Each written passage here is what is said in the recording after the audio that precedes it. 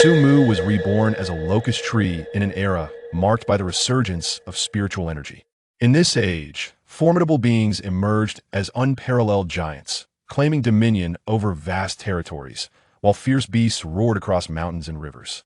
The world was a tapestry of rising entities, each vying for supremacy, and amidst this chaos, a single locust tree soared upwards, establishing a sanctuary of tranquility.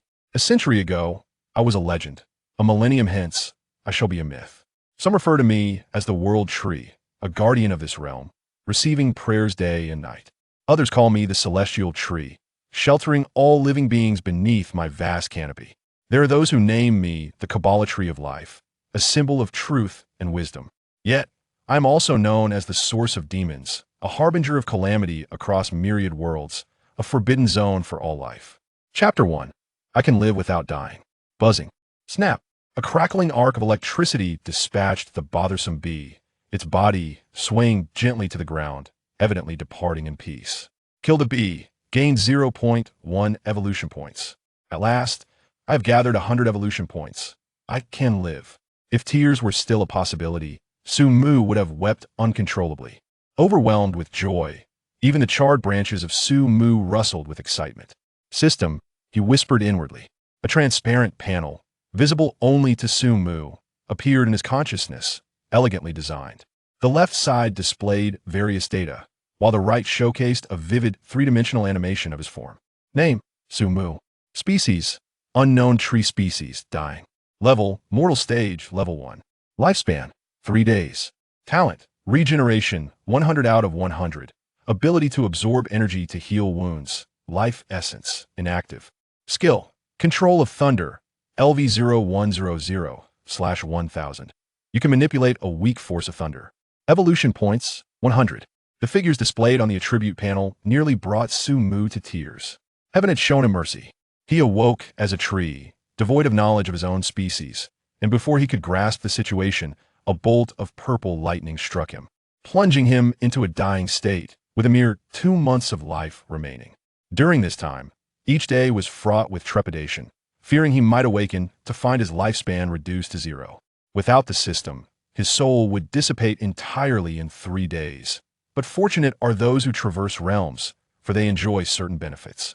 The system was his beacon of hope for survival. Sumu gently tapped the small plus sign next to the regeneration talent. The 100 evolution points he had painstakingly accumulated over a month vanished in an instant, and the word regeneration on the panel blurred before transforming into accelerated regeneration. Sumu felt a surge of pure vitality coursing through his charred trunk. This vitality rapidly nourished his cracked and blackened body, akin to discovering an oasis after 3 days and nights in the desert. A sensation so delightful that it compelled Sumu's very essence to hum softly. The once near-dead tree now blossomed anew. The charred trunk brimmed with vigorous life, delicate branches sprouted forth, and the leaves bore an ancient, weathered texture, shimmering under the night sky in resplendent hues. Name, Sumu.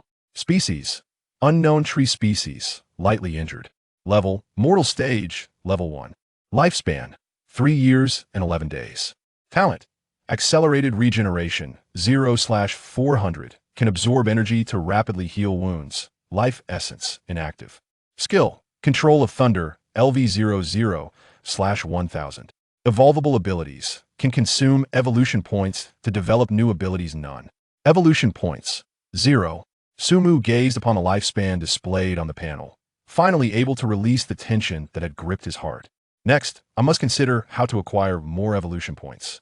Though he could not precisely define what evolution points were, there was no doubt they represented his most crucial support. Their existence afforded him the possibility of continuous evolution. With the aid of evolution points, perhaps one day he could ascend to become an unparalleled entity akin to the Willow God in a perfect world. There were 2 sources for evolution points: the absorption of energy and the act of killing. Currently, the only energy he could absorb was sunlight and moonlight, akin to the mythical beings of lore, harnessing celestial essences to enhance his strength. Yet, even with his utmost effort, Sumu could only garner 1 evolution point per day. Though modest in number, it was stable. However, Sumu favored the latter method. By slaying other beings, he could acquire evolution points. Though brutal, it yielded swift results. Without the ability to absorb celestial essences, how could he have amassed so many evolution points so quickly? He would have long since departed this realm. Chapter 2. From today onwards, become a tree that attracts bees and butterflies after his reincarnation as a tree. Sumu remained uncertain whether the world he inhabited was still the same beautiful blue planet. Yet, he was acutely aware that this realm was far from ordinary. Over the past month, he encountered numerous extraordinary creatures. A colossal black eagle with wings spanning 10 meters, wolves the size of calves, venomous snakes as thick as buckets, and mice the size of infants. Among these, Sumu harbored a particular dread for the mice. Indeed, it was the mice. And not just one, but a whole nest. This nest had long been eyeing his body, and had it not been for the lingering aura of heavenly thunder surrounding him, they would have descended upon him and devoured him entirely. Upon his revival, Sumu noticed that the aura of heavenly thunder emanating from his form had diminished significantly. It would likely dissipate into the ether within a few days. At that point, without the deterrent effect of this aura, the fate that awaited him was all too clear. He needed to amass more evolution points, and quickly. Having barely escaped the brink of death, Sumu was unwilling to resign himself to inaction. Suddenly, a rumble echoed through the sky as dark clouds gathered, pressing down upon the earth, accompanied by the tumultuous movement of thunder. Sumu felt his body become invigorated, his branches stirring as if yearning for the thunder that roamed the heavens.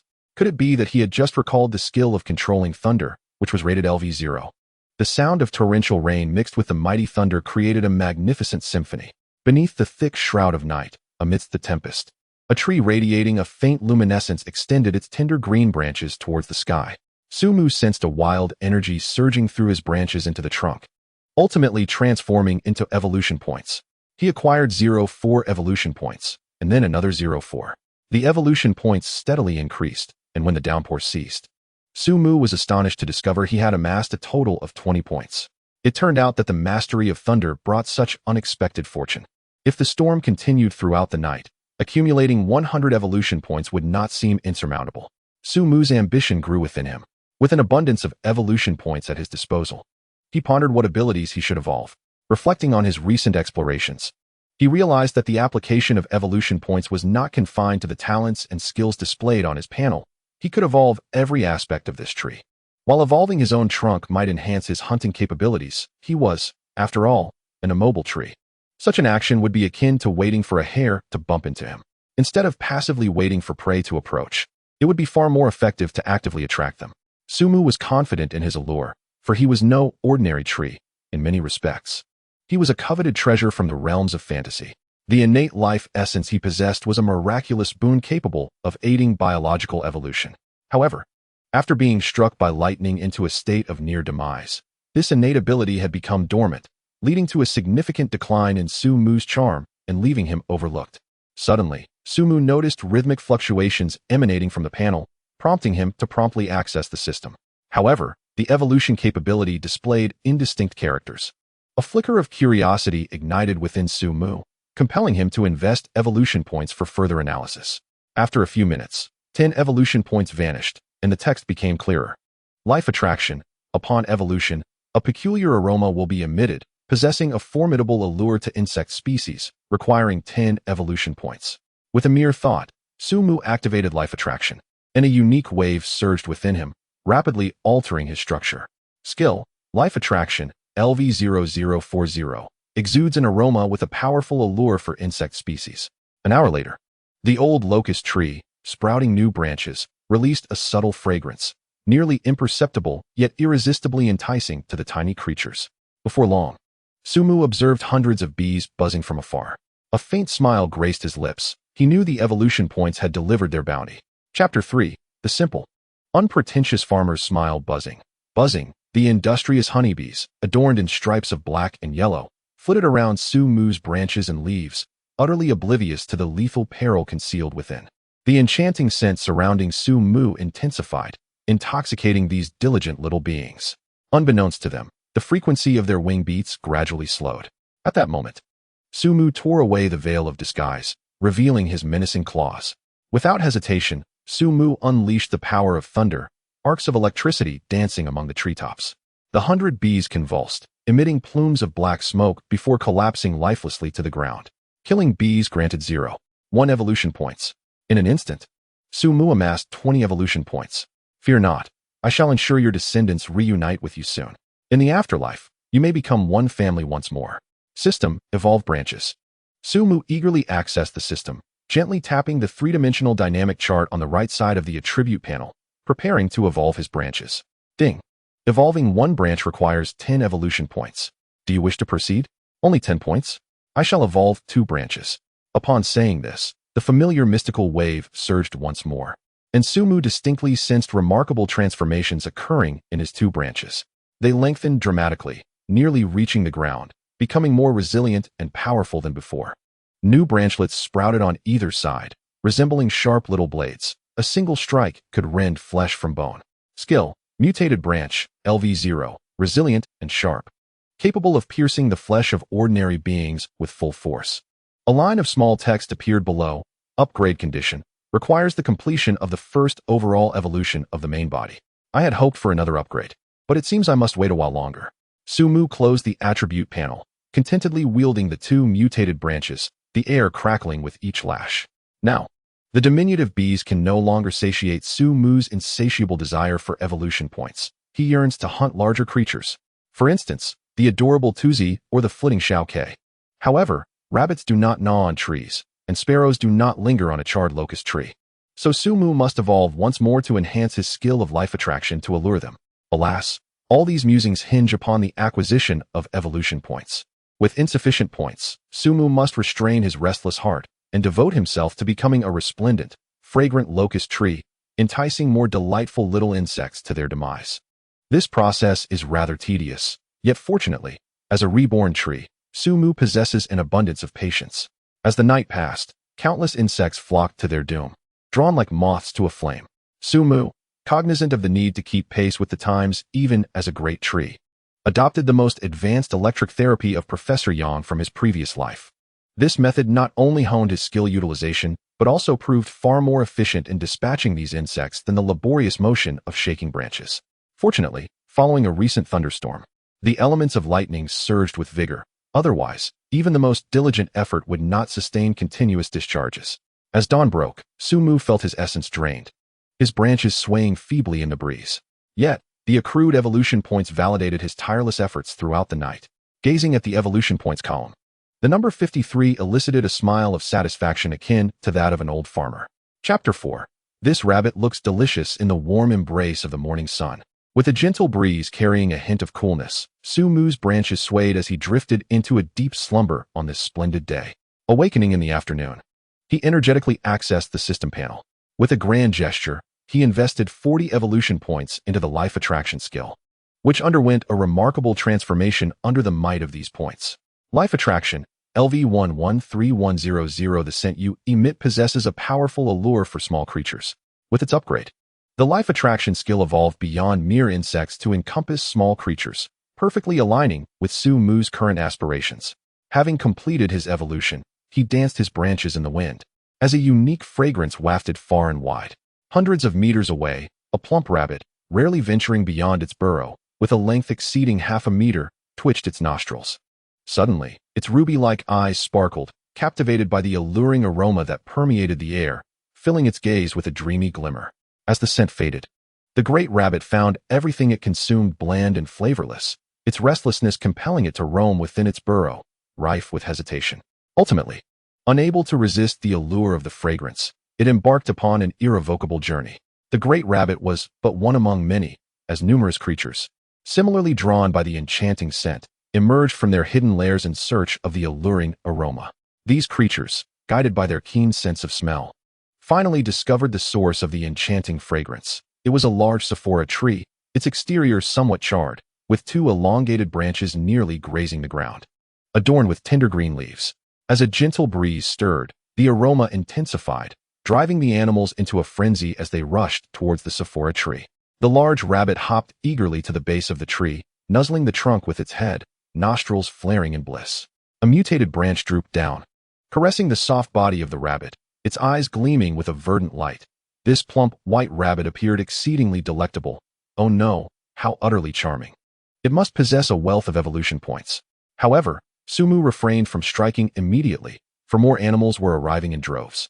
To slay the rabbit before their eyes would surely send these delightful creatures scurrying away. A moment of impatience could thwart grander schemes. He could not forsake an entire forest for the sake of a single tree. Thus, Sumu diligently intensified the release of the alluring fragrance, which permeated the air, drawing an increasing number of small animals that encircled the Sephora tree. This aroma seemed to possess hallucinogenic properties. The first to arrive, the large rabbit, appeared as if intoxicated. Swaying unsteadily, its crimson eyes glazed with enchantment. Not only it, but other small creatures exhibited similar symptoms, with those of lesser size showing greater disarray. Even if pursued by a flood or a beast, they could scarcely flee. Sumu knew that the moment he had long awaited for the hunt had finally arrived. No longer suppressing his desires, he wielded the two mutated branches high, summoning a fierce wind as they struck down with force. The dynamic branches sliced through the air with a crackling sound, their sharp forks easily piercing into the bodies of the entranced animals. Pain jolted these intoxicated creatures back to reality, and they shrieked in terror. The other small animals, alerted by the cries, stood up and fled in all directions. Yet it was too late. Sumu, the cunning strategist, had prepared for this moment, and escape was not an option. A malicious grin spread across Sumu's face. Stay put and transform into evolution points. Activating his skill of lightning manipulation with full force, azure arcs of electricity crackled, numbing the bodies of these small creatures and slowing their movements. Sumu raised the mutated branches to strike at those uninjured animals. From a distance, it appeared as if the two elongated branches moved of their own accord, striking up and down like demons. Chapter 5. Reinforced Roots. Sumu gazed at the wounded small animals strewn across the ground, unable to contain his joyous smile. This expression resembled that of a weary farmer, toiling under the summer sun, who, upon seeing the golden wheat swaying in the fields during autumn, realizes the fruits of his labor. Every effort yields its reward. My painstaking wait has not been in vain. Sumu vigorously lashed the mutated branches, starting with the injured rabbit, ensuring none escaped his wrath. Slaying one rabbit yielded 20 evolution points. Slaying one mole garnered 8 evolution points. Upon slaying a gray sparrow, Sumu gained 3 evolution points, immersing himself in the euphoria of the system's notifications. In a mere few minutes, his efforts yielded a bountiful harvest, accumulating a total of 230 evolution points. With a decisive gesture, Sumu accessed the system. A prompt appeared, inquiring whether he wished to expend 150 evolution points on the evolution of the tree's roots. The cost for the roots was astonishingly 15 times that of the branches, a steep price indeed. Nevertheless, Sumu resolutely chose to invest the 150 evolution points to enhance his largest and stoutest roots. The roots of a great tree are undoubtedly its most vital component. While the branches may wither, the tree can still survive, but without roots, it is akin to a human devoid of a heart, certain to perish in moments. Moreover, Sumu recalled that rodents could burrow underground, and he did not wish for his formidable branches to be compromised by a horde of mice infiltrating his domain. It is far wiser to preemptively guard against calamity than to remedy it in desperation. Pure energy rapidly transformed Sumu's roots, causing him to grimace in pain. After an hour, he felt a lightness in his body, finally liberated from the unbearable agony. Skill acquired. Mutated Roots, LV0, capable of brief surface activity, possessing formidable attack power. Upgrade requirement. All roots must complete their initial evolution. With a mere thought, the smooth ground heaved, and a robust black tendril erupted from the earth, slithering across the surface like a giant python. Sumu was testing the maximum range of his roots activity. When the tendril extended to approximately 5 meters, it reached its limit. The maximum attack range did not exceed 5 meters. It was now time to assess the root's offensive capability. His mutated branches had left pale gray imprints on stone. He was curious to witness the performance of these roots, which had cost him 150 evolution points. The stout roots recoiled and, upon reaching their utmost tension, unleashed a powerful strike, creating a thunderous sound as they pierced through a nearby rock, leaving a substantial hole. The force was indeed formidable. The investment of 150 evolution points was well justified. Sumu marveled at the enhanced roots. Once testing was complete, adhering to the principle of resourcefulness, he buried all the corpses on the surface into the earth, allowing them to decompose and nourish his growth. With the remaining 60 evolution points, Sumu had no intention of saving them. He devoted them entirely to fortifying other branches. His attribute panel underwent a magnificent transformation, becoming resplendent in its new form. Name: Sumu Race. Unknown tree species level. Unranked level 3 lifespan. 3 years and 10 days talent, rapid regeneration, ability to absorb energy for swift healing. Life essence, inactive, skills, control thunder, LV0, mutated branches, LV0, mutated roots, LV0, information hormone, LV1, evolutionary potential, none evolution points, 0 with a sense of satisfaction. Sumu closed the system, suppressing the mental fatigue weighing upon him. Without taking a moment's rest, he embarked on yet another round of hunting. Chapter 6. The unrivaled lord of the forest, Shu Yi. Time flew by. In the monotonous and mechanical rhythm of hunting, 2 days swiftly passed, marking the arrival of Su Mu's third day of rebirth. Over these 2 days, Su Mu amassed a total of 340 evolution points. In preparation for the impending crisis, he refrained from utilizing these points to develop new skills. Instead, he chose to evolve all remaining roots and branches, transforming himself into a formidable weapon of destruction. During this period, Su Mu's strength surged, achieving a remarkable advancement to level 5 of the mortal rank. With my current prowess at level 5 of the mortal rank, I cannot help but wonder if I am capable of confronting that wretched nest of rats. A sense of unease settled within Su Mu, as he hoped the Rat King would not be a formidable opponent beyond the mortal rank. In the afternoon, the sky was a vast expanse of blue, unblemished by clouds, casting a drowsy warmth upon Su Mu. Suddenly, the distant sound of squeaking rats reached his ears, jolting him awake.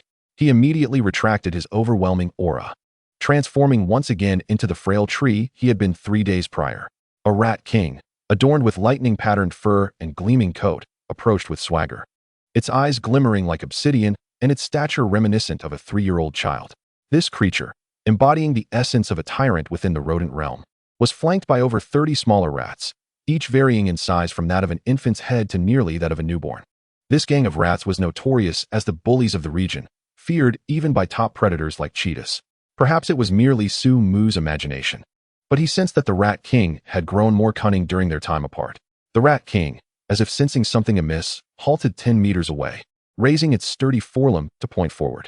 Its minions surged ahead, while it cautiously remained behind, observing. Su Mu furrowed his brow. Has the relentless slaughter of these past days drawn the scent of blood upon me?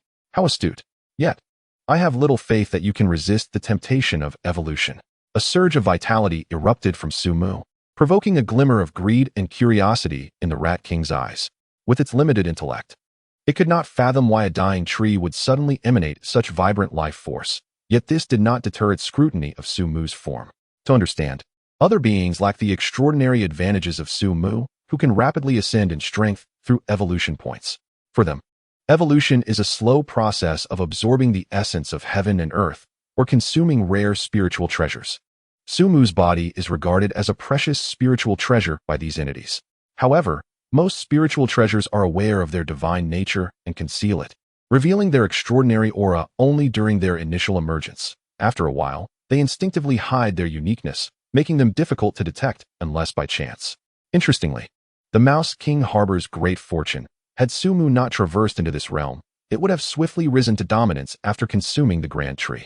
Regrettably, it encountered Su Mu. The closer it approached Su Mu, the denser the aura became, causing its scouts to become frenzied, racing towards Su Mu. The Mouse King, unable to remain idle, thought that if its hesitation allowed its subordinates to devour such a precious spiritual treasure first, it would be better off seeking its demise elsewhere. As for the inexplicable sense of crisis it had felt earlier, the Mouse King dismissed it, declaring itself the unrivaled Mouse King, swift and formidable in the forest. Unafraid of any threat, if something truly menacing existed, it would simply eliminate it. With a determined screech, the Mouse King dug its claws into the ground, muscles rippling in anticipation. In the next moment, it transformed into a streak of black lightning, barreling forward and mercilessly clearing a path through its subordinates, leaving broken bones in its wake. In an instant, it closed the 10-meter distance, its obsidian-like eyes gleaming with a human-like delight as its jaws parted wide, revealing 2 metallic incisors that glinted brilliantly in the sunlight. Su Mu let out a cold laugh as the roots concealed beneath the earth surged forth. The dark roots morphed into sharp, spear-like appendages, tearing through the ground and reaching skyward as if to pierce the heavens. A flurry of piercing sounds ensued, and the roots became adorned with the bodies of the Mouse King's subordinates, creating an abstract masterpiece upon the earth. Kill the mouse, gain 10 evolution points. Kill the mouse, gain 15 evolution points. Kill the mouse, gain 50 evolution points. In that fleeting moment as the roots emerged, the Mouse King's fur bristled, its small, dark eyes filled with confusion and panic. What on earth? Wasn't this tree merely a dying weakling?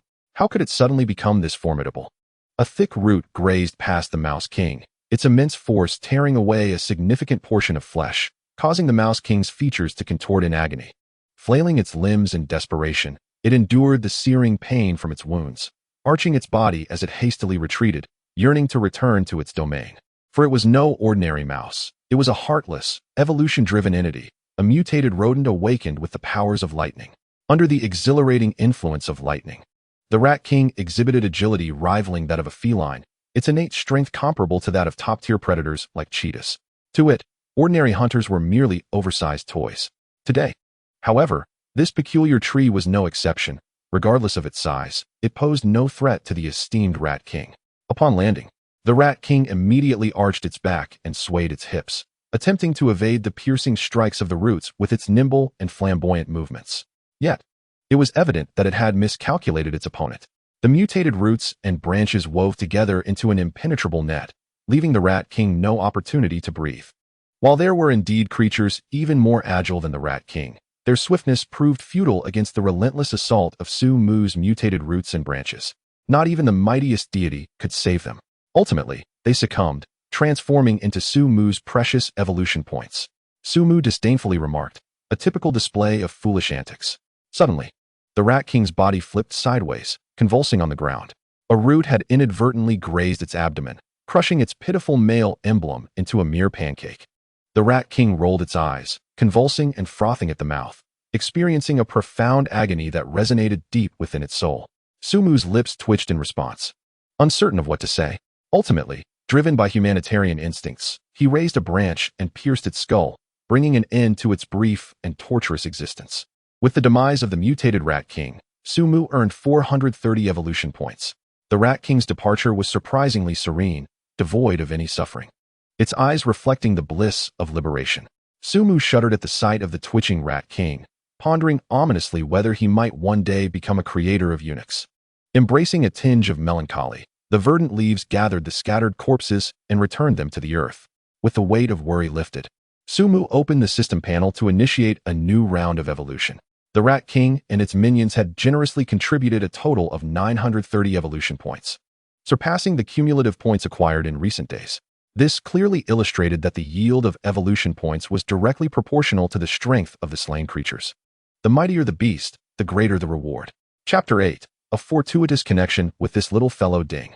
Evolving the trunk requires 500 evolution points. Would you like to proceed with the evolution? Without hesitation, Su Mu invested the 500 evolution points.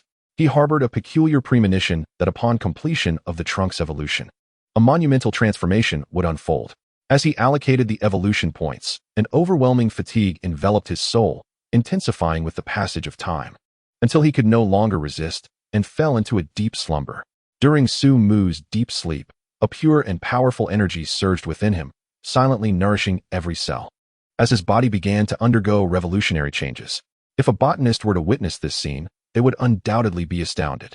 Firstly, the charred bark, reminiscent of an ancient serpent shedding its skin, cascaded in large chunks, revealing the inner branches that appeared as exquisite as a piece of sheep-fat white jade, warm and delicate.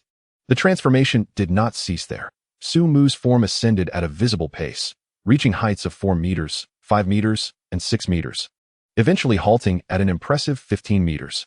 Alongside this remarkable growth, his lifespan also expanded, from a fleeting 11 years to a staggering 300 years. A century's passage represents a lifetime for countless humans, yet for Su Mu, it merely marks the inception of his existence. The branches formed a crown, adorned with long, delicate leaves, lush and verdant, entirely luminous and warm as jade, embellished with ancient, rugged patterns reminiscent of thunder. An air of antiquity enveloped the scene, harmonizing beautifully with the evening glow on the horizon, as if a divine entity from a primordial age had emerged. The silvery white branches danced in the wind, the leaves rustling softly. Unbeknownst to him, a slender white serpent, merely the width of a finger, quietly appeared near Su Mu, cautiously flicking its crimson tongue. Its mouth slightly ajar, its body rhythmically undulating as if in a meditative breath. Time passed unmeasured, and as the moon ascended, casting a gentle silver veil over the earth, Sumu awakened from his slumber. To his astonishment, his field of vision had broadened significantly, allowing him to survey most of his surroundings. Is this truly the realm in which I exist? Previously, Sumu's stature had rendered him exceedingly diminutive within this forest, compelling him to deduce his location in this rarely trodden primeval jungle based on the height of nearby trees. Now, having grown much taller, he may not yet be the tallest in this woodland, but his height of 15 meters afforded him a clearer understanding of his environment. Sumu established himself in a quaint valley, with his coordinates at the center. To the north lay a vast gorge, within which coursed a grand river flowing from north to south, its waves surging ceaselessly. Flanking the east and west were towering mountains, densely forested and teeming with verdant flora. The sounds of tigers roaring and monkeys chattering echoing continuously. As Sumu returned his gaze to the valley, he noticed a peculiar creature. This white serpent can indeed breathe with intention? Could this little fellow also be an extraordinary being of this world? Sumu observed a small creature nearby diligently absorbing the essence of nature, its earnest demeanor endearingly charming. Were a photograph of it to be shared online, it would surely evoke a wave of affection from numerous admirers. However, beyond the creature's striking appearance, Sumu found himself far more intrigued by its innate talents. Following the overall evolution, the concentration of spiritual energy surrounding Sumu had notably intensified, yet only this little being seemed to perceive such a shift, indicating its exceptional aptitude. A desire to nurture it began to blossom within Sumu. Chapter 9. I, Sumu, shall never force others. A supple branch slowly extended towards the hiding place of this little creature, as Sumu was keen to avoid scaring it away. He is a refined and courteous young man of the new era, characterized by his graceful demeanor and warm sunshine-like presence. Such words are aptly employed to describe him. He never coerces others into actions they are reluctant to undertake. Should this little creature choose not to remain by his side, he would not impose his will upon it. Attempting to flee? Sumu let out a cold chuckle, and the branches, akin to a liquid nitrogen jet, transformed into a swift white streak, encircling the Baishi in a tight embrace. Panic filled the scarlet pupils of the Baishi, and in the next instant, its mouth opened, tongue flicking out, breath extinguished. Its body stiff as the withered branches scattered throughout the forest. Sumu brought the Baishi before him, his eyes filled with perplexity. Could it be that I have frightened it to death? As he prepared to release the branches, he inadvertently sensed the robust vitality pulsating within the creature's rigid form. He chuckled softly, realizing it was merely feigning death. Sumu feigned ignorance, loosening the branches and placing the Baishi on the ground, then began to wait in silence. After a considerable half-hour, the Baishi's stiff body gradually softened, its crimson eyes cautiously surveying the surroundings. Safe. Quite safe. The Baishi relaxed, ready to make its escape, when suddenly its supple body froze once more. A branch had once again ensnared it in a tight grip. The texture, the shape, the aura, all identical to the previous one. The Baishi was on the verge of tears. The art of feigning death had utterly failed before this emotionless yet patient and mischievous tree. Was this to be the day my life would meet its conclusion? Despite having lived so cautiously, I was unable to evade this fate. It is truly arduous. The Baishi despairingly closed its eyes, surrendering to its fate. As a being awakened by the revival of spiritual energy, it was akin to a potent elixir for many creatures. In its eyes, even this peculiar tree, resembling white jade, would not spare it. After waiting for an eternity, the anticipated pain did not arrive, prompting the Baishi to cautiously open a slit in its eyes, discovering to its astonishment that it was still alive. This tree is truly a rogue, preying upon the weak. Though small, the Baishi is a being awakened by the resurgence of spiritual energy, possessing an intelligence that far surpasses ordinary imagination, comparable to that of a 10-year-old child. The cost of such youthful cleverness is an unusually slow growth rate, as it requires a greater abundance of spiritual energy for its evolution. Thus, upon discovering this particular locale, rich in spiritual energy and possessing a fragrant aura, the Baishi could not withstand the dual allure and resolutely threw itself into the trap. Sumu placed the Baishi atop the treetop. Now, with a trunk 3 meters thick, this diminutive and frail creature could not descend along the trunk. The Baishi, having never been at such heights since its birth, was thoroughly frightened, its supple body clinging tightly to Sumu's branches, trembling with trepidation. Oh, why is it so afraid? It is utterly unreasonable. My current beauty should be the most splendid among these trees. Which creature would not be enamored by my presence, yearning to approach me like moths drawn to a flame, willingly ensnaring themselves? I see now. It must be my overwhelming excitement. Indeed, as a rare being capable of harnessing spiritual energy. I can articulate my innermost emotions with remarkable clarity, undeniably exceptional. Chapter 10. The weak, pitiful, and helpless. The frail and pitiful white serpent flicked its tongue nervously, shivering in the cold breeze, overwhelmed by fear. Mother, this great tree is a monster. I am so terrified and long to return home. Observing the frightened little creature, Sumu's intentions of teasing dissipated. Several branches entwined to form a small nest, and the wise white serpent curled up within it. Sumu was not devoid of compassion. He gently soothed the white serpent with soft leaves. In this unfamiliar and unsafe environment, his comforting gesture instilled a profound sense of security in the white serpent. Thus, Sumu won over the innocent and tender-hearted creature, its rigid body beginning to relax, and a budding affection for the great tree blossomed within. The ancient, thunder-patterned leaves of white jade rustled in the evening breeze, resembling a wondrous poem. The white serpent, narrowing its crimson eyes, affectionately rubbed its head against Sumu's branches, its adorable demeanor capable of melting even the heart of a battle-hardened warrior. As the white serpent settled, it began to survey its new abode, discovering that the spiritual energy within the treetop was even more potent, imbued with a peculiar essence. While the white serpent could not identify this essence, it sensed that it was entirely beneficial, and under its influence, it felt its foundational strength begin to amplify. With a gentle nuzzle against Sumu's trunk, the white serpent commenced to absorb the spiritual energy. It yearned for strength to exact vengeance and settle old scores. Sumu chuckled inwardly, realizing that the white serpent no longer harbored fear towards him. Otherwise, given its timid nature, it would not be so relaxed in its absorption of energy. In time, the white serpent might come to regard him as a true pillar of support, the kind one cannot easily dismiss. Sumu chose not to disturb the white serpent, and instead accessed the system to check his changes. Name: Sumu species. Unknown tree species level. Mortal level 6 lifespan. 200 years talent. Rapid regeneration. 430400. Life essence. 430. A miraculous liquid capable of reinforcing one's foundation, enhancing roots, and accelerating evolution. Skills: Control of thunder. LV04301000. Mutated branch. LV04305000. Mutated trunk. LV04309000. Mutated roots. LV04308000. Life attraction. LV14301000. Evolution points. 430. Have I truly reached level 6 in strength? I wonder where I stand within the hierarchy of this forest at this level. Sumu pondered with a hint of curiosity, wondering how many more levels he needed to ascend to complete his evolution. He yearned to become a grand tree, capable of roaming freely under the setting sun, yet he found himself confined to this monotonous existence. Such was the sorrow of being reborn as a plant. This limited space had become his prison. Fortunately, he had recently encountered a small white snake, which he hoped would bring some amusement to his future days. With a gentle sigh, Sumu upgraded his innate abilities once more. The words accelerated regeneration on his status panel began to blur, and moments later, a new phrase emerged: savage growth. Talent: savage growth. This ability allows him to expend vast amounts of energy to surpass his limits and grow anew.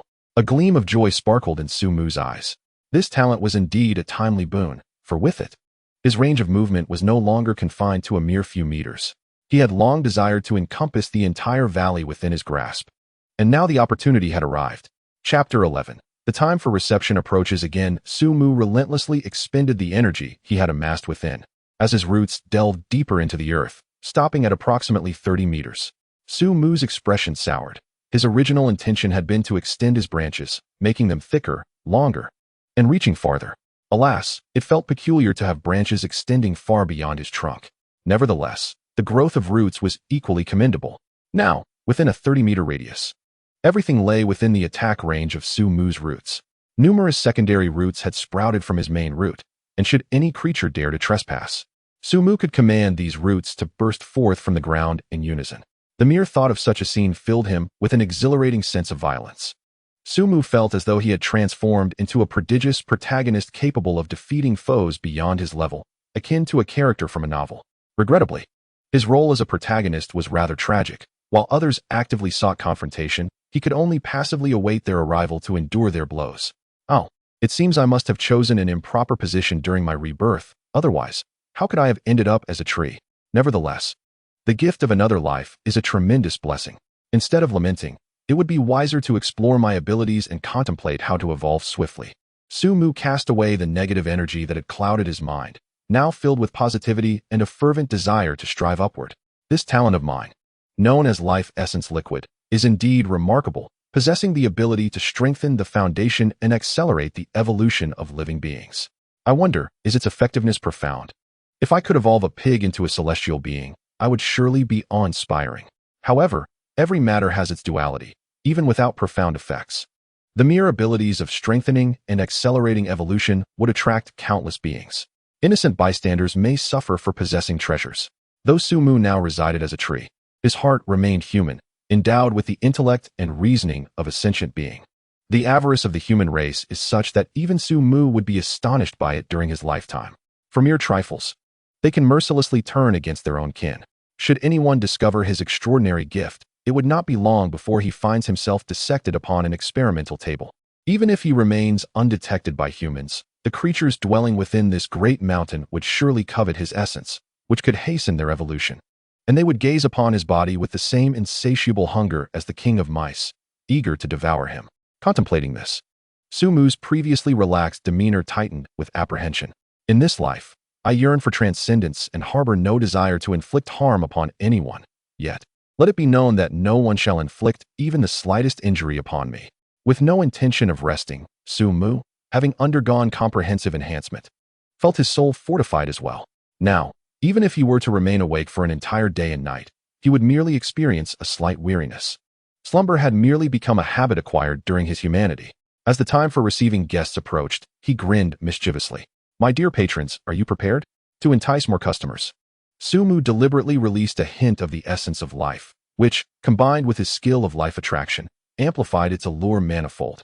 Now, there was no need for him to exert himself with elaborate dance moves to captivate the myriad charming creatures nearby. The branches, resplendent as jade, swayed gently beneath the night sky, their leaves rustling softly against one another, while the trunk emanated a luminous white glow, harmonizing with the moonlight, resembling a celestial entity. However, those creatures were blind to such beauty. They could not perceive the magnificence of this tree and were utterly unbewitched by Su Mu's striking exterior. Instead, they were irresistibly drawn to Su Mu's intriguing soul, one after another recklessly rushing toward their doom. Blood splattered upon the luminous trunk, bestowing upon Su Mu an air of the uncanny and the sanguinary. Chapter 12. The end of all. By myriad tendrils hundreds of meters away, a pair of porcupines, adorned with dark, sharp quills and the size of adult bison, fixated their blood-red eyes upon Su Mu, hatred flickering within their small gazes. Moments earlier, their offspring had attempted to gnaw at Su Mu's branches, only to meet a grim fate, having been struck dead by a descending mutated branch. The vengeance for their lost child was one that could not be overlooked. You, as a great tree, were born to be our sustenance. Why not yield to our hunger instead of resisting? The porcupine couple glared fiercely, their forelegs digging into the earth, preparing to charge. With a cold snort, Su Mu sensed their murderous intent as it arose. He felt no remorse for the death of their child. If they sought to devour him, did they not permit him the right to defend himself? If you wish to avenge your offspring, then come forth and witness whether you are mightier or if my attacks are unparalleled. The roots beneath Su Mu began to stir, and as soon as the two porcupines entered his attack range, he would ensure they experienced the true meaning of myriad tendrils, bringing an end to all. Roar! The corpulent couple of porcupines exerted their strength with all four limbs, causing the earth beneath them to erupt into four large craters. They charged forward with an unstoppable momentum akin to that of a tank, their razor-sharp tusks glinting with a menacing cold light under the moon's gaze. The air was filled with a haunting wail, and any unfortunate creatures caught in their path were sent flying as if struck by a speeding vehicle, their bones shattered, blood spattering from their mouths as they fell, uncertain of their fate. Such a terrifying onslaught would surely have crushed Su Mu against the trunk of a tree. Faced with this fierce charge, Su Mu felt a surge of determination, harboring no thoughts of retreat. In a narrow encounter, the brave prevail. Today, it would be either your demise or mine. 100 meters, 90 meters, 80 meters, 70 meters, closer, ever closer. In mere seconds, the distance of 100 meters evaporated. Now was the moment. Su Mu's eyes sparkled with intensity as the roots hidden beneath the ground burst forth, their resilient, dark tendrils spiraling upwards like a battalion of sharp lances, poised to pierce the very heavens. These lances contracted and, when drawn to their utmost, suddenly sprang forth. With a resounding boom, the atmosphere reverberated as Su Mu unleashed his full force, akin to the thunder of spring rain on parched earth. The nearby creatures were stunned by this sudden cacophony, their senses overwhelmed, collapsing in disarray. The clash between the lances and the tank-like porcupines resulted in a significant number of the lances being shattered, yet the porcupines paid a heavy price as well. The momentum of their charge came to an abrupt halt, their bodies punctured by the lances, gaping wounds oozing blood that flowed like a spring, quickly pooling into a small stream. Su Mu gritted his teeth against the agony of severed roots, a wicked grin gracing his face as he commanded other roots to surge forth once more. I may not possess much, but my roots are abundant. Go forth and meet your demise. The dark, robust roots slithered swiftly across the ground like ferocious serpents, dragging the soil into deep furrows. The porcupine couple found themselves ensnared in a sea of roots. Chapter 13, The Tree Dances. Roar. The porcupine couple recognized they were at a critical juncture, their crimson eyes blazing fiercely. The quills upon their bodies shot forth with a whoosh, these dark spikes gleaming with a metallic sheen, parting the air and creating ripples like waves. Their power rivaled that of bullets fired from a handgun.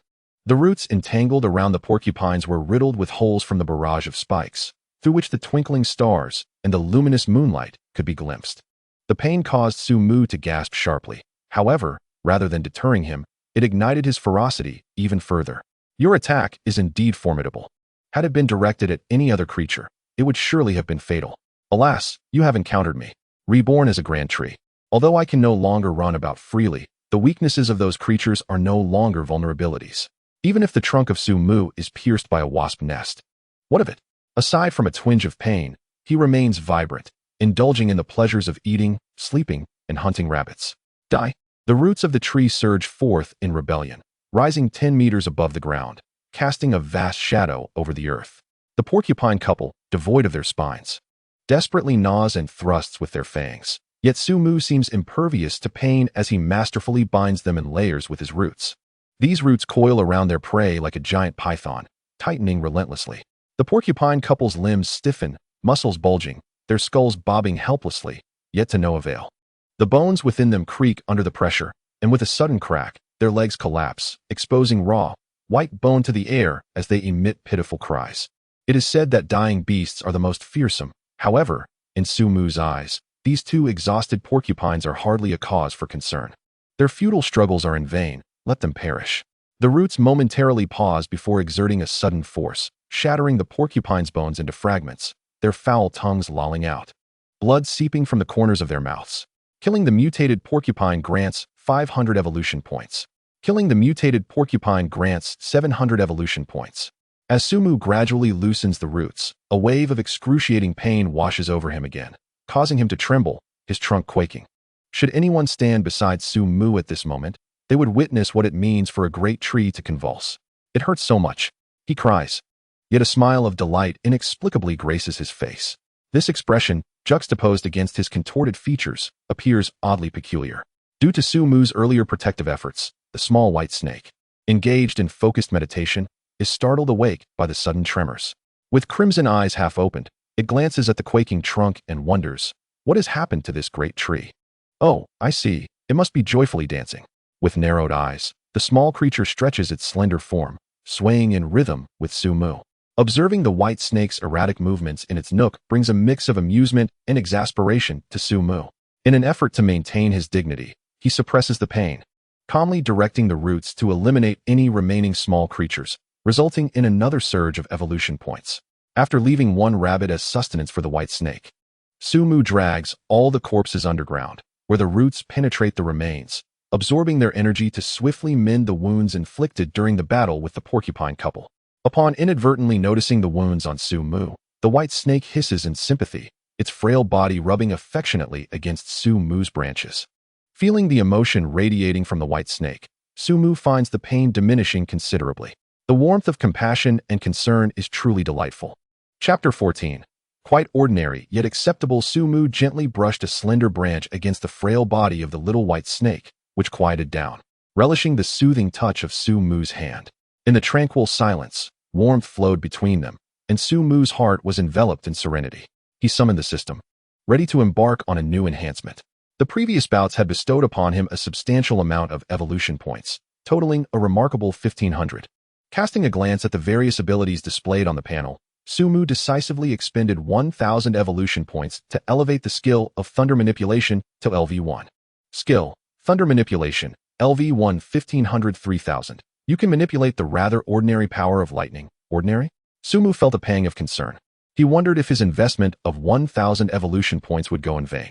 After the upgrade, if the lightning he unleashed could merely slay a rabbit, his mindset would undoubtedly shatter in an explosive reaction. With a forced smile, he began to pray inwardly. Sanqing Daozuan, Yuhuang Dadi, Wangun Yang Yang, great system deity, I beseech you. Do not let me be a mere weakling who can only hunt rabbits. I aspire to be the sovereign of the battlefield, the king of thunder. As Sumu waved the branch, a significant portion of his internal energy was swiftly consumed, with brilliant blue lightning gathering rapidly around him. The little white snake, startled, bristled in fear, its body taut like a bowstring, with its crimson eyes filled with trepidation. It sensed the aura of annihilation. The power was so violently terrifying that had Sumu not been continuously comforting the little serpent, it would have long since vanished into thin air. A plasma ball, the size of a basketball, hovered before Sumu's tree trunk. In that moment, within a radius of 100 meters, all sounds of croaking frogs and chirping insects fell silent, engulfed in an eerie stillness. With a command, the plasma ball streaked towards the rock wall several dozen meters away. The speed of the plasma ball was astonishing, a mere blur of blue light reminiscent of a meteor slicing through the sky. Upon impact, the rock wall succumbed to the ferocious force, shattering into fragments. Moments later, the plasma ball dissipated into the ether, leaving behind a gaping hole 2 meters in diameter in the once solid rock. Sumu stood dumbfounded, his expression one of disbelief. Unbidden, the classic quotes of great figures from his past life surfaced in his mind. Regret not creating Alibaba, Jack Ma, Ordinary Family, Meng, Peking University, Sa Baining. First earn a billion, Wang Jianlin. Unremarkable, Gu Tianla. System, is this truly just ordinary? Whoever bore the brunt of that plasma ball would surely meet their demise. Even Jesus could not withstand such force. Had Sumu acquired this skill during his confrontation with the porcupine couple, they would have likely fled in terror before he could even unleash it. If LV1 possesses such extraordinary might, what would the power of higher levels entail? Sumu's frown morphed into a radiant smile. Though this skill is undeniably potent, its toll on Sumu is considerable. With his current prowess, he can muster no more than 2 uses. Beyond that, he would be utterly spent, left to resort to grappling with mere branches and roots. Perhaps I could draw inspiration from the techniques employed by the successive rakage regarding the application of lightning release. Sumu's imagination sparked, and he casually selected a branch to commence his experimentation. Chapter 15. Unforeseen operations. Bowing before reality, Sumu placed the little white snake on the ground, instructing it to keep its distance to avoid any unintended harm from his experiment. Such an incident would surely be humorous. Upon touching the ground, the little white snake instinctively scurried away, observing anxiously from a crevice as this peculiar tree engaged in its foolish antics. As Sumu's spiritual energy rapidly depleted, he cautiously manipulated the lightning, guiding it into his body. The moment the lightning surged into the branch, he nearly cried out in astonishment. The branch crackled violently, leaving it numbed by the ferocious electrical energy that rendered it limp and unresponsive to Sumu's commands. Subsequently, the current coursed back through the branch, streaming into the ground beneath him. Before departing, it treated him to a full-body electric therapy session. What a turn of events. In his numbness, Sumu began to reflect. Perhaps it is because my body merely conducts electricity without storing it, or it could be attributed to the insufficient strength of my physique. Perhaps evolution would remedy this. After all, this skill was bestowed upon me only after being struck by lightning, so a little enhancement would be acceptable. Sumu comforted himself with these thoughts, expending 50 evolution points to evolve a branch, reinvigorating his resolve to once again channel lightning into it. Crackle. The same electrifying sensation returned, the familiar experience of electric therapy resurfacing, causing Sumu to shudder as everything felt utterly mundane. After a prolonged moment, once he regained his composure, Sumu's expression turned bitter. I cannot believe this. Sumu's elaborate schemes crumbled before the cold, unyielding grip of reality. Alas, this notion requires further deliberation. Just as he prepared to shut down the system for a restful slumber, his peripheral vision caught sight of the evolution ability section. Of course, how could I have forgotten? I still have the system at my disposal. Sumu felt an urge to slap himself for not considering this sooner. Having endured 2 soul-stirring electric therapies in vain, he materialized his ingenious ideas within the system, only to find a line of blurry text appear next to the evolution ability section, accompanied by a small parenthesis. The deduction of this ability requires the consumption of 1,000 evolution points. Insufficient evolution points render the calculation impossible. Sumu's lips twitched. 1,000. Never mind. Perhaps it's best for me to wash up and sleep. He buried his extravagant thoughts deep within himself, dutifully enhancing the 7 mutated branches and the skill, life absorption. Now, his attribute panel has become significantly more luxurious compared to when he first arrived. Name, Sumu. Race, unknown tree species, Weima. Level, mortal stage level 8, lifespan, 350 years, talent, barbaric growth, life essence liquid, skills, control thunder, LV1, mutated branch, LV0, mutated trunk, LV0, mutated roots, LV0, life attraction, LV2, evolution points, 0. By the heavens, this Weima is remarkable. My strength has indeed allowed me to achieve a 2-level leap. Reaching level 8, what a delight. Sumu lowered his gaze. Oh, my lifespan has even increased by 50 years.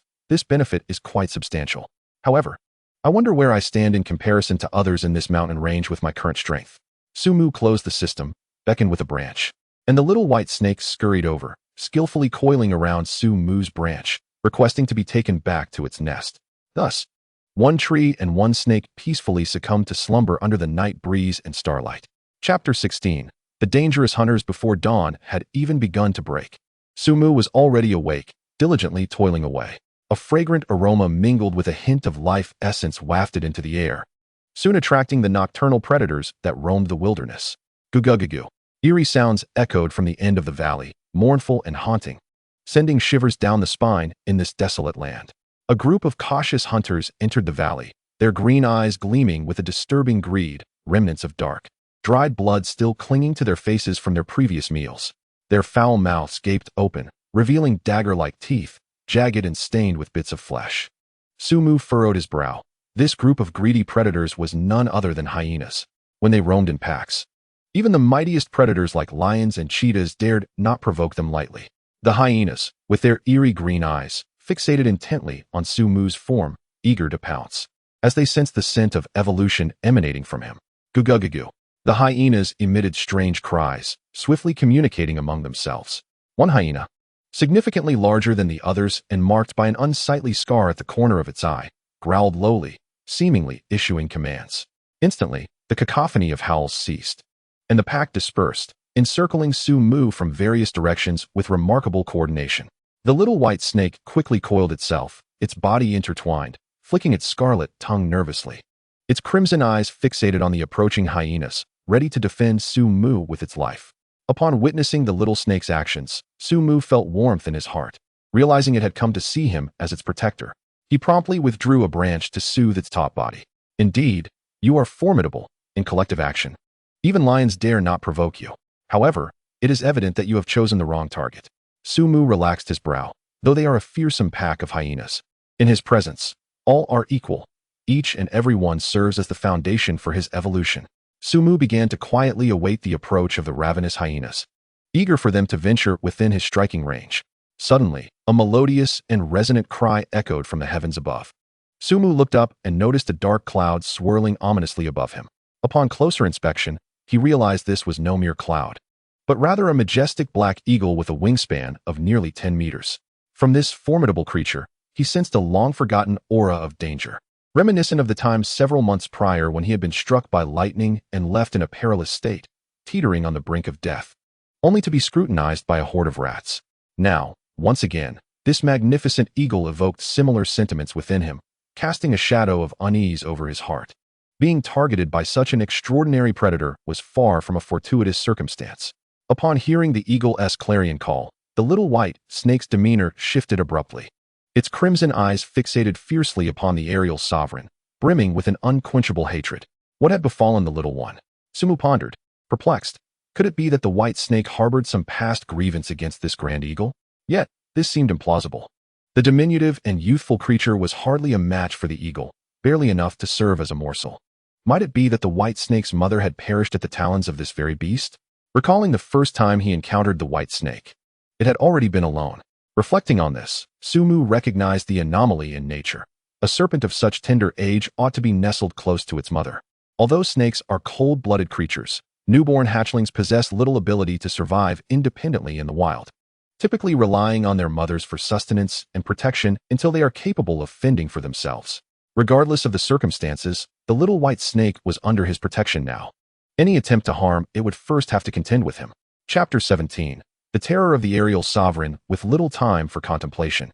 The black eagle descended from the sky like a fighter jet, its enormous wings flapping powerfully, stirring a fierce wind that swept across the ground, sending dust and debris flying.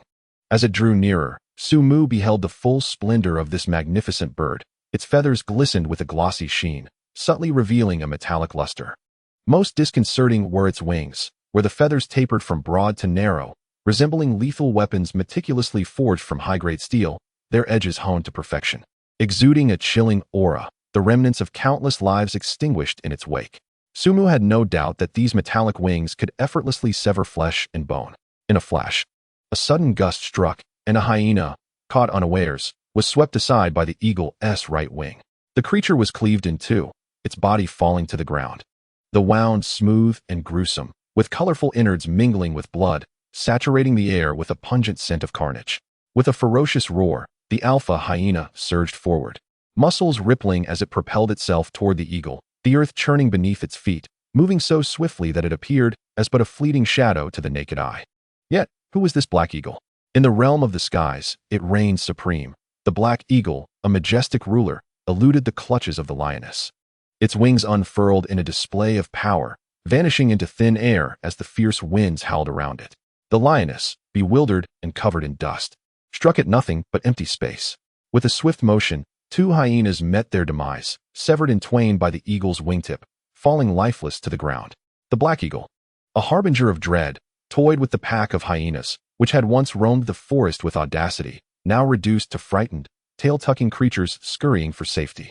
From a distance, Sumu perceived an unsettling shift. Initially, he believed this extraordinary aerial monarch was targeting him and Xiaobai, yet as time passed, it became evident that the eagle was merely toying with the hyenas, disregarding him entirely. Sumu's countenance darkened as his worst fears materialized. If the black eagle viewed him as prey, it would be one thing, but if it had claimed this territory as its hunting ground, Sumu might find himself forever barred from acquiring evolution points through hunting. To obstruct one's means of livelihood is akin to slaying one's kin. To thwart another's path to greatness is an unforgivable sin. As the black eagle entered his attack range, Sumu resolved to act decisively. With a swift motion, the sharp roots of trees erupted from the earth like unyielding spears. Any hyena within his reach was impaled, their crimson blood cascading down the roots. The notifications rang out. Kill a hyena, gain 60 evolution points. Kill a hyena, gain 50 evolution points. Kill a hyena, gain 80 evolution points. Only the lioness, with her remarkable agility, sensed the tremors beneath her and narrowly evaded Sumu's ambush. The black eagle, startled by the unexpected assault, flared its feathers and ascended into the azure heavens, its fierce gaze fixed upon Sumu, burning with wrath. A gaping wound marred its robust thigh, inflicted by the treacherous roots, a first in its life. Cursing the oblivious tree, the black eagle screeched. Its formidable metallic wings began to beat rapidly. Wind blades, sharp as daggers, descended from the heights. Sumu, feeling the weight of his immobility, raised the roots before him to shield against the onslaught. The thuds resounded as the wind blades tore through him, leaving him battered and bruised. The black eagle, witnessing Sumu's dire condition, caught in a cacophony of mockery. Sumu gazed up at the self-satisfied black eagle with an odd expression, questioning whether it was merely playing with him. It turned out that the wind blades had not truly inflicted significant harm. While the superficial damage appeared grievous, it was trivial in reality. Yet, as a stationary tree, Sumu was powerless against the agility of this aerial sovereign. Must one endure a stalemate with this flat-haired beast in the future? Sumu felt an overwhelming headache. Just imagine, having a gigantic eagle with a wingspan exceeding 10 meters circling above daily. There was no way to utilize the skill of life attraction to counter it. Unless some animal were foolish enough to approach. Unless Sumu unleashed his full power, revealing the essence of the life liquid completely. But such an act would be tantamount to courting death. This would undoubtedly summon a wave of beasts, and no matter how strong Sumu was, he would ultimately be engulfed by the tide. As Sumu racked his brain, a sudden flash of inspiration ignited in his mind. He gazed at the black eagle in the sky, a sly grin creeping upon his lips. "Little brother, you are still too naive. Let us see how you meet your demise this time." Instantly, Su Mu's aura became lethargic, his once resilient spear now sagging to the ground, as if drained of vitality. Pure life liquid seeped from a branch, slowly dripping onto the earth. This droplet of life essence was so rich and pure, exuding an aura that captivated both the Hyena King and the Black Eagle. The Hyena King, who had been preparing to sneak away, stood frozen in place upon catching the scent of the life liquid, its greedy eyes fixated on the essence. As if the world around it had narrowed down to Su Mu alone, its foul saliva dripping incessantly. This was the hope for evolution. The Hyena King paced restlessly, its cells igniting with an urge to pounce upon Su Mu and indulge, yet it retained its sanity, aware of the terrifying aerial predator looming above. With a sharp cry, the Black Eagle, witnessing the Hyena King's audacity to remain, prepared to strike it down before savoring the peculiar tree. Faced with the peril of death, the Hyena King ultimately subdued its desires, pressed against the wall, and cautiously slipped out of the valley, casting a lingering glance at Su Mu as if to engrave his image in its memory. With a low growl, the Hyena King departed the valley without a backward glance. The Black Eagle gleamed with a personified delight in its keen eyes. "This blind fool has finally left. Now I can thoroughly enjoy this tree." With a soaring cry, it felt an exhilarating thrill coursing through its being. After devouring the essence of this tree, it would undoubtedly break free from its constraints and ascend to a new realm. The Black Eagle, dismissing any treachery, spiraled downwards swiftly, closing the distance to Su Mu. Su Mu's roots surged once more, prompting the Black Eagle to instinctively increase its altitude. However, it was still grazed on the wing, letting out a shriek, only to realize that it felt no pain. This attack was nowhere near as potent as before. It was merely a facade, appearing fierce but ultimately weak, like a mere wax-tipped spear, easily shattered. A flicker of anger flashed in the Black Eagle's eyes. It had been outsmarted by a tree that merely feigned strength. This was a humiliation. The Black Eagle, accompanied by a malevolent wind, swooped down with ferocity. Chapter 19. How did you crash, brother? The Black Eagle descended from the sky, and Su Mu maneuvered the tree roots to intercept it. However, the metallic wings of the Black Eagle were incredibly sharp, easily tearing apart the obstructing roots along its path. In an instant, Su Mu's branches were scattered, causing him to grimace in pain, his breath growing increasingly feeble. The Black Eagle, breaking through with relentless force, approached Su Mu, oblivious to the thick main root lurking beneath the ground, poised like a patient predator waiting for its prey to let down its guard before delivering a decisive strike. The muscles in the Black Eagle's thighs tensed, its glimmering iron claws slicing through the air with a howling wind, aiming for Su Mu's trunk. Now was the moment. A spark ignited in Su Mu's eyes. As his internal energy was nearly depleted, the stray charges in the air became wild, converging into crackling arcs of electricity.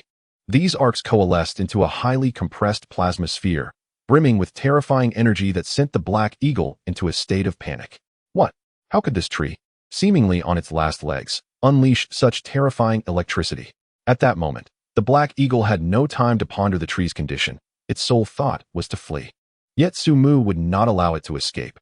This was a full-force strike earned at the cost of his remaining energy. Should this attack fail, Su Mu would be left with no choice but to endure the consequences. With a cold snort, he commanded the roots severed by the Black Eagle's metallic wings to intertwine, transforming into a dark sea of trees that ensnared the Black Eagle without hesitation. As the Black Eagle beheld the forest ahead, a glint of fierceness flashed in its sharp eyes. With a powerful flap of its wings, a piercing shriek echoed through the air, and the thick sea of trees parted in two. Su Mu's soul trembled. This maneuver inflicted considerable harm upon him, yet the Black Eagle was not unscathed either. After executing this move, its breath grew weak, and its flying speed diminished. Coupled with the time wasted on the obstruction of the tree sea, it provided Su Mu the opportunity to target the Black Eagle and launch the plasma sphere. Without a sound, a beautiful yet lethal blue arc cut through the air as the plasma sphere silently appeared behind the Black Eagle. Remarkably, the Black Eagle twisted its body desperately at a critical moment, transforming from a straight line into a slanted figure, yet evading the plasma sphere was no easy feat. During its evasive maneuver, the very metallic wings that the Black Eagle took pride in were unfortunately struck by the plasma sphere. In the face of such a violent energy, its once formidable weapon was rendered feeble. The right wing, before the plasma sphere, disintegrated like paper, leaving behind a charred mass of flesh and bone, with a pungent odor emanating from the wound. Severely injured, the Black Eagle wavered and began to plummet. The Black Eagle is indeed a formidable character, driven by an overwhelming desire to survive. Ignoring the excruciating pain from its severed wing, it adjusted its direction upon landing and sprinted towards the valley's exit with its muscular legs. At this moment, the Black Eagle was no longer the majestic creature it once was. It was enveloped in acrid black smoke, and the agony had distorted its running form, resembling a plump ostrich frantically scurrying with its flaming rear. Su Mu's gaze remained indifferent as the primary tree root, hidden beneath the ground, surged forth with ferocity. Like a dragon emerging from the sea, it struck with the force of a tempest towards the beleaguered Black Eagle. With a mournful cry, the Black Eagle lamented as a sharp primary tree root pierced its abdomen, creating a massive gaping wound. In that instant, its vital organs were crushed into fragments by the immense kinetic energy. The root, undiminished in its might, embedded the eagle's substantial body 3 feet deep into the rock wall before coming to a halt. In a swift motion, 2 more roots lunged forth, mercilessly penetrating the Black Eagle's neck and heart, leading to its demise. The kill of the mutated Black Eagle yielded 950 evolution points. Su Mu's eyelids twitched violently. After days of relentless combat, he had begun to grasp the significance behind the evolution points. The points awarded for each creature slain corresponded roughly to their strength. Ordinary creatures yielded no more than 50 evolution points upon defeat, while those possessing a rank were inherently superior, granting far more points upon being vanquished. In simpler terms, had Su Mu slain a creature below the 6th rank, he would have garnered approximately 600 to 699 evolution points, with fluctuations not exceeding 100. This underscored the formidable power of the Black Eagle he had just slain, which was on the verge of transcending into a true extraordinary being. Alas, it had encountered the even more monstrous Su Mu. Upon witnessing the Black Eagle's demise, Xiao Bai's crimson eyes reflected a mixture of relief and bewilderment at the fulfillment of vengeance. However, as its gaze shifted to the white jade branch before it, the confusion dissipated, replaced by a profound tranquility. A gentle chime resonated in Su Mu's mind, and a rudimentary attribute panel materialized before his eyes. It was Xiao Bai's name, Xiao Bai race, Bai Shi level, ordinary rank 2 talent. Upon seeing the 3 question marks, Su Mu felt a blend of hope and concern. It remained uncertain whether this talent was so powerful that it could not be displayed or so weak that the system deemed it unworthy. As if responding to his inner thoughts, Xiao Bai hissed softly, its tongue flicking out as it slightly parted its mouth. The blood energy from the corpses on the ground seemed to be drawn away by some unseen force. The combined blood energy from the hyenas was still inferior to that of the Black Eagle. Su Mu observed as the corpses on the ground shriveled and transformed into desiccated remains. A misty essence of blood floated in the air, gradually compressing and coalescing until it formed a blood droplet the size of an infant's fist, resembling an exquisite ruby, translucent and radiant under the sun, emanating a faint, ethereal fragrance devoid of any hint of sanguinity.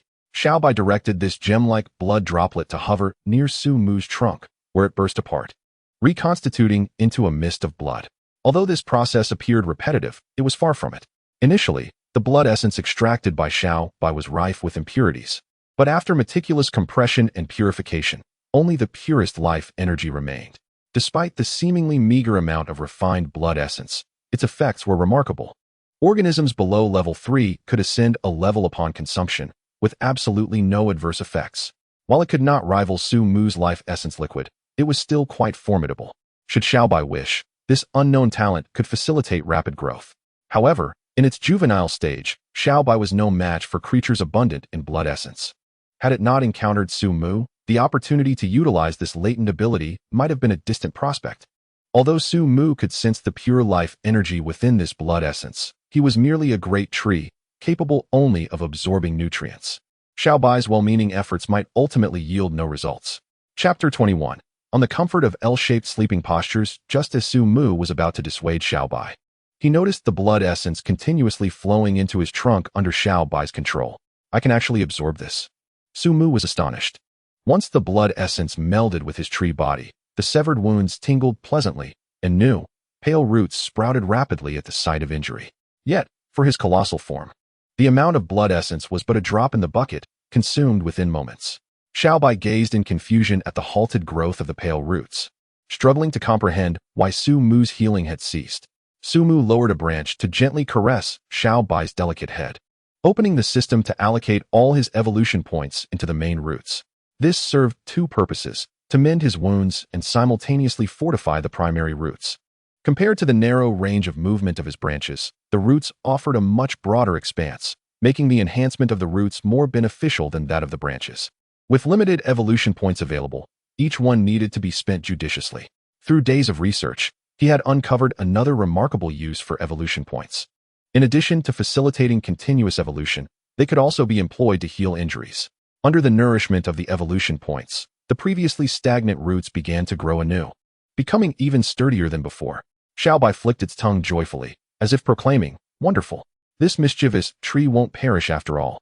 Upon completion of the enhancement, the range of activity for Sumu's primary roots increased by an impressive 20 meters, reaching an astonishing 50 meters. Sumu commanded all the roots to retract into the earth, tirelessly extending deeper below. The once formidable rocks appeared as fragile as tofu before these evolved roots, easily pierced through with little effort. He noticed that the further the roots delved, the more energy he could absorb, with the evolution points increasing by 0.1 every minute. Although this figure seemed modest, it accumulated significantly. By the end of the day, even without any exertion, Sumu would accrue 144 evolution points, equivalent to the reward of slaying a 9th-level giant eagle. The arduous battles prior had left him utterly exhausted. After the roots reached their maximum depth, he gazed at the pulsating evolution points and succumbed to a deep slumber. Meanwhile, the little white serpent diligently inhaled the spiritual energy in the air, determined to grow stronger and assist the great tree in battle. The tree and the serpent fell into a serene silence, and the tumultuous echoes of their previous skirmish faded into tranquility. The following day, Sumu awoke refreshed and nearly erupted in laughter upon witnessing the little white serpent's peculiar L-shaped sleeping posture. It was astonishing how a snake could achieve such a pose while sleeping so soundly, truly an unparalleled talent.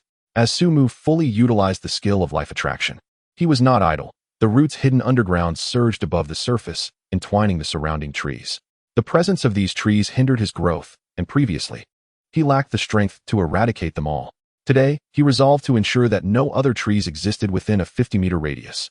The resilient roots swiftly coiled around each towering tree, toppling them with a creaking sound that set off clouds of dust. The environment around Sumu became brilliantly illuminated, as more sunlight streamed onto his leaves, providing a warm and comforting sensation. Observing the 0.01 evolution points accumulating on the panel each minute, he felt invigorated. Indeed, as he had anticipated, without the obstruction of these trees, he could absorb a greater essence of spiritual energy. Little Bai excitedly noticed a significant increase in the spiritual energy concentration around the treetop. Watching Little Bai's delighted expression brought a smile to Sumu's face, igniting within him a grand ambition. One day, his footprints would surely cover this valley. As for achieving the extraordinary, that could be contemplated later. In Chapter 22, Little Bai's breakthrough. Although Little Bai could absorb spiritual energy to grow, the pace was still too slow. At present, it was merely a small sprout. Sumu wondered if the life essence liquid he administered to Little Bai might accelerate its growth. He harbored no concerns about any adverse effects from the life essence liquid, as its properties were known to strengthen the foundation and hasten the evolution of living beings, akin to legendary treasures in tales of immortal heroes. A branch hung down into Little Bai's designated nook, and a droplet of milky tree sap slowly seeped forth. A flicker of joy crossed Little Bai's eyes as it coiled its body and opened its mouth, eagerly awaiting the drop of life essence liquid. Upon the life essence elixir sliding into the mouth of Xiao Bai, its body stiffened momentarily, then swayed gently in the breeze, as if intoxicated. The diminutive figure nestled against the branches, reminiscent of being immersed in a hot spring, while its slender, scarlet tongue flicked out, and its crimson eyes appeared dazed. Sumu, poised to offer Xiao Bai another drop, hesitated upon witnessing its inebriated demeanor, fearing that an excess of the elixir might overwhelm the fragile creature. Amusement flickered within Sumu as he observed Xiao Bai. This little being was so delicate that even a single drop proved overwhelming. Under the nurturing influence of the life essence elixir, Xiao Bai's previously diminished foundation began to restore itself. This accounted for the creature's struggle to absorb spiritual energy without witnessing a commensurate increase in strength. For how could mere spiritual energy compare to Sumu's life essence elixir, which significantly replenished Xiao Bai's depleted foundation? Not long after, Xiao Bai emerged from its stupor. its bright crimson eyes sparkling as it gazed intently at Su Mu, its body nuzzling against the branches as if seeking affection. Su Mu, perhaps under the spell of his own imagination, perceived Xiao Bai as even more enchanting, akin to refined jade. Not one to be stingy, he dispensed another drop of life essence elixir for Xiao Bai. This time, upon consumption, Xiao Bai closed its eyes and emitted a long, deep breath, unexpectedly drifting into slumber. It was undergoing a transformation. As Xiao Bai slept, Su Mu intended to begin gathering customers, only to be struck by a sensation of being utterly drained, nearly incapacitating him. His expression turned peculiar. Had he been drained dry by a mere snake? What an embarrassing predicament. A flicker of enlightenment crossed Su Mu's mind. While the life essence elixir was indeed marvelous, it drew from his very essence.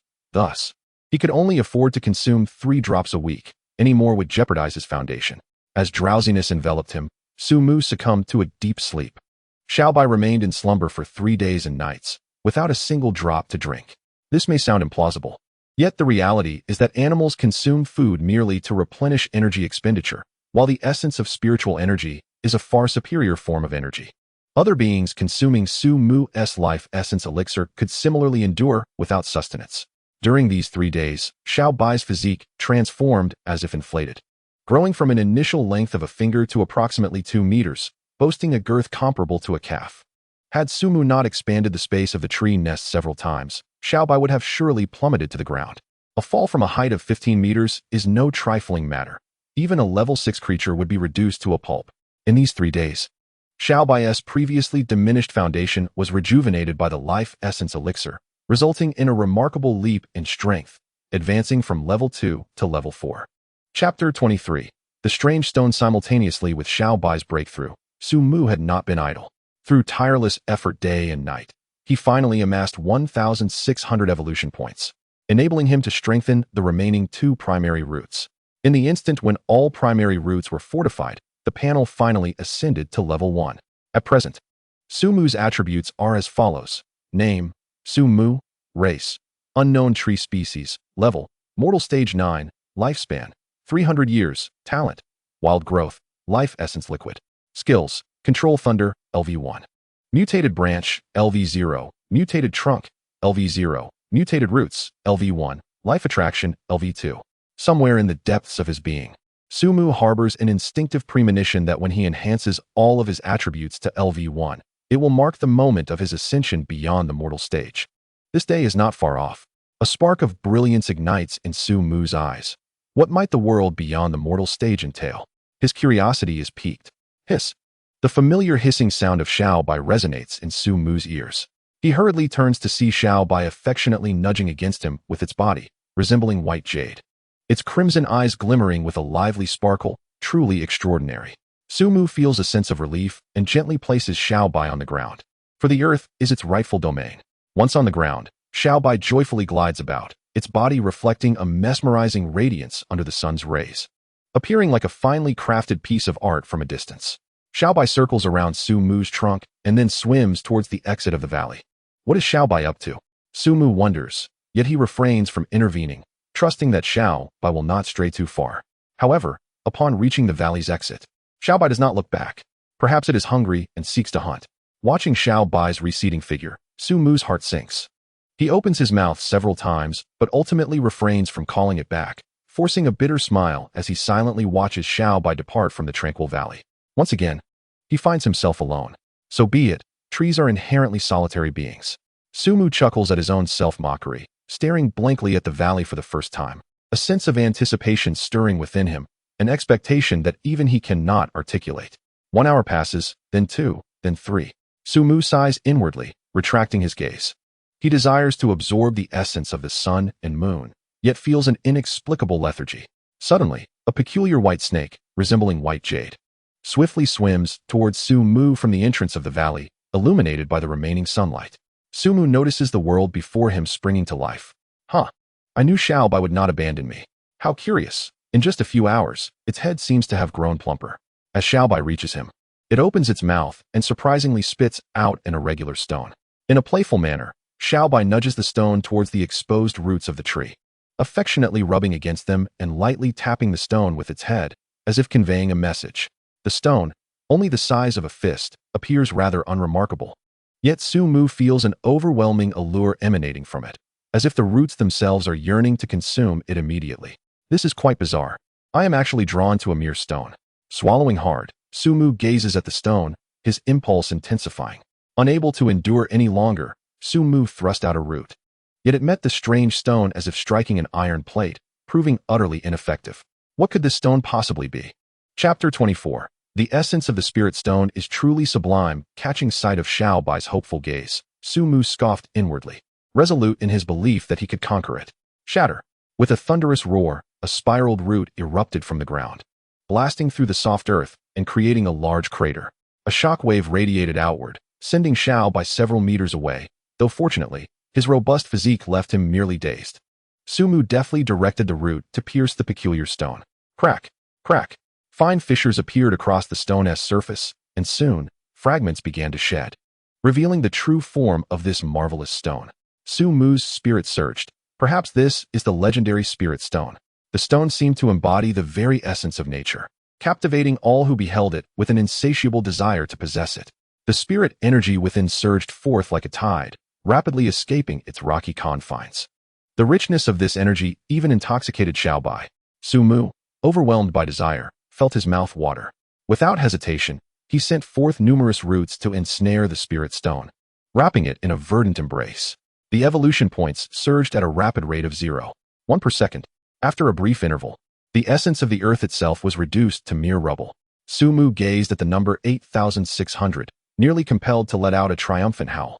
The abundance of evolution points was indescribably exhilarating. The ease with which they accrued left Su Mu at a loss for how to spend them. Ah, I have it. System. Continue the unfinished project from before. Investing 1,000 evolution points, the previously vague text became vividly clear. This knowledge was neither a skill nor a talent, but rather insights into harnessing lightning abilities. With the system's assistance, this information became indelibly etched in Su Mu's mind. Instinctively, he raised a branch. With a crackle, arcs of electricity flared to life. The strength of the branch doubled instantaneously, striking a stone thrown into the air by the roots. The boulder, before the flickering lightning, was as fragile as paper, easily torn apart. Su Mu inhaled sharply. The power is formidable. Simply augmenting the branch yielded such devastating force. If the main root were to unleash it, it could likely rend steel with ease. However, the consumption of spirit energy was substantial. In a single battle, he could manage no more than 3 uses, and with the main root, perhaps only 1. Although it could only be employed once, in the face of life and death. Such a trump card was more than sufficient. Now, should he confront that level 9 Black Eagle again, he would surely not find himself in such a dire predicament. The sensation of becoming stronger is truly exhilarating. Su Mu gazed at the remaining evolution points displayed on the panel, and without hesitation, he elevated the skill of thunder manipulation to level 2. After this upgrade, the inscription turned gray, signifying that further enhancement was impossible. Su Mu felt a twinge of regret. Had he been able to advance thunder manipulation to level 3, he would undoubtedly have secured a place among the elite of this mountainous realm. With 4,600 evolution points still at his disposal, he pondered which skill to upgrade next. Alas, possessing wealth could indeed be a source of torment. After some contemplation, Su Mu resolved to first enhance every part of his body to level 1. He began with his trunk. After investing 1,000 evolution points, the mutated trunk surged from level 0 to level 1. Su Mu's stature increased dramatically, reaching 30 meters before it finally ceased. Though this height fell short of the tallest structures in human society, within this valley, no one could stand against him. Chapter 25. Breakthrough. A new level following the upgrade of his trunk, the characters on the attribute panel became indistinct, shimmering as if shrouded in mist. Su Mu directed his gaze toward his branches, lightly tapping with his fingers. With the expenditure of evolution points, 20 branches underwent their final metamorphosis before the upgrade. The jade-like branches bore delicate, azure ancient lightning patterns, resembling veins that interconnected Su Mu's foliage. As the wind blew, the leaves rustled, producing a resonant sound akin to the clash of metal. A peculiar resonance emerged among the branches, trunk, and roots. From the void, Su Mu perceived a series of gentle sounds, reminiscent of taut strings snapping, while the azure patterns on the branch intensified in hue, cascading down the trunk. Occasionally, arcs of electricity flickered at the branch tips. The aura surrounding Su Mu grew ancient and profound, as if he were a primordial species awakening from an age long past. The once bright sky darkened, enveloped in a solemn atmosphere that spread ominously. The inherent differences in life essence rendered all lower-tier creatures in the vicinity of the valley apprehensive. The sounds of cicadas and insects fell silent, and an eerie stillness prevailed. Under the weight of Su Mu's presence, the air became stifling, causing the smaller animals nearby to feel threatened. Little Bai gazed up at Su Mu's towering form, uncertainty etched in its eyes, which glimmered with anxiety. A sound reminiscent of rushing water echoed within Su Mu's being, heralding the surge of spiritual energy. What was once a misty essence gradually compressed into a liquid state. This seemingly simple transformation significantly amplified Su Mu's combat prowess. The spiritual river flowed unceasingly, entwining mysterious substances that altered the very essence of Su Mu's existence. His trunk surged upward once more, swiftly ascending an additional 20 meters within mere minutes, culminating in a staggering height of 50 meters. Simultaneously, Su Mu's roots began to extend quietly in all directions. 50 meters, 60 meters, 70 meters, 100 meters. Within 100 meters, the ground is permeated with the dark roots of the Su Mu trees, resembling fierce and robust wooden dragons that lie exposed on the surface, drawing in and exhaling the ethereal essence of heaven and earth. Should a fortunate observer gaze from a distance, they would perceive that a spiritual energy funnel has formed above this valley, with a significant portion of the mountain range's spiritual essence being drawn here. As this transformation concludes, the attribute panel flickers vigorously. Su Mu, feeling an unprecedented strength, exhales a breath of turbid air and opens the system to observe his changes. Name, Su Mu race, unknown tree species, evolutionary paths, Chui Shin Shu, compatibility, 52. Lei Ling Shu, compatibility, 71. Ling Yuan Shu, 83. Level, spirit tier lifespan, 800 years talent, barbaric growth, life essence liquid skills, control thunder, LV2, 300, 010000. Mutated tree body, LV1, 3000, 8000. Life attraction, LV2, 30001000. Evolution points, 3000 evolutionary capability. None have I truly reached an age of 800. However, compared to the legendary Dachan, I am still far behind. That being is revered with an age of 8,000 for spring and 8,000 for autumn. Apart from lifespan, the most significant alteration in the skills section is the mutated tree body. The previous distinctions of mutated roots, mutated trunks, and mutated branches have all vanished, merging into one singular entity, the mutated tree body. Strengthening this will be tantamount to fortifying all branches and roots. Yet, what does my evolutionary direction signify? Could it be related to my acquired skills and talents? He possesses a peculiar premonition that the 3 evolutionary paths listed will ultimately determine his future trajectory. Chapter 26. Choices. Evolutionary directions. Su Mu patiently explores them, scrutinizing every detail without the slightest oversight. He is reluctant to hastily select an evolutionary direction, fearing that a careless choice might lead to regret in the future.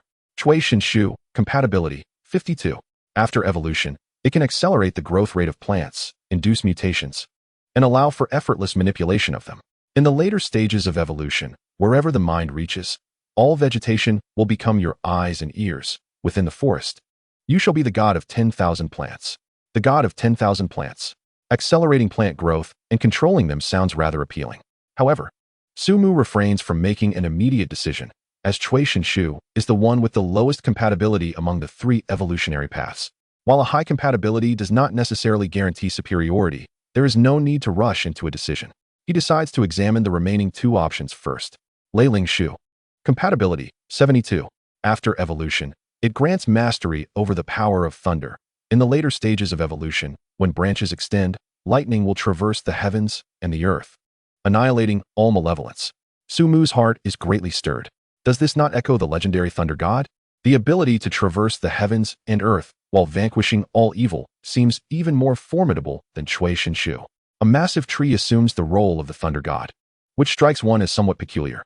Nevertheless, I have yet to examine the Lingyuan tree. Should it prove to be mediocre, I shall opt for the Thunder Spirit Wood tree as my evolutionary path.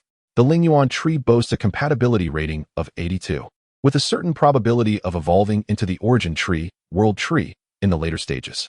Upon reading this brief introduction, Su Mu was utterly exhilarated. What caliber of existence is the world tree? In the east, it is akin to the legendary Tongtian Jianmu, while in the west, It resembles the mythological Kabbalah tree of life, regardless of which, both are formidable entities. Although the chance is merely probabilistic. Even failing to become the world tree would still place it just one tier below, thus far surpassing the former two. The god of all plants sounds impressive, yet to achieve this, one must wait until the later stages, and its weaknesses are glaringly apparent. Confined to a single location, outside the forest, it is of little consequence. What he seeks is a grand tree capable of sprinting beneath the setting sun. While the Thunder Spirit tree possesses fierce offensive capabilities, Su-Mu is an immovable tree. Traversing the 9 heavens and 10 earths would likely result in being cleaved by a cadre of adept Taoists, transforming him into a peach-wood sword. With such an option available, what more could one desire? System, I choose the Linyuan tree. As his words fell, the potential evolutionary paths vanished from the interface, and the unknown tree species behind his race was replaced by the Linyuan tree. Boom. At that moment, a resounding echo reverberated within Su-Mu's soul, nearly transforming it into a mist-like state. In an instinctual act of self-preservation, the evolution points surged forth like a torrential flood, stabilizing the soul that had begun to take on a vaporous quality. Nourished by this enigmatic energy of the evolution points, Su-Mu's soul grew even stronger and more substantial, an arcane aura permeating from its depths. Should an ordinary person be fortunate enough to dwell beneath Su-Mu's tree for years on end, they would attain longevity. Once Su-Mu's soul had solidified, transformations began within the tree itself. Every cell underwent monumental changes, whereas previously, producing more than 3 drops of life essence would jeopardize the roots. Su-Mu could now yield an entire bottle.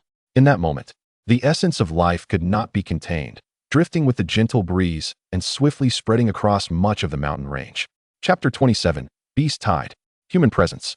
Numerous wild beasts, upon catching a whiff of this aroma, became frenzied, charging heedlessly towards the valley and forming an overwhelming tide of beasts. The earth trembled beneath their stampede, dust swirling about, and small stones joyously bouncing across the ground. Some unfortunate creatures stumbled, and before they could rise, they were trampled into a bloody pulp by the oncoming throng. Yet, not a single beast hesitated. They raced towards the valley in a frantic instinct for survival. Meanwhile, at the foot of the mountain, an unexpected group of visitors arrived. Young Master Wang, we have made a significant discovery. The values on the Lingqi instrument have reached 500. But wait, they are still climbing. A young man with acne, a slightly plump physique, and glasses exclaimed excitedly, Wang Xiao. We've hit the peak. The Wang Xiao he referred to was tall, handsome, and possessed a gentle demeanor, his smile akin to a soothing breeze. Wang Xiao patted the young man's shoulder and said warmly, well done, your bonus will be doubled. The plump young man beamed with joy. Wang Xiao quickly approached the specially hired safety consultant and inquired, Advisor Yi, the upcoming operation relies on you. Advisor Yi exuded a chilly grace. Her long black hair cascading down like silk, her skin pale as snow. The meticulously tailored outfit accentuated her exquisite figure perfectly, and her delicate brows and enchanting eyes captivated all who beheld her. Wang Xiao, I personally advise waiting a few days before entering the mountains. It is too dangerous right now, she replied. Her voice, seemingly scarred by past trauma, sounded as if nails were scraping against a chalkboard, inciting unease in the listener.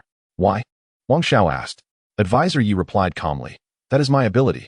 I shall not elaborate. Wang Xiao furrowed his brow. Advisor Yi, in this world revived by spiritual energy, danger lurks everywhere, yet we cannot abandon our pursuit due to potential risks. Yi turned, her once enchanting profile marred by 3 scars that transformed her visage into a fearsome specter. Entering the mountains is no trivial matter. I must be responsible for your lives. Wang Xiao, gazing at the terrifying scars on Advisor Yi's face, felt an involuntary twitch at the corners of his mouth and turned away. Your concerns are valid, but my resolve to venture into Qingxi Mountain is unwavering. I hope for your understanding. Advisor Yi wished to argue further when a young man with dyed yellow hair and delicate features, adorned with 2 earrings, impatiently interjected, Yi, Wang Xiao has paid a handsome sum to hire you, not to hear you speak of dangers here and there. Do not forget your responsibility is to ensure our safety. Advisor Yi patiently responded, everyone. Although I have only led teams for 2 years, I have never encountered a situation as alarming as today. The Lingqi instrument reaching its peak indicates that something unusual is occurring in the Qingxi Mountains. For your safety, we cannot proceed any further. Do you think we are ignorant fools? The rapid rise in the Lingqi index signifies one of 2 possibilities. Either a spiritual stone mine has emerged, or rare treasures have appeared. Either scenario presents us with a remarkable opportunity. When fortune knocks, even a dragoness lair or a tigeress den is worth a foray. Another young woman, dressed in a short skirt and possessing an exceptionally alluring figure, scoffed. Yiji, do not forget the terms of our contract. If you refuse to ensure our safety in entering the mountains, we will demand a hefty penalty upon our return. You must be in need of money. And now is the time to enter the mountains with a doubled salary, or else. Upon hearing this threat, a cold glint flashed in Yiji's eyes. Very well, I shall agree to your terms, but once we enter the mountains, you must heed my instructions. Wang Xiao chuckled. Advisor Yi is an expert in this field. We shall certainly heed your counsel. In Chapter 28, may they all become my points of evolution. The entourage behind Yiji were no mere incompetents. Each possessed an ability at approximately level 3 of the mortal realm, while Wang Xiao himself had attained level 5, making him the strongest in the group aside from Yiji. In this era of newly awakened spiritual energy, their prowess was commendable even within the borders of the country. Yiji, accompanied by these arrogant prodigies, intended to enter the mountains from an alternative direction. At that moment, Wang Xiao interjected, Advisor Yi. We seem to be heading in the wrong direction. We ought to proceed eastward. The east was the direction indicated by the spiritual energy compass. Yiji sighed inwardly, realizing that this group was truly courting disaster without any awareness of the perilous nature of Qingxi Mountain. Had it been in the past, she would have long bid farewell to these fools. However, circumstances had changed after her family's decline. As the pillar of her household, she desperately needed both financial resources and this hard-earned employment. With a heavy heart, Yiji refrained from further discussion and turned to lead the group eastward, towards the valley where Su Mu resided. At the valley's entrance, a cacophony of monstrous roars echoed, sending chills down the spine of anyone who listened. Among the array of creatures, 3 stood out prominently: a blue-eyed fox, a fierce ape, and a brutish bear. The fox, an extraordinary azure-hued creature with fur resembling the finest satin, lay languidly atop a smooth boulder, its snow-white paws and twitching ears revealing an air of natural allure. The fierce ape, towering at 3 meters, boasted bulging muscles and defined abdominal ridges, each breath creating a gust of wind. The final creature, the bear, appeared endearingly clumsy. Yet the bloodlust occasionally flickering in its small eyes sent shivers down one's spine. Its massive paws bore the remnants of countless lives taken. These 3 creatures maintained a tacit distance of at least 50 meters from one another, each hesitating to venture into the desolate valley. Squeaking softly, Xiaobai warily observed the terrifying tide of beasts at the valley's mouth, coiling its body and hissing. Su Mu, concealed among the swaying branches, chuckled coldly to himself. Though I possess treasures of heaven and earth, I am not merely a target for every lowly creature. If they wish to kill me, let them all come forth. He carefully placed Xiaobai within the tangled roots of a tree hollow, ensuring it would not be inadvertently harmed. The raging gorilla pounded its chest with ferocity, bellowing violently, and with its powerful arms, hurled a massive stone the size of a grinding mill towards Su Mu's tree. In response, a branch, as white as jade, swiftly struck the stone mid-air, shattering it into countless fragments. Subsequently, the branch swept swiftly, striking precisely against the fragmented stones, which flew backward at an accelerated pace. The sound of impact echoed resoundingly, as several animals' heads were reduced to pulp. This dull roar incited a frenzy among the creatures. Their primal instincts ignited. Led by the monkeys, they surged towards Su Mu. The valley trembled beneath their weight, while Xiaobai hissed and flicked its tongue, eager to join the fray. Su Mu felt a warmth in his heart at Xiaobai's loyal gesture, yet he restrained it. This battle was his alone to face. With an unwavering gaze, he observed the approaching tide of beasts, his eyes glinting coldly. You wretches shall all transform into my evolution points. Chapter 29. The East Factory requires talents like you. Boom. Countless tree roots shot up from the ground with the speed of bullets, sending soil flying. Any creature that ventured into Su Mu's attack range was mercilessly pierced by the sharp tree spears. A rain of blood mixed with flesh splattered across the earth, staining the once azure sky with a faint crimson hue. Roar. The ferocious ape, drenched in the blood rain, succumbed to its primal instincts, seizing a giant python that slithered nearby as a weapon. The roots blocking its path were shattered by the swinging python. The enraged beast discarding the half-lifeless serpent to grasp a thick tree root falling from above, wielding it with wild abandon and demolishing all obstacles in its way. The ape's remarkable display caught Su Mu's attention. With an icy demeanor, he fully activated his innate talent, feral growth, causing the severed roots to regrow, continuously surging toward the ape. The ferocious creature wielded the tree root with astonishing skill, rendering any approach impossible. Such a clever tactic. But do you think this will thwart me? Crackling sounds erupted.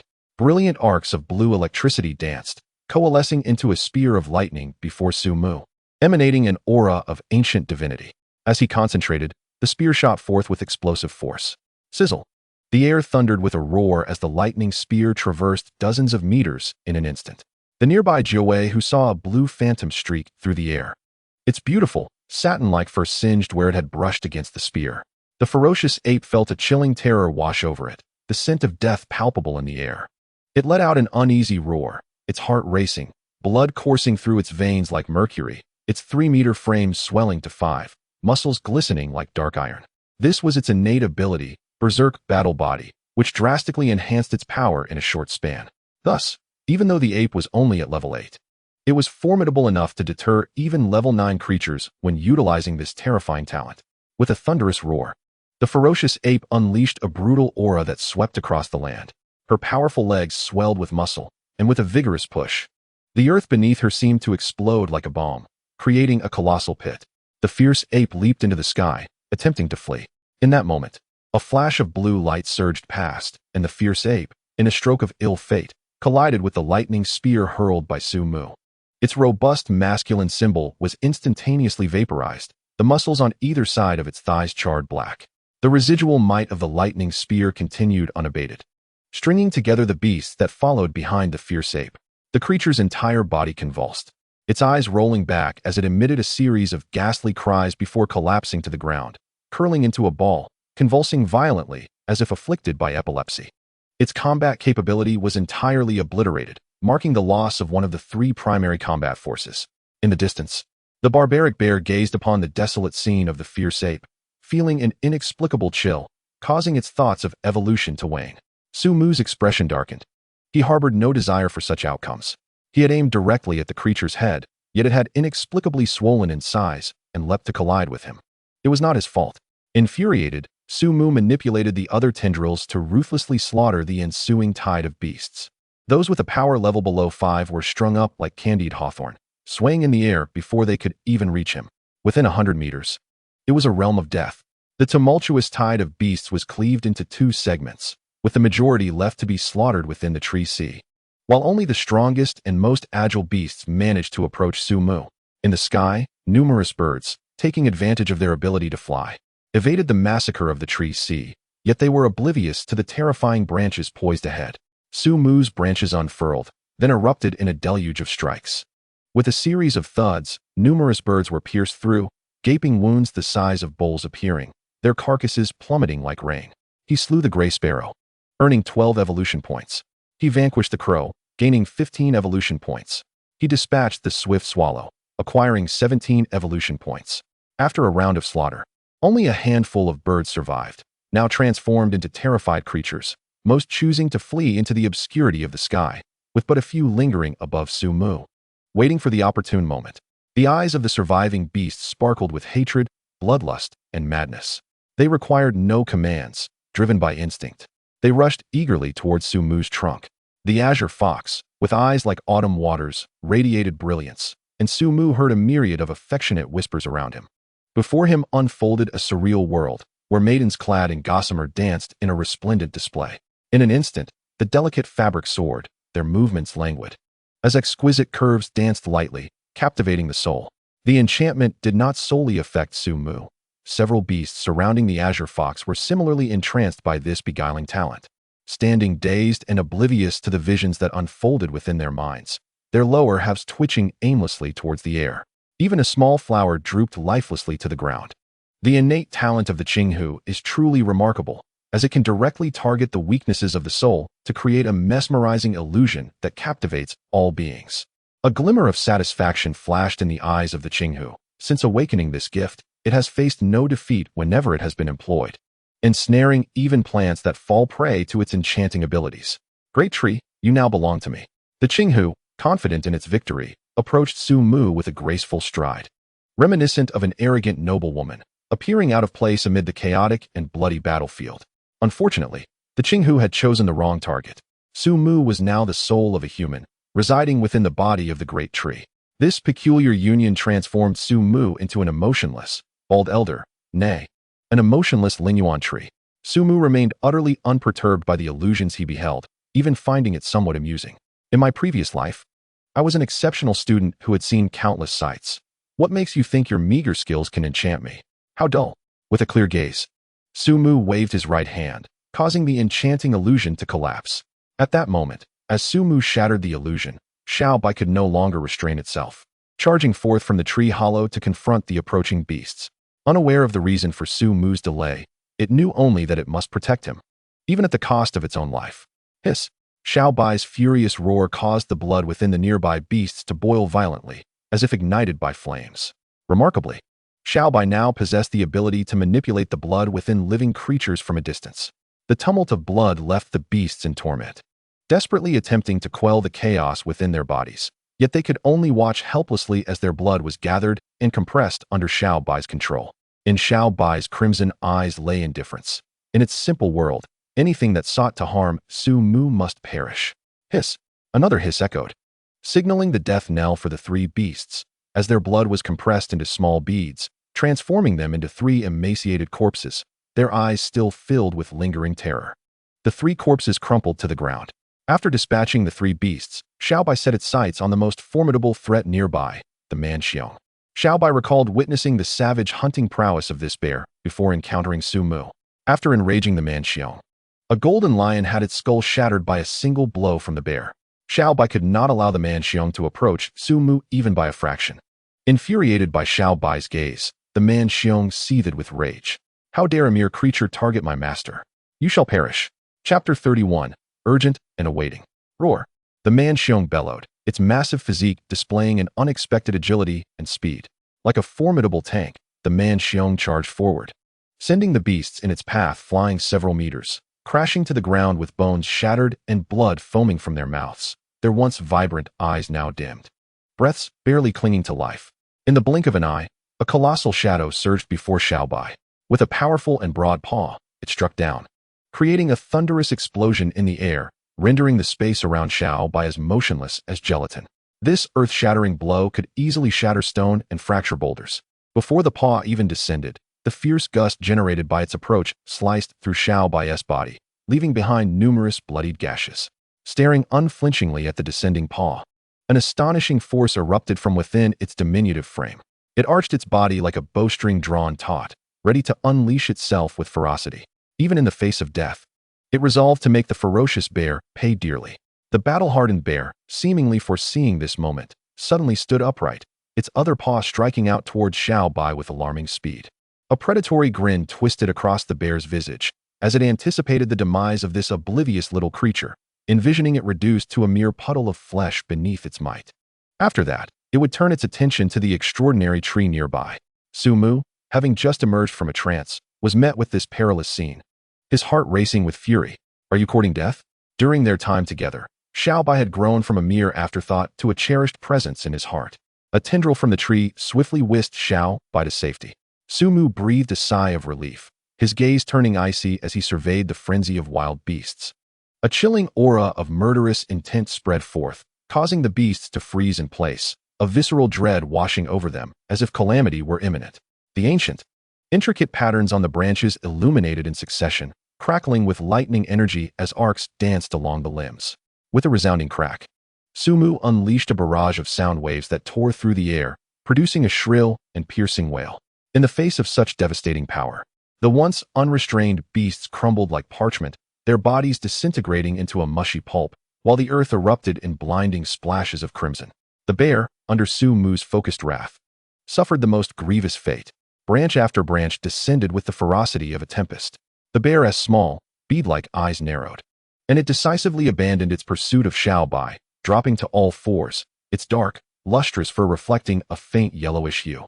The previously savage aura around it shifted abruptly, becoming as heavy and serene as the earth itself. Was it a talent related to the earth? Yet what of it? Prepare to meet your end. The first branch struck down, causing the bear's earthy glow to waver. A glint of ferocity ignited in its small eyes as it roared and charged at Sumu, the ground trembling beneath its weight. Sumu sneered coldly. The second branch came crashing down, and when it connected with the bear's forehead, the sound waves slowly reverberated. The bear, dazed and disoriented, saw stars before its eyes. The third, fourth, and fifth branches followed in a relentless tempest of strikes, granting the bear no respite. A deafening roar erupted from the bear. The mournful howls of the Manxiong echoed across the wilderness, its once robust, earthy yellow sheen violently torn asunder. The lash of thunder struck the Manxiong, leaving its hide gaping and raw, exposing the bone beneath. The Qinghu gazed upon the Manxiong's wretched state. Her earlier elegance and composure utterly shattered. Her lively and enchanting eyes were now filled with panic. Her fluffy tail hung limply to the ground, forgotten in her urgency to escape this demon. Suddenly, a root, resembling a black, writhing serpent, slithered before the Qinghu, ensnaring her in a tight embrace. Other tendril-like roots secured her firmly, ready to unleash a thunderous strike at the slightest movement. The Qinghu froze in place. Bound by a great tree, her demise seemed imminent, and she found herself in dire straits. Chapter 32. Granting the poor. Fiercio the mercy he deserves. Seeing the Qinghu's compliance, Sumu withdrew his gaze, no longer paying heed. The vitality of the Manxiong was astonishingly resilient. Despite its grievous wounds, a force seemed to mend its injuries, safeguarding the creature. Remarkably, the Manxiong had awakened a rare dual talent. Dual talents? Truly remarkable, yet it was unfortunate that it had provoked my ire. Sumu's heart was indifferent. Although the Manxiong possessed immense potential and would undoubtedly become a formidable ally if tamed, Sumu was not a heartless automaton, with little by unwavering loyalty. How could he bear to wound her heart? Rustling sounds filled the air as dark, coarse roots surged from all directions, enveloping the Manxiong in a black sphere, lifting it into the air and denying it any connection to the earth. This sphere, crafted from roots, constricted like a massive serpent seizing its prey, relentlessly tightening its grip. The bones within the Manxiong cracked and splintered with a cacophonous sound, shattering mercilessly. Bone shards pierced its innards, inflicting indescribable agony, as it sensed its life ebbing away swiftly. The Manxiong fought desperately against its impending fate, but its once proud strength was deemed mere folly in Sumu's eyes, a futile struggle against an insurmountable force. Perish! Came a muffled thud, and the Manxiong fell silent, crimson blood gushing forth, cascading into the sea of carcasses below. The defeat of the mutated Manxiong granted 985 evolution points. With one fallen, one injured, and one captured among the three great generals of the beast tide, the remaining beasts that had narrowly escaped were rendered insignificant. Sumu chose not to annihilate them all, sparing a few creatures he deemed promising, while the rest were transformed into his evolution points. The land was a gruesome tableau of corpses and blood, the valley awash in a crimson tide, staining Sumu's roots and the earth itself with a pungent red hue. Now, only you remain, Sumu murmured, casting his gaze upon several birds circling stubbornly overhead. Just in time, I am in need of a few more avian companions.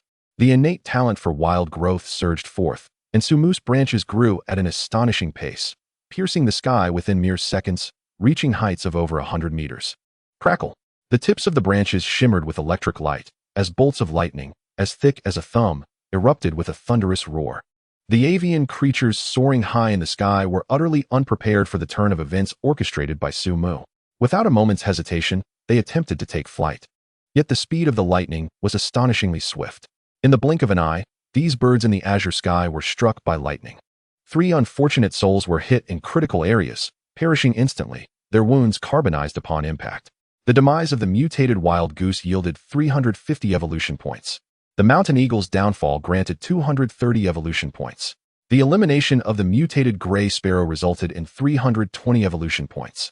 The remaining 2, their muscles tingling and feathers scorched by the acrid scent of burnt plumage, spiraled downwards amidst billowing smoke.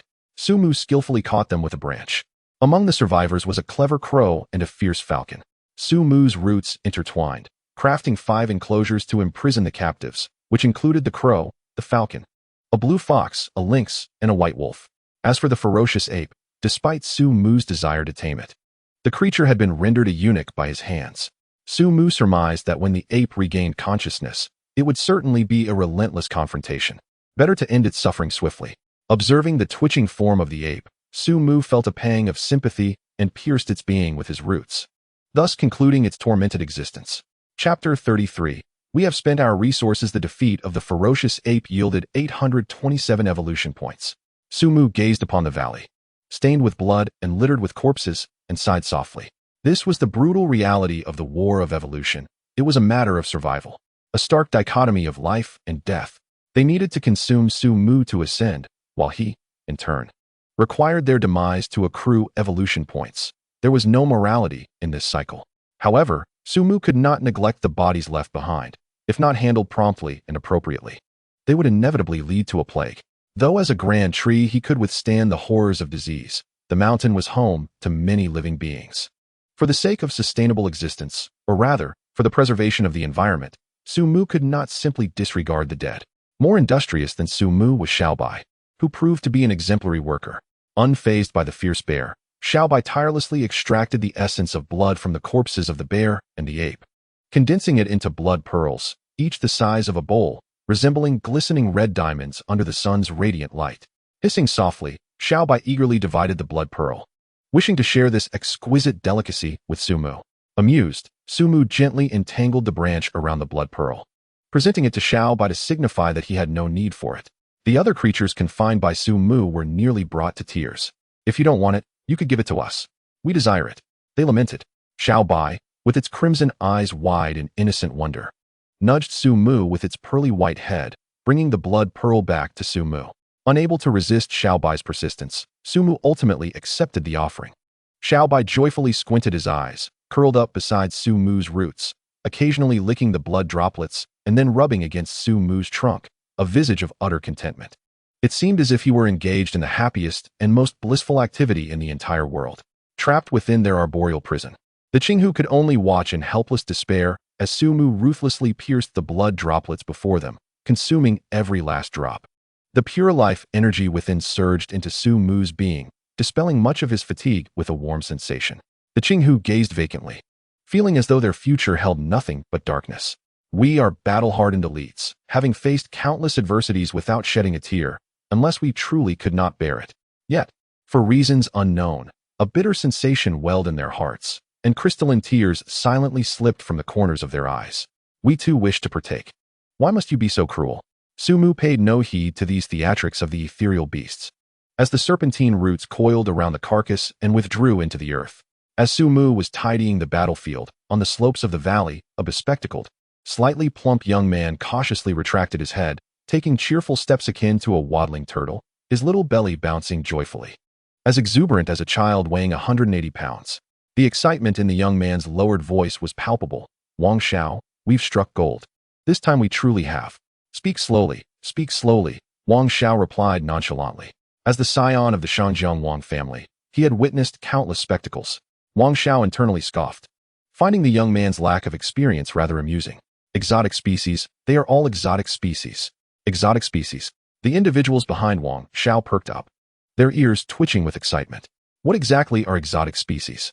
According to authoritative experts, following the resurgence of spiritual energy and the transformation of the world, all living beings have potential for evolution, leading to the emergence of the term Lingjia in society. However, it is important to note that this is merely a possibility. In reality, only a minuscule fraction of beings awaken such abilities post-resurgence. They innately harness spiritual energy and can wield various extraordinary powers.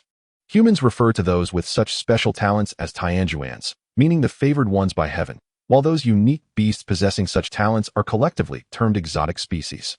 The ratio, however, is rather low, approximately 10:0,0,0,1.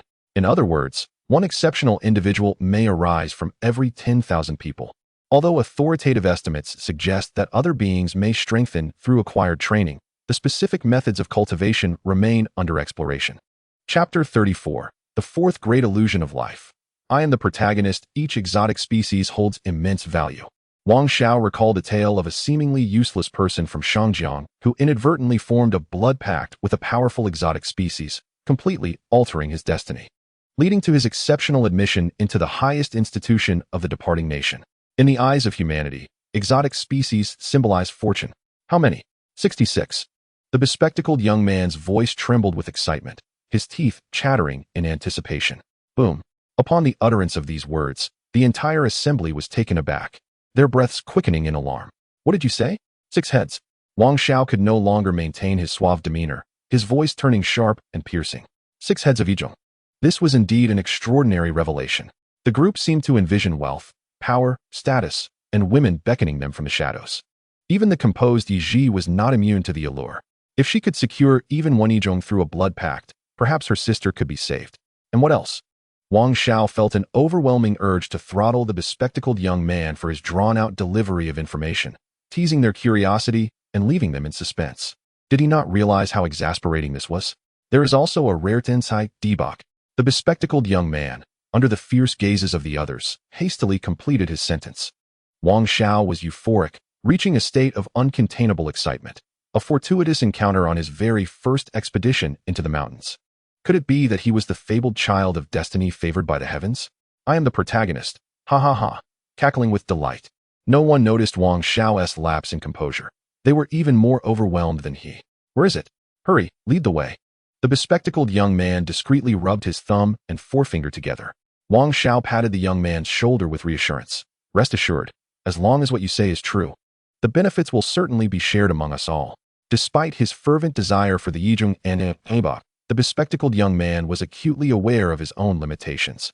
He was but an ordinary individual, unworthy to seize the spoils from these powerful Even the weakest among them, the short-haired woman, could easily reduce him to a mere pancake. Any mere scraps that fell from these esteemed figures would suffice to bring him joy for a lifetime. Please follow me. The bespectacled young man took the lead, succinctly recounting his previous observations along the way.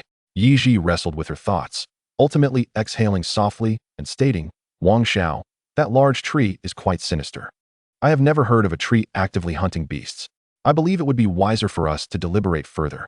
What insights does Consultant Yi possess? Wang Xiao inquired with a smile. Yi Ji calmly analyzed. It is not about possessing profound insights, but merely that our small group is unlikely to be a match for that tree.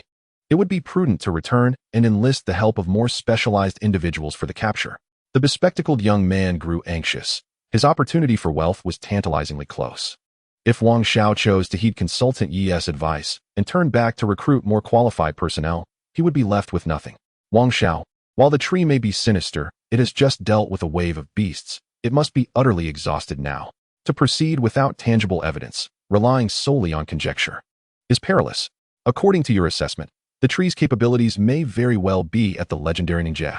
We are merely mortals at this stage, possessing scant knowledge of the ethereal realm, and to act directly in such a manner seems exceedingly perilous. Wang Xiao hesitated, acknowledging that while exotic species and heavenly treasures are indeed remarkable, his lineage could potentially procure them. However, life is singular. It would be unwise to jeopardize one's existence for them. Chapter 35, Astonishment. A grand tree has unexpectedly fallen prey to Wang Xiao. Although Advisor Ye's words are reasonable, the wilderness is inherently capricious. Our round trip will consume at least 2 days. And within that span, the variables could shift dramatically. Should other outsiders uncover this place, it would ultimately benefit them. Wang Xiao found himself in a quandary. Advisor Ye's analysis was undeniably sound, yet the arguments of the bespectacled companion held equal merit. The others in the party were equally reluctant to return without exploration. Wang Xiao hailed from an illustrious background, whereas they were merely ordinary individuals with modest resources. To miss such an opportunity could mean forfeiting a lifetime's worth of potential. Although Wang Xiao and Advisor Yi were concerned for their safety, the allure of the treasure lay tantalizingly close. If we do not venture forth, it would indeed be a lamentable loss. Wang Xiao, I refuse to believe that the ethereal realm's power could surpass the combined strength of us few. Wang Xiao, your daring spirit is admirable. In our generation, such bravery is unparalleled. Wang Xiao shot a discreet glare at the green-haired individual adorned with tattoos. Feeling the heat of those words press upon him, the importance of face is paramount for someone of his stature. If today's events were to be disseminated, twisted, it could endanger his standing. Besides, I am the embodiment of the protagonist archetype. What have I to fear? If trouble arises, with my strength, can I not outpace Yi Ji and this group of inept individuals? Wang Xiao's thoughts raced as clarity dawned upon him, and he smiled, saying, Advisor Yi, rest assured, we shall not recklessly endanger ourselves. We merely wish to broaden our horizons. No harm shall befall us. Everyone subdued their presence, awaiting his command before taking any action. The others readily complied. Seeing this, Yi Ji shook her head, weary of further persuasion, and quietly lingered behind, prepared to flee should circumstances turn dire. Thus, the group, guided by the bespectacled young man, descended into the valley.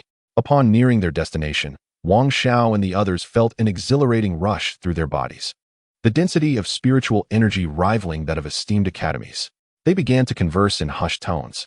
Truly, this is a sanctuary for cultivation. One's mind finds tranquility upon arrival. After all, this is the birthplace of heavenly treasures. How could such extraordinary spiritual entities emerge without some form of mystique? If I could linger here for several months, I would undoubtedly achieve a breakthrough. Have you all noticed how the constraints of your progress seem to ease significantly here? Indeed, it appears so. Could this truly be the effect of this heavenly treasure? Clad in a short skirt, the short-haired girl ascended to the edge of the valley. Peering down with a face as pale as death, the scene below was nothing short of horrific. Rivers of blood flowed together, and the bodies of smaller beasts floated atop the crimson tide, their bones bleached white, remnants of flesh clinging to them. The overwhelming aura of slaughter left the short-haired girl momentarily dazed. The mountain breeze swept through the valley, carrying with it a pungent scent of blood, overwhelming her senses and compelling her to lean over the precipice and retch. In the valley, Su Mu, diligently clearing the battlefield, felt a shiver run through him. A chill creeping into his heart. Were those humans? In truth, he had sensed their arrival long before Yi Ji and her companions reached the slope. If the ordinary bespectacled fellow had appeared to Su Mu as a mere firefly, then the gathering of Yi Ji and her fellow spiritualists was akin to a powerful spotlight illuminating the night. It was impossible to overlook them. However, Su Mu had thought little of it, initially believing it to be some wild beast seeking an easy meal. He was astonished to discover that the newcomers were indeed human. Chapter 36. This is the abyss. This is hell. Su Mu was uncertain whether these individuals had stumbled upon this place by accident or had come prepared, but either way, it was not good news for him. As the apex of the food chain, humans are complex beings, a blend of angels and demons, greedy, ruthless, intelligent, and cunning, yet also capable of sincerity, diligence, and kindness. Su Mu's thoughts were tumultuous. I harbor no desire to provoke you, nor to inflict harm. I hope you will not set your sights on me, lest. With unwavering focus, Su Mu amplified his perception, and the world transformed in an instant. The previous reality appeared shrouded in dust, while the present was as if cleansed by rain, everything becoming strikingly clear and exquisite. This was one of the profound insights gained upon reaching the spiritual tier, spiritual awareness. His five senses had been vastly heightened. From 100 meters away, he could hear a pin drop. Possessing a system, Su Mu was inherently extraordinary, his foundation exceptionally solid. Thus, the benefits gained from breaking through to the spiritual tier far surpassed those of ordinary individuals. Young Master Wang, the mountain below is home to extraordinary beings. A fragmented voice reached his ears. Su Mu's attention honed in on the source, allowing him to overhear their conversation with clarity. Indeed, there are 6 extraordinary beings in the valley, along with a rare treasure of heaven and earth. This is an immense opportunity. The excitement of the few behind the slope was palpable, their instincts stirring with the awareness that Su Mu could facilitate a transformative evolution in their very essence. Even the experienced young Master Wang could hardly contain his emotions. Though he had encountered so-called treasures before, none had ever impacted him so profoundly. His cautiousness was cast aside, and a singular thought consumed him. Possess it. This is my opportunity, my true great fortune. Wang Xiao's heart roared with a tempest of ambition as he bellowed. If I can consume its essence, I shall ascend to greatness and become a true prodigy. Yi Guan, let us join forces. I only desire the celestial treasure below, and I shall share the acquired exotic with you. Yi Jidai frowned slightly, on the verge of acquiescing, yet for reasons unknown, a sense of unease gnawed at her heart. This feeling resembled the ominous calm before a torrential storm, with low-hanging dark clouds suffocating her breath. Rubbing her throbbing temples, Yi Jidai approached the precipice, gazing vacantly at the ancient and mystical jade tree in the valley. Its crystalline branches bore archaic lightning patterns, exuding a primordial aura that transported one into the realm of myth. The more she stared, the more her fear and anxiety intensified. This was no celestial treasure, nor a grand opportunity. It was a chasm, a hellish abyss, an existence beyond the reach of mortals. Su Mu's figure loomed larger in Yi Jidai's eyes, his aura as profound as the ocean. She found herself unwittingly drawn by the energy he exuded, her blood surging chaotically within her. A sweetness filled her throat, and crimson blood trickled from the corner of her lips. Yi Jidai's complexion turned pale, yet her gaze remained strikingly lucid, devoid of any greed. Heed my counsel. This is a great existence we cannot provoke. I shall withdraw from this endeavor. Withdraw? Yi Guan, are you serious with that statement? Wang Xiao's expression darkened, tearing away the facade of gentility like a ravenous beast. I said I shall withdraw. Yi Jidai's voice was resolute, unwavering. At this juncture, You have no choice but to remain, unless you are willing to join us. Otherwise, to safeguard our secrets, we shall have no alternative but to eliminate you. Wealth can corrupt the heart. When faced with hundreds or thousands, we may remain unscathed. But what of millions or even billions? Not to mention the immeasurable treasures within the valley, which cannot be quantified by mere currency. Wang Xiao and his companions had already transformed into beasts blinded by greed. Yi Zhidai remained silent, resolutely drawing her weapon. The dagger forged from special steel gleamed with a cold, lethal light, exuding an aura of chilling menace. Chapter 37. You have provoked my wrath, Yi Guan. We are all comrades. Is there not a way to resolve our issues without resorting to blades and firearms? Wang Xiao's previously somber visage suddenly brightened with a smile, reverting to that of a gallant gentleman.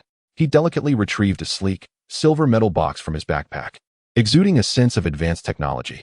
With a gentle press of his palm, the box unlocked with a soft click. Inside lay a robust, yet refined firearm. Or perhaps it would be more apt to describe it as a hand cannon, accompanied by 5 lead gray bullets. These bullets contained not the usual flames, but a complex solution, their color reminiscent of ash left in the wake of a great fire. Wang Xiao's fingertips caressed the cold surface of the weapon tenderly, and with a serene smile. He slowly remarked, "This gun is named Eugene. Does it not possess a certain lyrical charm?" The yellow-haired subordinate of Wang Xiao instinctively took 2 steps back, his expression unnatural as he exclaimed, "Eugene? Could it possibly be the latest creation from the Shangjiang Research Institute?" The yellow-haired man was aware of Wang Xiao's distinguished background, yet he had never fully comprehended it until he laid eyes upon the firearm. It was then that he realized Wang Xiao was indeed from a different realm entirely. It was truly embarrassing to be so frightened by a mere weapon. The green-haired man, who had a contentious relationship with the yellow-haired one, mockingly taunted. How pathetic to be scared by just a gun. The yellow-haired man snorted derisively. "What do you know? If you were hit by a Eugene bullet, you'd be reduced to ashes." He added, "Don't try to intimidate me. I am educated as well." With disdain, he continued, "Intimidate you?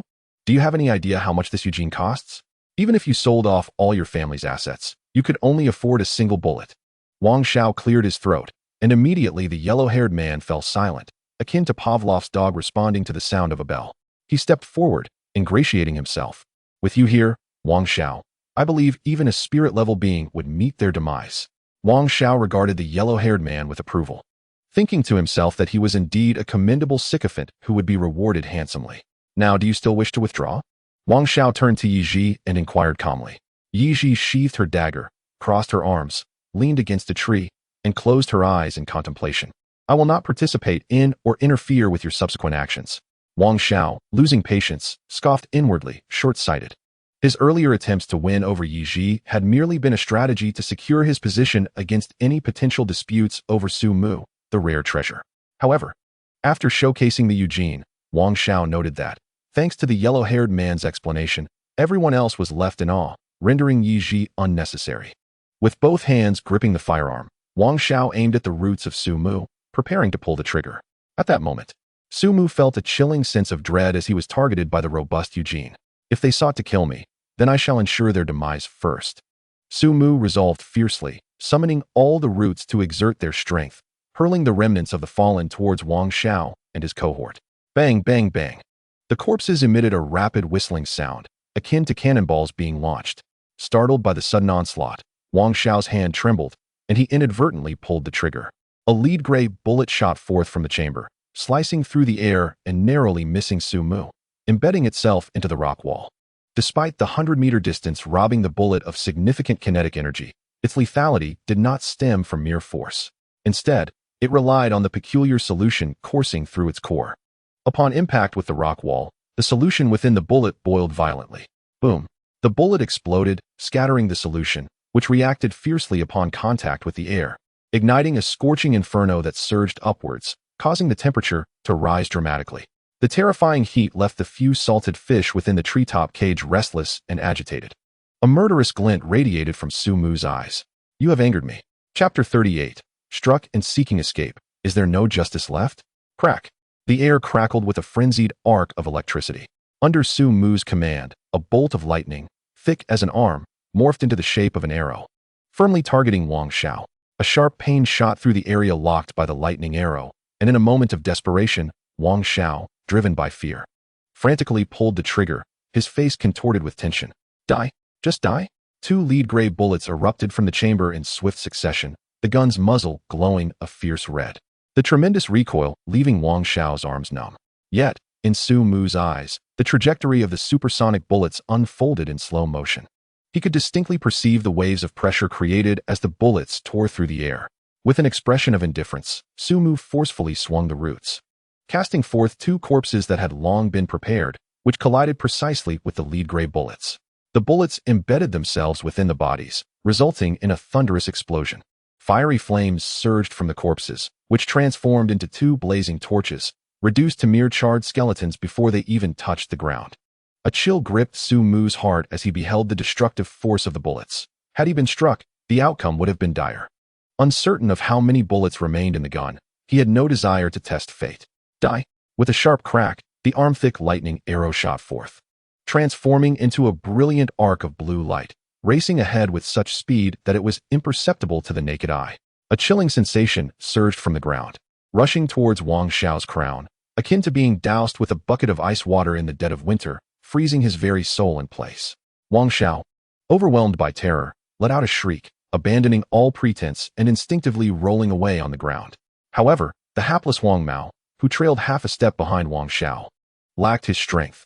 Merely a newly awakened novice, he barely registered the fleeting blue light before the lightning arrow pierced through his body, creating a gaping wound. The immense kinetic energy sent him soaring, crashing to the ground like a rag doll, the flesh around the wound completely carbonized. Huang Mao's corpse emitted black smoke, a foul odor permeating the air. The lightning arrow continued its relentless path, piercing through three great trees before gradually dissipating from sight. All of this transpired in the blink of an eye, far too swift for even the mightiest Yi Ji to react in time. Huang Mao had already met his demise.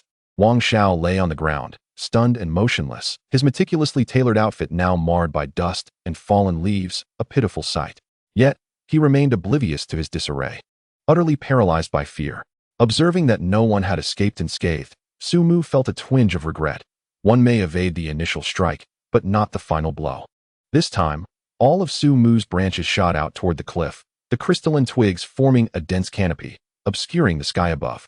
The branches of Su Mu sparkled like jade, yet the sunlight could not penetrate them in the slightest. The sky was a dark, oppressive canopy that felt suffocating. "Run!" cried the green-haired individual in a heart-wrenching scream, turning on his heel and fleeing without a backward glance. Terrified by Su Mu, he found himself stripped of courage. All notions of power, wealth, and fortune paled in comparison to the value of his own life. Su Mu coldly scoffed, "To contemplate attacking me, and upon realizing defeat, to wish to flee. Has the law of the land lost its significance? Is there no sense of justice left?" Chapter 39. The Nonconformist of a New Era. Thud. Thud. Thud. Corpses fell like raindrops, and the bespectacled young man, slightly plump and the weakest among them, could not evade this relentless barrage of bodies. The horrific impact of the corpses struck his broad back with a piercing shriek, collapsing his ribs and spine in an instant. The demise of the bespectacled young man stirred no ripples, nor did anyone consider retrieving his body. In their minds, only one thought persisted: escape. Their earlier curiosity regarding Su Mu and the otherworldly beings had been cast aside. Each individual yearned for an extra pair of legs, fleeing madly down the slope. The once esteemed Wang Xiao was now forgotten in a corner, for not everyone could embody the spirit of a devoted underling willing to sacrifice themselves. Although Yi Ji held Wang Xiao in disdain, her professional ethics prevented her from abandoning him to flee alone. As the designated safety advisor for the entire team, her responsibility was primarily towards Wang Xiao's safety. Wang Xiao had selected Yi Ji alone as his safety advisor, precisely because of her formidable prowess. Despite the recent awakening of spiritual energy, which had begun to influence society in myriad ways, Yi Ji, still in her youth, was already a level 6 expert on the verge of breaking into level 7, her abilities vastly superior to those of the average bodyguard. Had it not been for a significant upheaval in Yi Ji's family, Wang Xiao would have found it exceedingly difficult to secure an individual of such caliber as his protector. Yi Ji scanned the battlefield, swiftly analyzing the situation as a mental map of potential escape routes formed in her mind. With a push off the ground, she surged forward like a hunting cheetah, perfectly embodying the phrase "as still as a maiden, as swift as a hare."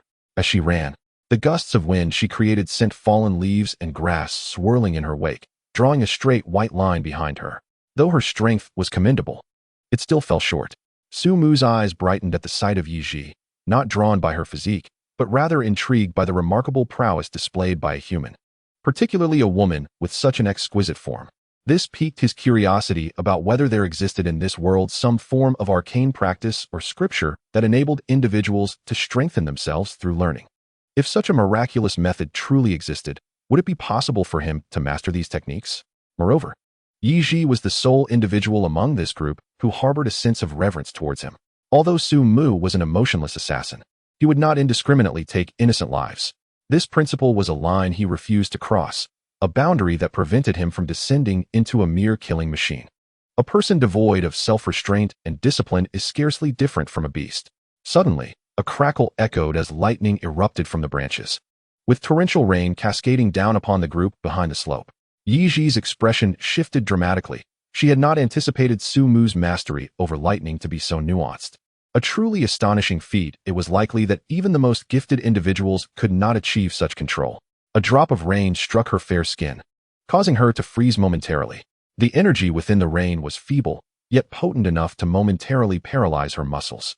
This slight energy could only incapacitate Yi Ji for a fleeting moment, less than a second, but it was ample for Su Mu. As Yi Ji regained her composure, in the next instant, additional raindrops struck her, plunging her into darkness as she collapsed, rendered unconscious by Su Mu's storm. Thanks to Su Mu's deliberate leniency, she survived the tempest, whereas the others were not so fortunate. Nearby, Wang Xiao's hair stood on end from the electricity, resembling a disheveled nest, with wisps of smoke billowing forth. Blue arcs of electricity danced across his body, presenting an appearance akin to a super saiyan. The only dissonance was the singed look and lingering stench, as he sat upon the ground devoid of any semblance of a strong demeanor, his facial muscles twitching uncontrollably. Perhaps a more fitting description would be an embodiment of the New Age subculture. The others soon followed suit, adopting similar distorted and bizarre appearances, which inflicted severe psychological distress upon Su Mu. Choosing to ignore the chaos, he unleashed a few bolts of wrathful thunder, resulting in the annihilation of the group, leaving only Yi Ji standing. Chapter 40. I too desire to triumph, yet the heavens do not permit it. Su Mu stood approximately 200 meters from the slope where Yi Ji was located, a distance that felt insurmountable for the immobile tree. Yet, he was compelled to retrieve Yi Ji. Rubbing his head, he lamented the difficulty of the task. His decision to spare Yi Ji was not merely due to her beauty, but because she was the only one in this group who regarded him with awe. Furthermore, Su Mu wished to glean insights about this world through her. To strategize for the path ahead, he pondered whether his innate talent could allow him to overcome the 100-meter barrier. With a murmured thought, the spiritual energy within him surged forth, coalescing around a single tree root. Under Su Mu's watchful gaze, the root began to grow wildly. 110 meters, 130 meters, 150 meters, 180 meters, 200 meters. Indeed, it was possible. The roots born from the wild growth of innate talent appear somewhat pallid, their strength not remotely comparable to that of naturally developed roots, lacking the resilience found in others, resulting in a stark contrast. Cultivating these artificially induced roots demands an immense expenditure of time and effort, with the returns not commensurate with the investment. In the case of other grand trees, this talent is nearly futile aside from enabling faster growth. However, Su Mu possesses a system that allows for effortless upgrades with the acquisition of evolution points. It becomes apparent that this is indeed the proper method for wild growth. With a sinister chuckle reminiscent of a villain, Su Mu meticulously bound Yi Ji and was preparing to take her back when his peripheral vision inadvertently caught sight of several other corpses. After a moment's hesitation, he resolved to retrieve their bodies, ensuring they would not be left to decay in the wilderness, preyed upon by other beasts. Su Mu wove a tree cage for Yi Ji and, once she was securely placed within, he carved a rudimentary grave into a nearby rock face for the deceased, laying their bodies to rest and covering them with earth. He chose not to bury them in the ground because his roots would automatically decompose the bodies, absorbing the nutrients contained within. This felt no different from cannibalism to Su Mu, who found the thought intolerable. He was not a pervert, merely a common man reborn as a great tree. There were few good souls like him in this world, who managed both the killing and the burial. Su Mu chuckled at his own self-deprecating humor and continued to attend to the remains of other beasts in the valley. As night fell, after a day of arduous labor, Su Mu could no longer withstand the fatigue that enveloped him from his soul, and he fell into a deep slumber. The night passed in silence, and on the following day, before dawn had even arrived, Su Mu rose once more to labor. His industriousness was nothing short of exemplary. Upon accessing the system to check his evolution points, he gazed at the impressive figure before him, a foolish grin spreading across his face. A windfall had come in the form of 4,300 points. This amount was merely half of what he had acquired from consuming spirit stones, which were rare treasures. Akin to winning the lottery. As a practical man with a keen sense of reality, Su Mu preferred to earn his evolution points through his own efforts. The rewards of labor were indeed the most gratifying. He mentally infused himself with motivational thoughts, dispelling any notions of undeserved fortune. If one had a good appetite, who would not wish to enjoy the fruits of ease? Su Mu too desired to reap rewards without effort, yet fate had other plans. He scanned the various attributes on his panel, noting that only two options were available for evolution: the innate talent of wild growth and the skill of life attraction. He found himself in a state of indecision between the two. The potential of the wild growth talent had yet to be fully realized, while the life attraction skill seemed to be waning in effectiveness. The relentless slaughter enacted by Su Mu has infused this valley with a faint aura of death. Were it not for the leakage of energy during Su Mu's evolution into the Lingyuan tree, it would have been exceedingly difficult to entice the beasts to approach. This implies that the skill of life attraction has become increasingly ineffective. Contemplating this, Su Mu could not help but feel a sense of urgency. The pressing concern at present is not about which upgrades to pursue, but rather how to forge new avenues for acquiring evolution points. Following yesterday's carnage, this valley has been designated a forbidden zone in the minds of many creatures, for even the most stubborn of them value their lives above all else. Su Mu's gaze turned to the few captured avian and terrestrial creatures from yesterday. In a moment of impulsiveness, he had spared their lives. Upon reflection, he realized that they might offer a potential breakthrough. If he could tame them, they could venture out to hunt and return to him for the finishing blow. Su Mu's thoughts began to crystallize. However, the crux lies in how to subdue them and make them willingly serve his purposes. The 5 beasts confined behind him are not as naive as Xiao Bai, who could easily form a close bond. Su Mu does not presume to possess such charm as to compel their immediate allegiance. While he is undoubtedly the most striking tree within these mountains, differences in species render this of little consequence. Perhaps he could entice them with the essence of life? Su Mu felt this method held considerable feasibility, yet it remained imperfect. Indeed, while he could attract them with the essence, it would not engender gratitude. Should they experience genetic mutations under its nurturing, growing stronger than Su Mu himself, it could lead to significant repercussions. Although the likelihood of such an occurrence is minimal, it is not impossible, and Su Mu must remain vigilant. He wondered if the system could derive a skill pertaining to this matter.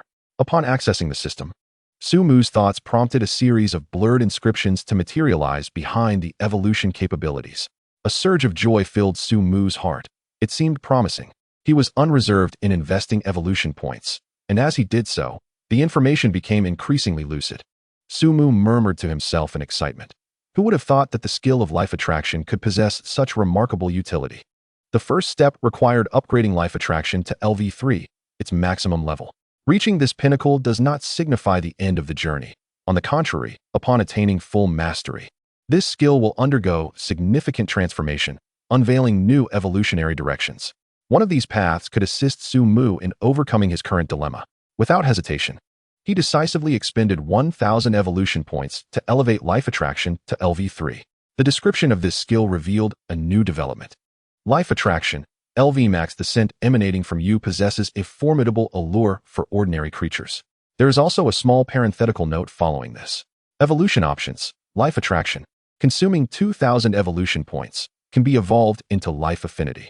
After the evolution, living beings will find it easier to approach you, and as time passes, the bond established between you will become unbreakable. Life enslavement, consuming 2,000 evolution points, can be evolved from life attraction. After this evolution, you will be able to forcibly enslave other beings using your mental power, with the effects and duration of enslavement depending on your soul strength. Note, enslavement will cause irreversible effects on the enslaved beings. Su Mu gazed at these two evolutionary paths, feeling somewhat indecisive. Chapter 42. Rise and Shine. Su Mu softly inquired. System, can I choose both evolutionary paths simultaneously? Ding, evolutionary paths can only be chosen once. Once selected, the evolution process is irreversible. Please choose wisely. The dream of having it all was ruthlessly shattered, prompting Su Mu to seriously analyze the pros and cons of these two evolutionary directions. Su Mu pondered silently. From a long-term perspective, The benefits of life attraction are greater. However, life enslavement is not without merit, providing immediate results. Yet, he was uncertain about the irreversible effects mentioned by the system. System, what does it mean that life enslavement will cause irreversible effects on the enslaved beings? Ding, the soul, intelligence, lifespan, and potential of the enslaved beings will experience varying degrees of decline. Sumu let out a bitter laugh, not expecting the consequences to be so dire. Even if he were to enslave them, he would merely acquire a greatly weakened shell. While life enslavement might be a formidable skill for an army, Sumu was not a Dark Lord. He never aspired to conquer the world or enslave all beings. What he sought was merely transcendence. To wander the world and witness the exquisite beauty he had not experienced in his past life. Having clarified his true intentions, Sumu's demeanor underwent an indescribable transformation. Xiaobai opened its eyes in confusion, sensing that the aura of the great tree had become even more ethereal and serene, akin to the mountain breeze caressing the moon. Tranquil and undisturbed. Yet, the great tree remained the same. Hiss! Xiaobai affectionately rubbed against Sumu's trunk, while Sumu lowered a branch to gently stroke Xiaobai's little head. Contented, Xiaobai closed its eyes, continuing to diligently absorb the spiritual energy. The wild beasts left behind by Sumu indeed brought it considerable pressure. System, evolved to life affinity. As the words fell, 2,000 evolution points vanished like mercury, leaving only 500, a pitifully small amount. As the mountain breeze swept through, Sumu's branches and leaves swayed gently in the soft breeze, the rustling leaves resembling a beautiful melody. This evolutionary process began and concluded in silence. When the sun reached its zenith, Sumu's evolution was complete. LV Max Life Attraction had distinctly transformed into LV0 Life Affinity. Life Affinity, LV05001000 living beings will instinctively draw closer to you, allowing you to forge a bridge of communication with them more effortlessly. The bond between you will become unbreakable over time. Sumu glanced at Xiaobai, and as the branches brushed against him, Xiaobai nuzzled Sumu as usual before resuming its absorption of spiritual energy. Sumu couldn't help but chuckle. Indeed, Xiaobai was a model among snakes, its diligence nearly rivaling his own. Noticing no change in Xiaobai, Sumu speculated that perhaps this was due to Xiaobai's inherent reliance on him, rendering any transformation imperceptible. However, aside from Xiaobai, Sumu had several other small white mice at his disposal to experiment with the effects of this skill. Turning his head, he discovered they were still nestled in their tree cage, fast asleep. Little fox, rise and shine. The tree cage containing the Qing who opened up in layers like a blooming flower, and the Qing who blinked its eyes, somewhat bewildered. Could it be that this demon tree had lost its wits? A delightful opportunity indeed. The Qing who stretched its limbs, preparing to leave this dreadful place with an air of elegance, only to become as stiff as a charred twig the next moment. Chapter 43. I ask you, are you angry? The Qing who allowed Sumu to let the branches rest upon its head, remaining utterly still. At that moment, it felt as if it might weep. This demon tree possessed a cruel heart, tormenting my body and shattering my will in such a manner. Kill me if you must, but I shall never yield beneath your tyranny. One could only wonder what experiences had shaped this Qing, whose richly layered inner drama. Seeing that the Qing who not only failed to express any affection towards him, but was instead paralyzed by fear, Sumu's lips twitched in disbelief. I am not a man-eating monster. Xiaobai adores my touch. Why must you behave like a coward? Truly, it is outrageous. Slowly retracting the branches, Sumu closed the tree cage, at which point he noticed the Qing who shudder as if deflating, collapsing into a heap of quivering mush. Sumu could not help but scorn its cowardice. Subsequently, he opened the other tree cages in succession, only to find their reactions alarmingly similar to that of the Qing who. They all remained rigid and unyielding, and even the crow fell motionless to the bottom of its cage the moment the branches descended, as if it had practiced this act 1,000 times before. It bore a striking resemblance to Xiaobai in its earlier days. Sumu, bemused, retracted the branches once more, feeling a mixture of amusement and frustration. This shouldn't be happening. Could it be that my method of approach was flawed? Life attraction and life affinity are closely related. Logically, the effects of life affinity should be formidable as well. Is it possible that their hearts are already filled with fear and wariness towards me, rendering the effects nearly negligible? This is akin to being an undercover agent within a den of thieves, constantly under suspicion. One day, the formidable leader of this lair approaches you with a gentle demeanor. It is only natural for any sensible individual to feel a sense of wariness. If those who reside in peace experience such trepidation, one can only imagine the heightened vigilance of the beasts that dwell in perilous wilderness. Easing the fear and caution harbored by these creatures is an arduous task, demanding immense patience and considerable time before any progress is apparent. Sumu was unprepared for the significant pitfall that lay hidden within the seemingly flawless embrace of life. Nevertheless, he was not one to easily surrender, nor would he lament his decisions. Abandonment is a simple act. However, difficulties do not vanish simply because we choose to evade them. Sooner or later, we must confront the challenges we have previously shunned. Perhaps I can utilize the essence of life to achieve my goal. With this thought in mind, Sumu resolutely embarked on a new round of experimentation. A droplet of life essence seeped from the branches, its aroma akin to a potent aphrodisiac for these creatures. All the beast's eyes lit up, akin to pairs of luminous bulbs, fixated on the droplet that emerged, drooling profusely. The life essence rolled upon the branches, which swayed gently from left to right, ensuring it lingered for a full minute before each tree enclosure, deeply stirring the hearts of the exotic creatures. Even the unconscious Yi Ji, upon catching a whiff of this enticing scent, involuntarily twitched her nostrils. Such delightful imaginings. Sumu chuckled, unhesitatingly directing the life essence to flow back, retracting the branches to return to a tranquil, majestic tree. If this world had a platform for open discourse, and if these creatures could access the internet, they would undoubtedly pose a question. What is the experience of encountering a ridiculously formidable tree that one cannot overcome? It is indeed exasperating. The life of a beast is dim, and one might wish for an end. Having thoroughly amused himself with these adorable avian and terrestrial beings, Sumu observed their expressions, which seemed to convey a desire to eliminate him, yet were powerless to do so. It was a truly exhilarating experience. No one can disregard my charm. With a devilish grin, Sumu watched as the branches rustled in response. Calming his thoughts, Sumu began to contemplate how to maximize the effects of the life essence. To administer it to them directly would undoubtedly be the most foolish course of action. And with one droplet per creature, even his remarkable abilities would falter. He was a tree, not a juicer, and sooner or later, he would be completely drained by them. In that moment, the wisdom of every great master who has ever thrived on the planet surged within him, as if he were divinely inspired. At this instant, he was not alone in his struggle, uncertain of the appropriate dilution for a single drop of life essence. Sumu pondered whether mixing one drop with an entire barrel might be excessive. Ultimately, he decided, in the spirit of benevolence, to use an entire vat instead. My dear companions, he mused, let us pray for a rainless few days. His sinister cackle echoed, reminiscent of a quintessential villain, sending shivers down the spines of the Qinghu beasts, as the chill in the air became palpable. With a tinge of hesitation, Sumu contemplated administering the life essence to the unconscious Yi Ji. Given her grievous injuries, survival without intervention seemed improbable. After all, it was he who had inflicted such harm. He could not disregard her fate. He released the confines of the tree cage surrounding Yi Ji, crafting a wooden bed for her. As branches descended, the life essence began to seep forth. He forcefully pried open her crimson lips, allowing the essence to flow into her throat. With a soft gulp, Yi Ji's throat convulsed as the life essence entered her body, transforming into an exquisite energy that nourished her flesh. A miracle unfolded.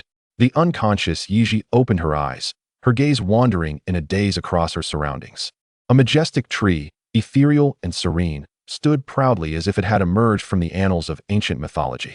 Its white, jade-like trunk rose majestically, supporting a realm of tranquility. The branches rustled gently in the breeze, producing a melodious symphony. Yi Ji felt an innate affinity towards this extraordinary tree, irresistibly drawn to it. Resting on the clearly patterned wooden bed, she experienced a long-lost sense of peace, a feeling absent since the upheaval in her family. Her delicate, fair fingers caressed the roots that formed her bed, the exquisite texture eliciting a gentle smile. Surrounded by spiritual energy, immersed in this ocean of vitality, she felt as though all 36,000 pores of her body had opened, bringing an unprecedented sense of comfort. Beneath the tree, a white snake diligently absorbed the spiritual energy. Everything was so idyllic, reminiscent of a celestial paradise. Is this heaven? Yi Ji rose, her long, raven hair cascading like a waterfall, her dark attire dancing in the gentle wind. She twirled gracefully in the intoxicating breeze, akin to a delicate butterfly. Observing Yi Ji's enchanting dance upon the wooden platform, Sumu felt an odd sensation. It appeared that he had, perhaps unknowingly, forged a peculiar connection with her. Chapter 45. A chance encounter blossoms in a shade. Sumu had initially sought to use the life essence to save Yi Ji's life, but unexpectedly, His unwitting actions had led him to discover the optimal method for harnessing its affinity for life. Previously, he had contemplated using the essence to lower the beast's wariness towards him. However, it now seemed far simpler to directly feed them the life essence. Such a straightforward approach was likely unique to Sumu alone. The extraordinary life essence and the skill of life affinity are both indispensable. Without either, such miracles cannot manifest. Given this, matters become considerably simpler. Sumu felt a sense of relief, as he now merely needed to await the arrival of stormy weather to tame these proud, yet cautious beasts. Currently, it is the season of frequent thunderstorms, with heavy rains arriving every few days. Sumu's task was to excavate a reservoir and patiently await the torrential downpour. As he maneuvered the roots to dig the pool, he gently lowered a branch to tap, lightly, on Yiji's forehead. The resonance of the soul flowed through this branch, reaching Yiji's mind. The soul sound, awakened after Sumu ascended to the spiritual realm, enables him to establish a bridge of communication with any intelligent being, facilitating seamless dialogue. Humans approach with humility and reverence, offering your surname and given name. Yiji stared blankly, murmuring to herself in confusion, "The tree spirit has become sentient." Sumu's lips twitched. The notion of a sentient tree spirit seemed rife with absurdity. "Human, state your name." Given the peculiar thought process of this seemingly odd girl, Sumu felt no need to maintain any semblance of mystery. After all, he himself embodied the greatest enigma. Blushing slightly, Yiji belatedly replied to the air, "Tree spirit. My name is Yiji. Yi is for leaves, and Ji signifies the grace of orchids." Sumu gazed at her conversing with the air in silence, akin to observing an imbecile. "I am but a great tree, incapable of speech. Could you not empathize with the struggles of existing as a tree? It is indeed quite challenging." Nevertheless, considering her manner of address, he decided not to hold her folly against her. "Calm your mind. Release control over your thoughts." Yiji complied readily, and as a result, Sumu effortlessly accessed her memories. Through her, he acquired a general understanding of this world. It appeared somewhat familiar, yet distinctly different from the blue planet etched in Sumu's memories. In this realm, science has eradicated ignorance, and humanity has developed at an astonishing pace under the brilliance of scientific advancement, until the resurgence of spiritual energy. This resurgence began in the East and rapidly spread across the globe. It subtly altered the very rules of existence, and as the concentration of spiritual energy increased, people were astonished to find that the world had transformed. Only 2 years since the awakening of spiritual energy, the changes have left humanity in a state of bewilderment. With the emergence of the first celestial favored, Tao palaces, martial halls, and spiritual energy academies sprang up like mushrooms after rain. Some remote mountains and ancient forests have become zones of peril, teeming with ferocious beasts. Yet behind the danger lies immense wealth. The bustling activity is driven by the pursuit of profit. The Qingxi mountain range, a region suddenly suffused with spiritual energy, has naturally attracted the attention of numerous spiritual practitioners. In Chapter 46, I shall forge my own sanctum. Sumu selectively bypassed the tedious memories, focusing instead on understanding this unique group of practitioners that emerged following the resurgence of spiritual energy. After sifting through Yiji's memories, a heavy sense of foreboding washed over Sumu. Although spiritual practitioners are the guardians of human civilization, to non-human entities, they embody the very essence of malevolence.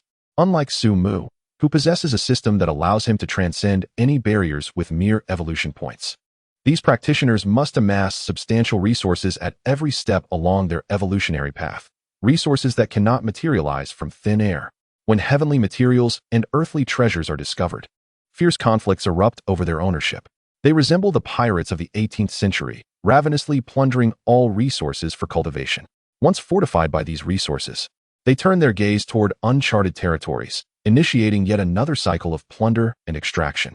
From the human perspective, Sumu cannot denounce their actions as erroneous. In fact, he finds himself in tacit support of these fervent practitioners. Without their reckless sacrifices, human society would have been shattered by the onslaught of alien species. However, he is a towering tree, inherently at odds with human society. Sumu harbors no objection to coexisting peacefully with humanity. Yet he questions whether humanity is capable of such coexistence. He is keenly aware of the adage, "Those who are not of my kind must have different intentions." Sumu has 100 reasons to believe that if his extraordinary nature were to be discovered, the most favorable outcome would be to be kept as a specimen, harvested for his life essence like mere tools. In such a scenario, he might end up as nothing but a trunk. with his other branches sliced and sent to laboratories for research.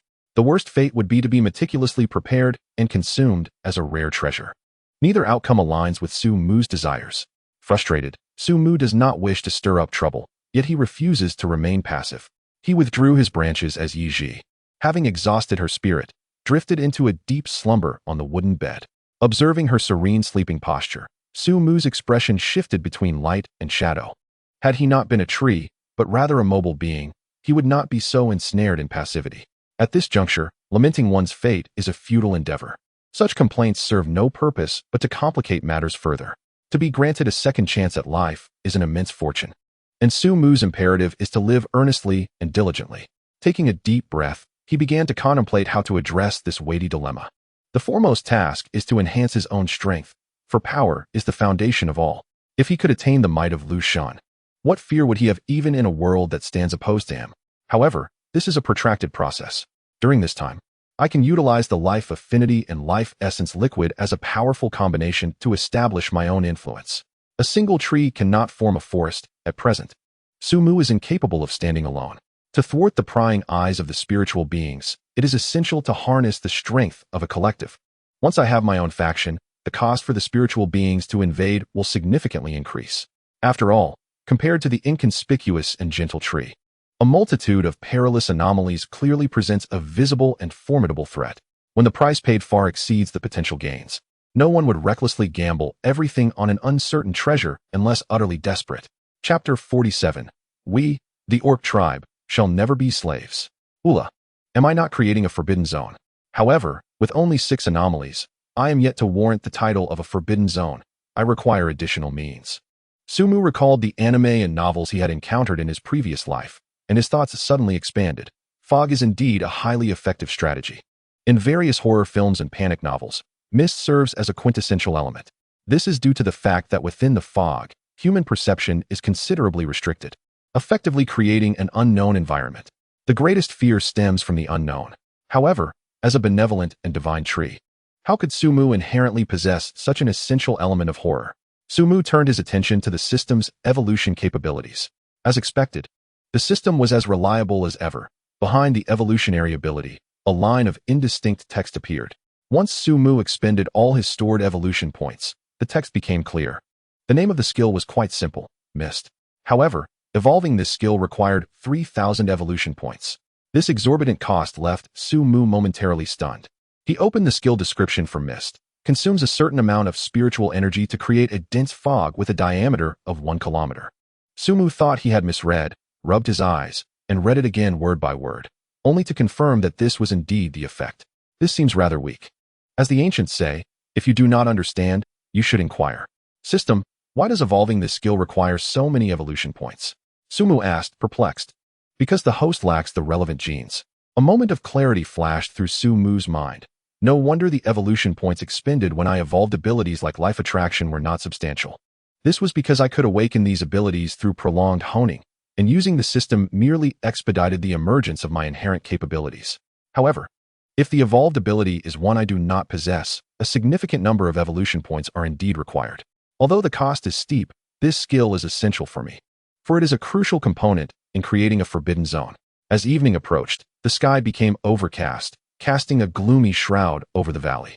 Lightning flashed and thunder rumbled within the clouds, and a fierce wind stirred the ground, sending dust and stones flying, a portent of the impending storm. A wave of joy surged through Su Mu's heart as he marveled at the timely arrival of the rain. The downpour cascaded, transforming the distant scenery into a hazy white expanse, shrouded in a misty veil. Large raindrops pounded the ground, swiftly saturating the earth. As water trickled down through the finger-wide crevices of the tree canopy, the green foxes began to pace restlessly within the shelter of the trees.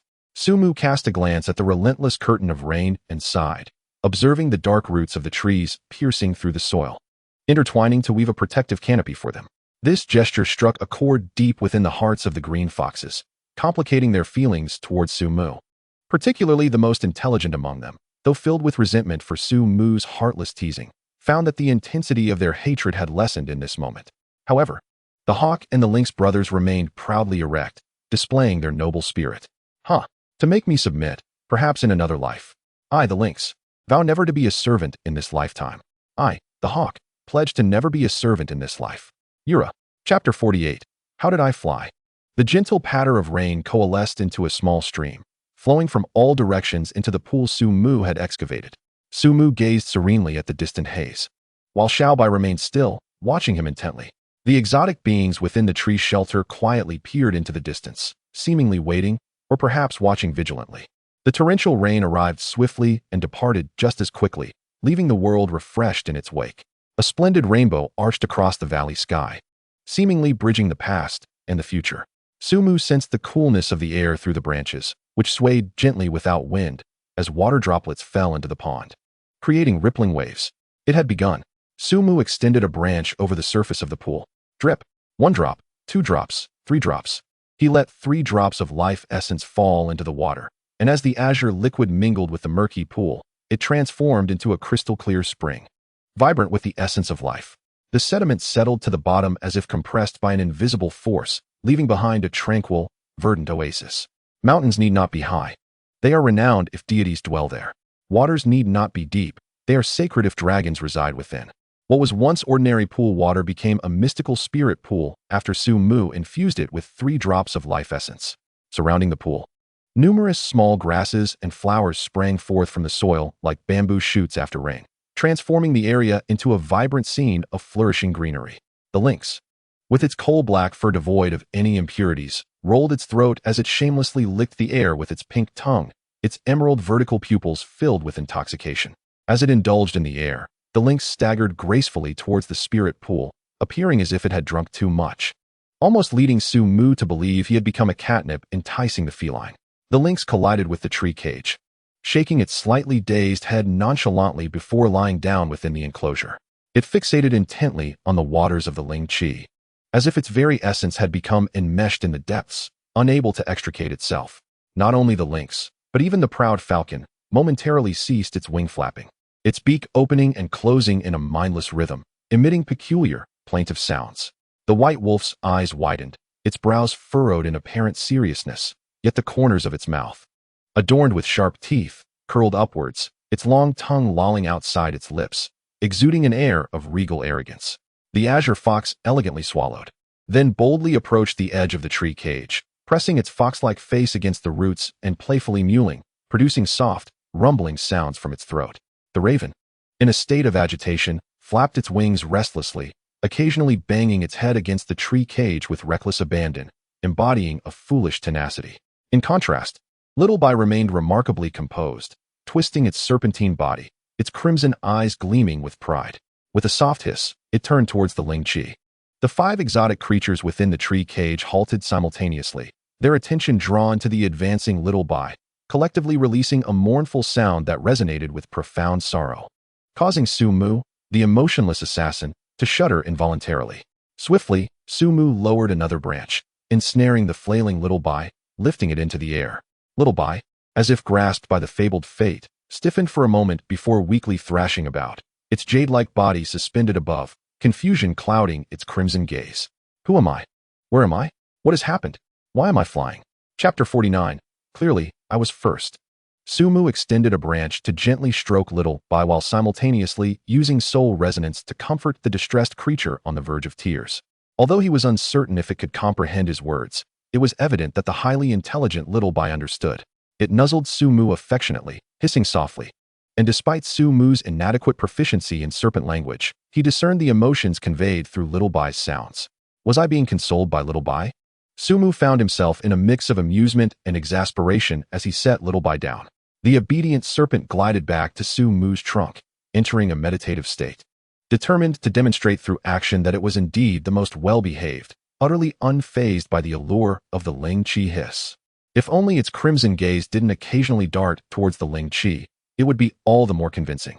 Su Mu began to loosen the tree cage, eager to test whether the principle of undeniable allure transcended countless worlds, remaining an immutable law. Within the tree cage, the 5 exotic beings collectively exhaled in relief, exchanging glances of unspoken understanding, thinking, that was close. We nearly lost to that white serpent. Wait, is this mystical tree, no, divine tree, actually loosening the confines of the cage? Did their hearts leap with joy, thumping wildly in their chests? Before this elation could permeate their entire beings, their little hearts tightened once more, as if the emotionless tree, Sumu, had mercilessly ensnared them with its branches, rendering their breaths irregular. Observing the reluctant movements of Xiaobai, Sumu felt a softness in his heart and ceased unbinding the tree cage. The branches gently prodded Xiaobai's body and gestured towards the spirit pool. Xiaobai, with eyes wide in delight, brushed against the roots of Sumu and transformed into a bolt of energy, darting away like an arrow. With a splash, the pool's water erupted in ripples. Xiaobai floated within the spirit pool like a delicate noodle, as the diluted essence silently fused with its body in a gentle manner. Xiaobai let out a soft hiss, its crimson eyes narrowing in bliss. The 5 peculiar creatures within the tree cage were nearly driven to despair by Xiaobai's contentment. We were here first. Why? Why? The white wolf howled in frustration, while the crow and hawk squabbled in their avian tongue, and the blue fox and wildcat panted heavily. A single tear glistened at the corner of an eye. It was a blatant injustice to the beast birds. This tree was a demon. Sumu found their plight amusing as he watched them, and the roots that formed the tree cage suddenly burst forth like a blooming jade lotus. In the next moment, these sorrowful creatures moved in perfect unison. Their aches and pains vanished, and they could scale 6 flights of stairs in one breath. They surged forth like unleashed wild dogs, sprinting at their utmost speed towards the spirit pool, which shimmered with ripples in the gentle breeze. At this moment, even Sumu, who had stepped into the spirit realm, was taken aback by the spectacle. The tree cage was suddenly empty, and the speed displayed was such that even Bolt would be left in awe. Is it truly this terrifying? Sumu mused. If they had possessed such swiftness yesterday, capturing them would have indeed been a formidable challenge. Splash, splash, splash. The 5 jets of water erupted almost simultaneously, drenching Xiaobai. Xiaobai, with its crimson eyes, glared discontentedly at the blue fox and the others, only to be amused by their antics. Chapter 50. Strange actions and distorted scenes. The white wolf gazed at the glistening droplets in the air, its primal instincts awakening as its slit pupils followed the movement of the water beads, the beastly nature gradually fading, overtaken by a duality that governed all. Its rough tongue extended from its mouth, curling around the falling droplets and slurping them up, leaving none behind. What a flavor! The wolf's eyes sparkled with brilliance, akin to dazzling bulbs capable of blinding onlookers, illuminating the azure pool with their radiance. It was simply delectable. "Awoo!" the white wolf exclaimed, shifting its gaze towards other water droplets, pouncing upon them with the ferocity of a hunting dog. Regrettably, the coarse tongue of the white wolf fell short, as those droplets of water were swiftly consumed by other aberrant creatures imitating its actions. Xiaobai let out a soft hiss, seemingly amused by their antics, and joyfully engaged in a dive. The white wolf, disheartened, retracted its agile tongue, its gaze dimming as it lowered its large head, meeting the reflection of itself in the pool. It appeared to have stumbled upon a new realm. The once dull orbs of its eyes radiated a blinding brilliance, startling the submerged Xiaobai. What was this peculiar entity glowing with an eerie green light? Suddenly, a massive wolf head plunged into the water, its jaws opening wide as the pool's liquid gushed into its cavernous mouth. Hiss! Xiaobai was greatly startled by the abrupt appearance of the wolf's head, its body jerking as all its muscles coiled together, power surging into its tail. Crack! Xiaobai's serpentine tail struck the white wolf's head with such force that it twisted its mouth askew, its tongue flailing within the pool's depths. Yet, despite this, it remained resolute in its initial intention to drain this mystical pool. "Brothers, do not rush. Allow me to partake first as a gesture of respect." Sumu observed the white wolf's anxious demeanor, the corners of his mouth twitching slightly. This little brother seems somewhat naive, whether it is a husky among wolves or a wolf masquerading as a husky. It exudes an air of charming foolishness. What initially attracted Sumu to the white wolf was its fierce and striking appearance. As the ancients said, strength may be fleeting, but handsomeness is everlasting. After the other aberrant creatures had slurped their fill and were savoring the sweet and pure essence of the spirit water, they were astounded to witness the white wolf suddenly burying its head into the pool. What further incensed the beast was the fact that, in mere seconds, the white wolf's belly had noticeably swelled. "A traitor among us, sneaking sustenance behind our backs. This is utterly intolerable. Huh, never mind, for the greater good. I shall finish drinking from the spirit pool before dealing with this ingrate." The aberrant creatures exchanged murderous glances, unanimously plunging their heads into the pool, drinking deeply. One might think they bore a deep-seated grudge against the water. This pool is one that can be absorbed without drinking. Why have they devolved into such a state? Sumu watched these aberrant beings with confusion, a shadow of foreboding cast over his future plans. Observing their foolishness and this twisted scene, my plans for the Forbidden Zone are utterly doomed. The tree life is dimming. Xiaobai cast a superior glance at the 5 aberrant creatures, filled with pride. Humph, what a disgrace. I was personally fed a drop of life essence by the tree god. Am I proud? Have I grown arrogant? No. Wait a moment. The aroma of their drink is so enticing. Should I? Xiaobai's bright crimson eyes gazed at the shimmering pool, lost in contemplation. Chapter 51. The tree grows dim. Eventually, Comrade Xiaobai could not resist the allure and joined the ranks of those indulging in the refreshing water. The 6 peculiar creatures drank until their bellies were round, floating atop the pool while occasionally letting out burps.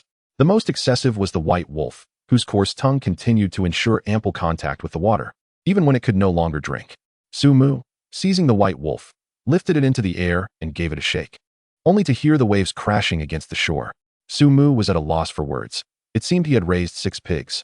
As the essence of life was continuously digested by them, the 5 peculiar creatures, including the Qing Hu, gradually melted their resistance and wariness towards Sumu.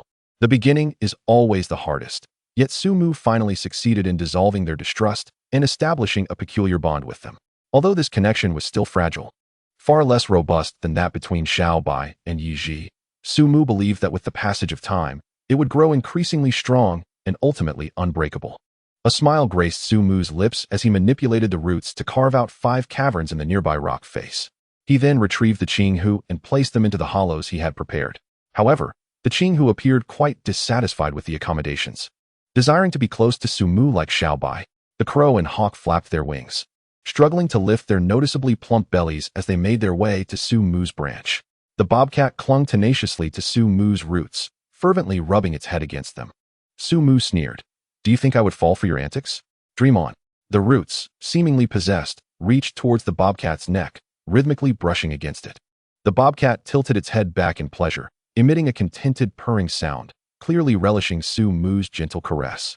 The husky, or rather, the white wolf, emerged from the cavern, its large tongue lolling as it swayed unsteadily before tumbling onto the ground. It transitioned from walking to crawling. Its determination to push forward despite the odds was truly admirable. If only its direction of movement were towards Sumu instead of the spirit pool. Observing the white wolf's earnest struggle to crawl forward, Sumu felt no stirrings within, even contemplating a bottle of cold soda. This amusing wolf was beyond salvation.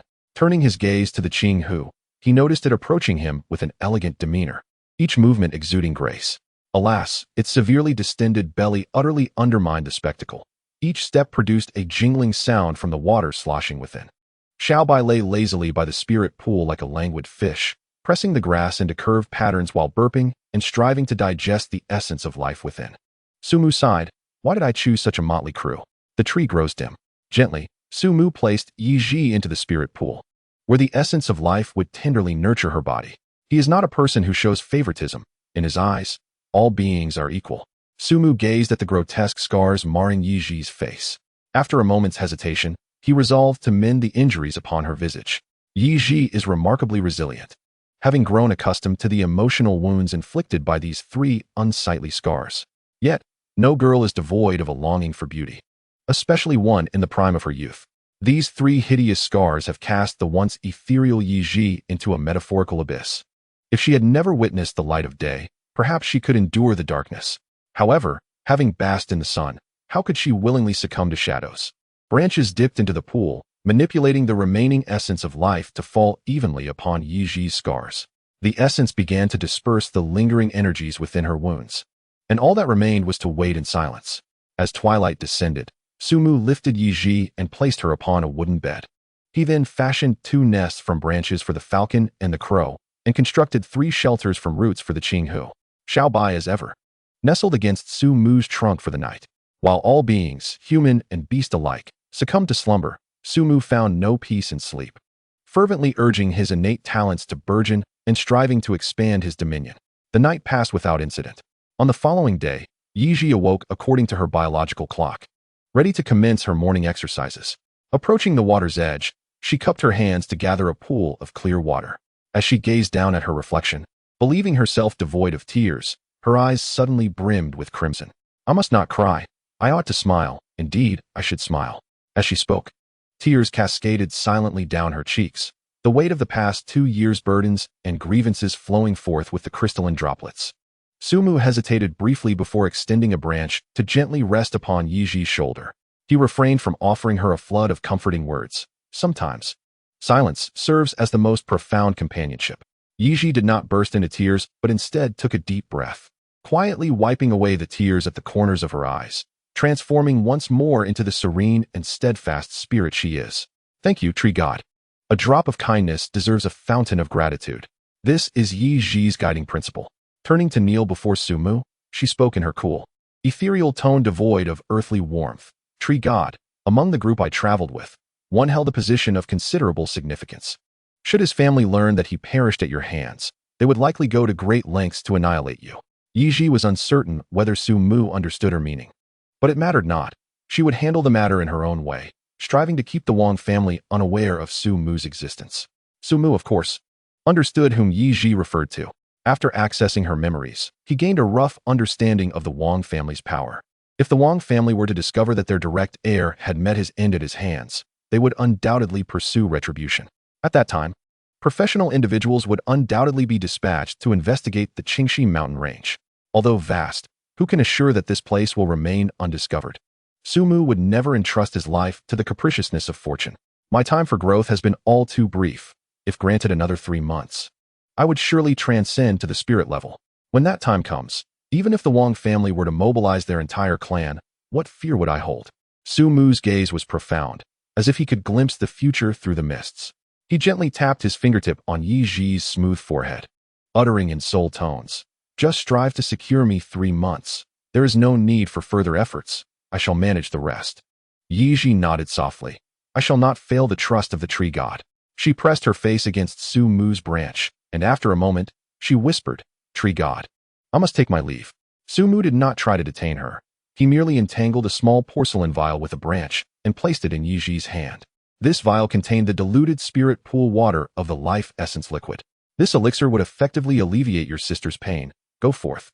Yiji carefully accepted the vial, choosing silence over words, for she preferred to express her feelings through actions rather than speech. She gazed deeply at Sumu's jade-like branches, and after a while, turned to walk towards the valley's exit. Sumu remained silent, quietly watching her departing figure, the leaves rustling as if composing a farewell song for her. Halfway through her journey, Yiji suddenly turned, cupping her hands around her mouth in the shape of a trumpet, and exclaimed, "Tree god, I shall return." Sumu observed the attributes panel that appeared before him, smiling with composure, as his branches swayed gently in farewell to Yiji. Chapter 53. The Dishonor of the Wolf Realm Name. Yiji Race. Human level. Mortal level 6 talent. Intuition. Ability to foresee the opponent's next move in battle. Electromagnetic control. Awakened. Sumu raised an eyebrow, surprised to discover that Yiji possessed dual talents. Truly impressive. This was Yiji's attributes panel, as simplistic as Xiaobai's, yet it signified that she had joined his faction. However, Sumu was unaware that Yiji originally only had the talent of intuition. The awakening of electromagnetic control was entirely due to the earlier electric shock, followed by Sumu administering a drop of the precious life essence liquid to her. Under the nurturing of the life essence liquid, the residual electricity within Yiji reacted wondrously with her cells, merging together to awaken this talent. Nonetheless, such occurrences were mere coincidences. Otherwise, Sumu could have employed this method to produce a batch of lightning manipulators. Sumu closed Yiji's attributes panel, dispelling distractions, and entered a meditative state to commence his cultivation. The process of absorbing spiritual energy was slow, yet Sumu was indeed an exceptional being. The ethereal energy will be transformed into evolution points. Although the conversion ratio is exceedingly low, as long as there are evolution points present, Sumu will be able to swiftly break through barriers and advance rapidly. Meanwhile, Yiji ascended the slope and, after a brief search, discovered the remnants of Yujin. Her long, fair fingers toyed with the remaining 2 bullets, her gaze directed towards a point contrasting starkly with the valley. There, a ferocious beast was on the verge of entering the spiritual tier. Yiji intended to divert attention towards this formidable creature, thereby granting the tree deity, Sumu, ample time to prepare. With a decisive motion, Yiji secured Yujin at her waist, her muscles subtly tensing, and like an arrow released from its bowstring, she vanished into the dense forest. As dusk fell and the sun dipped below the horizon, Su Mu was roused from slumber by the boisterous howls of the playful white wolf. Upon opening his eyes, he beheld a majestic white wolf standing atop the valley, howling towards the heavens. Other exotic creatures, restless and agitated, scurried about, occasionally joining in the wolf's long howl, together composing a symphony of death metal. Thanks to the soothing tones of the soul-calling sound, Su Mu, though unaware of the specifics of their howls, grasped the essence of their message. Baby is hungry. A smile graced Su Mu's face as he momentarily forgot that these creatures required sustenance. Unlike him, a celestial being who thrived on dew and ethereal energy. However, it brought him solace that despite their whimsical antics, none dared to leave the valley without his consent. Go forth, leave your prey breathing, and return. The mental wave emanated from Su Mu, momentarily stunning the creatures before igniting an exhilarating tremor throughout their forms. They could finally feast on flesh. The white wolf, filled with excitement, leaped down from the valley's peak, only to feel an unsettling emptiness beneath its paws. Confused, it looked down, instantly horrified, its features contorting in alarm. For standing on end and emitting frantic cries, the once regal howler had transformed into a comical blunderer. Su Mu sighed inwardly, realizing he could not expect normalcy from this foolish wolf. With a mere thought, the roots of a tree rustled to life, deftly ensnaring the wolf just before it met the ground. The wolf trembled midair, its expression one of sheer terror. Su Mu released the roots, and with a thud, the white wolf landed heavily on the ground, lying still. Su Mu remained expressionless, thinking to himself that the foolish wolf must believe itself to be dead. A true disgrace to the wolfkin. Chapter 54. Relying on Plan B, Xiao Bai could no longer bear to watch. With a swift motion, it leaped to the side of the white wolf, twisting its body as its tail began to gather power. With a snap, the air was shattered by the force of Xiao Bai's tail. Su Mu turned away, unable to witness the impending mischief, and a sorrowful chuckle escaped his lips. The white wolf's head spun 180 degrees from the impact, its tongue hanging limply, while its eyes darted about in confusion. Howl! The white wolf stood up, shaking its head in bewilderment, howling in confusion as if it could not fathom why it had survived. With its profound gaze fixed upon the summit of the valley, it realized that it was indeed the destined wolf. The white wolf's abdomen swelled as it let out a mighty howl, the sound waves reverberating through the air. Startled by the sudden wolf's cry, Xiao Bai jumped, and in response, lashed out with its tail, abruptly silencing the remaining half of the white wolf's call, which became a choked, plaintive whimper. Why are you howling so loudly? Humph. Xiao Bai coldly turned away. The white wolf glared at Xiao Bai with gritted teeth, its sharp claws gesticulating in the air. Xiao Bai suddenly turned its head, causing the white wolf to shiver, its forelegs trembling as if cramping in midair. The wolf's fierce countenance contorted, its mouth curling into a stiff grin, while its front paws waved about in the air. Xiao Bai's tail snapped against the ground, creating a web of cracks in the earth where it struck. The white wolf trembled in fear, swinging its forepaws with increased vigor, its tail wagging furiously. Satisfied, Xiao Bai swam over to Su Mu, nestling against the trunk and continuing to absorb the spiritual energy. The white wolf, feeling aggrieved, let out a fierce howl directed at Xiao Bai. When Xiao Bai's gaze fell upon it, the white wolf tucked its tail and dashed towards the valley's exit. This was perhaps the most cowardly proclamation delivered in the most forceful tone, Su Mu thought to himself. The Qing who bid farewell to Su Mu politely before departing, while the crow and hawk circled above him 3 times before soaring away into the unknown. Now, only the lynx remained, lying motionless on the ground, relishing the gentle caresses of Su Mu's roots. Should Su Mu cease his motions, the lynx would insistently nuzzle against him, mewing to indicate that he should not stop. The clinginess was quite remarkable. Su Mu's expression turned peculiar. Where had the lynx's previous defiance gone? After a prolonged bout of nuzzling, the lynx reluctantly left the valley, glancing back several times. Once Qing Hu and the others had departed, Su Mu rested a branch upon Xiao Bai's forehead and inquired through soul sound. Xiao Bai, do you still have that kind of stone? Xiao Bai tilted its head, pondering for a moment before gently nodding, then shaking its head. Hiss, hiss, hiss. Su Mu spent considerable time deciphering Xiao Bai's hissing. Are you saying that this stone was discovered by your mother in a faraway place? Hiss. Xiao Bai nodded gently, indicating that this place was 2 valleys away from here. Su Mu was somewhat astonished. He had not anticipated Xiao Bai's cleverness in using the valley's distance to convey the actual remoteness. Estimating the valley's depth at roughly 10 kilometers, it meant that Xiao Bai's mother had found the spiritual stone approximately 20 kilometers from this location. This setback rendered Su Mu's plan futile, as 20 kilometers was indeed an insurmountable distance. His total length of roots and trunk had not exceeded 500 meters. It was a situation beyond his reach. It seemed he had no choice but to activate Plan B, Sumu murmured to himself. Chapter 55.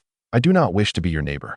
The existence of a Plan B implies adaptability. However, being adaptable does not equate to chaotic actions, for such recklessness can lead to significant problems. After posing several inquiries to Xiao Bai, Sumu gained some clarity.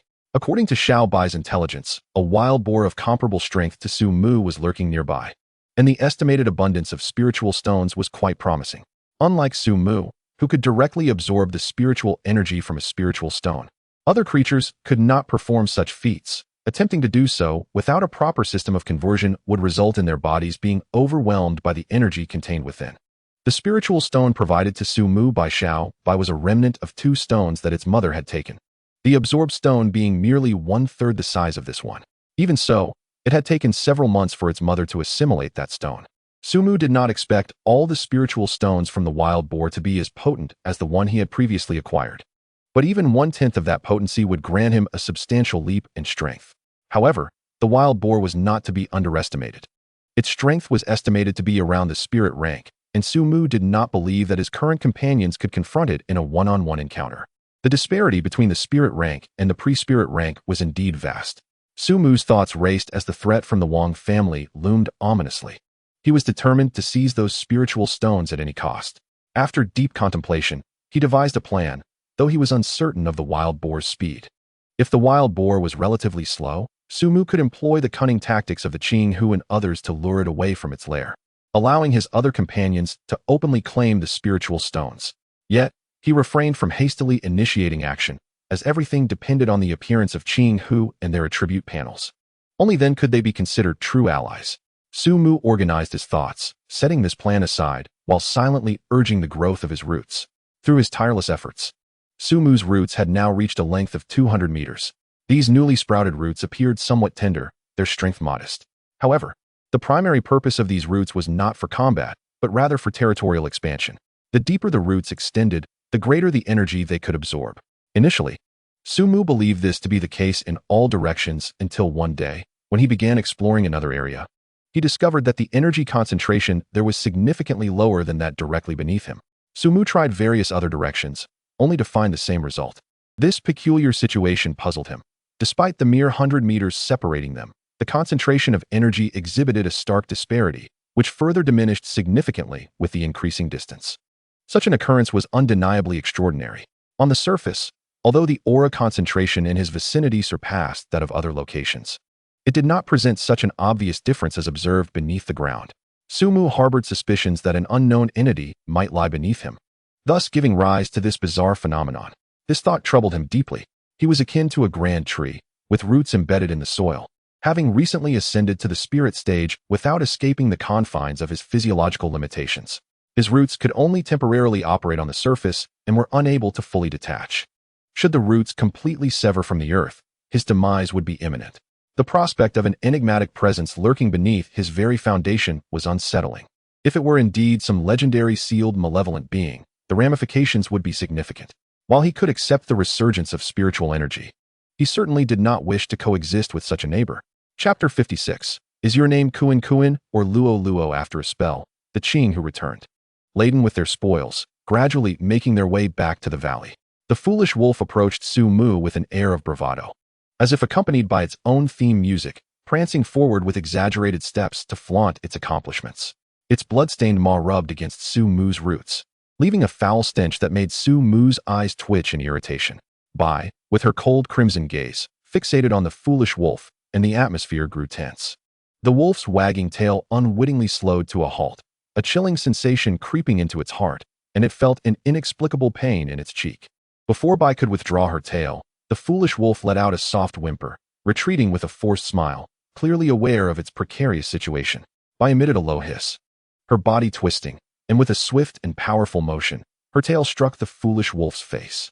The wolf closed its eyes in despair, clenching its teeth to suppress any cries. The force, the angle, the sensation, it was heartbreakingly familiar. The foolish wolf scampered to the water's edge, tail tucked, wearing a sorrowful expression. Sumu shook his head, convinced that this drama queen was merely performing yet again. He commanded his roots to strike, eliminating all the prey brought by the Qing Hu, garnering a total of 400 evolution points. After dispatching the creatures, he returned the spoils, and the previously mournful wolf, in the blink of an eye, bounded forward eagerly, ready to feast. I looked on with disdain, recognizing the wolf for the theatrical performer it was. The crow was the last to return, bringing with it a withered seed. This seed evoked a peculiar sensation within Su Mu. However, upon closer inspection, he found nothing remarkable. The system lacked any identification function. So Su Mu decided to plant the seed by the spirit pool, hoping it might still possess the potential to germinate.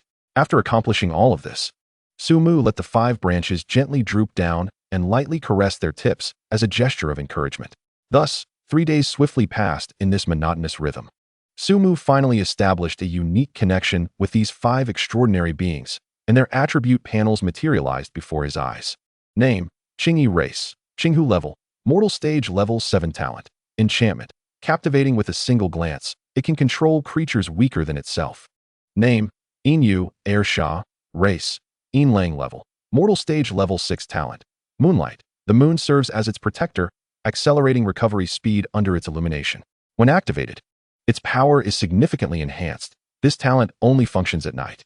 Dominion, inactive, name: Yuying race, Shaili level, mortal stage level 5 talent, swift, upon activation, speed is greatly amplified. Name: Lu Yu race, mutated crow level, mortal stage level 4 talent, treasure seeking, possesses an exceptional perception for treasures. Name: Ji race, mutated falcon level, mortal stage level 6 talent, spatial phase, unawakened. After reviewing their attribute panels, Su Mu felt greatly satisfied. Although Lu Yu was the weakest among them, its talent was commendable. While it may not show immediate utility, it would undoubtedly provide significant assistance as Su Mu's influence expands. Who would disdain their treasures? Even if they serve no grand purpose, they are splendid adornments. Chapter 57. Did you truly comprehend?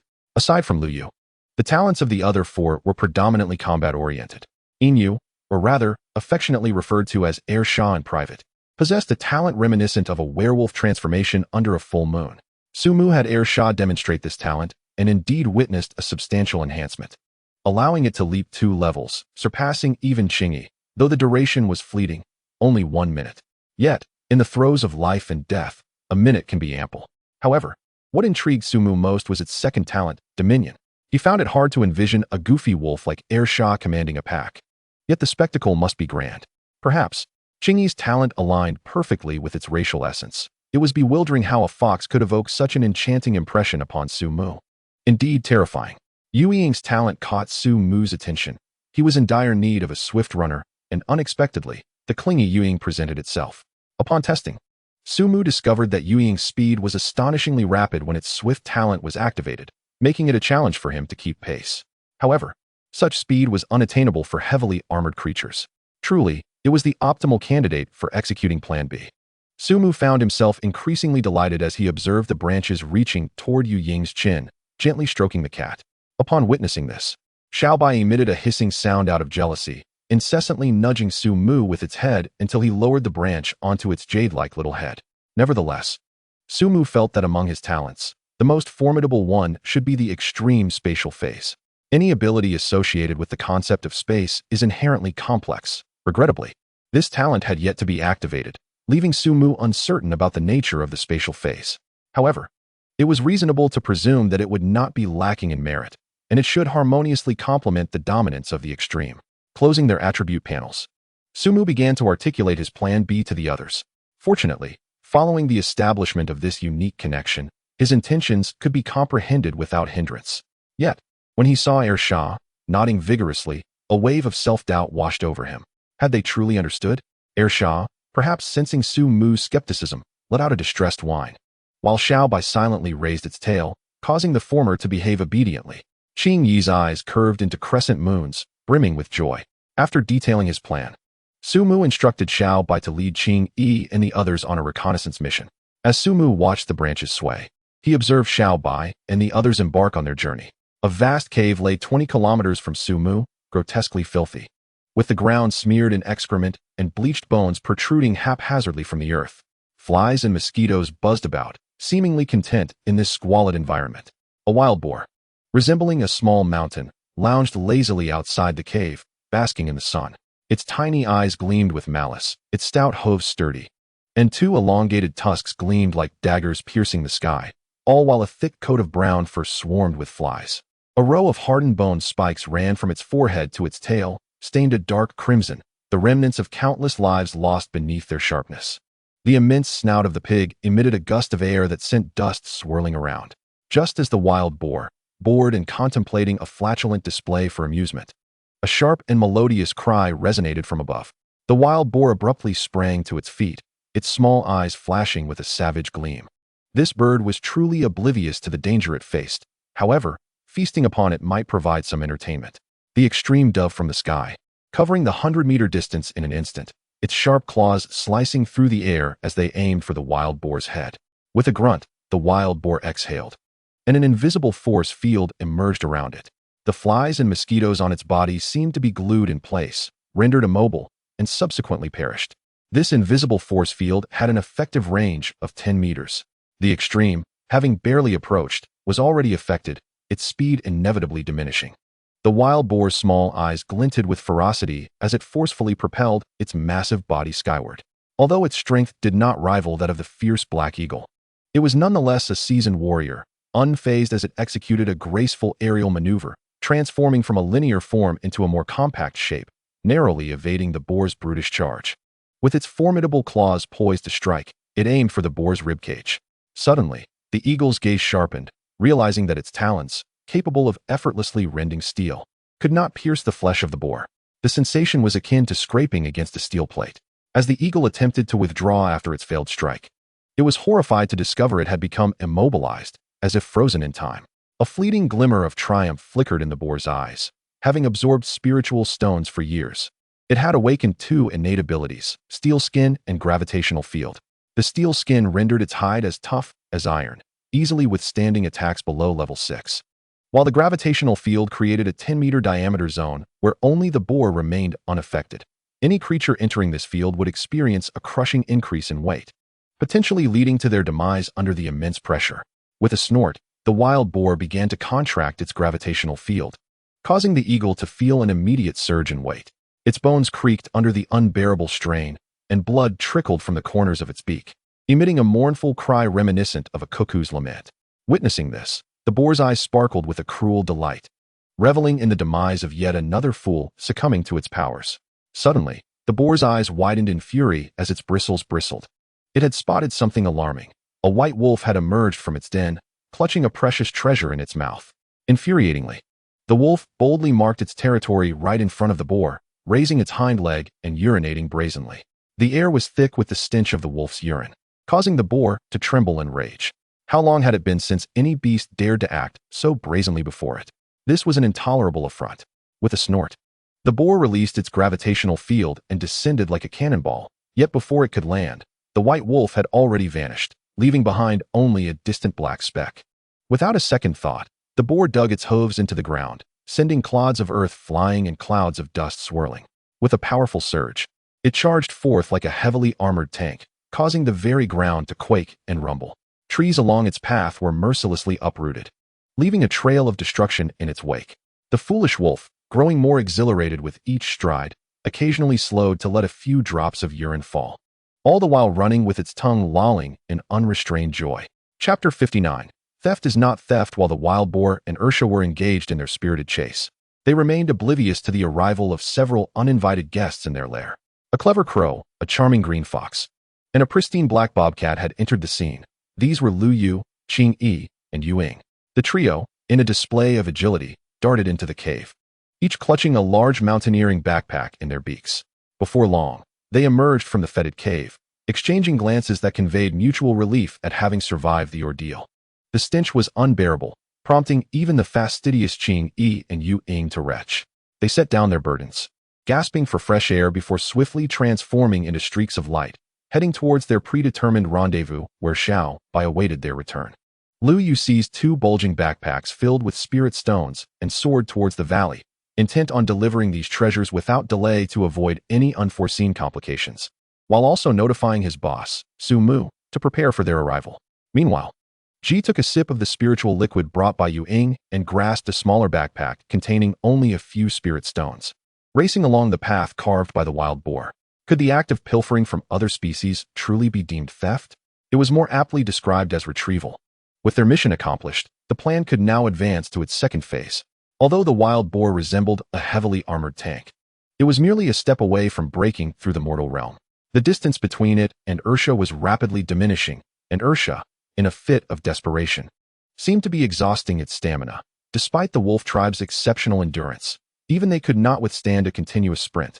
The wild boar's small eyes gleamed with satisfaction as it beheld the flustered white wolf ahead. Let us see what happens now, it thought. I shall turn you into a delectable pancake. If the white wolf had known, it would surely have lamented its plight. For it was all due to the pressure exerted by a snake. Boss Pig, you have your grievances, but seek out that snake for retribution. Ursha, with a hint of sorrow in its eyes, seemed to be questioning why its companion had not yet arrived, fearing it might have been abandoned. Just as despair began to settle in, G finally appeared. Hearing the resounding cry from the sky, Ursha was overcome with joy. Tears of relief streaming down its face as it unhesitatingly tossed the spirit stone it had been holding into the air. A fierce wind howled as an extraordinary falcon descended from the heavens, its talons skillfully catching the spirit stone tossed by Ursha. The seamless coordination left the wild boar in stunned silence. Instinctively, the wild boar's snout twitched as a familiar scent wafted from the contents of the backpack. Though not the most astute of creatures, the wild boar understood the importance of marking precious treasures to prevent their loss. Thus, it diligently inscribed its unique insignia upon each spirit stone. With this mark, it confidently asserts that even if these spiritual stones were to be lost, it could effortlessly locate them. As for the materials used for the marking, I believe no one would be particularly curious. The wild boar utilized its own excrement to mark the stones, applying it uniformly across the surface. Even when digging 3 feet deep, the wild boar could trace the stones by the indescribable scent of its droppings.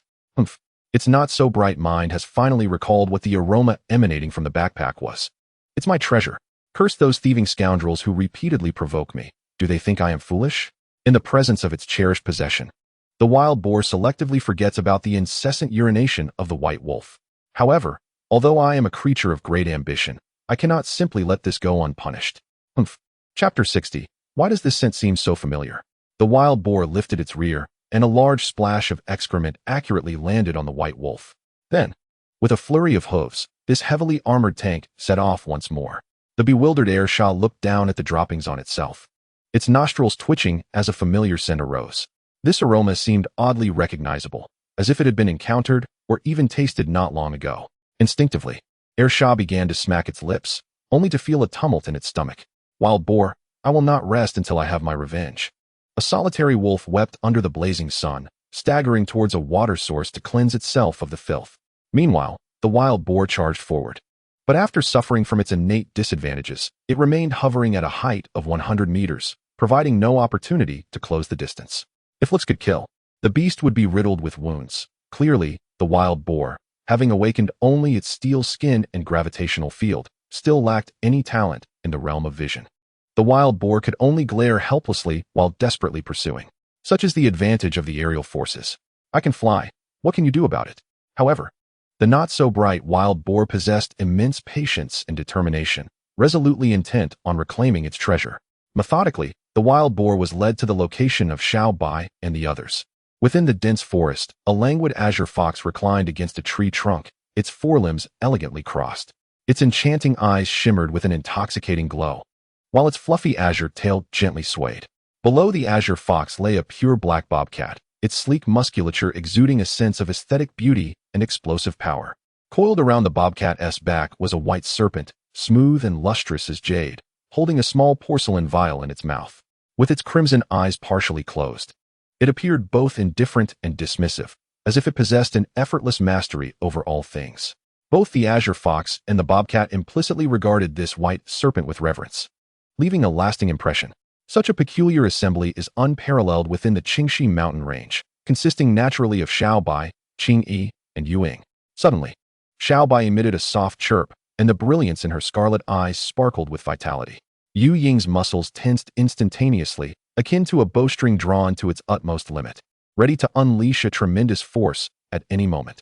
Qingyi, too, shed her previous languor, now entirely focused on the horizon. There, a majestic falcon soared gracefully through the sky. With a sharp cry, The silent falcon released a piercing call, seemingly conveying some vital message. After the call faded, it darted into the dense forest, followed without hesitation by a wild boar, grunting defiantly. To think that these feeble trees could obstruct me, the old boar, is truly the folly of a deluded beast.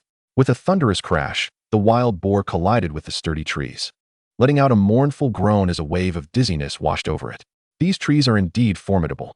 Double images flickered before the small eyes of the wild boar as it fought through the discomfort in its head and ventured deeper into the woods. Rustling sounds permeated the air. The wild boar's ears perked up as it detected an unusual noise overhead. Gazing upward, it was captivated by a pair of enchanting eyes that consumed its entire field of vision. Qing Yi's innate ability to bewitch activated silently. Rather than attempting to control the wild boar, which possessed a vastly inferior strength, even if its mind was muddled, Qing Yi opted instead to create an illusion for the creature. With a smug squint, she leapt from the tree and languidly departed from the thicket. It was now the turn of Xiao Bai and Yu Ying to take center stage. Chapter 61. Just how strong are you? Being of the spirit level before the wild boar, the world transformed into a kaleidoscope of bizarre sights. When it regained its senses, the dead bird had vanished, leaving only a foolish white wolf nonchalantly urinating while holding its prized possession in its mouth. How audacious! I spare your life, and yet you dare to reveal yourself before me and relieve yourself. Cursed be this moment. The wild boar charged forward, hooves pounding furiously.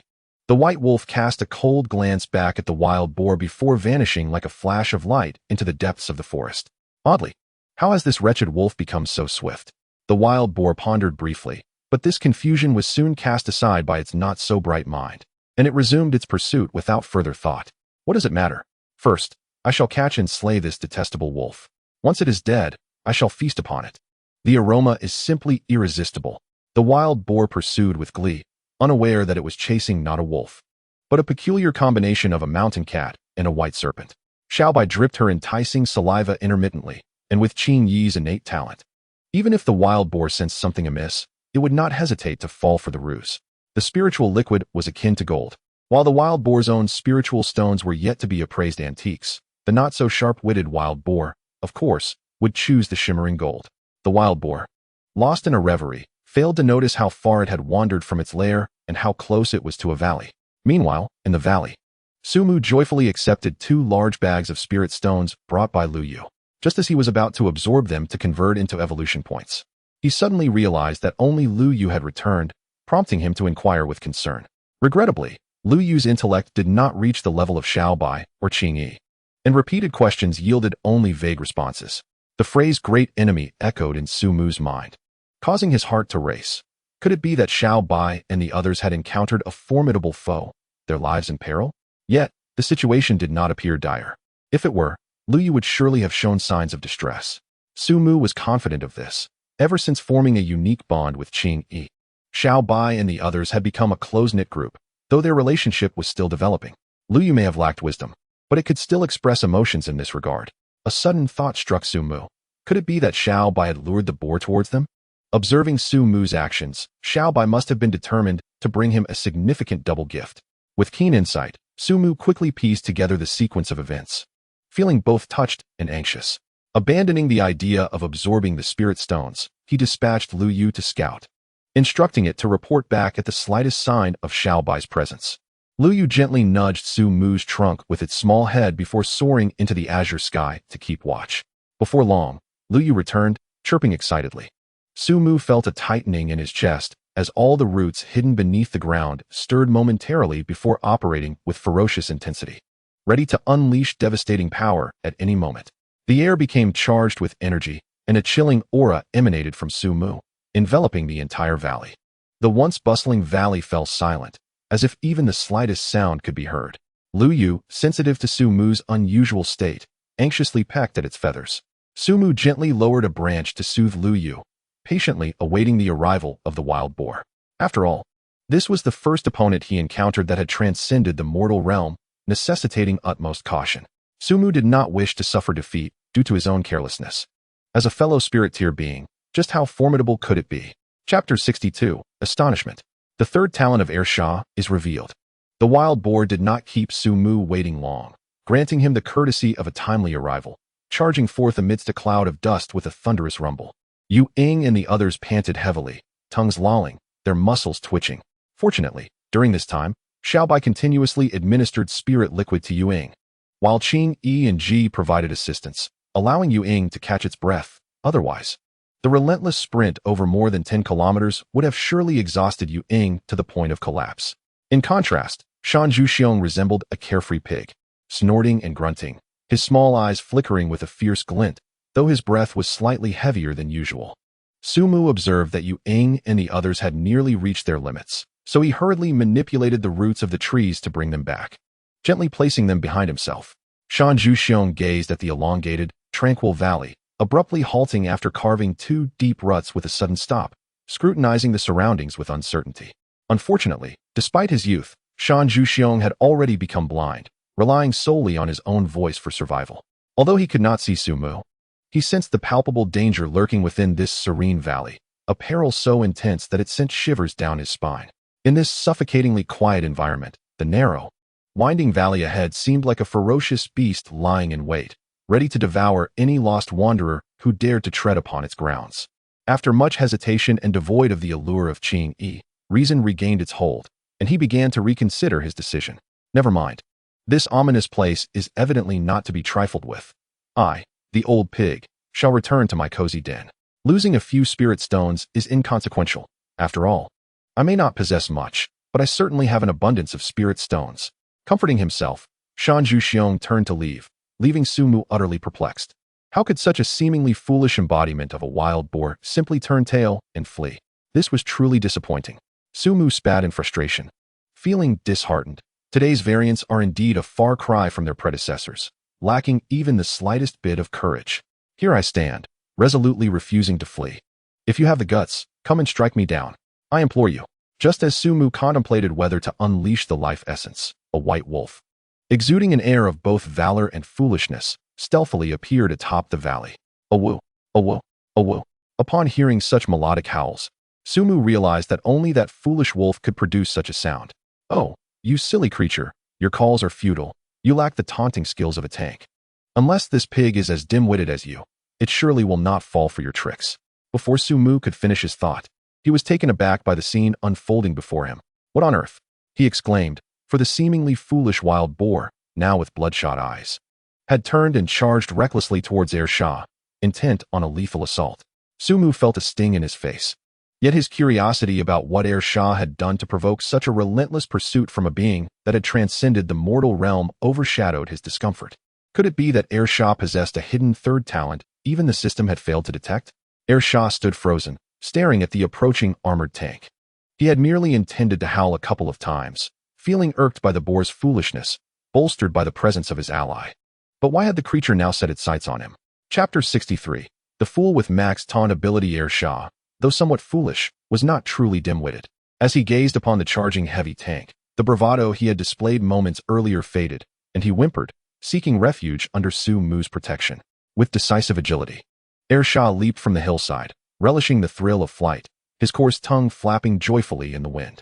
Sumu extended a root to catch him, gently placing him on the ground. Once his 4 feet touched the earth, Shah regained his swagger, howling to the heavens while lifting a leg to relieve himself. Sumu couldn't help but twitch at the corners of his mouth, contemplating how the wild boar seemed intent on eliminating Shah, a sight that was hard to endure. However, the taunting effect was undeniably impressive, leaving the brother boar trembling with rage. Here it came again, the wretched wolf. Today, I shall surely slay you.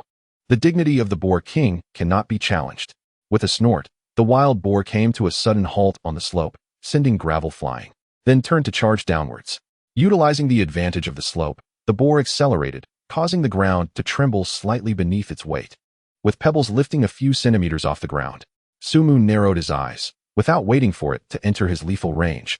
He commanded the exposed roots to hurl massive stones at the boar. These stones were products of his recent excavations, crafted specifically for dealing with foes at medium to long range. Thud, thud, thud. The stones fell like torrential rain, enveloping the area in a suffocating gloom. The boar buried its head and closed its eyes, charging forward without a care. Many stones landed beside it, creating deep craters, while only a few struck its mountainous form. The stones shattered upon impact like eggs against rock, yet Shah merely slowed his movements, evidently unscathed. Sumu raised an eyebrow, surprised by the boar's formidable defense. These stones, hurled with all his might, rivaled a full-strength attack at the 5th level of the mortal realm. While the boar's exceptional resilience astonished him, Sumu remained unfazed. The stone projectiles were merely one of his lesser tactics. What followed would be the true spectacle. Boom, boom, boom. The earth trembled. A multitude of black roots erupted from the ground and the rock face, transforming the vicinity into a sea of trees. The black roots surged towards the wild boar with astonishing speed, appearing as mere shadows in the blink of an eye. In a flash, Sumu's tendrils had reached the boar, which swiftly activated its gravity field. The roots seemed to sink into a quagmire, experiencing a severe sense of sluggishness, making movement nearly impossible. Seizing the opportunity, the boar charged forward, breaking through the roots that obstructed its path, snapping them into several pieces. Confronted with the rapidly approaching wild boar, Sumu remained composed. He had already gleaned a good understanding of the boar's abilities. It appears that your talents are twofold, one in the realm of defense and the other in the manipulation of gravity. Such a combination is indeed impressive. Yet unfortunate for you that our paths have crossed. In Sumu's eyes, a flicker of ominous light passed, as the roots of a tree soared to a height of 100 meters, crashing down with a thunderous roar. The gravity field undoubtedly amplifies the weight of objects within its domain, thus inadvertently restricting their velocity.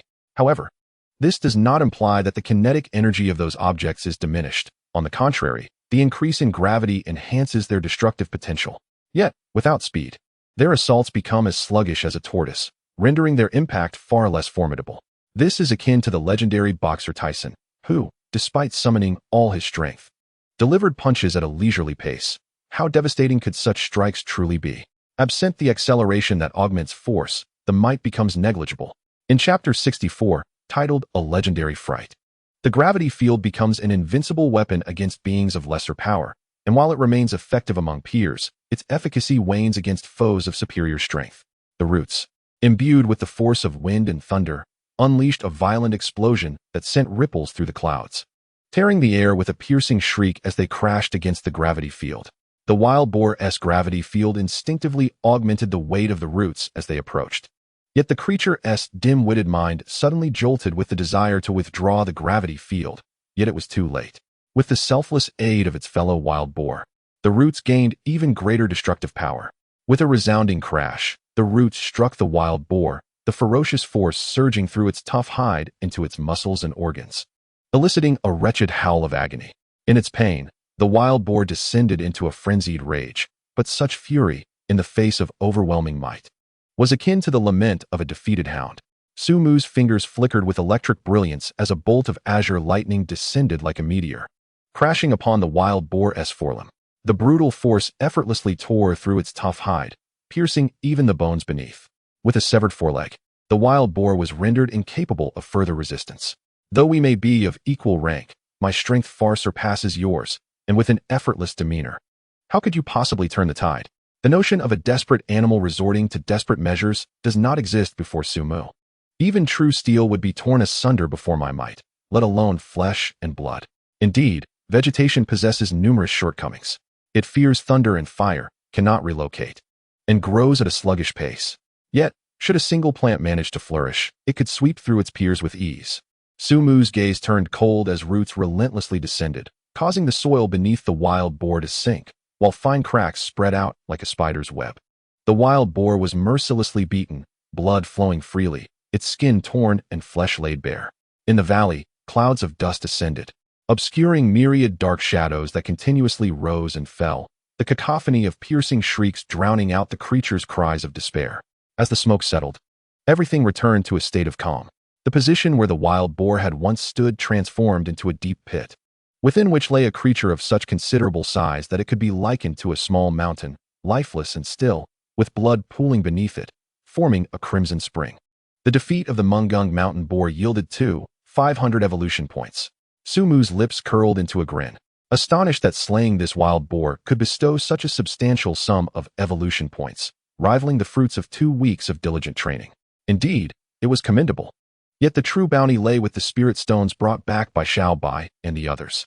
At this moment, Sumu was not in a hurry to absorb the spirit stones. Instead, he deftly maneuvered the roots to extract the wild boar from the pit, cleansing it in the pond before tearing away the succulent portions to reward his loyal companions, Xiaobai, and the others.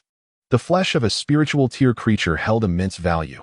Not only was it delectable, but it also contained abundant energy, offering myriad benefits upon consumption. After appeasing his grateful allies with their rewards, Sumu deftly opened his mountaineering pack with a branch, revealing a bounty of spirit stones that nearly blinded him with their brilliance. However, a peculiar scent wafted from them. Although he had been reborn as a tree and lacked conventional sensory organs, Sumu's trunk, branches, and roots served as his eyes, ears, mouth, nose, and tongue, allowing him to see, smell, and hear. As he fiddled with the pile of spirit stones, gazing at the boar's mountainous form, an ominous premonition surged within him. Surely, the substance smeared upon these stones could not be the creature's excrement. In disbelief, Sumu felt a jolt of revulsion, wishing he could punish the boar 1,000 times over. Hastily, he pushed the stones into the pond, washing them thoroughly to ensure no suspicious remnants remained before retrieving them once more. Looking at the assorted spirit stones, Sumu's previous excitement faded, replaced by an overwhelming desire to absorb them. The rest could drift away like leaves in the wind. Absorbing the spirit stones granted him 600 evolution points, followed by 300, and then a staggering 800. For the moment, he pushed aside earlier sorrows, reveling in the intoxicating thrill of newfound wealth. In the depths of night, as Xiao Bai and the others succumbed to slumber, Sumu emerged from his meditative state, casting a satisfied glance at the series of numbers displayed on his system. 14,000. Indeed, after absorbing the entirety of the spirit stones, his worth had skyrocketed to 14,000 points. Regrettably, none of these stones could compare to the one Xiao Bai had gifted him. Collectively, they merely surpassed that singular stone by a slight margin. This highlighted just how precious the spirit stone bestowed upon him by Xiao Bai truly was. Sumu speculated that perhaps this was connected to the quality of the spirit stones, but now was not the time for such deliberations. Gazing at his newfound fortune, he could not help but emit a cackling laugh, reminiscent of a weasel that had successfully pilfered a hen. The branches swayed up and down, creating an eerie spectacle that resembled a chaotic dance of demons from a distance. Pondering how to utilize these evolution points, I sighed, lamenting the burdensome nature of wealth, which left me at a loss for how to spend it. Sumu's beaming smile starkly revealed the grotesque visage of a capitalist. Indeed, just a moment ago, he was bemoaning the excess of money, and in the next instant, he witnessed the rapid consumption of these evolution points as if they were flooding away. Should I expend 3,000 evolution points to enhance the skill mist? At such a juncture, there was nothing more to deliberate. Evolution it shall be. A surge of agony coursed through Sumu's body, akin to being violently torn apart and then crudely stitched back together. The pain compelled him to scream, yet no sound escaped his lips. After an indeterminate duration, the pain ebbed like a receding tide, and a new skill materialized on the attribute panel. Mist, LV0110001000 consumes a certain amount of spiritual energy to create a dense fog with a diameter of 1 kilometer. Gazing at the skill's description, an odd sensation welled within Sumu, as if he could conjure fog from nothingness. Without hesitation, he channeled approximately 20% of his spiritual energy, and a faint mist began to emanate from him, spreading outward. This mist transitioned from thin to thick, obscuring everything within a kilometer, rendering the scenery indistinct. The mist remained still, unaffected by the wind, clearly distinguishing itself from ordinary fog. Sumu contemplated. Perhaps this was due to the spiritual energy that birthed this mist. Yet, while the effect was commendable, he mused that the range was still insufficient. A mere kilometer could not encompass the valley. And what if a sniper were to take aim from 800 miles away? With a heightened sense of foreboding, Sumu could not restrain his hands, investing 1,000 evolution points to elevate the skill to LV1. Mist, LV110002000 consumes a certain amount of spiritual energy to create a dense fog with a diameter of 5 kilometers. Sumu stroked his chin, pondering. 5 kilometers still felt slightly inadequate. Perhaps upgrading it once more would yield better results. In a bid to enhance the skill, Sumu invested another 2,000 evolution points, elevating Mist to LV2, only to find the skill transformed to gray, indicating it could no longer be upgraded. Mist, LV28000300 consumes a certain amount of spiritual energy to create a dense fog with a diameter of 15 kilometers.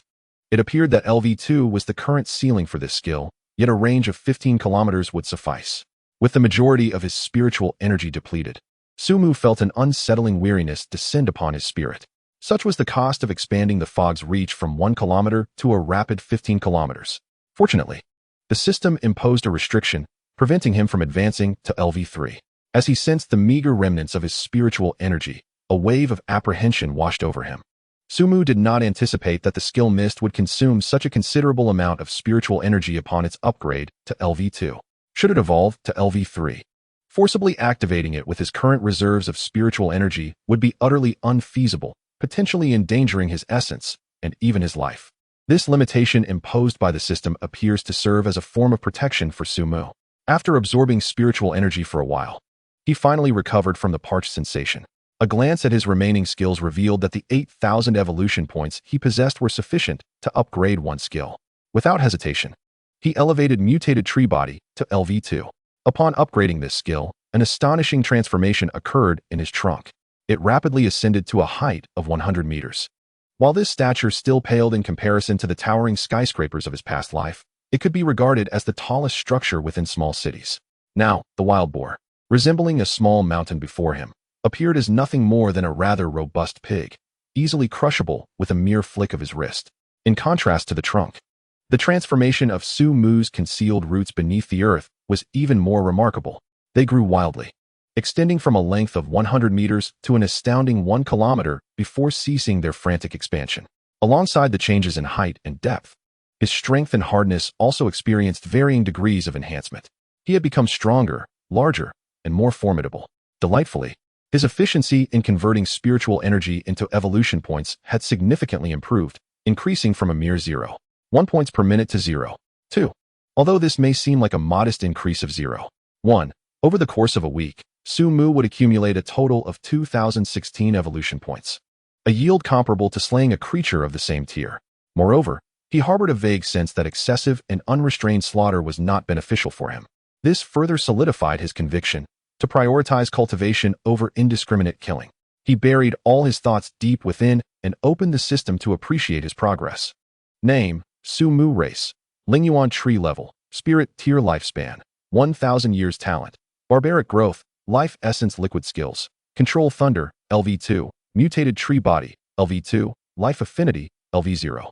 Mist. LV2. Evolution Points. 0 Evolution Capability. None. Upon seeing the empty evolution points, Sumu sighed in resignation, acknowledging that, regardless of the era, resources would always seem insufficient. Nevertheless, he felt little regret. As long as he was alive, he could continuously acquire evolution points. The clear choice lay in utilizing them to enhance his own strength. In this tumultuous world, everything is illusory. Only power remains tangible. Chapter 67. The Mist of the Valley Hiss. Xiaobai, in a state of panic, gazed with her crimson eyes at the dense fog before her, anxiously circling around Sumu's trunk, having lost her usual calm demeanor. I merely took a brief slumber, and upon awakening, the world has transformed. This mist is suffused with ethereal energy, an alarming sight indeed. Upon being startled awake by the piercing cry of Xiaobai, the creatures gathered around the roots of Sumu, trembling with unease, instinctively seeking solace in proximity. It is not that they are timid. Even the mist itself inspires trepidation.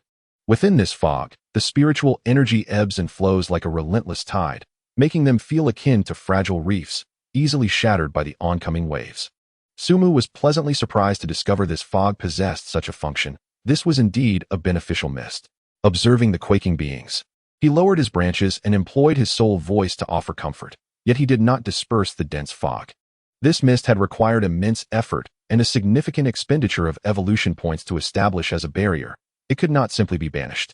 He was unconcerned that they might struggle to adapt to this mist-laden realm, for such instincts are deeply embedded within the genes of all living beings. After a period of reassurance, Xiaobai and the others ceased their fearful trembling, although a lingering sense of unease remained. The world beneath the fog was oppressively silent and stifling. While he continued to soothe them, Sumu pondered the path ahead. Although his strength had yet to transcend the spirit level, he was on the verge of a breakthrough. Upon strengthening the mutated tree body to LV3, he was certain he would succeed in ascending to the spirit level. According to Yiji's memories, the spirit level represents the most formidable power in this world. And although Sumu currently remains at this level, his true strength is already sufficient to sweep away all at the same tier. However, he was reluctant to take the lead. Were he still in human form, being the first to break through would confer numerous advantages. Alas, in this life, he had been reborn as a tree, and ascending to the spirit level would surely arouse human vigilance. Despite his disinterest in becoming an adversary to humanity, who would believe such intentions? The phrase non-human must harbor different hearts weighed heavily upon Su Mu's mind. It is conceivable that upon his breakthrough, in pursuit of societal stability, humanity might deploy formidable modern weaponry against him to eliminate any potential threat. Su Mu was aware that under the influence of spiritual energy, the efficacy of modern weaponry was diminished to varying extents. However, even weakened, they could still pose a significant risk to him, unless he could withstand a nuclear bomb. I am still too weak. Were I capable of enduring a nuclear blast, I would have no cause for concern. Su Mu shook his head in silent resignation. Yet, there was little he could do. The overarching circumstances dictated his current limitations, and until he could withstand such devastation, he must remain a humble tree, avoiding unnecessary exposure. With a clear vision of his future direction, Su Mu began to contemplate how to address the troublesome Wang family. The Wang family possessed immense wealth and influence. With their resources, scouring the Qingxi mountain range would not be beyond their capabilities. Although Yi Ji could buy him some time, an encounter with the Wang family was inevitable. How should he handle them when that moment arrives? With the current strength of Su Mu, he harbors no fear of the Wang family, regardless of their might and influence. Can they truly wield rocket missiles? As long as they are incapable of deploying modern weaponry with devastating power, their numbers merely signify a delivery of provisions. What Su Mu must contemplate is how to discreetly resolve this predicament without drawing the attention of others. In Chapter 68, Xiao Bai, you are the true master of deception. Su Mu's gaze shifted to Xiao Bai and its companions. They serve as his finest cover. Their actions would not incite excessive suspicion from the outside world, merely eliciting sighs over the misfortune of the Wang family, without any association to the grand orchestrator behind the scenes. However, the strength of Xiao Bai and its companions remains somewhat lacking and requires enhancement. Su Mu is unwilling to see them encounter peril, as he has come to cherish this group of innocent and endearing beings. Aside from the diligently hard-working Xiao Bai, who is engaged in rigorous training daily, the other beasts squander their time, occasionally practicing but soon drifting into idleness. This is simply unacceptable, particularly for that foolish wolf, whose mind is perpetually preoccupied with frivolous schemes. From today onward, Su Mu resolved to have Xiao Bai oversee this languid group, lest they evolve into true idlers. Suddenly, the foolish wolf, howling in the mist, shivered, shaking its body and casting a sidelong glance, adopting a comical demeanor, as if to express that the weather had grown rather chilly. Beyond these matters, there remains one final issue concerning the unusual conditions beneath his own lair. The deeper Su Mu delved into the roots, the more he sensed this anomaly. Were it not for the impossibility of relocation, he would certainly distance himself from this cursed place. For the sake of his own life, he chose to steer clear, intending to investigate the source of these strange occurrences only after he ascended to the spirit tier. In the ensuing days, Su Mu curtailed unnecessary bloodshed. His life is valuable, just as the lives of others are. He does not believe they were born to be slaughtered by him. In comparison to those beasts, humanity has ascended to its status by mastering self-restraint and adhering to moral boundaries. Indeed, while slaughter can rapidly propel Su Mu's evolution points, prolonged indulgence in such violence would render him a mindless, frenzied tree. However, should anyone foolishly seek their demise by confronting him, he would show no mercy. His benevolence does not equate to being easily bullied. Those who wish to pry into his affairs should brace themselves for an unrelenting confrontation. Time slipped away unnoticed, and within the span of a month, Su Mu successfully accumulated over 10,000 evolution points. The landscape of the valley transformed remarkably. Su Mu excavated a new pool, which was twice the size of the first, ample enough for Xiao Bai and its companions to frolic. Every week, Su Mu diligently drops 2 drops of life essence liquid into the Ling Qi to nourish Xiao Bai and facilitate its cultivation. Through relentless night and day training, coupled with its exceptional innate abilities, Xiao Bai is transformed from a mere second-level creature into the second most formidable entity within this small group, only next to Su Mu, achieving the 8th level of the fan stage. Such a meteoric rise in power astonished Qing Yi and the others, leaving Su Mu inwardly astounded as well. This is the true embodiment of a prodigy. Su Mu found himself at a loss for words. Compared to Xiao Bai, a genuine genius, his own talents, though decent, could not yield such rapid advancement without the aid of the system. Of course, this also relates to the environment and innate gifts that Xiao Bai possesses. After upgrading the mutated tree to LV2, The concentration of spiritual energy surrounding Su Mu became extraordinarily dense, manifesting as a mist swirling around him. Furthermore, Su Mu regularly administers life essence liquid, the benefits of which to living beings are self-evident, with Xiao Bai reaping the greatest rewards. Its unknown talent is remarkably overpowered. Not only can it refine blood essence, but as Xiao Bai's strength increases, it can also purify spiritual energy and life essence liquid. This talent is akin to a cheat code, mysterious and formidable. Chapter 69. A rusty body requires activity in terms of strength, aside from Xiao Bai. Lu Yu has exhibited the most significant progress, leaping 2 levels from 4 to 6. However, Lu Yu's actual combat capability remains at the bottom, unable to defeat anyone. Yet its speed has markedly improved, complementing its treasure hunting talent. Enhanced speed means a broader treasure hunting range, allowing Lu Yu to evade formidable foes with its aerial advantage. Subsequently, it flaps its wings to relay the news, prompting Xiao Bai to assemble the team for treasure retrieval. Within this small team, Xiao Bai serves as the strategist, responsible for devising tactics and formulating plans. Sha is tasked with taunting, excelling at provoking foes to the extent that those fierce beasts yearn to obliterate it. Lu Yu handles treasure hunting, while Ji provides aerial support, intervening whenever someone is on the verge of being pursued by a beast. Yu Ying and Qing Yi work in tandem, with Qing Yi employing its talent to confuse enemies, while Yu Ying seizes the opportunity to transport treasures. The 6 beasts have clearly defined roles and cooperate with increasing synergy. Although not every endeavor concludes in success, it has nonetheless deepened their camaraderie. Su Mu is pleased to witness this development.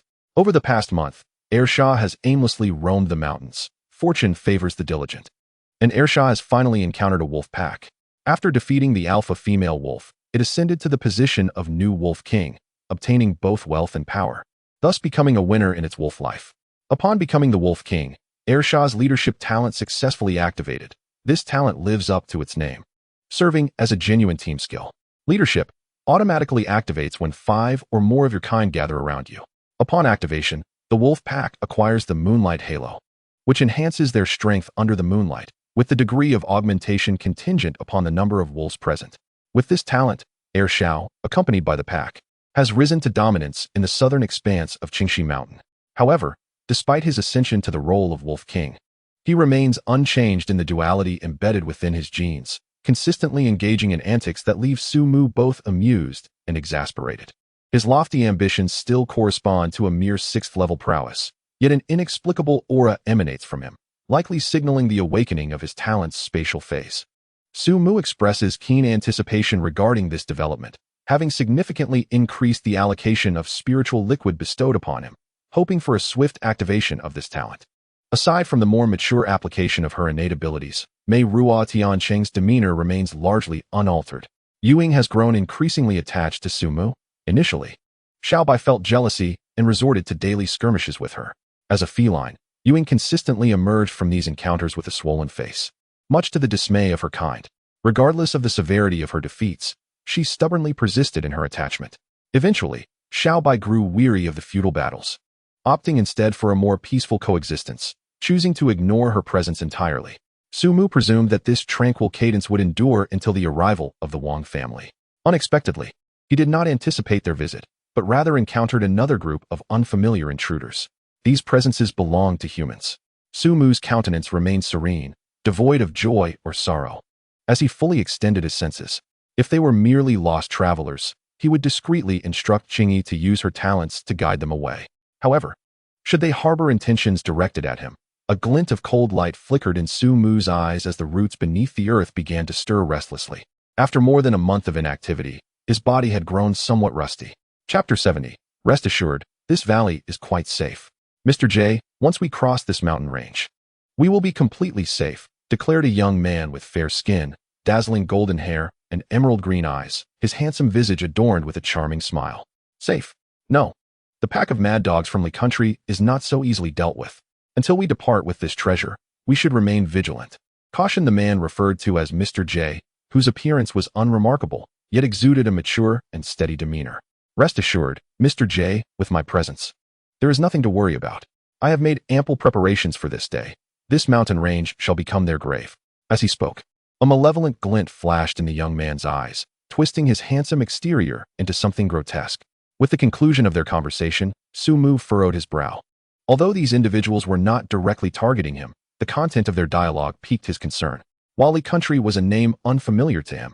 Through Yiji's memories, he felt an inexplicable kinship with the inhabitants of this realm. After much contemplation, Su Mu ultimately resolved to observe from the sidelines. Leaving the nation is ultimately not the same as the one remembered in one's mind. Although the people share a similar skin tone, speak a roughly identical language, and have cultivated a comparable culture, they remain distinct. No two flowers in this world are identical.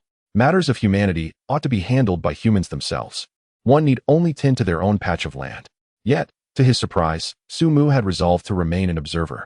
While these two individuals willingly ventured into the fog, approaching the valley where he stood, Su Mu furrowed his brows, continuing to watch and discern their intentions. Slowed. I sense something amiss with this fog. We should leave promptly. Mr. J, it is entirely normal to feel something is off. Fear not. Ahead lies a valley, which will likely only be densely wooded. No danger can be found there. The handsome youth replied with a nonchalant chuckle. Slowed, having come this far, it would be prudent not to stir unnecessary trouble. Remember, our mission is to safely return our treasures to our homeland. Mr. J, have you forgotten how we made our way here? We could have easily completed our task and departed from this loathsome country. Yet those despicable mad dogs refused to let us be. We are both noble transcendents, yet because of them, we live lives worse than that of rats in a sewer. Are you truly willing to let those mad dogs go unpunished? Or have you been so frightened that you've become a mere mouse, hiding and running? The handsome youth spoke with a mocking tone. In the eyes of the mature and composed Mr. J, a flicker of anger flashed, and with a cold snort, an overwhelming aura radiated from him, scattering the fog around them. Slowed, mind your words. Should you dare to speak disrespectfully again, I cannot guarantee you will see the sun rise tomorrow. Even if I were to kill you now, your family would not dare retaliate against me, would they?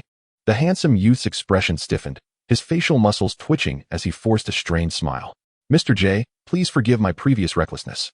However, I remain resolute in my desire to activate the contingency I left in the valley. I must avenge my brother. Please understand my sentiments. Mr. J gazed deeply at Slowed, fully aware that the latter's talk of vengeance was mere pretense. Slowed would be more than happy for his brother to have perished. The thought of avenging him was far from his mind. It was likely that he needed to provide an explanation to his family, considering his brother had been the prodigy favored by them. Now that his brother was dead, it would not be surprising if Slowed were to become the next head of the family. While Mr. J harbored no fear, he preferred not to attract the attention of a mad dog. After silently sensing the dense fog and confirming the absence of danger, Mr. J finally said, "Very well. We have only 10 minutes. We must depart within 10 minutes. 5 minutes will suffice." Slowed licked his lips, excitedly plunging into the thick fog. Chapter 71. The Rising Fog. Mr. J and Sulud are elite operatives of the Luosa Empire, tasked by the Emperor to infiltrate the Li Kingdom and seize its precious treasures. Their formidable strength is beyond question. As one of the rare spiritual-level beings in the world, Mr. J would not have ventured into this murky affair had it not been for the early kindness shown to him by the Luosa Empire. Nevertheless, it is undeniable that regardless of Mr. J's internal thoughts, his prowess is a critical factor in the success of this mission. The other key player is the handsome and tall Sulud. Although his strength is only at level 6, his innate abilities prove to be exceptionally useful in specific environments. With the ability known as Earthwalker, he is favored by the earth, moving seamlessly underground. This talent naturally positions Sulud as another pivotal figure in this operation. Now, he must utilize this gift to delve into the depths and activate the contingency he established a year prior, leaving an indelible memory for the pursuing forces of the Li Kingdom. Su Mu gazes at the two through the thickening fog, his brow furrowing slightly. Could it be that the strange occurrence beneath the roots of my tree was conjured by this golden-haired fellow? No one relishes the idea of sitting atop an explosive device whose detonation time is uncertain, and Su Mu is no exception. He had initially considered sparing them, but the golden-haired one insists on activating his troublesome contingency. Su Mu is unaware of the changes that may ensue from this activation, yet it is evident that nothing favorable will arise from it. Once this contingency is set in motion by the golden-haired man, what fortune could await Su Mu, who is situated directly above it? With a chilling gaze, Su Mu's murderous intent begins to swell. He instructs Xiao Bai to lie in wait within the fog, while the roots underground prepare for battle. Should these two enter his range of attack, he will unleash a thunderous strike to capture them both. As Mr. J progresses, halting approximately 500 meters from Su Mu's attack range, a bead of cold sweat trickles down his forehead. Wait, Sulud, something feels amiss here. We should not proceed any further. Let us retreat. Sualud responds with reluctance. Mr. J, this valley merely has an unusual mist. There is nothing out of the ordinary. Have you not noticed how eerily silent it is? Mr. J cautions. Only after Mr. J's warning does Sualud belatedly realize the chill creeping down his back. Although the resurgence of spiritual energy has only occurred for 2 years, humanity in this world has already amassed a wealth of knowledge. When a place exhibits a lack of life activity, one need not ponder. The best course is to flee as far as possible. For such peculiar phenomena arise from only a few rare circumstances, none of which can be easily confronted by humans. True to their elite status within the Luosa Empire, the two turn and flee without hesitation, as if wishing that their parents had granted them 2 additional legs. Upon witnessing this scene, Sumu could not simply allow them to depart. He distinctly recalled that the golden-haired creature had left a contingency beneath his lair. The thought of not eliminating them left him uneasy. A peculiar sound resonated through the mist, akin to a monstrous wail, as the dense fog continued to roll and compress, significantly diminishing the perceptions of Mr. J and Slode. In such an environment, it was all too easy for individuals to become lost and separated. When Mr. J and Slode regained their senses, they found themselves utterly alone. The surrounding fog swirled ominously, instilling an unsettling chill along their spines. Chapter 72. J and Slode J. Where are you? Slode gazed into the all-encompassing fog, wishing he could slap himself for his reckless decision. He could have safely returned to Luosa. Yet his impulsive desire to return to the valley to initiate a surprise for the rabid dogs of Ligua had led him here. What manner of monster had infiltrated this valley? Recalling the harrowing accounts, Slode turned pale. He accelerated to his utmost speed, the mist parting like waves. Yet he remained oblivious to the fact that he was merely running in circles. This was the result of Su Mu's development of the fog skill over the past month. Akin to a wall of confusion, the mist was not a natural phenomenon. Rather, it was a special fog transformed by his own spiritual energy, an extension of his essence. Spiritual practitioners possess a perception that far exceeds that of ordinary individuals due to the presence of this mystical energy. Through it, they attain extraordinary awareness. While Su Mu's fog represents a different manifestation of this energy, Su Mu discovered an intriguing aspect. The highly sensitive creatures, such as Qing Yi, exhibited signs of disorientation when attempting to perceive their surroundings through the mist with their spiritual energy.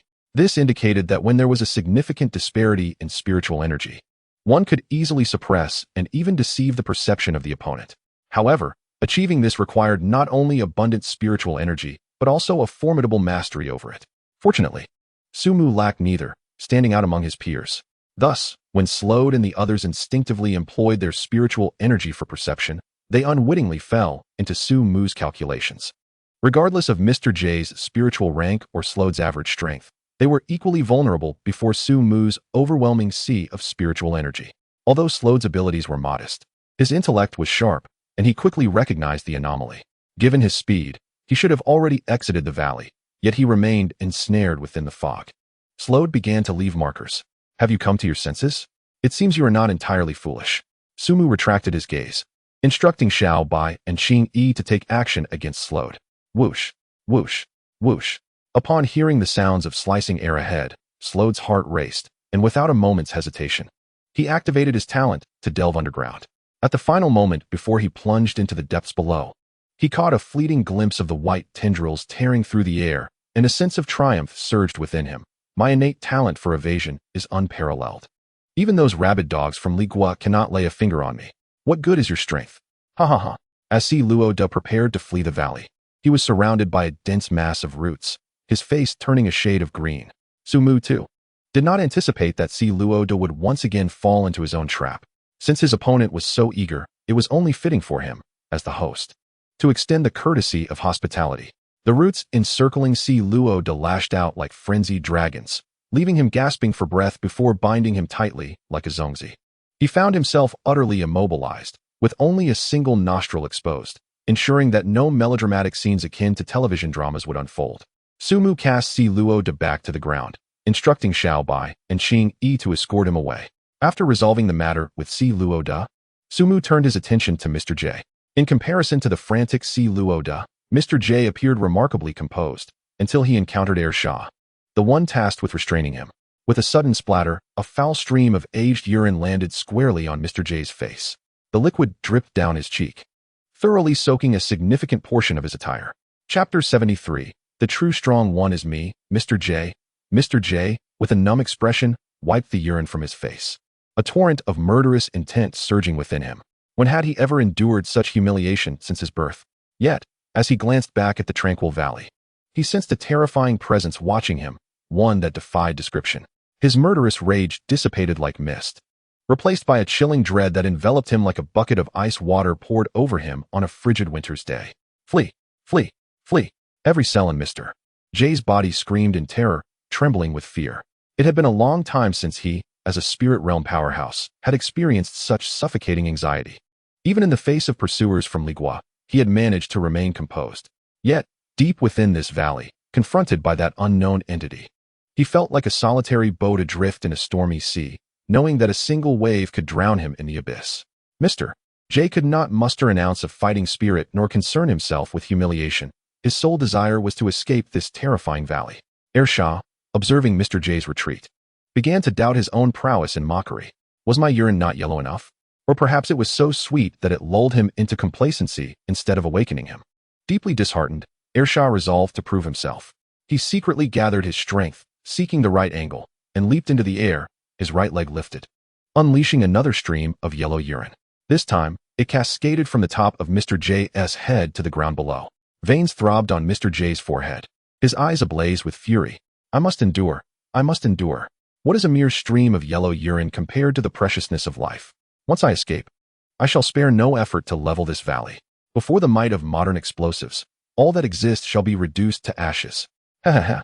Mr. J, self-soothing, swallowed his indignation and continued to sprint fervently. Sumu was astonished that someone could endure the mad jests of Shah, and he felt immense respect for this brave man. To express his admiration, Sumu resolved to pay homage with his newly developed technique. Crackling. In the thick fog, a flash of lightning erupted, painting the white mist in shades of azure. Bolts of thunder pierced through the haze with blinding speed, parting the fog like waves, revealing the breathtaking scenery of the valley. Mr. J's ears perked up, mistaking the thunderous sound for the lewd wolf returning to urinate. He smirked disdainfully, believing himself destined to become a formidable spirit-level warrior. A true strong man can endure what others cannot and transform humiliation into a tempering of the spirit. It is but a trivial matter of urine, akin to taking a bath. With renewed confidence, Mr. J strode forward with elegance. Yet, as the aura of destruction approached, his bravado vanished. Mr. J's muscles tensed painfully as he turned to glance back, his vision consumed by a pure and violent blue. Damn! Mr. J roared in despair. And before his words could fade, the thunder enveloped him. Crackle! Mr. J's body swelled, transforming him into a nearly 3-meter-tall giant. His garments torn as an ancient box tumbled to the ground. He was left clad only in red shorts, his muscles twitching as if scurrying like little mice. The overwhelming pressure was suffocating. This was his innate gift, the giant spirit battle body. Upon activation, his attack and defense surged significantly. Yet, before the annihilating thunder, Mr. J's battle body felt as fragile as paper. Chapter 74. If weakness is original sin, then you are beyond redemption. Zing! The thunder roared. Mr. J's body was pierced with several fist-sized holes, the blood evaporating into gas before it could even flow, the flesh around the wounds charred. The immense force hurled Mr. J's giant form like a rag doll, crashing heavily to the ground. He writhed like a fish out of water, the lingering thunder within him rampaging wildly. His hair stood on end, eyes rolling back as his muscles spasmed uncontrollably, emitting strange, chicken-like cries. A puff of black smoke escaped his mouth. All semblance of strength vanished. Shah gazed solemnly at Mr. J's dire state. It faintly recalls the time when it roamed as a solitary wolf, a small tree engulfed in flames, billowing black smoke. In a moment of instinct, it extinguished the blaze with its own urine, thus preserving the life of the tree. Now, Shah decides to rescue this unfortunate human with fish-like lips. Approaching him, Shah raised its right leg and aimed its final reserves at Mr. J's smoking mouth. Upon contact, the residual electricity on Mr. J's body surged through the urine, striking Shah's vital points. In an instant, Shah's expression brightened, its features contorted, and it collapsed to the ground, convulsing uncontrollably. The heart-wrenching wails of Shah echoed throughout the valley, 2 crystalline tears escaping its eyes. Alas! This wolf shall never again offer aid, for good deeds yield no rewards, and the pain is unbearable. Sumu observed the convulsing air Sha, a twitch of his eyelid prompting Ji and Yu Ying to retrieve the two writhing beings. Casting a sympathetic glance at air Sha, Sumu commanded the roots to gently place it in the spirit pool, hoping the essence would mend its injuries as well as the shadows within its heart. Air Sha, you must be strong.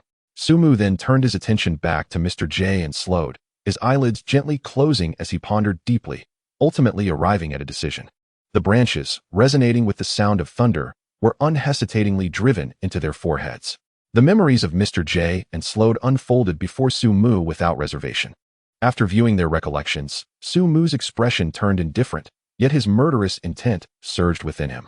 No two flowers in this world are identical, yet they share an uncanny resemblance. Akin to a pair of intertwined lotus blossoms, their similar skin tones and closely related cultural customs rendering Sumu unable to truly disregard all that pertains to this nation. It was because of this connection that he found a sliver of solace in this foreign land, yet it was also the source of his uncontainable wrath. The actions of Mr. J and Slode had crossed the threshold of his tolerance. Are you sorcerers of Luosa truly so high and mighty? Do you regard the lives of ordinary citizens in Ligua as mere trifles, slaughtering them without a second thought, as one might a chicken or sheep? They are merely common folk striving for survival. What sin have they committed? If weakness is the original sin, then before me, you are beyond redemption. Sumu retracted the branches, his murderous intent ebbing and flowing, the misty sea swirling in response. A suffocating pressure enveloping the valley as Xiao Bai and the others nestled anxiously against Sumu's branches. Sumu commanded the roots to coil around them like giant serpents, then began to constrict. The bones of Mr. J and Slode cracked and shattered, merging into a mist of blood and fog. Chapter 75. I just want to look, not to enter. Gazing at the blood-red hue within the mist, Sumu's anger diminished considerably. Looking at the restless Xiao Bai and the others, he lowered his branches in an apologetic gesture of reassurance. Sumu, with a heart full of intrigue, lifted the antiquated box that had fallen from Mr. J's grasp, its essence stirring a profound resonance deep within his soul. What could possibly lie within that could elicit such a reaction from me? Captivated, Sumu delved into the memories of Mr. J and Sulud, possessing intimate knowledge of their childhood indiscretions and romantic escapades. Yet there was nary a hint regarding this enigmatic treasure. It was as though all traces had been deliberately erased. Who, then, possessed the capability to orchestrate such a concealment against a being of spiritual prowess? Despite Mr. J appearing feeble before Sumu, he was among the elite in the outside world. The resurgence of spiritual energy had transpired 2 years prior. Yet the visible number of spiritual beings was but a mere handful, a stark contrast to the vast multitude of ordinary individuals. Even accounting for those hidden in the shadows, the total would scarcely exceed 20. The arduous journey to ascend to the spiritual realm is due to the transformative nature of such an elevation, marking a rebirth into a fundamentally different existence, distinguishing them from commonplace mortals. Conventional weaponry proves utterly ineffective against spiritual beings, should they clandestinely infiltrate foreign lands for destruction. The devastation would be immense. Yet, this formidable presence could be stripped of its memories. This revelation doused Sumu with a chill of realization. It seems the depths of this world are profound. Perhaps I should remain steadfast as a humble tree. Gazing upon the ancient box, Sumu hesitated. It now appeared to him as a perilous burden. The item capable of inciting such turmoil between Ligua and the Lusadigua was undoubtedly of immense value. Yet this very significance rendered it a daunting challenge to manage. According to the recollections of Sulud and Mr. J, the scale of this undertaking was unprecedented, involving 3 spiritual beings alongside Mr. J. To ensure the success of this mission, the Lusadigua dispatched half of its spiritual entities, even risking exposure of numerous infiltrators within Ligua to reclaim this treasure. Mr. J and Sulud were merely a part of this operation, albeit a pivotal one, as they bore the true treasure while others were tasked with creating diversions to befuddle Ligua. This underscores the extraordinary value of the artifact. However, Sumu was loath to relinquish it so easily. The treasure was tantalizingly close, and even if he could not possess it, he felt compelled to at least glimpse its contents. The spiritual energy within Sumu surged, coursing through the branches into the box. A sound of mechanisms whirring emanated from within. The box's mechanism could only be activated by the infusion of a substantial amount of spiritual energy, equivalent to that of 4 spiritual beings combined, and the flow must remain uninterrupted. Otherwise, the box's self-destruction mechanism would trigger, rendering it inaccessible even to ordinary hands. Fortunately, The group led by Luosa successfully dismantled the tracking devices affixed to the box. Otherwise, Sumu would have had no choice but to discard this hot potato. As the mechanism emitted a delicate, subtle sound, the box unfurled like a blooming lotus, revealing its treasures before Sumu's eyes. In Chapter 76, I can no longer restrain my memories. Lay a piece of dark, rusted wood, quietly positioned at the center of the box. Beneath the rust, the rings of time were etched deep, one circle within another. The decaying aura emanating from the fragmented wood evoked an overwhelming sorrow within Sumu. His branches instinctively brushed over the age rings, and he was momentarily entranced. He envisioned an ancient era where an indescribably colossal tree stood majestically between heaven and earth, its roots deeply embedded in the boundless cosmos. Its canopy resembled an ocean, while its branches supported the very fabric of the universe, with the stars and moonlight twinkling like fireflies scattered across the expanse. Each leaf represented a world, each world unfolding countless tales of joy and sorrow. Ancient deities with rugged visages walked side by side, communicating in harmonious tones, their features alight with brilliance as they spoke of profound matters. Humans, during the primal age, lived earnestly, striving for the dawn of a new day and the continuity of their tribes. Ferocious beasts, driven by hunger, battled one another for sustenance, while peculiar plants began to learn the art of speech, and sinister insects devoured everything in their path. Sumu's vision whirled by like fleeting light, and in the next instant, all scenes abruptly halted, as if someone had pressed the pause button. His consciousness withdrew from that surreal realm, and the fragmented wood within the box began to disintegrate, merging into the very essence of Sumu's being. If the experts from Liguo were to discover this, it would undoubtedly cause a stir. No matter the methods employed, they had been unable to inflict even the slightest damage upon that piece of wood, which alone testified to its extraordinary nature. However, their current technology was inadequate for effective research.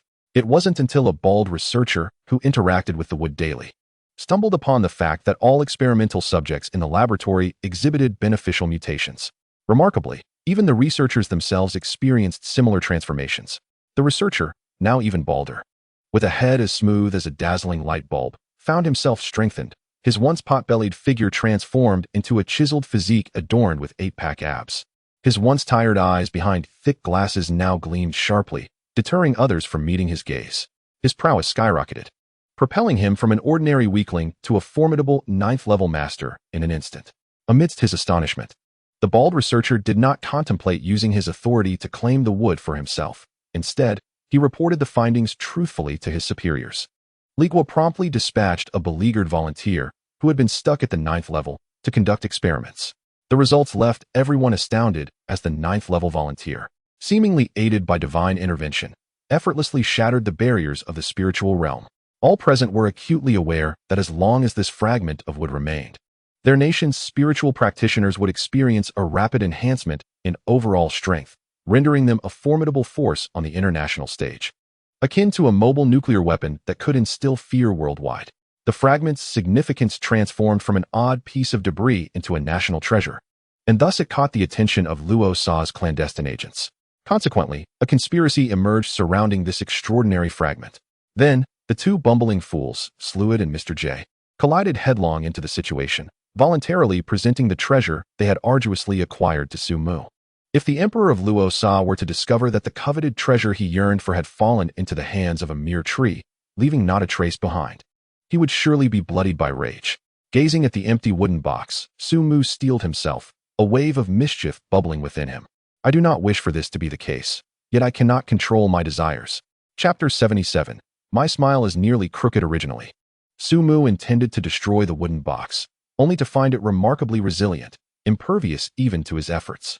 He pondered the type of wood that could possess such strength. Since destruction was not feasible, it must be bestowed upon a worthy recipient. Sumu had no intention of retaining the box. Although the tracking device had been dismantled by the duo of Mr. J and Sluid, there was no guarantee they lacked other means to trace the box. To remain in possession of it would be akin to walking into a trap.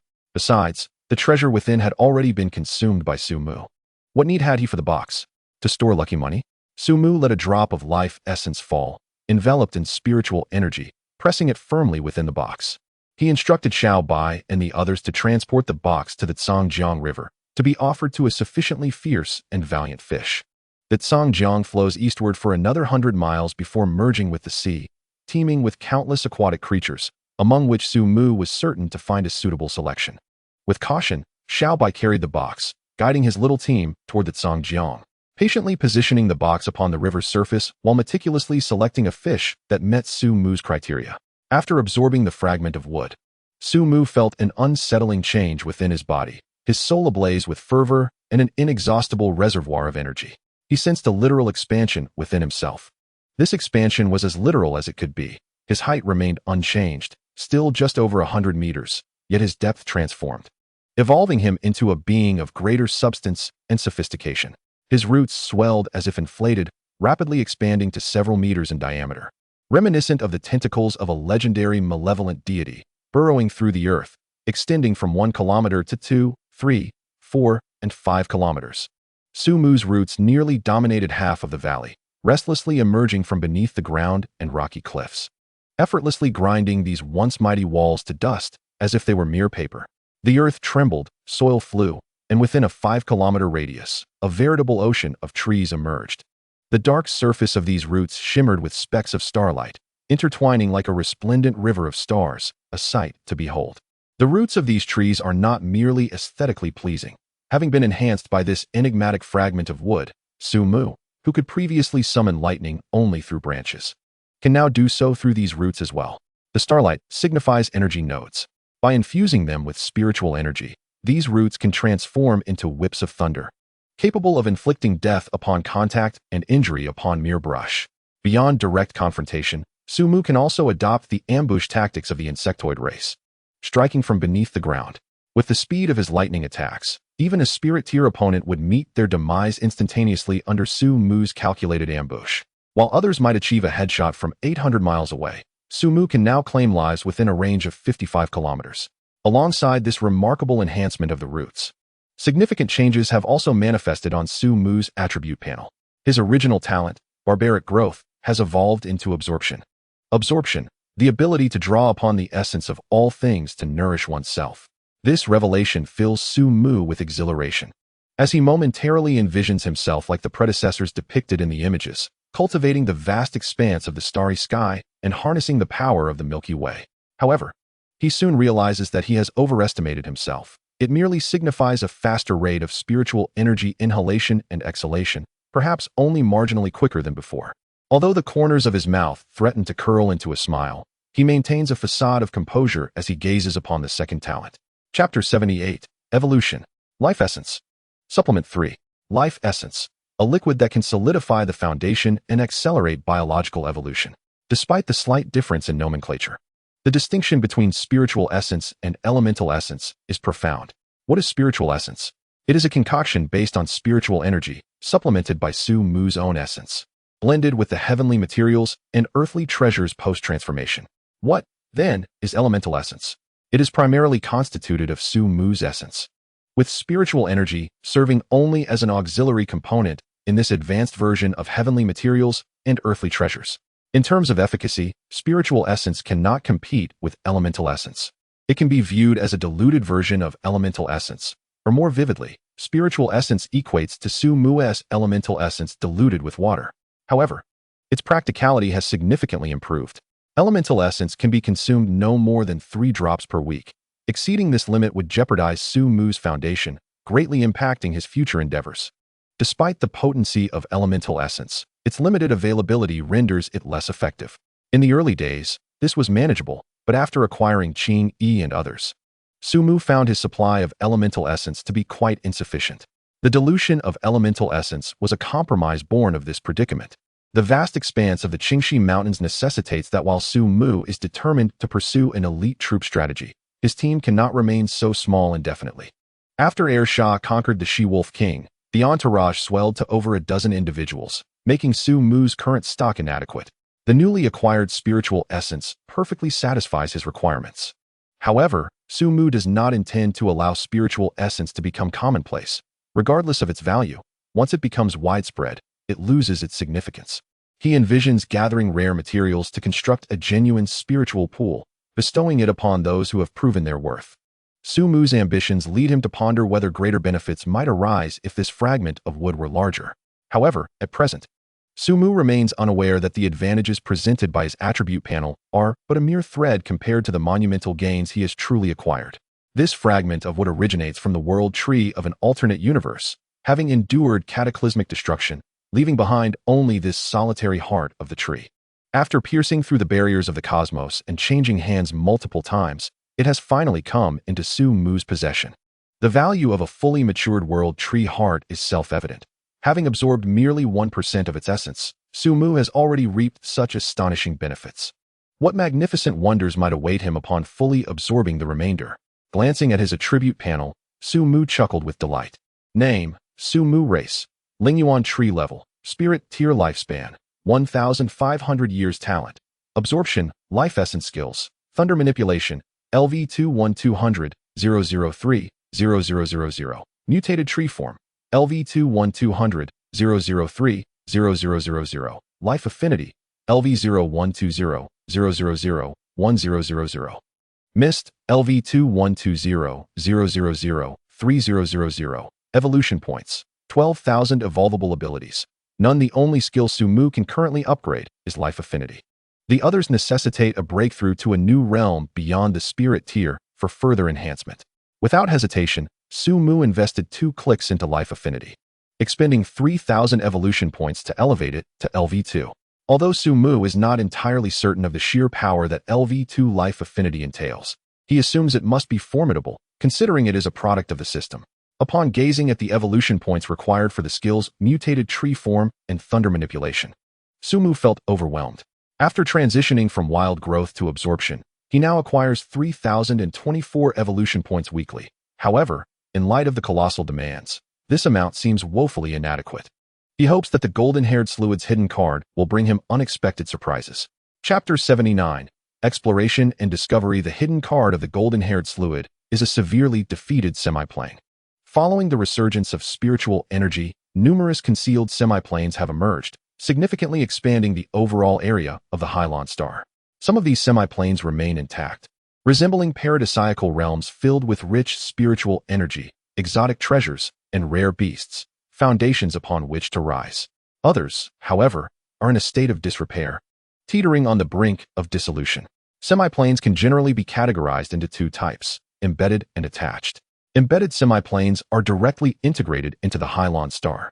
Upon the arrival of the spiritual energy resurgence, these semiplanes manifested as if the pages of a book were turned.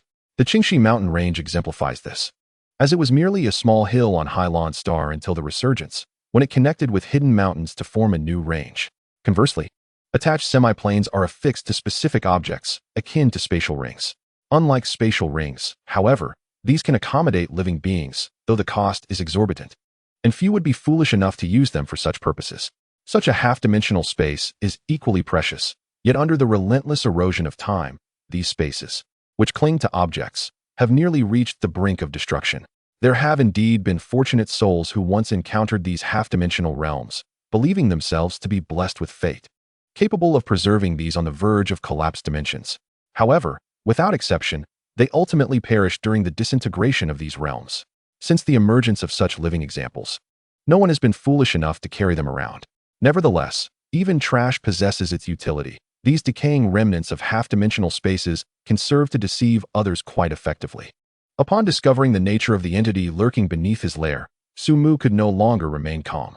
This object could explode at any moment, and he would be catapulted into the sky. Sumu resolved to excavate it and ascertain whether anything of value remained inside. If not, he would dispose of it far away.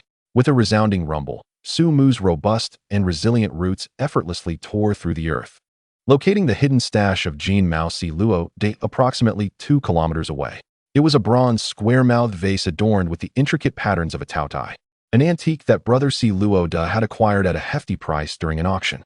Before he could even become accustomed to it, he discovered the half-dimensional space within. Ecstasy was soon followed by despair. Not only was the half-dimensional space within the vase teetering on the edge of collapse, but it also emitted a noxious miasma, seemingly harboring a ferocious beast, which drained the color from Si Luo De's face. Had he unwittingly purchased a ticking time bomb? Subsequently, the imperial decree from Emperor Luo summoned him back to his homeland. Si Luo De brought this costly treasure along as a contingency. Now, it had all been left to Sumu. Truly, a model of altruism. Sumu felt a deep-seated respect for such selfless international friends. The bronze square-mouthed vase, ravaged by the passage of time, bore a mottled surface, and the once majestic Taotai pattern was now indistinct. As the years flowed by, its appearance faded, yet the ominous aura emanating from the vase continued to instill fear in all who beheld it. How dare this mere inanimate object provoke me? Sumu scoffed coldly. His mind as unyielding as ice, remaining entirely unaffected. He summoned the brilliance of his roots, which glimmered like stars, crackling with lightning, striking the vase. It emitted a muffled wail, and the malevolent aura dissipated. Chapter 80.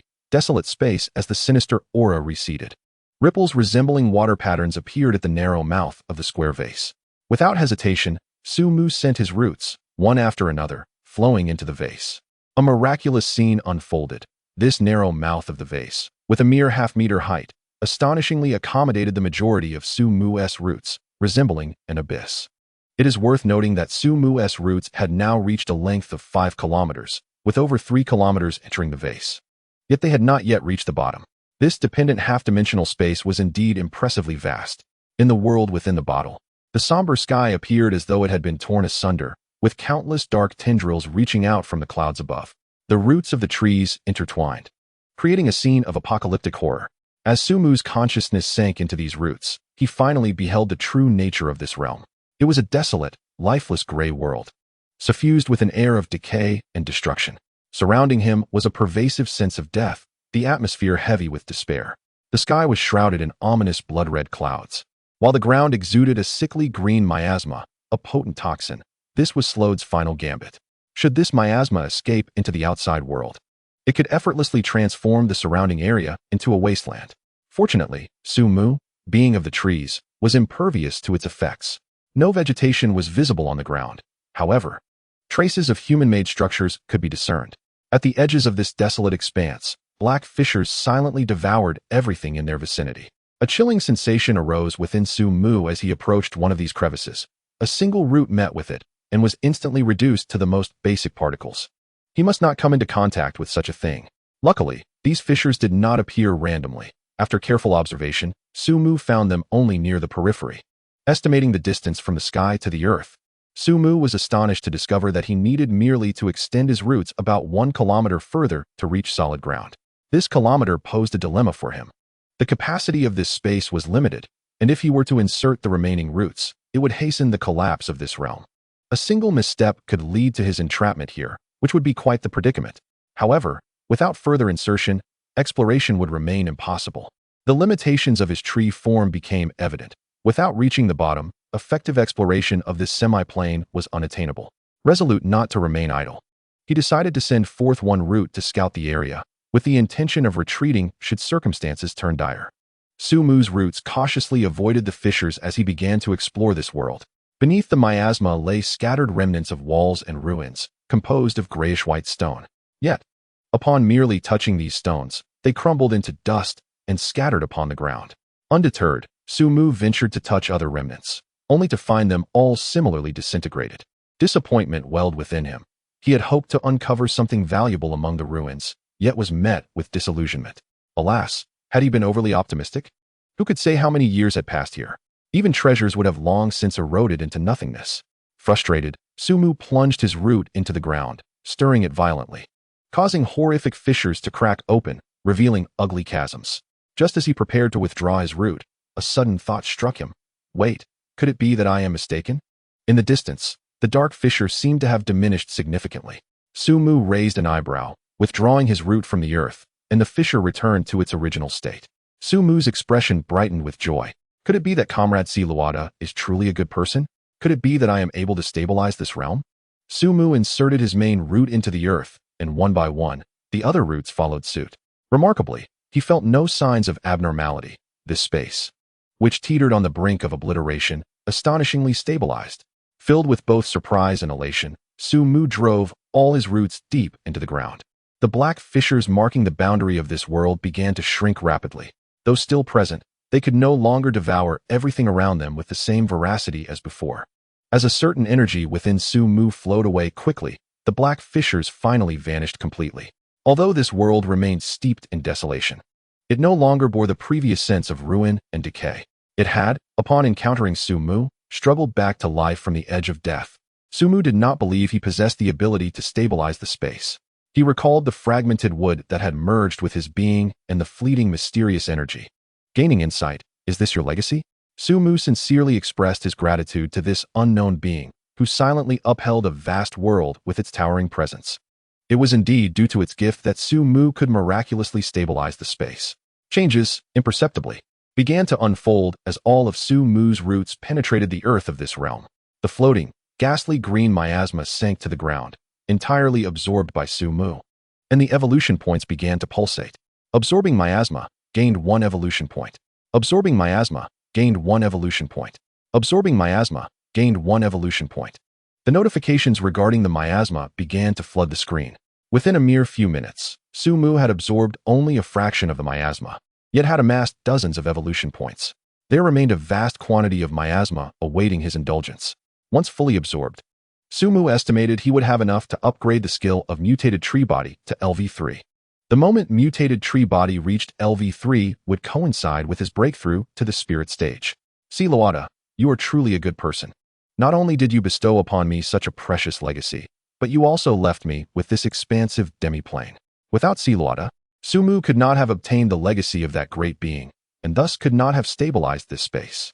Had the demi-plane completely collapsed, Sumu would undoubtedly have been affected, and even if he did not face total annihilation, his foundation would have been utterly destroyed, making recovery an uncertain endeavor for years to come. In this era of great strife, a single misstep can lead to ruin. Sumu had already fallen behind by 2 years. If he lagged any further, even with the system, it would be far too late. Yet, amidst the human experience, genuine compassion still exists. Comrade Siluata, the kind-hearted golden retriever, delivered to Sumu the key to resolving all these issues and allowed him to take a significant step forward. There are truly few individuals like you in this world.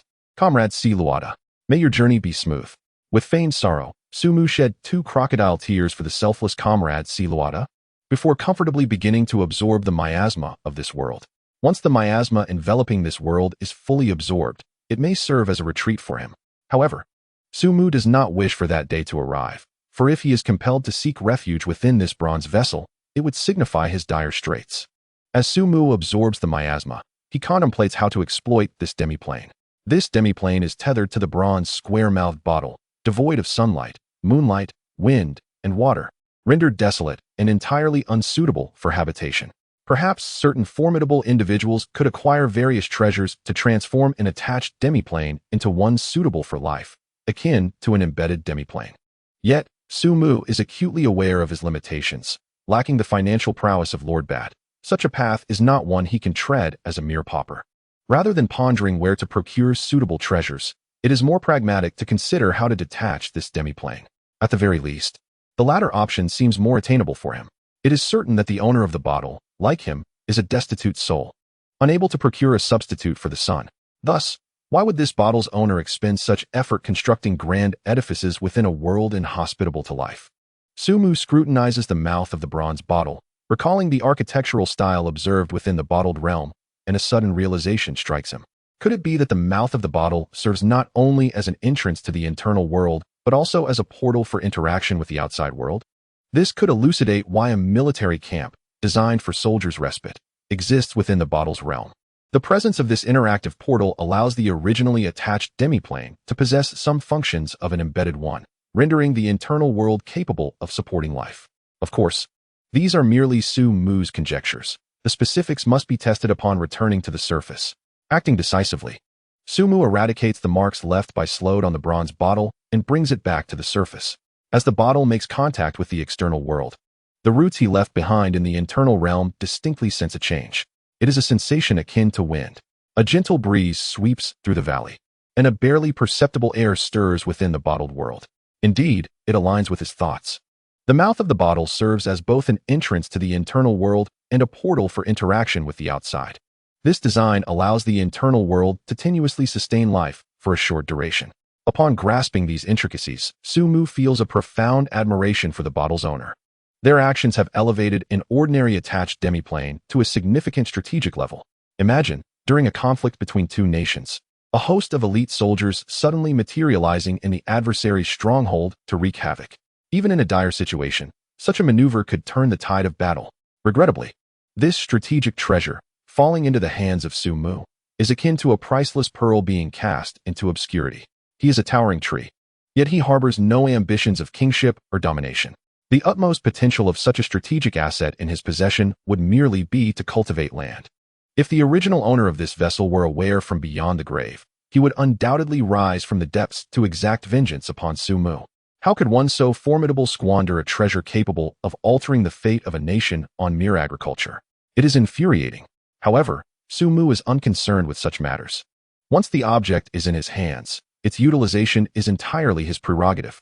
Moreover, what is wrong with farming? Without development, where would the strength to carry forth arise? Su Mu had envisioned grand plans, yet just as he was poised to act, he realized he was utterly destitute, lacking in all resources. Even the noxious miasma within the vessel remained unaddressed, rendering his aspirations of agriculture a mere dream unfulfilled. His mind, brimming with audacious schemes, bowed before the harsh reality. And with a sigh, he wholeheartedly invoked his talent for absorption, drawing in the miasma from within the vessel. Meanwhile, under the patient selection of Xiao Bai and the others, they finally identified a suitable fated fish, which they deftly cast into its mouth. This fierce creature swallowed the wooden box with a gulp, and under the powerful suggestion of the Qing Yi enchantment, it flicked its tail and swam along the Tsang River, its destination the vast Azure Sea. Chapter 83. The most elite force of the country, just as Xiao Bai and the others completed Su Mu's task and returned to the valley, a group of cold-faced, solemn, and fiercely determined spiritualists arrived in the Qingxi mountain range. Their attire was uniform, clad in specially crafted gray-black light armor. Simple in style, yet evoking envy among the populace of the country. Each wore a weapon, primarily swords and sabers, prominently displaying a faint red hue on their blood grooves, revealing that these were no mere ornaments but instruments steeped in bloodshed. The surrounding chirps of insects and birds fell silent upon their arrival. The atmosphere became eerily still, where even a pin drop could be heard. Their presence exemplified strength and mystery. They hailed from the spirit group, the most elite spiritualists of the country. To be a member of the spirit group, one must possess a minimum strength of level 8. Thus, one can only imagine the terrifying battle prowess of this group. Captain, the last sightings of those two rats were right here. A well-endowed girl with a keen nose detected the lingering scent in the air, reaching an accurate conclusion. Pursue them. The captain, a man of few words, preferred to communicate through action rather than speech. It was this taciturn individual who had effortlessly dispatched all the spiritualists sent by the Lozer Empire to stir trouble within the country. Presently, only Mr. J and Slode remained alive. Unbeknownst to Slode, the captain had already mobilized, or else he would have lacked the audacity to provoke any hidden contingencies in the valley. He would have long since fled with his tail between his legs. For he is not merely human, he is a god. Lei Shinzhongli, ranked first among world spiritualists, is suspected to have transcended the spiritual realm, making him the most formidable being of the age. Led by Zhongli, accompanied by a well-endowed cute girl, this group of spiritual practitioners surged like an arrow into the Qingxi mountain range. The beasts scattered in fear, terrified that lagging even slightly would lead to their demise. Suddenly, the well-endowed cute girl halted, a look of confusion plastered across her face. Captain, the scent has vanished. This was her first encounter with such a phenomenon since awakening her talent for scent tracking. The aroma had been so potent just a moment ago. Yet now it was as though it had been erased from existence, as if by some unseen force. This was, of course, the handiwork of Su Mu. After eliminating Mr. J and the blonde, Su Mu, concerned that others might track them down by their scent, decided to eradicate it entirely. In retrospect, this decision proved wise. The well-endowed cute girl was on the verge of tears, as they were so close to catching the two despicable rats and reclaiming their treasures, yet at this critical moment, she faltered. Captain Zhongli, seeing the distress on the girl's face, gently patted her shoulder, offering reassurance in a calm tone. They cannot escape. Monkey, how long until the detector is operational? Captain, we still need another half an hour, reported a young man with a sharp face as he fiddled with the device in his hands. Can we force its use now? Zhongli's composure served as an anchor for the increasingly anxious team. No, we must wait at least 5 more minutes. After that, we can forcibly activate it. But it will suffer irreversible damage and become completely inoperative. This device was precious, designed solely for locking onto the wooden box. If it were damaged, they would have to request another from a different operational unit. Yet, with time of the essence, there was little luxury to spare. Chapter 84. The sixth sense of women is truly terrifying. Zhongli understood the stakes involved. After careful consideration, he decided to wait for 5 minutes. If the well-endowed cute girl had not located their scent by then, he would resort to using the device. He trusted his judgment. Understood, spread out. Search laterally with a distance of 500 meters. Signal immediately upon discovering any trace. Received. The spirit group, well-trained and disciplined, began their lateral search under Zhongli's command. Whether it was the remarkable sixth sense of women or some unseen guidance, the well-endowed cute girl charged fearlessly toward the valley where Su Mu was located. Much like a wild bull, as she brushed against the mist formed by Su Mu's spiritual energy, he sensed her presence. Pulling himself away from the intoxicating allure of the miasma. Someone else is approaching. Could it be pursuers from the Li Kingdom? Su Mu frowned, as he had no desire to deal with them personally. The earlier elimination of Slud had been unavoidable, for Slud had unwittingly buried the bronze bottle directly beneath him. Had Su Mu not acted first, he would have been blown sky-high. However, these practitioners from the Li Kingdom bore him no grudge, and he had no intention of committing senseless slaughter. If only Xiao Bai and the others would return, their presence would spare me from taking action, thus eliminating any risk of exposure. However, regrettably, Xiao Bai and the others have been dispatched on a mission to locate the fated fish, and they have only just completed it, with still quite a while before they return.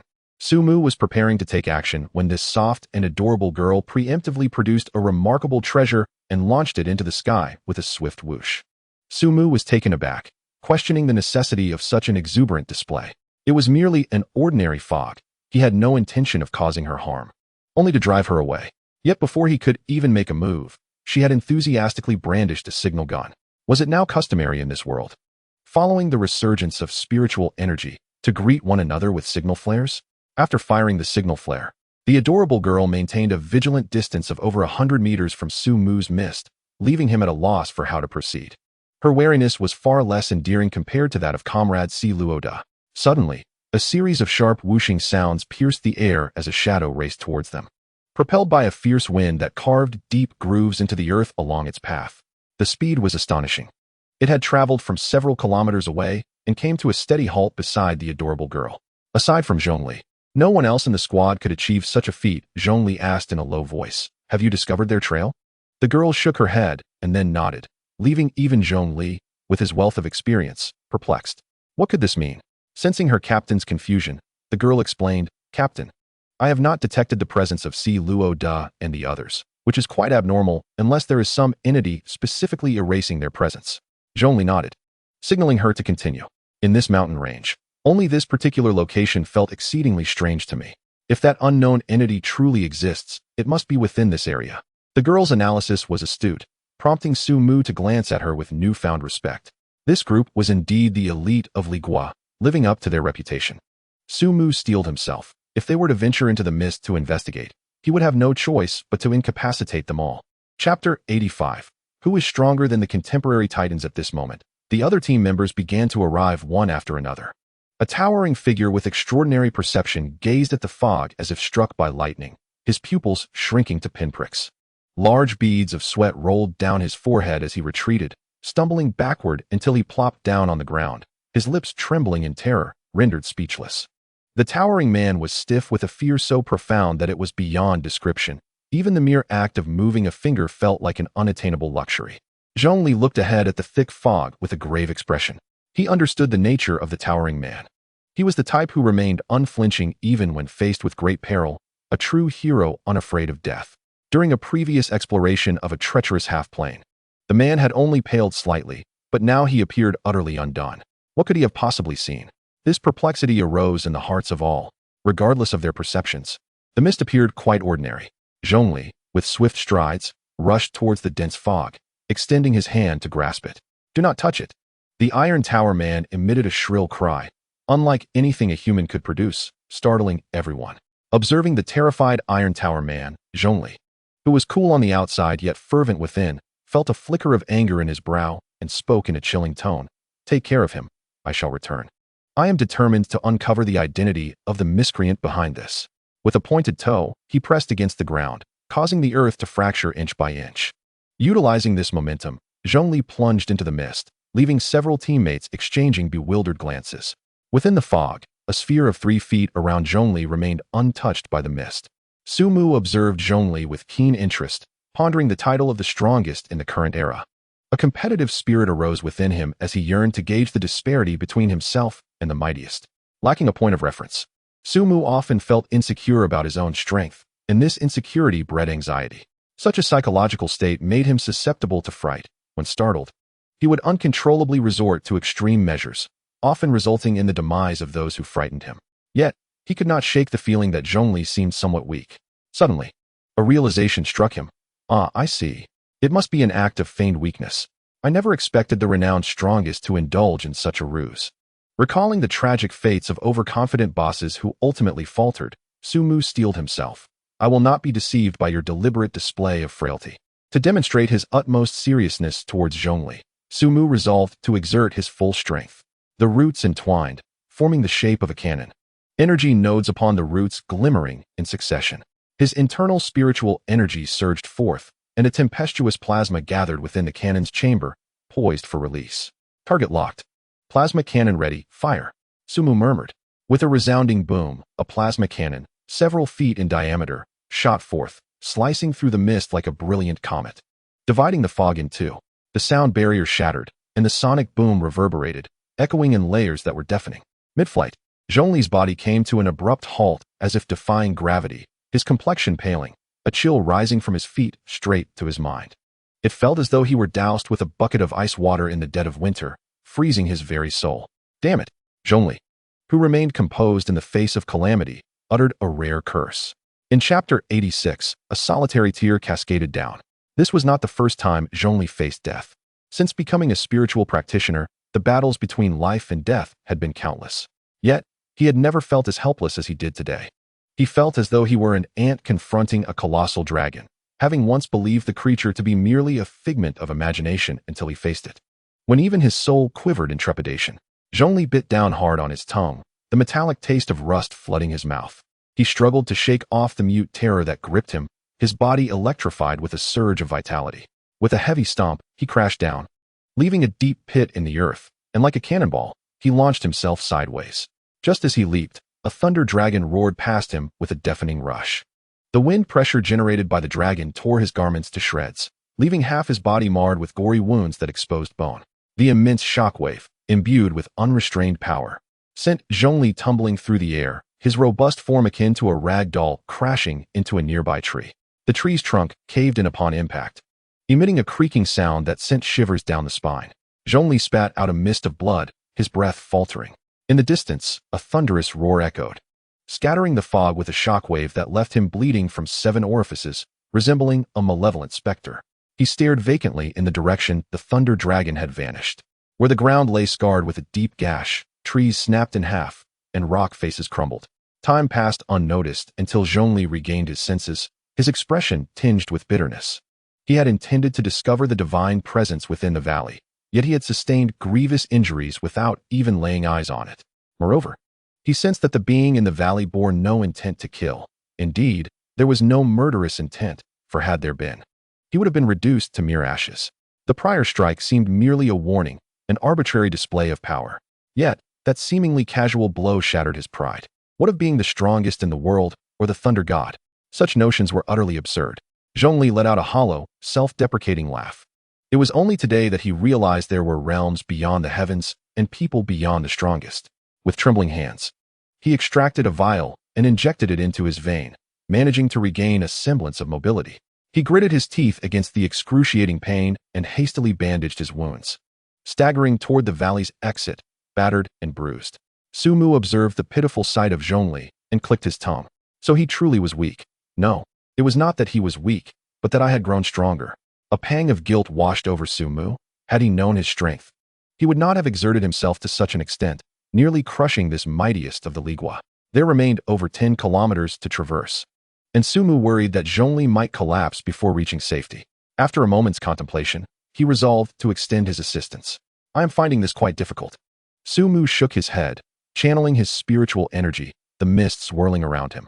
Under his command, it coalesced into a massive hand of fog, gently grasping Zhongli as one would a chick, and kindly transporting him beyond the mist. Zhongli's vision blurred, and the sharp, howling wind stung him, cold and painful. How ironic it is that I, the so-called strongest in the world, now lack even the strength to resist. He accepted Su Mu's arrangement with a blank expression. As the wind ceased and the mist dissipated, Zhongli gazed upon the verdant landscape and familiar teammates, a solitary tear cascading down his cheek. In Chapter 87, The Great Terror of the Valley, Zhongli staggered out from the fog, and the soft and adorable young women looked upon the familiar silhouette with admiration. Truly, he is the captain, a pillar of the nation, capable of suppressing all demons of this world with a single hand. The captain is no mere mortal. He has grown even stronger. The power of his earlier attack was astonishing, rivaling that of a rocket missile. When will we ordinary folk ever catch up to the captain's footsteps? Oddly, why does the captain appear somewhat off? Wait, why has the mist not yet cleared? Could the captain have failed? Are you foolish? The captain is so strong. How could he possibly fail? Moreover, such a vast expanse of mist cannot simply disperse at will. Zhongli numbly observed his teammates chattering aimlessly, feeling a wave of exhaustion wash over him. He wished they would come over to support him. The soft and adorable young women, puzzled, wondered why the captain remained motionless. After waiting in vain for his clueless teammates to approach, Zhongli swayed a few times and began to lean forward. At this moment, the young women finally sensed something amiss, gasping in alarm and rushing over. They were rendered speechless upon witnessing Zhongli's dire state. His face was smeared with dirt, hair matted with sweat clinging to his forehead, wounds gaping and bloodied. It was the first time they had seen their captain in such a miserable condition. Zhongli's lips moved. There is great terror in the valley. Retreat. Upon hearing this, the young women felt a chill run down their spines, cold sweat breaking out. What had once been an unremarkable mist now seemed to transform into a menacing specter. This elite group from Ligua, in a panic, hastily retreated in the opposite direction, yet they did not abandon the Qingxi Mountains. They still had a mission to complete. Su Mu, sensing the departure of the spiritual practitioners, felt a sense of satisfaction. It appeared that his warning was indeed effective. He was not concerned that Li Guo would take drastic action.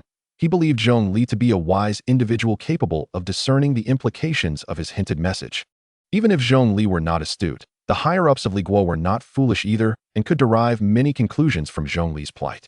Moreover, the most crucial point was that Zhongli had sustained severe injuries without even seeing his assailant, uncertain whether they were human or some other entity. In such circumstances, would Li Guo truly be willing to make a significant effort against an existence shrouded in ambiguity? Now, with the resurgence of spiritual energy, every ounce of power must be wielded judiciously. The vicinity of the Qingxi Mountains was sparsely populated, with no valuable mineral veins discovered, making it unnecessary to deploy heavy defenses. It would suffice to relocate the villages near the mountains. Furthermore, Su Mu had already expressed his goodwill, and Li Guo would not overlook such a gesture. Shortly after Zhongli and the others departed, Xiao Bai and the others returned. Su Mu rewarded them lightly, then focused intently on absorbing the miasma, striving to restore tranquility to the world within the bottle. Meanwhile, the adorable girls searched in vain and, per Zhongli's instructions, activated the device. The device emitted beeping sounds, and the needle pointed unmistakably towards Sangjiang. Captain, the object is in Sangjiang and is moving rapidly. This revelation left them bewildered. How could it possibly be in Sangjiang? Were they to be likened to the mythical little dragons of the waves? Zhongli's expression darkened. We have been deceived. They have successfully evacuated. In Zhongli's view, the appearance of the wooden box in Sangjiang could only signify one possibility. Luosa had dispatched reinforcements to aid Mr. J and Slode. They had opened the wooden box, taken the treasures within, and then staged a ruse, casting the box into Sangjiang to confuse them. Of course, Zhongli had considered the possibility of Su Mu's involvement. But that thought was quickly dismissed as a jest. How could an ordinary person, who would be seeking to evade danger, recklessly collide with it? Even if Slode and Mr.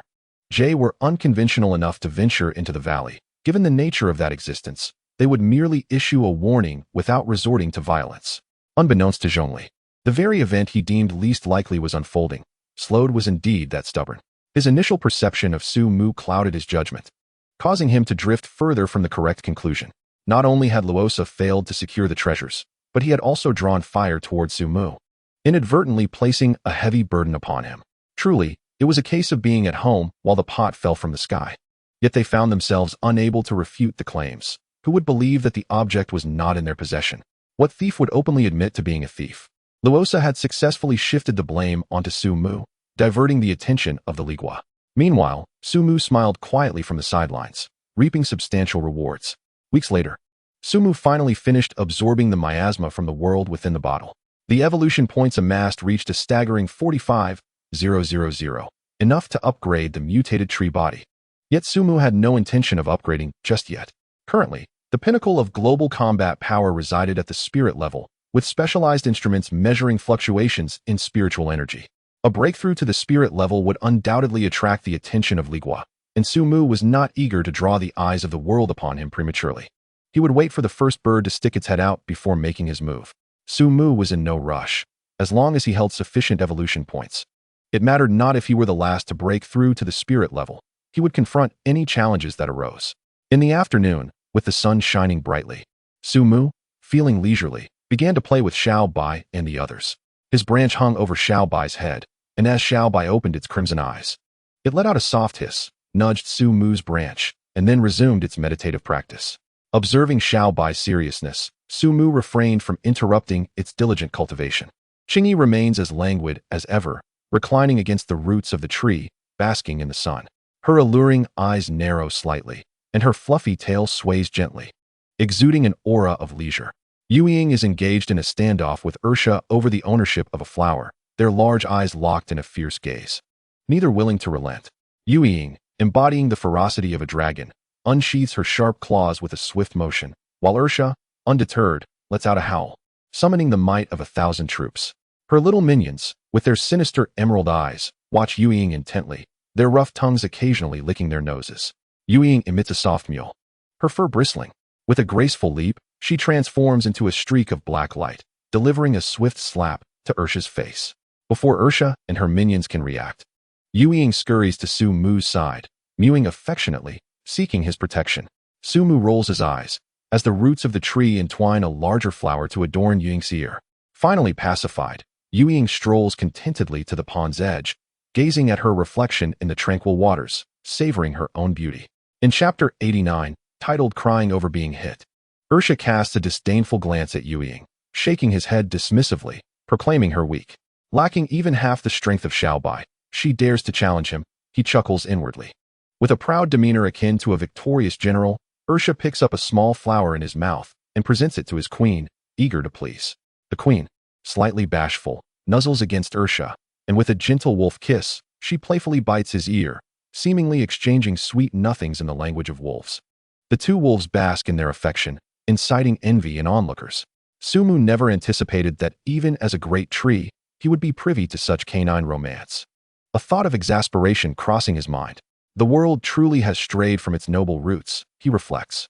Above, the sky is filled with the majestic flight of a hawk, diligently surveying the valley below, fulfilling its role as a sentinel. Luyu has presumably ventured off in search of treasures once more. Sumu's treasury relies entirely on Luyu's tireless efforts, braving all elements. Glancing at the chaotic assortment within the treasury, he feels an overwhelming impulse to dispose of its contents. Yet, recognizing that these remnants are the fruits of Luyu's labor, he refrains from casting them aside. Upon closer inspection, he cannot help but notice the absurdity of some items: plastic meat, torn stockings, and a battered kitchen knife. Sumu's expression remains stoic as he muses that Luyu might have a somewhat skewed understanding of what constitutes a treasure. True treasures should be the esteemed names of virtuous mentors, or indeed, precious natural resources and spiritual stones, rather than these risque adult items or worthless scrap metal. Truly, it is a challenging predicament. The electric arcs danced upon the branches, obliterating these treasures, lest Yeji witness it and shatter the aloof and enigmatic image he had cultivated. A mournful cry, reminiscent of a cuckoo lamenting in blood, echoed above as Liu returned, gazing sorrowfully at the vanishing treasures, its heart bleeding profusely. Overwhelmed by grief, Liu felt as if it had lost the will to soar. It longed for death. Like a withered leaf caught in a whirlwind, it plummeted from the sky. And Sumu, feeling a twinge of guilt, caught Liu and placed it beside Xiao Bai. Xiao Bai, with its innocent eyes wide open, beheld the despondent Liu, devoid of any zest for life. In an instant, Xiao Bai comprehended Sumu's intentions, emitting a soft hiss, as if to assure, "Fear not, tree god. I shall take care of this. In a short while, I will ensure this foolish crow is brimming with vitality." With a mischievous glint in its rosy eyes, Xiao Bai fixed its gaze upon Liu, its body coiling, muscles taut, and its tail, as pure as jade, raised to cast a shadowy cloud. "Now, Xiaobai was no longer small, measuring 3 meters in length and as thick as a bowl. The memory of the lesson imparted by its tail remained vivid in the mind of Rasha, who, upon the tail's elevation, recalled the dark days of torment, as if they were yesterday, causing an involuntary twitch upon its cheeks and a lingering ache. With its claws crossed to shield its eyes, Rasha appeared reluctant to witness the impending calamity awaiting Liu Yu.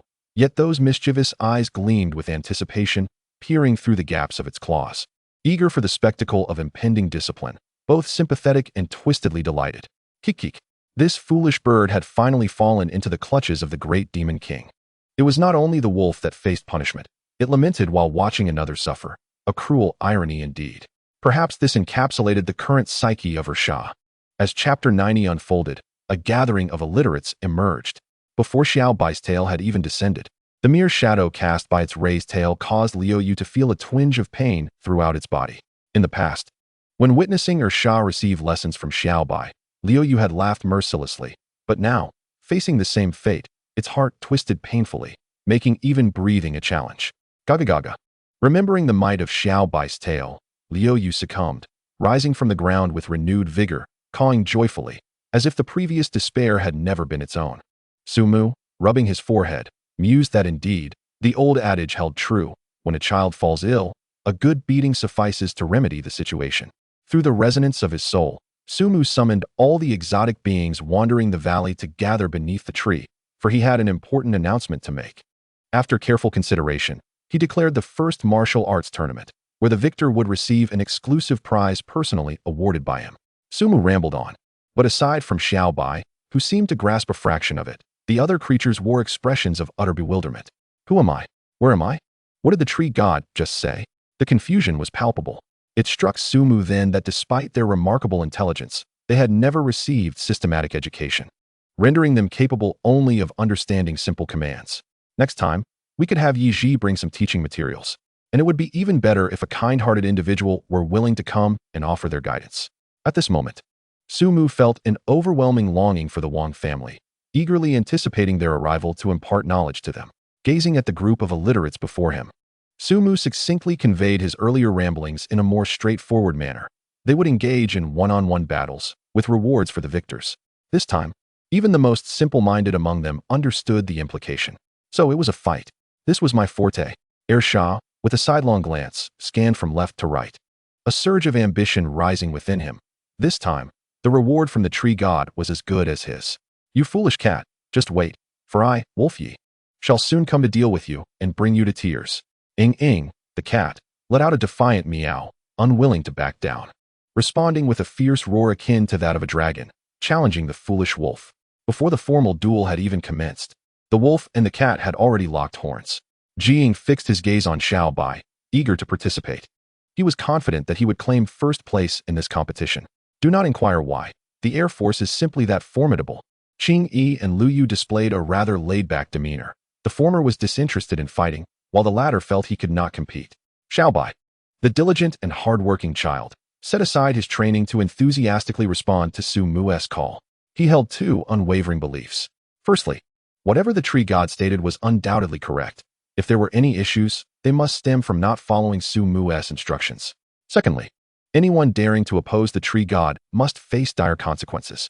This time, he aimed to solidify his status as the strongest under Su Mu's command, seeking to garner even more of Su Mu's attention. With a sense of satisfaction, Su Mu noted the enthusiasm displayed by Xiaobai and the others. Aside from the two laid-back individuals, he decided to throw in a bombshell to stir the spirits of these two calm competitors. The victor of this duel would gain exclusive access to the spirit pool for one session, during which His Excellency would offer a full hour of strokes. Qing Yi's eyes lit up. While he was somewhat indifferent to the spirit pool's access, he was deeply excited about the second reward. After all, it was the tree god's caress. How exhilarating. I must give my all to secure victory. Qing Yi's sudden burst of excitement raised Xiaobai's vigilance, and the fox and the snake exchanged a knowing glance, reaching a consensus. Confirming their mutual understanding, they acknowledged that this was the last opponent they wished to defeat. The serious Xiaobai and the languid Qing Yi were, aside from Su Mu, the wisest beasts in the valley. Do not be misled by Qing Yi's usual laziness, for his intellect was quite sharp. Su Mu had often witnessed the two strategizing together. Qing Yi was ingenious, while Xiaobai was principled. The combination of their unique strengths often led to strategies that left Su Mu astonished. They were natural schemers, nay, born military advisors, possessing a remarkable talent. In this contest, Su Mu opted for a chaotic battle format rather than a straightforward one-on-one match. The participants were free to engage whomever they chose, and could also form alliances as they deemed fit. This approach introduced a plethora of uncertainties compared to the monotony of direct duels, allowing Su Mu to gain a clearer understanding of their unique characteristics.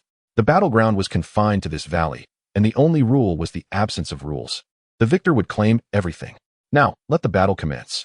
Xiao Bai and Qing Yi intertwined as they plunged into the mist, while Ji flew high, leaving Lu Yu, who had yet to react, and the bewildered Yu Ying and Air Sha behind. Lu Yu pecked at its feathers, contemplating its position as an underdog. Although it couldn't best anyone in combat, what if they fought to the bitter end, allowing it to reap the benefits as a bystander? It had witnessed many such occurrences before, and believed this time would be no different, cackling with delight. Just as Lu Yu contemplated taking flight, it was struck down by Yu Ying's claw, its dreams of soaring dashed before they even began. Lu Yu was eliminated. Air Sha, embodying the spirit of a true knight, patiently awaited Yu Ying to dispatch Lu Yu, believing such a sacred duel should not be interrupted by a foolish bird. If Lu Yu had known this, it would surely have been devastated. After all, it merely reacted a tad too slowly and flew a bit too sluggishly. Nevertheless, Air Sha and Yu Ying paid no heed, engaging in an aerial skirmish. Their howls and meows echoed back and forth, yet neither made a move to strike. Su Mu felt an urge to voice his thoughts. Enough with the noise. This will not slay the beasts. Perhaps sensing Su Mu's unspoken sentiment, Yu Ying finally ceased its roaring suppression. With a swift motion, 10 sharp claws sprang forth from its soft, pink pads, and with powerful legs. It leapt towards Air Sha in an instant. The two claws danced in a flurry, raining down upon Air Sha's skull with ferocity. Yet Air Sha, having been schooled by Xiao Bai's tail, was no stranger to combat. Soft and lacking in force, it scoffed at the perceived weakness of its opponent, declaring, "I shall end you." With eyes shut tight, it disregarded all else and bit down. Seizing Yu Ying by the nape of its neck, Air Sha rendered it powerless, transforming the fierce dragon's assault into a mere kitten's playful scratch. With a sidelong glance filled with triumph, Air Sha reveled. "See, you were foolish to underestimate me." Yu Ying fell to defeat. At that moment, the thick mist parted, revealing a white streak bursting forth, accompanied by a deafening rush of wind that stung Air Sha's cheeks. Wait, that familiar sensation. Could it be the formidable Xiao Bai? Panic surged within Air Sha. The familiar dread washed over it, causing its body to shudder as it tucked its tail and contemplated retreat. Yet the speed of Xiao Bai is astonishingly swift. In a flash of white light, a fierce gust of wind swept through, sending Air Sha flying, his right cheek swelling visibly. This familiar force and unparalleled speed could only belong to Xiao Bai. How painful! Suddenly, a clear cry echoed from the heavens, and Ji, soaring high above, seized the opportunity to dive from the sky, its black wings unfurling with an unparalleled velocity, as if transcending the bounds of time and space. The ground was engulfed in a tempest, akin to a typhoon's wrath, with sand and stones flying about, casting a dark shadow over the land. SSSSS. Xiao Bai arched its body, unleashing the full force within, its tail striking the ground with such might that the earth cracked beneath it. Utilizing this power, Xiao Bai propelled itself into the air, narrowly evading Ji's assault. Though this sequence of events may seem lengthy, it transpired in an instant, too rapid for an ordinary spirit practitioner to react, culminating in a brief clash. Onlookers may revel in the spectacle, but those with insight discern the underlying strategy. Xiao Bai's maneuver caught Su Mu completely off guard. Ji, a fearsome aerial sovereign, despite being tamed by Su Mu, was still not quite comparable to the former Black Eagle, yet the gap was closing. Should Ji awaken its innate spatial phase, even the Black Eagle would face dire consequences in its presence. The aerial advantage over the ground was substantial. A dive from the sky granted immense momentum, covering 100 meters in the blink of an eye. Yet, remarkably, Xiao Bai managed to evade Ji's lethal strike through sheer physical prowess. This was not merely a matter of awareness. It required formidable physical support. Xiao Bai's physical strength was unparalleled among the beasts, a true champion under Su Mu's command. What could Xiao Bai's innate talent be? A sense of curiosity stirred within Su Mu. On the battlefield, Ji, astonished that Xiao Bai had evaded its attack, dared not linger on the ground.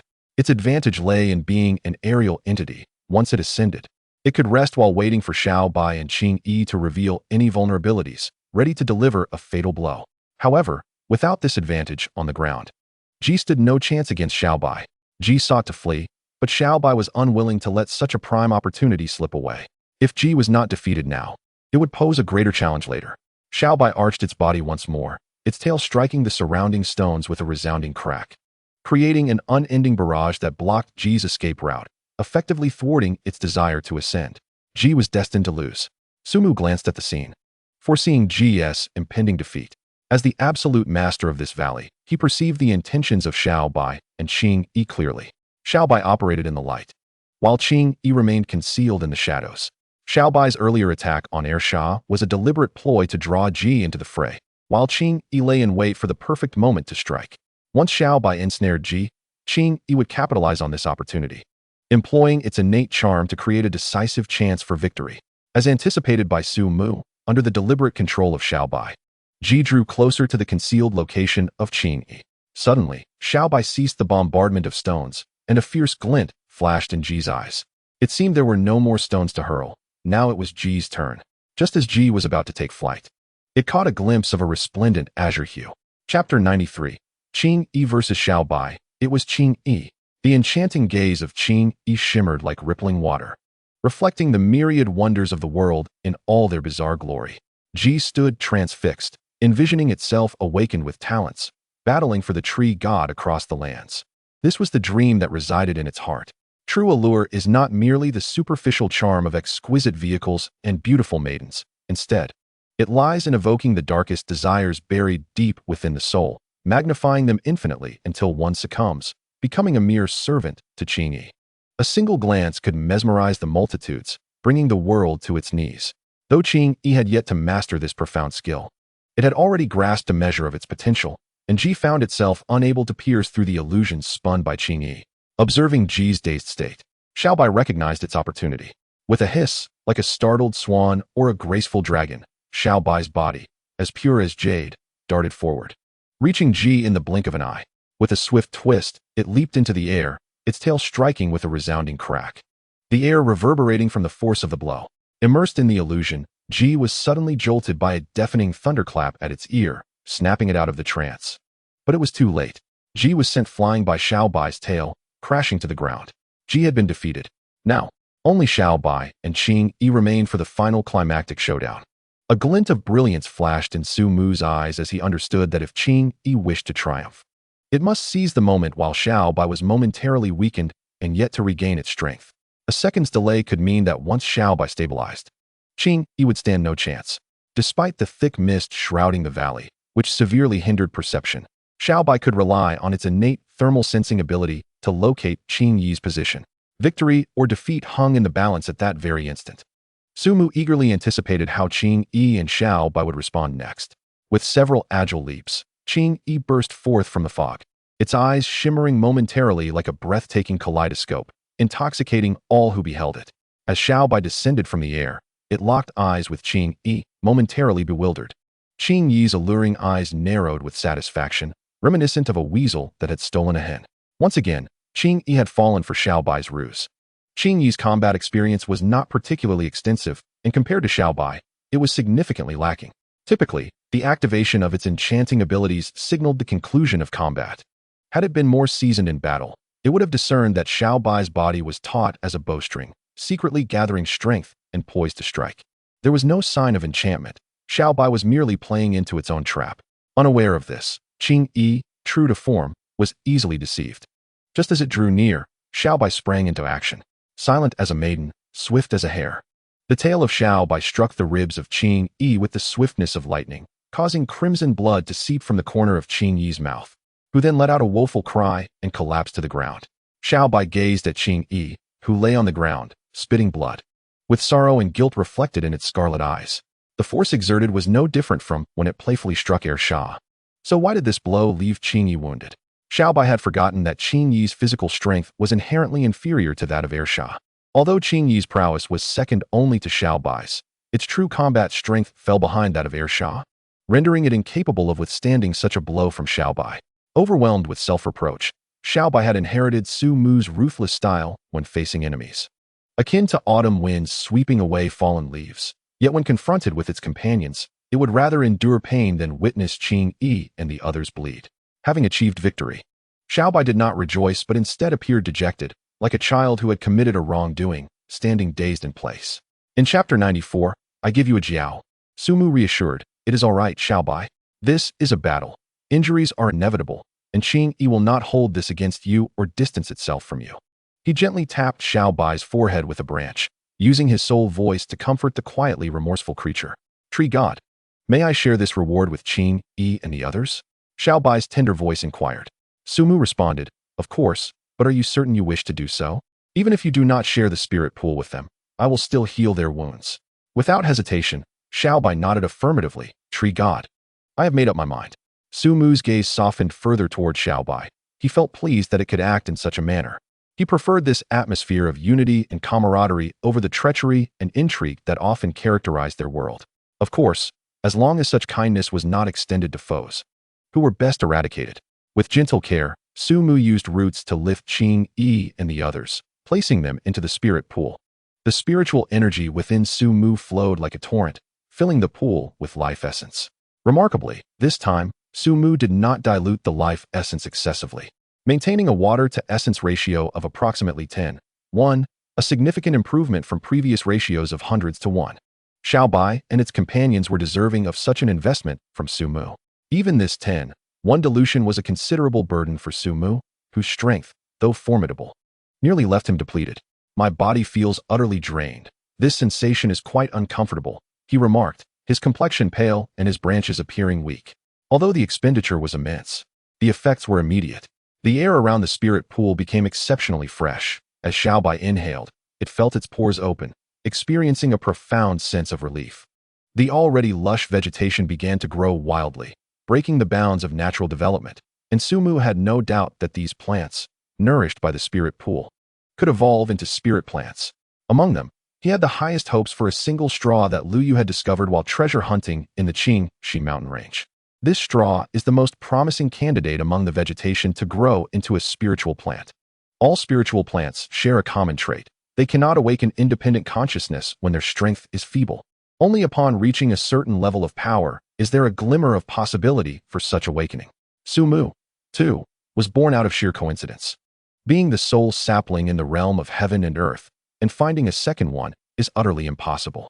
It is precisely due to its uniqueness that it was struck by lightning shortly after its arrival. Sumu does not expect this straw to be as exceptional as himself. It suffices that it becomes a spiritual plant. Academician Yuan has devoted all his efforts to cultivate a spiritual plant called Zi Jingmi for the Li Kingdom, significantly enhancing its foundation. Should this straw successfully transform into a spiritual plant, Sumu's influence will be greatly augmented. He cautiously encircled this precious sapling with tree roots to prevent Shah, the foolish wolf, from gnawing on it. Shah, bruised and battered, gazed at the cerulean spiritual liquid in the spiritual pool and suddenly became exhilarated. Although still entangled in Sumu's tree roots and unable to reach the spiritual pool, he began to utilize his ancestral dog paddle, slobbering profusely. Yu Ying, with a face full of disdain, pushed Shah's plump face away with her little paw, muttering to herself, how embarrassing. Subsequently, Yu Ying began to struggle vigorously, yearning for a bath in the spiritual pool. She too desired it. Chapter 95. The joyous spiritual pool bath. Apart from Yu Ying and Shah, Ji was equally eager to leap into the spiritual pool and consume every drop of spiritual liquid. He could sense the yearning in his body.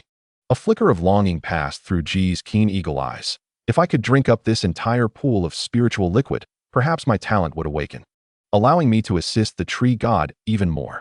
Qing Yi and Lu Yu, the serene duo, remained composed, though the occasional rolling of their throats inadvertently revealed their unquenchable thirst. At this moment, Xiaobai had also shed his usual calm demeanor, hissing with impatience. They all sensed that today's spiritual pool was markedly different from the past, the disparity akin to the chasm between Mount Everest and other smartphones.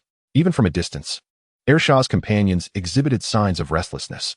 In recent days, they and his mate had continually brought Sumu prey, contributing significantly to his accumulation of evolution points. And Sumu took note of their efforts. Now was the time to repay their contributions. Sumu's roots twisted into a large bowl, scooping a portion of spiritual liquid into a smaller pool. Shah howled in excitement. summoning his companions to come forth and express their gratitude. These robust wolves bowed their heads respectfully, acknowledging Su Mu's kindness. In this world, there are many prey. Yet not everyone is fortunate enough to exchange such creatures for such precious spiritual liquid. Su Mu nodded, recognizing that this group of animals possessed a grateful heart. Not being ungrateful wretches, that alone was sufficient. Su Mu brought Er Shah's wife to his side, allowing them both to indulge in the ethereal waters of the Ling Qi. After all, she was Er Shah's wife, and she even brought along a pack of wolves as a delightful offering. Observing that Xiao Bai and the others were eagerly anticipating their turn, Su Mu, displaying mercy, decided against prolonging their wait. With a splash, they plunged into the water, transforming the Ling Qi into a realm of joyous revelry. Er Shah demonstrated the proper technique for enjoying a Ling Qi bath to his wife. First, one must open their mouth wide, leap from the water, and eagerly drink in all the splashes. Then, they should dive to the bottom of the pool, taking advantage of the element of surprise to inflate their belly. Indeed, it must be inflated. This way, they can utilize buoyancy, lying on their backs and effortlessly floating on the surface, beginning to relish the experience. It is crucial that the tongue remains exposed, ensuring that the surface area in contact with the water exceeds 80%. Anything less would render the bath devoid of spirit. Er Shah's wife followed suit, joyfully engaging in this whimsical waltz. Su Mu turned his gaze away, hesitant to look too long for fear that his intellect might be diminished by Er Shah's extensive experience. Yu Ying, the feline, stealthily approached Er Shah, resting her front paws on his swollen belly, initiating a sacred act of revenge. The rivalry between cats and dogs is fierce. Ula. Qing Yi lounged quietly by the pool's edge, her front paws elegantly crossed, eyes half closed, exuding an air of aristocracy. It was a marvel how she maintained such a languid posture even upon the water's surface, defying gravity. The aura surrounding her was intense, suggesting she was not there merely for a bath, but rather as if preparing for battle. Yet, her presence grew increasingly ethereal, as if she were transcending this realm. The awakening of this extraordinary talent was finally at hand. Su Mu felt a deep sense of satisfaction and accomplishment. Chapter 96. The arrival of Yi Ji without Su Mu's nurturing with spiritual essence. Ji would have had to wait until breaking through the spiritual tier to even consider awakening her spatial talent. Thanks to Su Mu's meticulous care, Ji was now poised to awaken this gift. Spatial abilities are immensely powerful, and Su Mu had no doubt that Ji could contend with spiritual tier beings, especially those whose offensive capabilities are strong but defensive weaknesses are pronounced. Ji could even claim their lives with relative ease. Of course, this would require considerable combat experience. As for Xiao Bai's talent, it is best left unmentioned for now, still in its infancy, and one can only wonder if it will manifest upon reaching the spiritual tier. Su Mu was certain that this talent was far beyond mere blood manipulation. After all, whose blood manipulation could transform such vitality into potent elixirs? Speaking of Xiao Bai, she was diligently practicing, her fervor evoking a sense of humility in Su Mu. Lu Yu remained quite languid, content to be a treasure-seeking scout. Flying swiftly was sufficient for him. As for combat, excuse me, I am but a mere little crow, utterly lacking in the prowess for combat. At that moment, a strikingly cold figure, adorned with a long blade at her waist and clad in sleek black attire, emerged from a black SUV. This was Yi Ji, whom I had not seen for over 2 months. Her strength had clearly advanced, her aura more formidable than before. Gazing at the familiar mountain, Yi Ji recalled the divine being in the valley, and her once-taut heart finally relaxed slightly. Tree God, Miss Yi, do not entertain any tricks. Do not forget that your sister remains in our grasp, threatened a burly, bald man ominously. Yi Ji replied icily, rest assured, I have not forgotten. We have arrived at our destination, and the path ahead leads us through the mountain. That vial of spirit liquid was something I stumbled upon within these very mountains. I am uncertain whether I can still locate it. Miss Yi, I hope you can find it. Otherwise, your sister may not be in the best condition. The bald man sneered. Enough, ahu. I believe Miss Yi is a person of discernment and integrity. Such words should not be spoken again, remarked a middle-aged man with a serene demeanor, adorned with gold-rimmed spectacles. This was Wang Tianfeng, the father of Wang Xiao, revered as the master of the merchant river, the true authority of the Wang family, and one of the 2 spirit-level individuals in Shangjiang City. Wang Tianfeng's life was a tapestry of legend. Before the resurgence of spiritual energy, he held a modest clerical position, and after being betrayed by his wife, who left him for another, he found himself in a midlife crisis. However, upon the awakening of spiritual energy, he discovered within himself an extraordinary talent, rapidly ascending from an ordinary individual to a spirit-level master within the span of a year. During this period, Wang Tianfeng rose from nothing, skillfully utilizing his newfound powers to establish the renowned Wang family in Shanjiang City, becoming a rising force among the elite. Miss Yi, as long as you can guide us to the treasure you speak of, I assure you that your sister will remain unharmed, and we can lay our grievances to rest. If you are deceiving us. Wang Tianfeng's smile lingered, yet the veiled threat was unmistakable. Yi Ji's lips curled into a subtle smile. Neither fully a smile nor a frown. Rest assured, Master Wang, I will lead you to what you seek. As she gazed at the tranquil mountains, she silently appended 2 words in her heart: death. Chapter 97. The Tale of the Wang Father and Son. That would indeed be the best outcome. The illustrious Master Wang of Shanjiang was not embarking on this journey to Qingxi Mountain out of affection for his elder son. After all, with his first wife having betrayed him, Wang Tianfeng had begun to question if he had unwittingly played the role of an unknowing father. Pondering whether this child truly bore the Wang surname or was instead named Wang Fuguei, he discreetly conducted a paternity test and confirmed the child was indeed his. Yet his heart harbored little affection for the boy. Especially after ascending to the status of Master Wang, countless women clamored for his attention, eager to share his bed and bear his children. Master Wang was once a mere employee, often plagued by feelings of inadequacy. However, after a sudden rise to become one of the world's foremost cultivators, he found himself indulging in a life of excess, devoid of the mindset typical of a true master. This reckless lifestyle led to the birth of several offspring, which, in turn, diminished his affection for his son, Wang Xiao.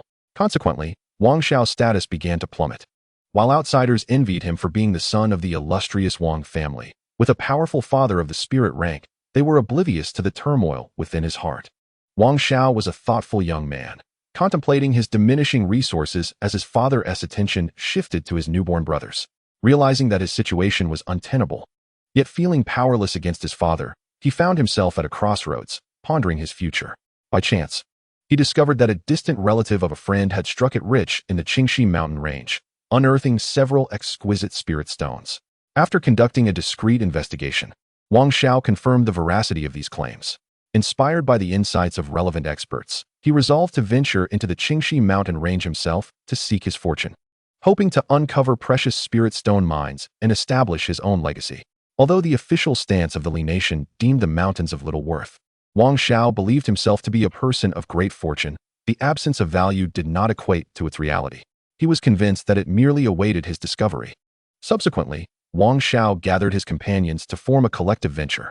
Out of various considerations, he chose not to enlist his father's subordinates, but instead privately hired the fallen noble, Yi Ji. With everything in place, Wang Xiao felt that all that remained was the right opportunity, brimming with ambition as he embarked on his perilous journey with his friends. Whether they were fortunate or unfortunate was uncertain. On the day of their arrival, they coincidentally encountered Su Mu, who was breaking through to the spirit rank, triggering a surge of spiritual energy. Unable to restrain their curiosity, they unwittingly met their demise in a spectacular fashion. Now Master Wang, following the path once trodden by his son, embarked on a journey of his own. However, his motivations were not rooted in vengeance. He was indifferent to whether his son lived or died. His purpose was to procure spiritual treasures for his sister, a quest that mirrored his son's relentless pursuit of greatness. After breaking through to the spirit rank, Master Wang's growth had stagnated, and upon hearing of the legendary Zhong Li advancing toward realms beyond the spirit rank, he felt compelled to act. Aware that all he enjoyed stemmed from his formidable power, he questioned whether he could maintain his status when his strength fell behind the times. Like his son, Master Wang believed himself cornered, prompting him to seek a new path. Chapter 98. Su. Fear only the F key. Due to his nightly exertions, Master Wang had overexerted himself, resulting in damage to his foundational energy, rendering his cultivation journey fraught with challenges. To progress further, one must restore the damaged foundation. Yet, in this world, the rare and mystical entities capable of solidifying one's roots and mending the foundation are exceedingly scarce and often elusive. Just as Master Wang found himself in despair, Yi Ji's sister, Yi Luo, caught his attention. Like him, Yi Luo's foundation was compromised, but her condition was far more dire, teetering on the brink of life and death.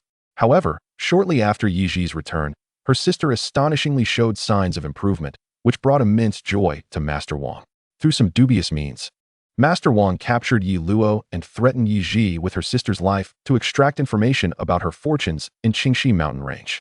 Yi Ji refrained from betraying Su Mu and instead concocted a plausible yet misleading tale. Uncertain if Su Mu could contend with Master Wang and his entourage, Yi Ji resolved to lure them to the other end of the Qingxi mountain range, where the spiritual realm resided, and await her opportunity to act. Even if this necessitated a sacrifice of her life, she was resolute in her decision. In the valley, Su Mu felt a stirring. Was this fluctuation emanating from Yi Ji? When beings consume Su Mu's life essence and willingly submit to him, a unique bond forms between them, remaining intact within a certain range. Although Su Mu cannot communicate through this connection, he can sense the general direction and even the emotions of the other party. At this moment, he could distinctly perceive that Xiao Bai and the others were quite joyful, a sentiment evident even without such perception. Yi Ji, however, appeared anxious and troubled. Su Mu furrowed his brow. Yi Ji should not be this tense upon returning to Qingxi mountain range unless she was coerced into coming. Reflecting on the 2 months that had elapsed since the annihilation of Wang Xiao and his group, Su Mu realized it seemed the Wang family had personally come to pay a visit. A cold smile crept across Su Mu's lips as the branches stirred without wind, churning the mist within the valley. Just in time, as I was beginning to forget you. Now, it is the perfect opportunity to eliminate you. After shattering the strongest of his contemporaries, Su Mu's confidence had swelled. As long as the Wang family did not arrive in tanks, piloting fighter jets, or wielding rocket launchers, he had no cause for fear. Conventional firearms posed no threat to him. Only weapons of mass destruction could provoke his caution. As for the unmatched spiritual realm, apologies. But before him, all beings were equal. He wondered if Yi Ji could accurately grasp his thoughts. Murmuring softly, Su Mu began to soothe Yi Ji's emotions. Yi Ji, walking along the path, momentarily hesitated before continuing forward with an air of nonchalance. A warm and tranquil consciousness, reminiscent of ancient eternity, seeped into her heart, silently calming her inner turmoil. Externally composed, Yi Ji's heart surged with tumultuous waves. Was that earlier sensation from the tree god? Indeed.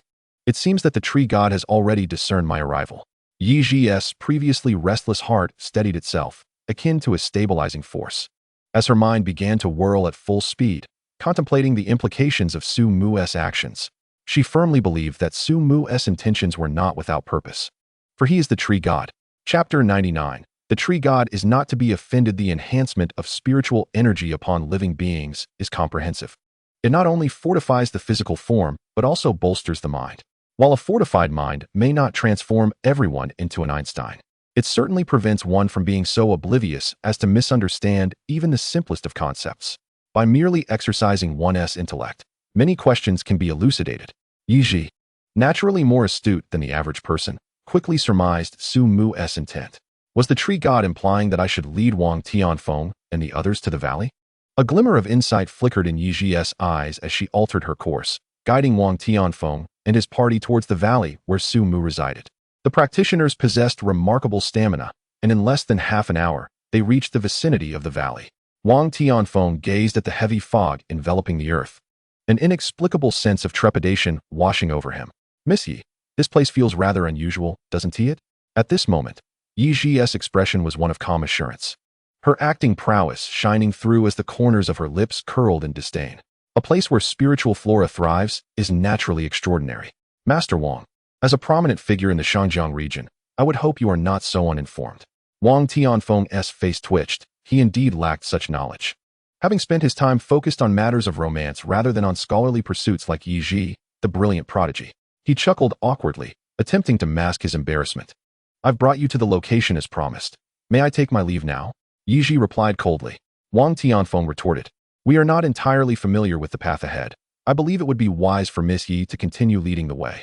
Yi Ji cast a penetrating glance at Wang Tianfeng, her right hand instinctively brushing against the hilt of her knife.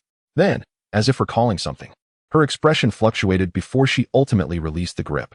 Follow me, she commanded, stepping boldly into the thick fog, her figure becoming somewhat ethereal. Wang Tianfeng signaled to his subordinates to keep a vigilant watch on Yi Ji. Should she make any abrupt moves, they were to act decisively. Su Mu sensed the presence of 10 individuals cautiously navigating through the mist, their movements deliberate and careful. He murmured to himself, their caution is as anticipated. However, do they truly believe this will spare them from consequences? With a wave of his intent, the clouds roiled and the fog thickened, visibility plummeting.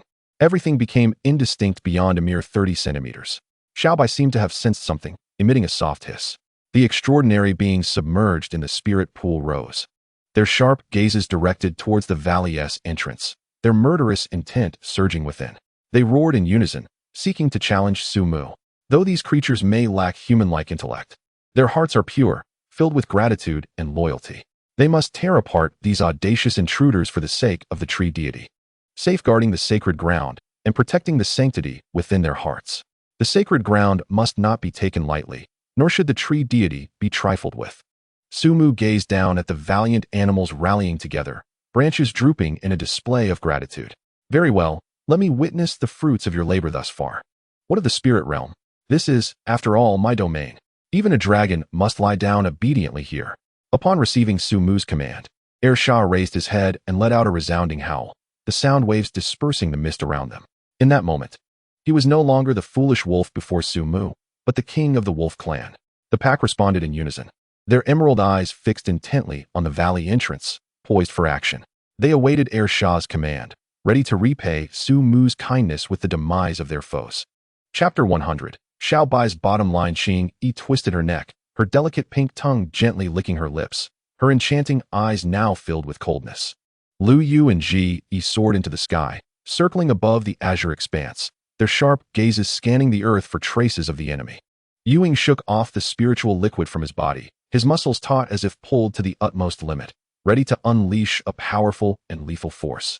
A bloodthirsty glint flickered in his frigid vertical pupils. Xiaobai raised her head, her crimson eyes devoid of emotion, exuding an air of danger that chilled the atmosphere significantly. Xiaobai was enraged. These brazen intruders had crossed her line, and only their deaths and blood could serve as an offering. With a crack, Xiaobai's body arched like a great bow, launching forth like a released arrow, a sonic boom rippling outward as fissures appeared in the ground. The mist torn apart to reveal a long passage, her form transforming into a blurring streak of light that vanished into the depths of the fog. Shah led his pack, gradually picking up speed, their movements synchronizing like a dense drumbeat, charging towards the oblivious spirit practitioners. Qing Yi and Yu Ying ascended different peaks, their limbs moving gracefully, their elongated forms becoming ethereal shadows that melted into the thick mist. After Xiaobai and the others had completely disappeared from view, Su Mu gazed at the spirit pool rippling with concentric waves, arcs of electricity dancing upon the branches. Moments later, the flickering arcs vanished, marking the onset of Xiaobai and the others' battle. He should choose to have faith in them. Combat, slaughter, death, growth. I await your triumphant return. Master Wang. The mist seems denser than before. Upon hearing this, Wang Tianfeng looked and confirmed it. He could previously see objects a meter away, but now beyond 30 centimeters. Everything was an indistinct white. A sudden chill ran through his heart, compelling him to glance towards the direction where Yiji had been, only to find it empty, devoid of presence. Wang Tianfeng's pupils constricted as he cursed vehemently. Damn it, we have all been outsmarted by that little wretch. Everyone, maintain formation and retreat along the same path. A sharp and resonant eagle's cry echoed through the heavens, its sound piercing through metal and stone, leaving their ears ringing painfully. Everyone, look to the sky. There is an eagle, possibly the guardian of this spiritual plant. Wang Tianfeng proclaimed loudly, channeling his spiritual energy. Suddenly, a dull thud resonated as a figure staggered and collapsed limply to the ground amidst the fog. This person, before meeting their end, did not even have time to scream. Becoming a lifeless corpse, Master Wang, Eru is dead, exclaimed a leather jacket-clad Mo Ganshi in shock.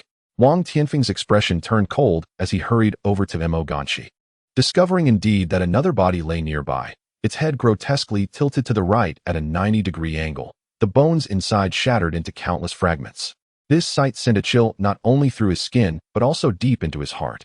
While the ability to crush a person's bones into debris was not terrifying, he too could accomplish such a feat. The true horror lay in the capacity to execute a 6th-level master before they even realized it. What kind of entity could silently extinguish such a formidable opponent? Master Wang gazed once more into the mist, feeling an eerie and chilling atmosphere emanating from the thick fog. Chapter 101. The Secrets of Combat. Everyone, converge around me.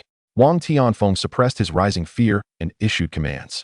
His ascension to the spiritual realm was not achieved through mere sustenance, but through relentless struggle and bloodshed. I shall see how you handle so many gathered together. As long as you dare to show yourself, I will eliminate you." A fierce determination surged within Wang Tianfeng, his senses wide open, ensuring that no subtle movement would escape his awareness. Xiao Bai, with her crimson eyes, faded slowly into the thick fog, poised to strike. She understood that such an opportunity would not be long in coming, for Ursha was already leading her pack towards them. A chilling howl reverberated through the open mountain fields, growing ever closer, a harbinger of doom. A silver figure, propelled by a fierce wind, tore through the mist, followed by a multitude of ferocious wolves. Ursha's tall and robust form abruptly halted, its limbs firmly planted upon a shard of rock, as its wolfish gaze surveyed the surroundings with a ruthless intensity, methodically directing its pack to initiate an encirclement. While the members of Ursha's pack were only about half the size of their leader, they still measured over 3 meters in length, rendering ordinary wolves on Earth mere infants in comparison. Under Ursha's command, this pack of ravenous wolves operated like a well-trained, fearless battalion. They split into 2 groups, encircling Master Wang and his companions from both front and rear, their emerald eyes fixed intently upon the intruders, surrounding them without making a move, seemingly waiting for something. The arrival of Shah and its kin instigated a palpable panic among the group of spiritual beings. They faltered before the battle had even begun, unlike those summoned by the nation, who consorted with darkness and were perpetually accompanied by slaughter. This group was comprised of individuals who wielded power yet acted like parasites, flaunting their dominance over ordinary folk during times of peace. They rushed to seize advantages, competing fiercely among themselves. However, when true danger approached, they shrank back in cowardice, desperately clinging to their lives. Sumu held a profound admiration for the officials of Ligua. Their existence was what prevented society from descending into chaos and darkness. They were the heroes who safeguarded a semblance of peace. As for Master Wang and his ilk, they were merely societal parasites, their demise inconsequential. Stay calm, everyone. Form a circular battle array.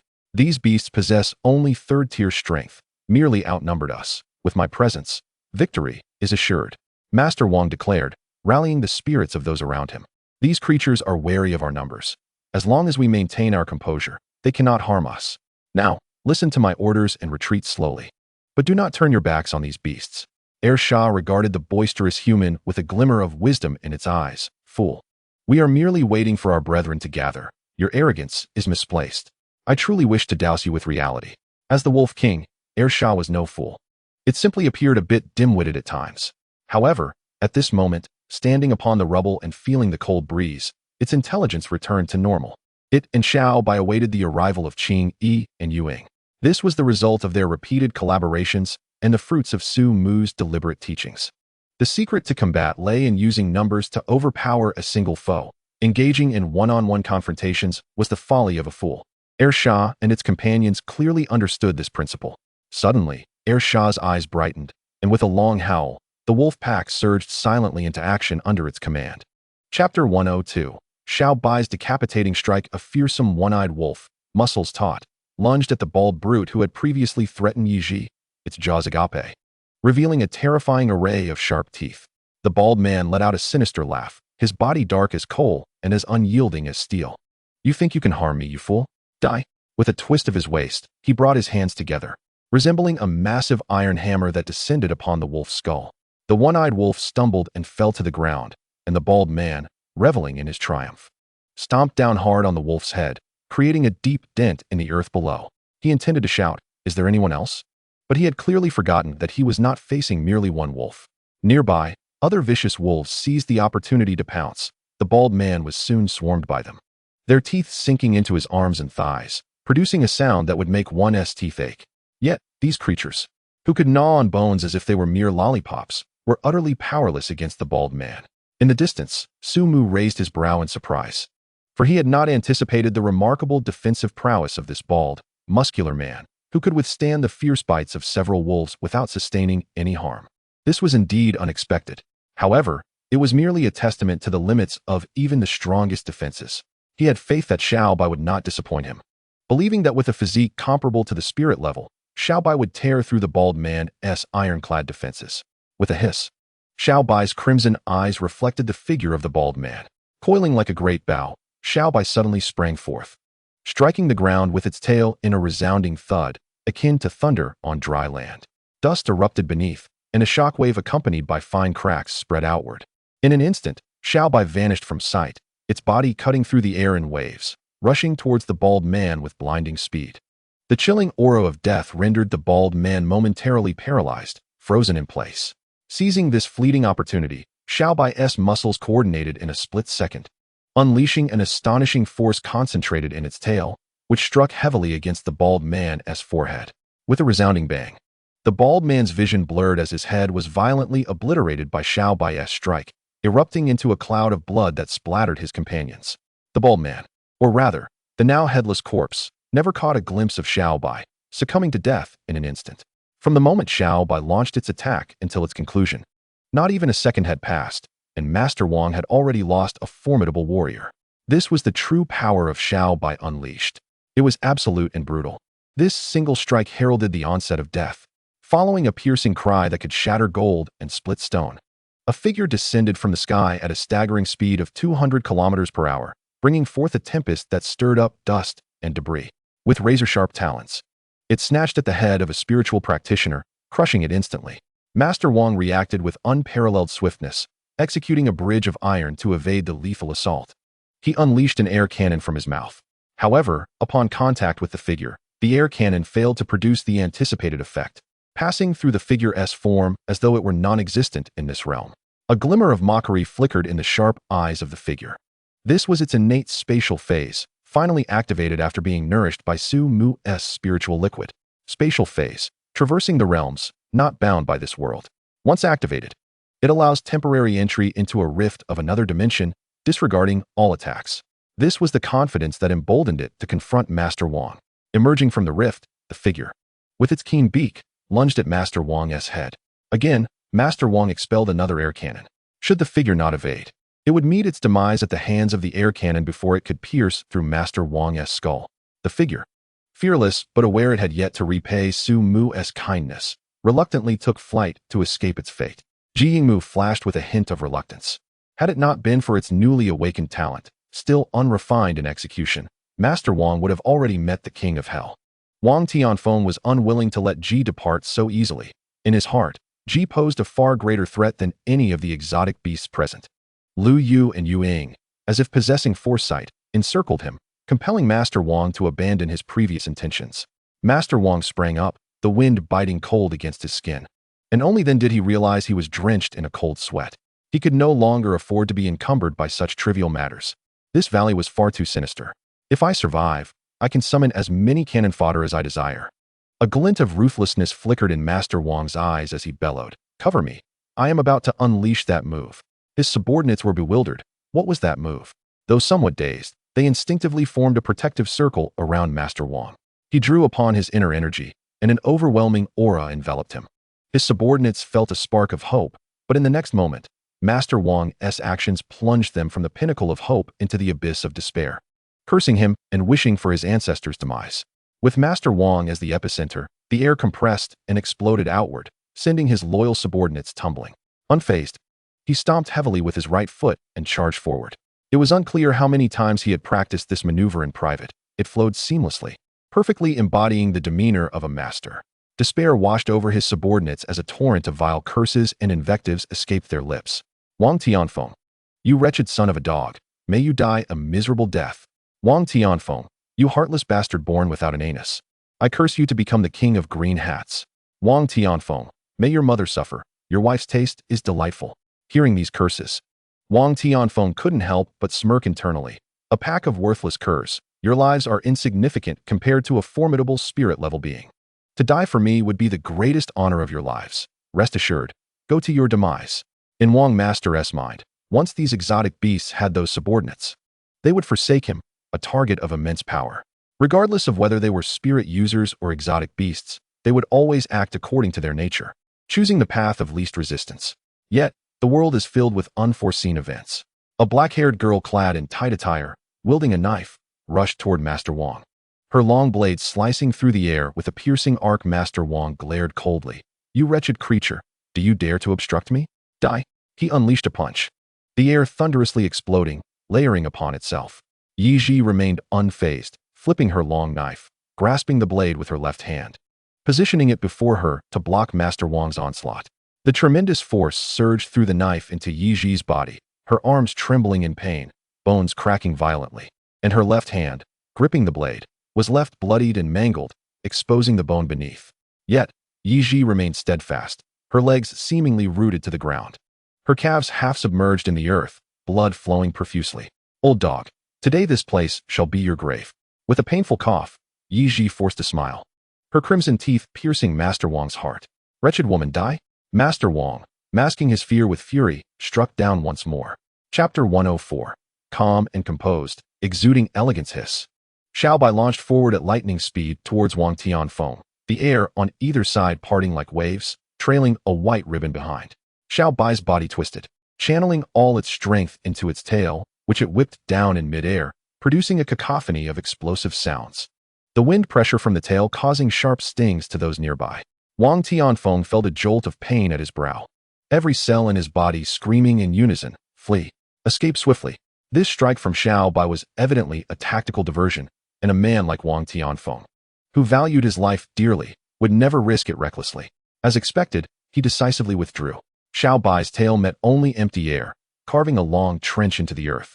Fragments of stone peppering Wang Tianfeng's attire, leaving numerous gashes that hung down like threads, transforming his meticulously tailored garment into a pitiful beggar's rags. Observing that Xiaobai's strength was waning, Wang Tianfeng's fist, enveloped in compressed air, descended upon Xiaobai. Roar! An ominous dragon's roar accompanied a fierce gust, causing Wang Tianfeng's temples to throb. He could not afford to be injured, for injury meant death. Forced to abandon his assault on Xiaobai, he pivoted to face his adversary, thrusting his hands forward to conjure a wall of air that stood resolutely before him. This wall served not only as a defense, but also as a means of offense. Quick dodge. This bastard is attacking through defense. The earlier brother who candidly praised Wang Tianfeng's wife was now spouting his words, regardless of whether these creatures could comprehend him, revealing all of Wang Tianfeng's tactics. Wang Tianfeng laughed heartily. "You fool, do you truly believe these beasts can understand your words?"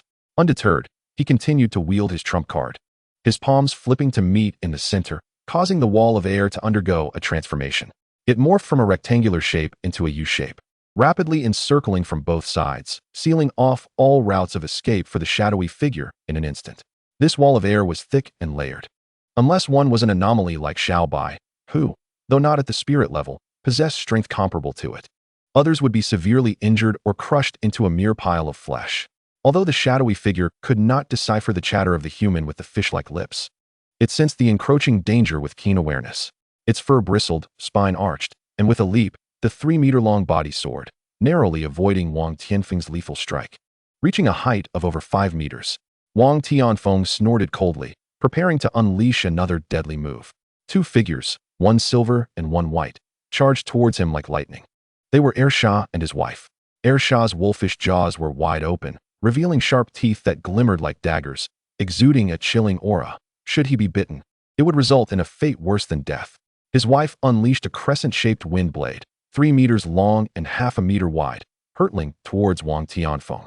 In the sky, the extreme eagle focused intently, seizing the moment to combine its piercing cry with a powerful dive from above. Lu Yu, the timid little creature, stood by to cheer, exclaiming 666. Did they truly believe this ragtag bunch could slay him?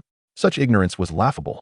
Wang Tianfeng disdainfully snorted, his hands leisurely grasping at the air, summoning an inverted vortex above him, as the surrounding air converged frantically towards him. Chapter 105. Annihilation. The defeat of Wang Tianfeng. At some point, an ethereal azure light manifested before him. The azure garment fluttered delicately in the breeze like a fine veil, and the once enchanting gaze of the figure turned icy and cruel. The figure had been biding its time for this very moment, akin to legendary assassins preparing to deliver a fatal strike against this spiritual tier opponent. In that instant, the azure eyes sparkled brilliantly, and Wang Tianfeng's mind clouded over. The flow of spiritual energy within him abruptly ceased, and the vortex above his head began to dissipate. Wang Tianfeng suddenly emitted a strange howl, as he broke through the illusion with his formidable mental power.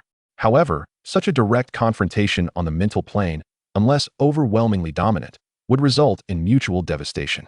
Blood streamed from the 7 orifices of the azure figure, its spiritual essence waning, and Wang Tianfeng was not faring much better. His features contorted grotesquely. The previous calm demeanor completely vanished. The allure of the azure figure had only a fleeting effect, but that moment was sufficient for Shah and his companions. Shah, resembling a bolt of lightning, pierced through the surrounding air resistance and lunged at Wang Tianfeng, sinking his teeth into the latter's calf. Crack! Shah's bite could crush steel. Wang Tianfeng's leg was instantly severed. An unbearable, searing pain engulfed him, and darkness clouded his vision, his body trembling in agony. The slicing sound of the crescent wind blade echoed ominously, reminiscent of a death knell, resonating within his mind. Driven by an instinctual will to survive, Wang Tianfeng struggled to manipulate the air to form a barrier. It is said that 2 fists cannot match 4 hands. Yet, the number of hands present was far greater. Though they had not yet transcended to the spiritual tier, under the nurturing of Su Mu Ling Yi, they possessed the confidence to challenge even that level. United, they posed a threat even to spiritual tier beings. Descending from the sky, the extreme eagle, with claws gleaming like metal, ruthlessly clawed at Wang Tianfeng, leaving him severely wounded. 2 deep gashes nearly carved open his chest, revealing writhing entrails upon closer inspection. The extreme eagle remained cold and unyielding, sparing Wang Tianfeng only because it had received the tree god's command. With a piercing cry, Ji lifted Wang Tianfeng by the flesh of his neck, firmly gripping his collarbone with its claws, and soared high into the air, bringing Wang Tianfeng before Su Mu to report.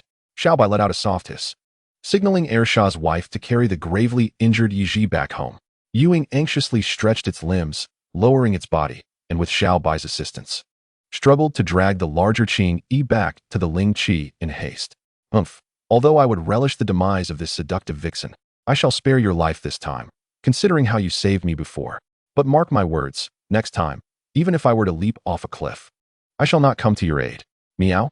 Meanwhile, Shah, alongside Xiaobai, began to gather the subordinates abandoned by Wang Tianfeng. Under the predatory gaze of the wolf pack, they trudged into the depths of the valley, their faces grim, hearts heavy with despair. Brother Wolf, I wish to negotiate. I have a foul odor, my feet stink, I sweat profusely, and I am lean, so please, do not devour me.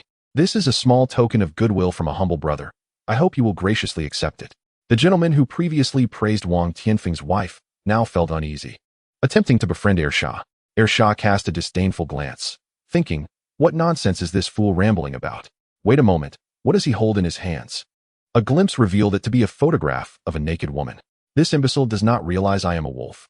The Lord prefers she-wolves, not women. An arrangement must be made. With a howl, Shah's yellow-hued subordinate nodded knowingly, lifting a leg to urinate on this gentleman's shoes. Some may wonder why Shah did not confront the matter directly. Has it become arrogant after gaining subordinates? Apologies, but that is not the case. Ever since the last encounter with the little bird ended in a disastrous lightning strike, Shah now trembles while urinating, frequently glancing around, holding its stream for several seconds before moving to a safer spot to continue. This cycle repeats until it has finished. It is no longer the formidable wolf king that could urinate 3 zhang in the wind. What if it loses face? Shah has matured. Chapter 106. Is this a fairyland? With a clear cry, the sky resonated, devoid of the previous sound that could split gold and stone, filled instead with an aura of menace. Ji unceremoniously dropped Wang Tianfeng to the ground and circled around Su Mu, seemingly seeking praise for its deeds. Well done, Ji. Su Mu chuckled softly, brushing a branch against Ji as a gesture of encouragement. Upon receiving Su Mu's affectionate touch, Ji was elated, a joy that was unparalleled. Even more so than when taking a bath in the Ling Qi, resembling a jubilant child weighing over 100 pounds. With another branch, like a flash of lightning, Su Mu stabbed into Wang Tianfeng's forehead, enveloping his mind with his immense mental energy. Su Mu could delve into others' memories through his vast mental power. Although this required the cooperation of the other party, like Yiji, who willingly allowed Su Mu to investigate. If the counterpart refuses to cooperate, Su Mu must resort to forcibly delivering a mental shock to breach their psychological defenses.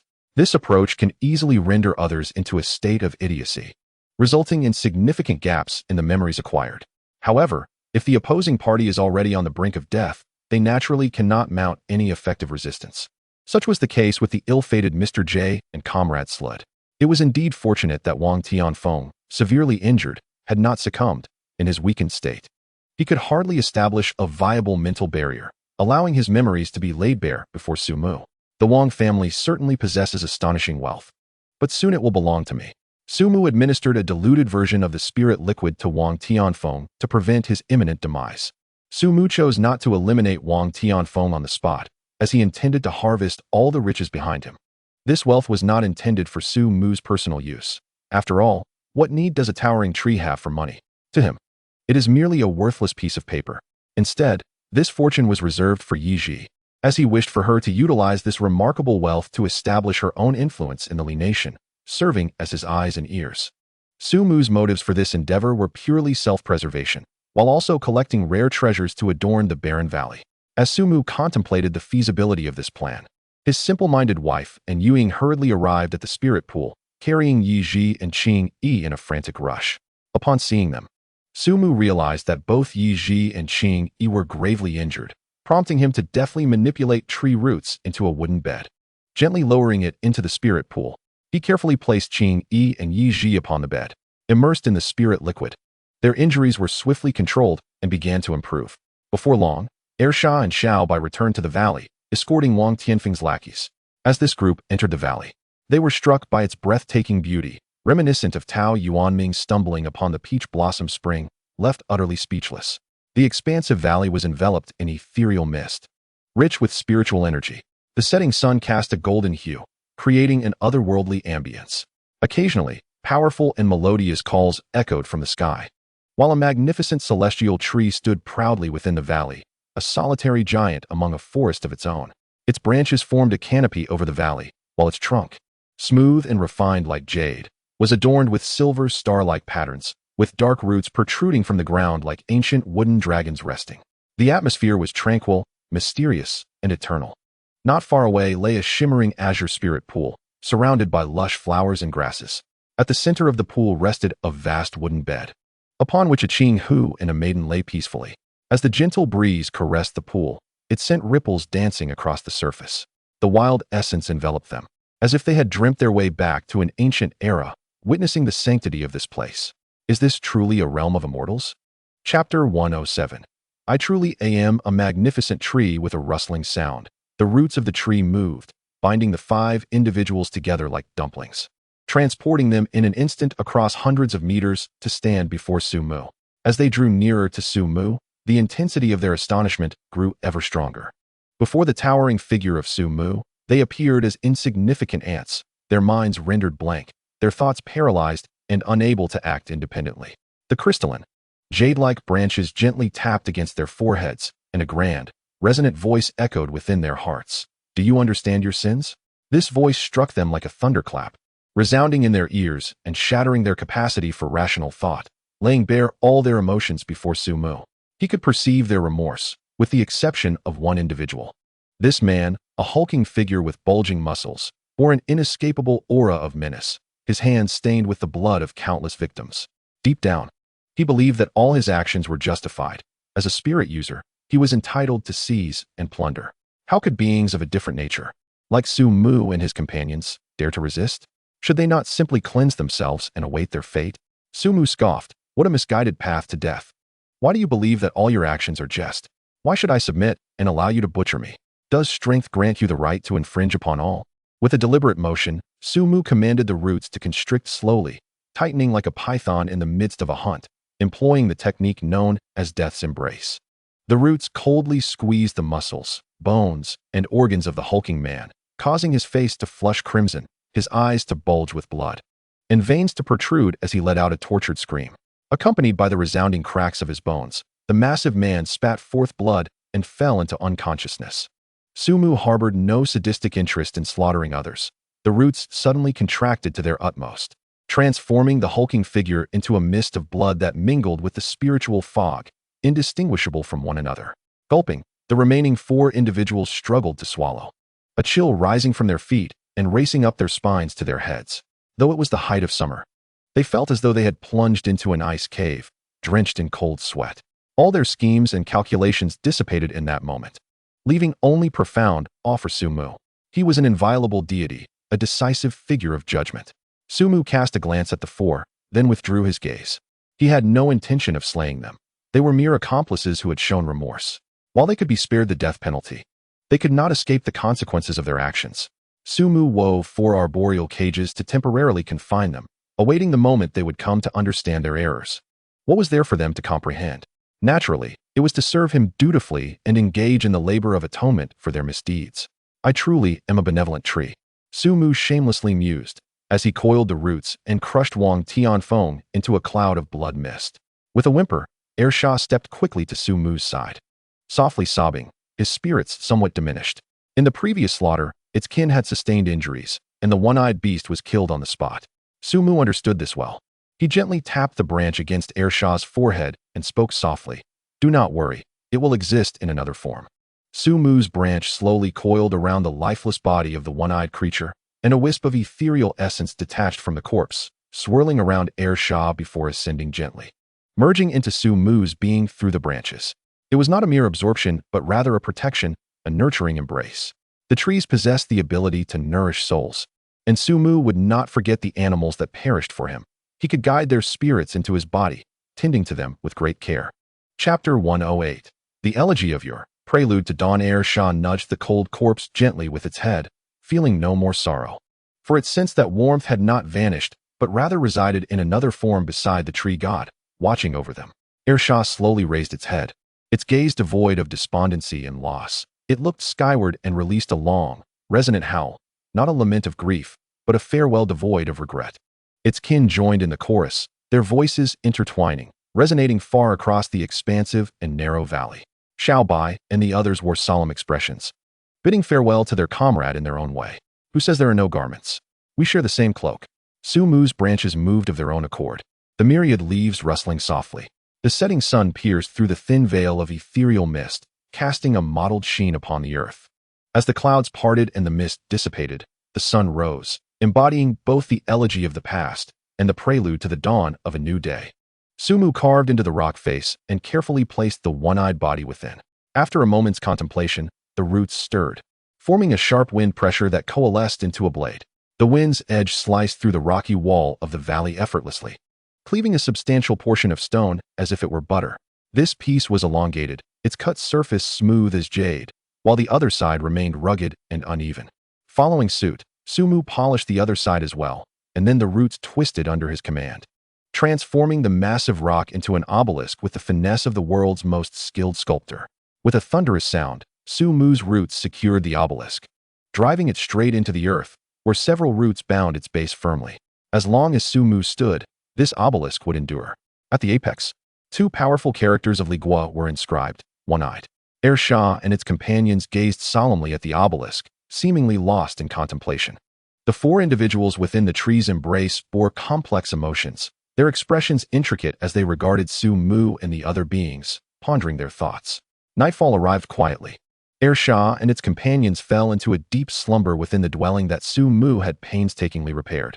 Death is a commonplace occurrence in the natural world, and they would not remain forever engulfed in grief. The departed have gone, and the living must carry on. The road ahead must continue. The following day, the faint light of dawn pierced through the thick darkness, heralding the arrival of daybreak. Yi Ji and Qing, who rose from the wooden bed, their injuries completely healed, and their essence subtly stronger than before, suggesting that fortune had indeed emerged from adversity. The key to this transformation lay in Su Mu's spiritual liquid, a true boon from nature for living beings. Otherwise, they would have faced a severe and unmanageable illness rather than a fortunate recovery. Yi Ji nodded and pressed her face against the trunk of Su Mu, feeling an extraordinary sense of tranquility within her heart. Shu Shun, I have returned, she whispered softly, sending ripples through the dawn light.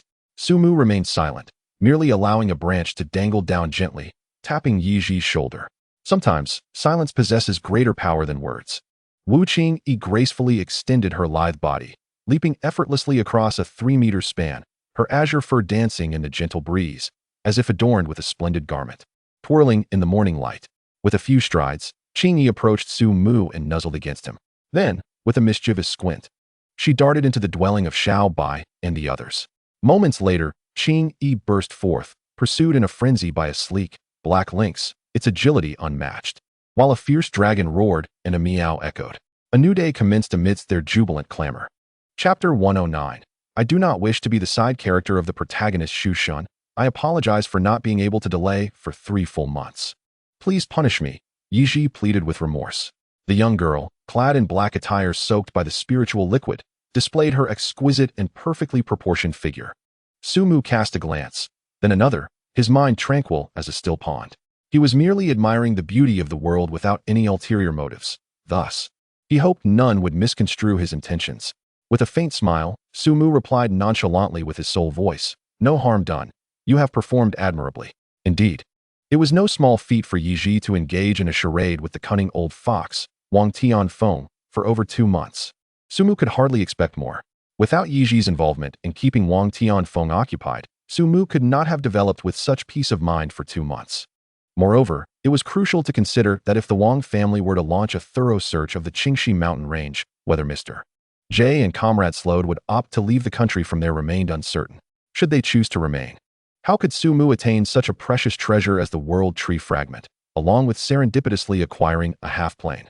Sumu was discerning in his assessments, distinguishing clearly between right and wrong. However, given the gravity of the situation, involving 2 powerful nations in this world, it was prudent for Sumu to be vague with Yiji. "You have not only committed no faults, but have also rendered significant service. Bring your sister to me. This shall be your reward."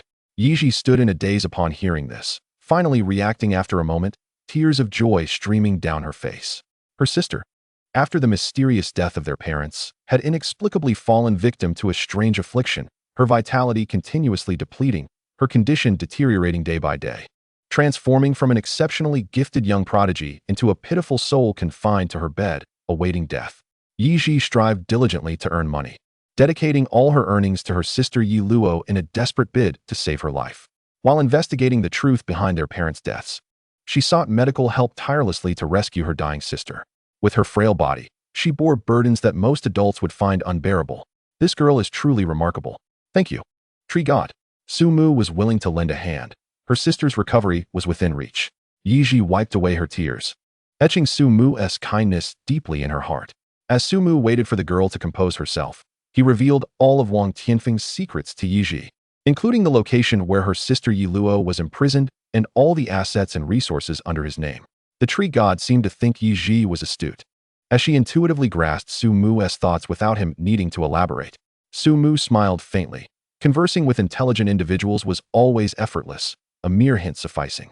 "I need you to establish an organization focused on gathering information and treasures." Sumu articulated his specific requirements to Yiji, ensuring she did not misinterpret his intentions and stray from the path, becoming merely a side quest awaiting the protagonist's challenge. "Tree God, I will surely accomplish this task splendidly." Yiji's eyes ignited with fervor, her spirit soaring. She turned and strode eagerly towards the valley's exit, reminiscent of a child tying a red scarf and carrying a backpack to participate in a school sports event. Sumu, feeling somewhat helpless, conjured a route to block her path, pointedly indicating her damp attire, still dripping with water. "Sister, your clothes are still wet. Running around like this only elevates the crime rate." Yiji's cheeks flushed a delicate shade of red as the golden sunlight bathed her, rendering her stunningly beautiful. Chapter 110. Never lost a fight. Never lost an argument. Yiji ignited a fire to dry her clothes and, after nibbling on some fruits from the mountains, hurriedly departed the valley with the spirit liquid provided by Sumu. Eager to return home, Sumu made no attempt to retain her, understanding the urgency of her situation.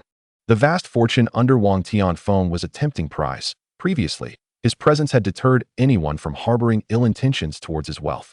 Now that Wang Tianfeng was gone, if his wives learned of his demise, their factions would undoubtedly resort to ruthless tactics to seize his assets. At that point, Yiji's maneuvers would become significantly more challenging. Currently, her only advantage lay in the asymmetry of information. Armed with the secrets Sumu had shared, she held the upper hand. While acquiring Wang Tianfeng's real estate would prove difficult, his private vault contained a considerable fortune. Though not comparable to his real estate holdings, it still amounted to hundreds of millions. Not to mention the hidden wealth he controlled, including leverage over some influential figures in Shangjiang, which, if executed properly, was worth a fortune. Sumu eagerly anticipated the waves Yiji would create upon her return to Shangjiang with Wang Tianfeng's legacy. As long as she could establish herself in Shangjiang, she would undoubtedly provide him with reciprocal benefits. "By that time, my path of evolution will undoubtedly become smoother," Sumu murmured, suppressing the aspirations within his heart. Hiss, hiss, hiss. The urgent hissing of Xiao Bai drew Sumu's attention, and as he looked down, a smile graced his lips. Despite its size, was it still afraid of fire? Hiss, hiss, hiss. Xiaobai anxiously circled around the trunk of Su Mu, pressing closely against his body, its crimson eyes filled with apprehension. Not only Xiaobai, but also Qing Yi and the others exhibited varying degrees of tension. This instinctual memory, engraved within their genes, warned them to steer clear of such perilous entities. Xiaobai had once tragically endured a forest fire, nearly losing its life within. In a world devoid of spiritual revival, a single forest fire could claim the lives of numerous creatures, thus instilling a natural fear of flames within them. Even after becoming a different species, this fear could not be easily eradicated in the short term. Only Air Xiao remained unaffected. This foolish wolf observed the nervous and fearful expressions of its companions and felt a surge of excitement, especially upon witnessing the once formidable Xiaobai, now cowering beside the tree deity in search of refuge. Its exhilaration reached a pinnacle, nearly bordering on the grotesque, as its tail whipped about like a windmill. It leaped around the campfire, leaving Su Mu speechless. Awu! Air Xiao, brimming with spirit, howled loudly, lifting its right leg as if to relieve itself. Having heard terrifying tales of boiling excrement, Su Mu was not keen on witnessing the boiling of urine today. With a sharp crack, a branch the thickness of a baby's arm snapped off, creating a fierce gust of wind at its end that surged towards the fire. The flames leapt higher, fueled by the wind, suddenly soaring over 3 meters, startling Air Xiao into a bizarre yelp. Its tail ceased to wag, and its legs dropped. The wolf, terrified, scurried into the spacious hollow of Su Mu's tree, cautiously peeking out with its wolfish head, its slightly angled eyes gravely observing the flickering flames. As the wind settled, the flames gradually subsided, igniting a spark of courage within it. With a leap, it dashed toward the fire, howling wildly. Yet, at the slightest flicker of the flames, it swiftly retreated back into the hollow, resembling a frantic creature hiding beneath Su Mu's form. Su Mu's lips twitched. Little brother, what is wrong with you? Do you truly possess the bloodline of a husky? With the legendary skill, never winning a fight, yet never losing an argument. Chapter 111. Have I become arrogant? With Su Mu as their support, Yu Ying and the others began to acclimate to the flames, while Air Xiao continued to cower beneath Su Mu, letting out frantic howls. Utterly embarrassing for a wolf, Xiaobai could no longer tolerate Air Xiao's foolishness. With a swift bend of its body, the blood within surged like a mighty river, gathering strength in its tail, shooting forth like an arrow released from a bow. Whoosh! The air was torn asunder, and the shockwave surged forth. Air Xiao's head suddenly darkened, and an inexplicable pain surged in his cheeks. It seemed as though he recalled something, and in a state of panic, he raised his head, horrified to discover that the shadow above him was indeed that. The predator lurking in the shadows, the merciless sovereign of terror, a monstrous being of immense strength. Air Xiao let out a low whimper, yearning for Su Mu's protection. What should one do when a child becomes foolish? A good thrashing would suffice. Su Mu vaguely remembered this profound saying, and now found himself in complete agreement with it. With a cold sneer, Su Mu commanded the roots to surge, burrowing into the earth, and in an instant, a void surrounded Air Xiao. Completely dumbfounded, Air Xiao desperately sought to escape. Yet it felt as though an untamed beast had fixed its gaze upon him, rendering him immobile. In that moment, Air Xiao was once again engulfed by the fear of Xiaobai, unable to break free. With a crack, Xiaobai's tail struck the air, causing it to solidify and then explosively burst apart, leaving Air Xiao bruised and battered, entering a state of resigned contemplation about the bleak trajectory of his wolfish existence. Observing Air Xiao's pitiful state, the shadows could not contain their laughter, their cruel mockery echoing in the air. Su Mu glanced at the dejected Air Xiao, his heart unmoved, for he knew that this foolish wolf would soon rebound with vigor, continuing its reckless path. Instead, he pondered how to develop this world within the bottle. Su Mu's consciousness delved into the roots that anchored in this bottled realm, and as his awareness shifted, he realized that the space had stabilized completely. The terrifying black fissures no longer appeared at the edges, and life began to return to the land. This demi-plane had danced on the brink of oblivion. But through Su Mu's efforts, it had been revived. If Su Mu were to present the bronze square bottle to Comrade Silauda now, he was certain that Silauda would not recognize it as the very demi-plane he had initially purchased, teetering on the edge of collapse. Su Mu shook his head in contemplation, often feeling troubled by his own excellence. Truly, I am far too exceptional, effortlessly mending a near-dissolved demi-plane. Alas, the energy consumed from the fragments of the world tree was considerable.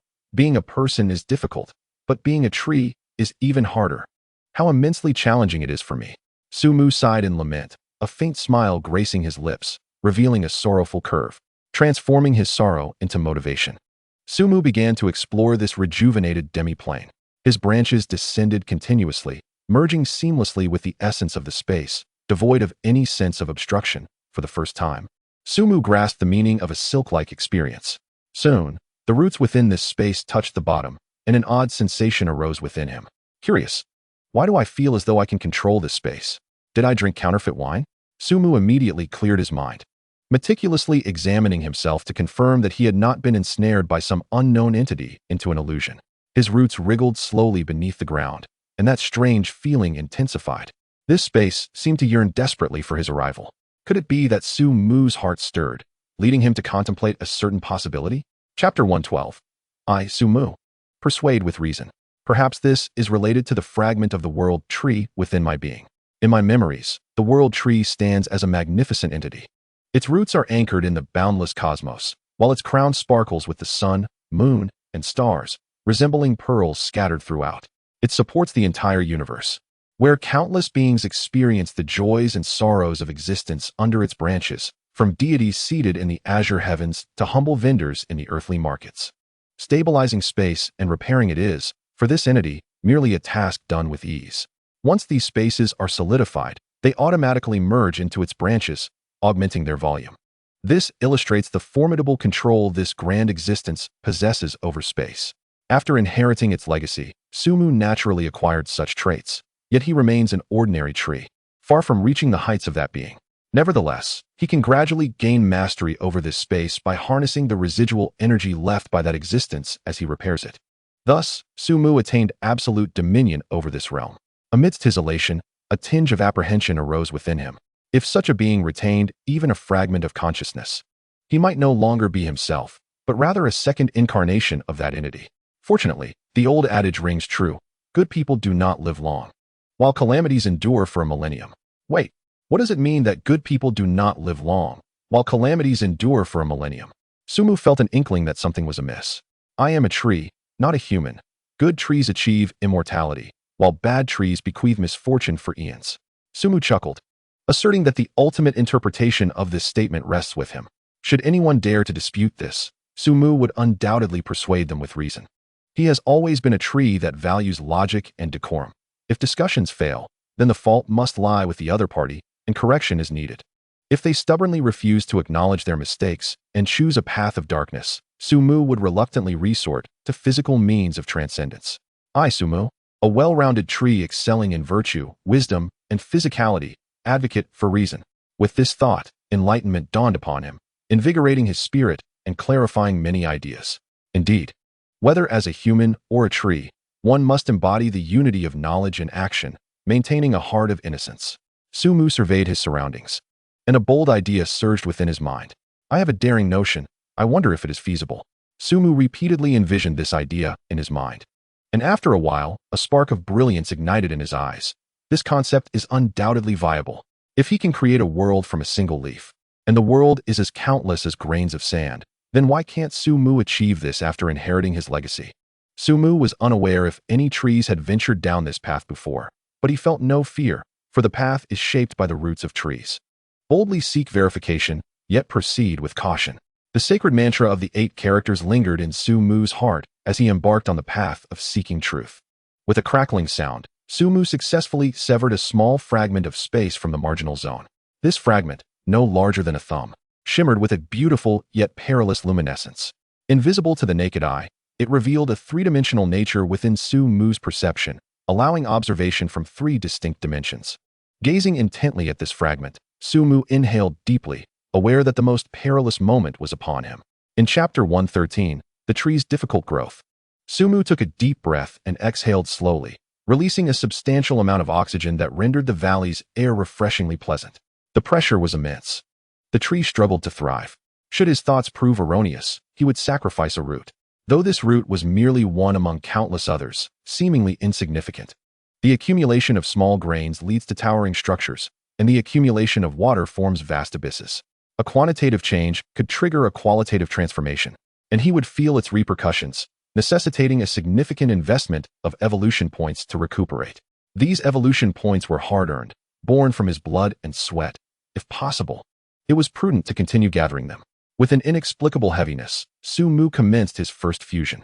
As the thumb-sized fragment approached his tiny root, a mere 0.01 millimeters away, his movements froze. Enduring hardships is essential for a tree to flourish. Gritting his teeth, Su Mu plunged the fragment forcefully into his root. Upon the entry of this minuscule piece into his root, Su Mu entered the sage mode, perceiving everything as profoundly mundane, though this was far from the reality. Contrary to his expectations of hardship and pain, the fusion process proceeded remarkably smoothly. He had prepared himself for failure. Yet fate seemed determined to grant him success on his first attempt, a profound regret for the tree. Su Mu's consciousness delved into the root. Discovering a small space had indeed manifested within it. Within his body, it appeared as a mere speck, yet upon entering the space, its size returned to normal. Su Mu realized he could manipulate everything within this space at will. For instance, the earth could fracture, and the earth could indeed fracture. This space flowed within him. And thus, Su Mu orchestrated a perfect journey for this tiny fragment within his body, witnessing his burgeoning power. After toying with it for a while, he found it lacking in intrigue and shifted his gaze to the vast expanse beyond. Recognizing the fusion process to be harmless, he resolved to commence. Su Mu's roots surged forth, piercing with great force, and the space tore apart like a tattered cloth. Under Su Mu's guidance, these fragments successfully manifested within him. Instantly, the world within the bottle was plunged into darkness, devoid of its former mystique. With a crack and a crack, fine spiderweb-like fissures appeared on the surface of the bronze square bottle, rapidly extending outward until they enveloped the entire vessel. The intricate patterns on the bottle's surface underwent rapid oxidation, as if it had weathered a millennium's worth of hardships in the blink of an eye. The bronze square-mouthed vessel, forged from divine gold, lost its final barrier upon the dissolution of this semi-plane, succumbing to the relentless erosion of time, becoming decayed and fragile. Suddenly, a resilient root pierced through the vessel's body, causing the silver bottle to shatter and the bronze square-mouthed vessel to splinter into countless pieces, with no precious liquid spilling forth. Only an abundance of dark roots adorned with silvery starlight. A rustling sound echoed as Su Mu's tree body shuddered, causing all its branches and leaves to rustle in unison. The small white creatures instinctively looked up at Su Mu, sensing a profound transformation in the essence of the tree god. It had become more enigmatic, mysterious, and unfathomable. In the distance, a fly buzzed into view, and as Su Mu's branches swayed, an aura of spiritual energy surged forth. In the next moment, the fly reappeared within Su Mu's being. The fly, bewildered, found itself in a darkened world. Suddenly, the sky was rent asunder, and a formidable spear of the tree pierced the heavens, its shaft entwined with the eternal mysteries of the cosmos. Like a divine punishment, it transcended the boundaries of time and space, obliterating the fly completely. With the elimination of the fly, Su Mu gained an evolution point of 0.1. Chapter 114, A New Talent. Su Mu withdrew his branch with satisfaction, restoring the realm to its usual state, unremarkable and mundane. Indeed, I have become the sovereign of this world. My strength has surged dramatically. Unless those trapped can shatter this spatial domain, they cannot inflict even the slightest harm upon me. However, it is regrettable that the practical significance of this ability is limited, as it demands an exorbitant amount of spiritual energy. Su Mu sighed in disappointment. Merely executing 2 steps had nearly drained him completely. The first step was to absorb the fly.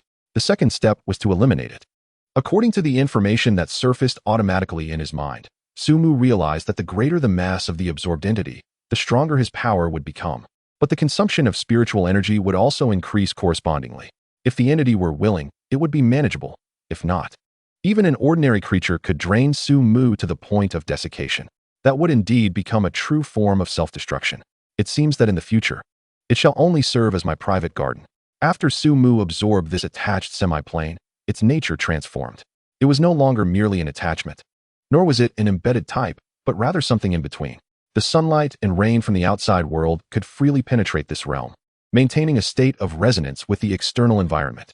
However, if Su Mu were to depart, it would quickly dissolve and be absorbed by the sea blue star. Su Mu consolidated all the spatial fragments, forming a complete semi-plane. This semi-plane had a diameter of 3 kilometers, and when fully expanded, it would be equivalent to dozens of football fields in size. Although Su Mu's trunk was over 20 meters in circumference, it could not support such a vast semi-plane. However, contrary to common understanding, this semi-plane was minuscule as a speck of dust within Su Mu's body, only the size of a palm, expanding to its original dimensions upon entry. The attribute panel of Su Mu trembled slightly, a hint of a smile gracing his lips as he sensed the arrival of fortuitous news. Upon unfolding the panel, he discovered that the data had indeed undergone a transformation. His present attributes were as follows: name, Su Mu; race, Lingyuan tree; level, Lingjia, perfection; lifespan, 1,550 years; talent, absorption; life spirit liquid; dimension of planes. As the mustard seed encompasses the vastness of Shumi, you possess the absolute dominion over the dimensional space within yourself.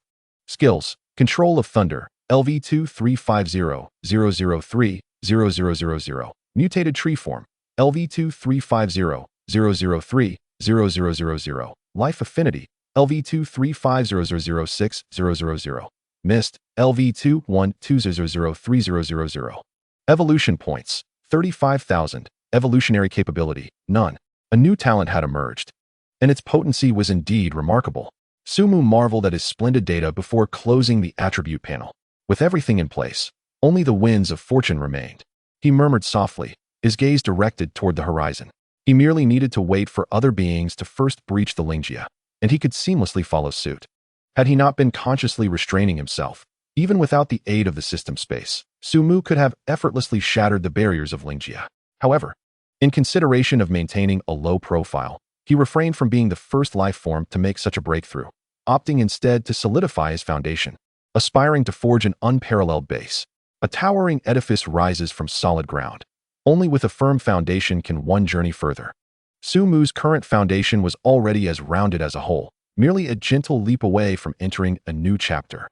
He sensed that this day would not be long in coming, for the concentration of spiritual energy in the world continued to rise, inevitably reaching a threshold. However, when that moment arrived, a surge of spiritual energy would erupt, and the grand age of contention would truly unfold, heralding an era of extraordinary beings, where all could soar freely like dragons in the frost-laden sky. Chapter 115. The true era of the extraordinary. The revival of spiritual energy had transpired for 2 years, and Hailan Xing had undergone monumental changes. The spiritual beings safeguarding tranquility, the formidable alien species commanding mountains, rivers, and seas, the wondrous spiritual plants, and the half-planes long sealed that continually emerged before the world. All these elements showcased the world's transformation. Experts and scholars worldwide unanimously agreed that the era of the extraordinary had dawned. Yet, Su Mu perceived that these past 2 years were merely the prelude to the arrival of the extraordinary. Once the surge of spiritual energy erupted, the numbers of spiritual beings, alien species, and spiritual plants would experience an explosive increase. Lingjia would no longer represent the pinnacle of combat power. A multitude of experts would emerge from all corners, and chaos would ensue. At that time, could he truly safeguard himself amidst the tempest sweeping across the world? A subtle tension gripped Su Mu's heart, an oppressive sense of impending storm weighing heavily upon him. Su Mu silently observed the diligent Xiao Bai, who was tirelessly absorbing spiritual energy. The languid Qing Yi basking in the sun, and the spirited Yu Ying competing with Air Sha for supremacy. Lu Yu, ever the treasure seeker, soared above the azure expanse, keeping vigilant watch over Su Mu's surroundings.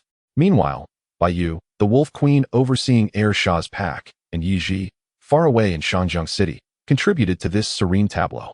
It was a moment of tranquility and peace.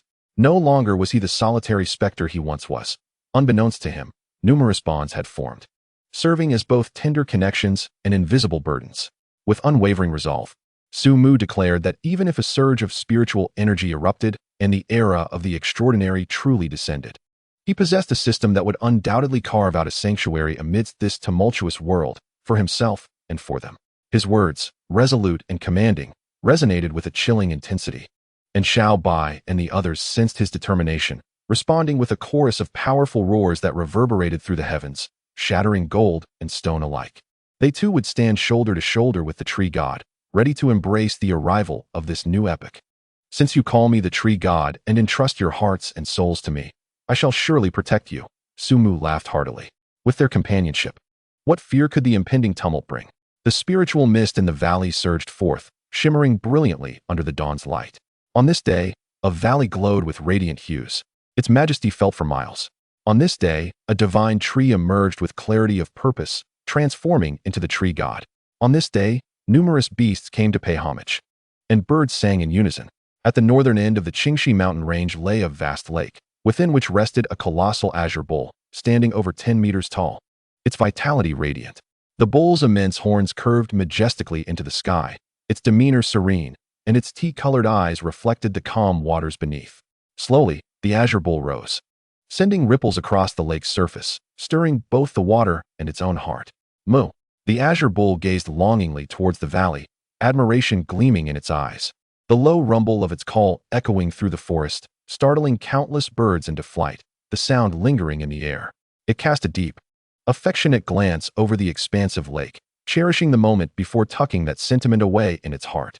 With powerful strides, it moved forth, its tail gently swaying, inadvertently brushing against a spiritual plant in the water as it headed towards Su Mu's valley.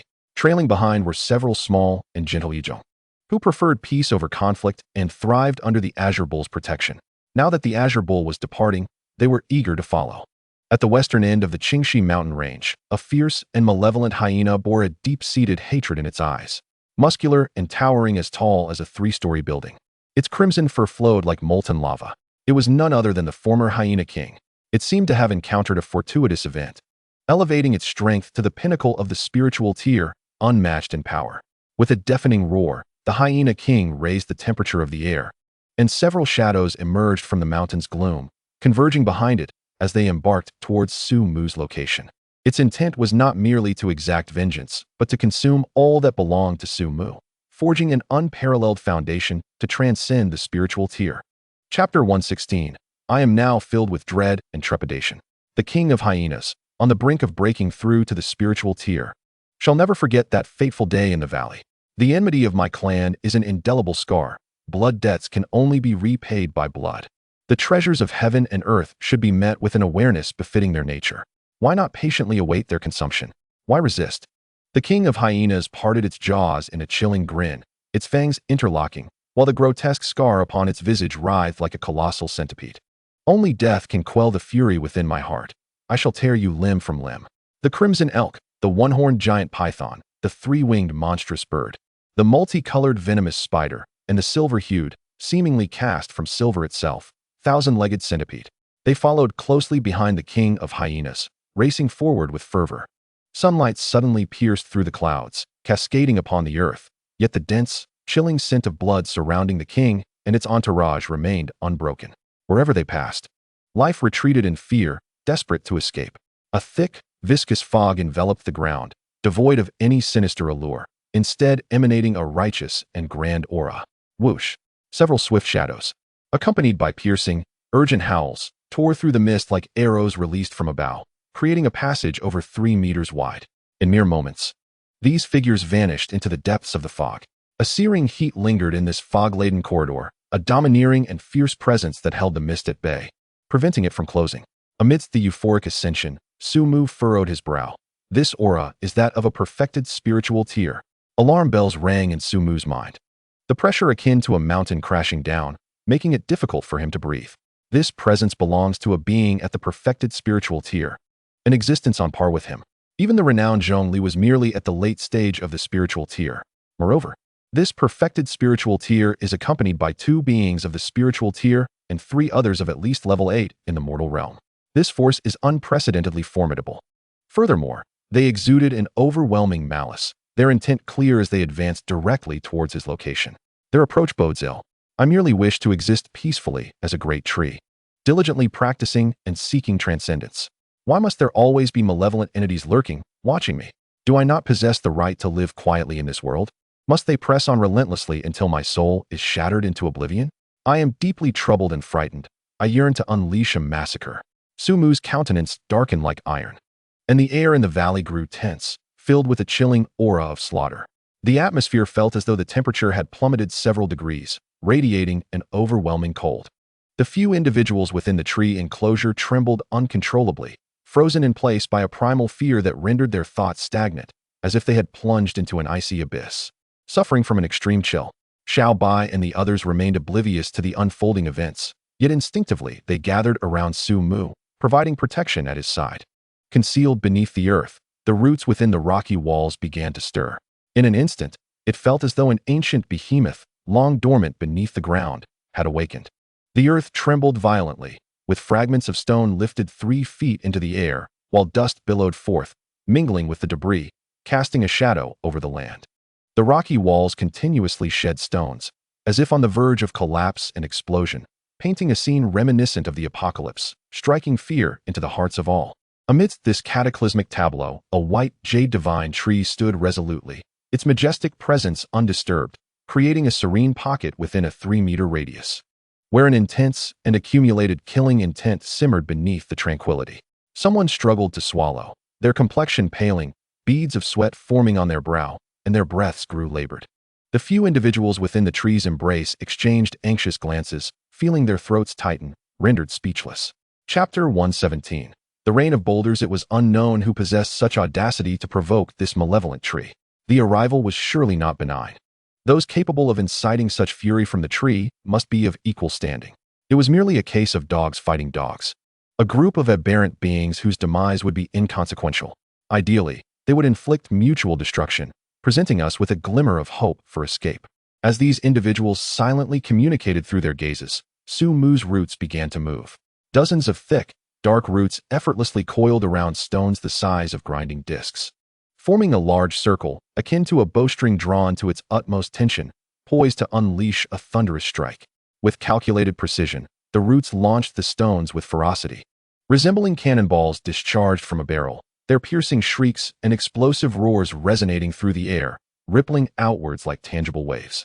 The boulders sliced through the air, tearing the sky apart, leaving long white streaks akin to rainbows arching across the sun, resembling comets racing toward the moon, their speed blindingly swift.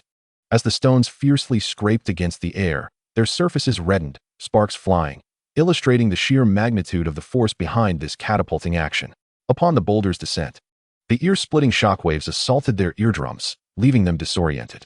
The first colossal stone crashed down, creating a thunderous roar as it struck the earth, forming a deep crater, with dust swirling and stones scattering, while deep fissures spread out like a vast spiderweb. Although no beast was directly hit, the terrifying kinetic energy still impacted a nearby elk aberration, causing it to stagger as if intoxicated, unable to maintain its balance. Just as it steadied itself to flee after a moment's hesitation, it was met with Su Mu's overwhelming hospitality. The remaining boulders continued to rain down like dumplings, one after another. The elk aberration, eyes filled with despair, scanned its surroundings, searching for an escape route, yet found itself surrounded by falling stones, trapped in an inescapable predicament. The creature, with its blood-red double pupils and sharp, menacing fangs, was engulfed in despair. In the next instant, darkness enveloped its vision, and consciousness plunged into an eternal void. Its powerful and agile body was crushed into a pulp by a colossal stone that descended from the heavens, blood gushing forth and rapidly filling the vast pit. The level 9 ordinary deer was slain. The defeat of the mutated deer yielded 1,100 evolution points. Thud, thud, thud. The stones fell in relentless succession, forming an impenetrable barrage. The hyena king and the other aberrant beings did not pause for even a moment for the unfortunate deer. They were unwilling to halt, nor could they afford to. A mere moment's delay could spell the same fate for them. They plunged forward, their speed reaching its zenith in the face of death's specter. A velocity so swift that the naked eye could scarcely perceive it. Only those of level 5 or above could vaguely discern their blurred shadows. Such speed, if unleashed on Earth, would render even the likes of Bolt irrelevant. Su Mu also recognized that his boulder throws had negligible effect on these aberrations, prompting him to cease the act of throwing. This experience allowed him to grasp the shortcomings of this tactic. Their speed was overwhelming, and the distance was too great for him to effectively strike. However, this was not the moment for contemplation. Instead of retreating 1,000 miles as a true assassin would after a failed strike, Su Mu immediately prepared for another round of devastation. A crackling sound filled the air as the electric charges surged violently, causing all branches to stretch taut. The ancient lightning patterns danced upon them, transforming the jade-like branches into a deep azure, resembling the spear of a primordial deity, enveloped in plasma, a sight of unparalleled terror.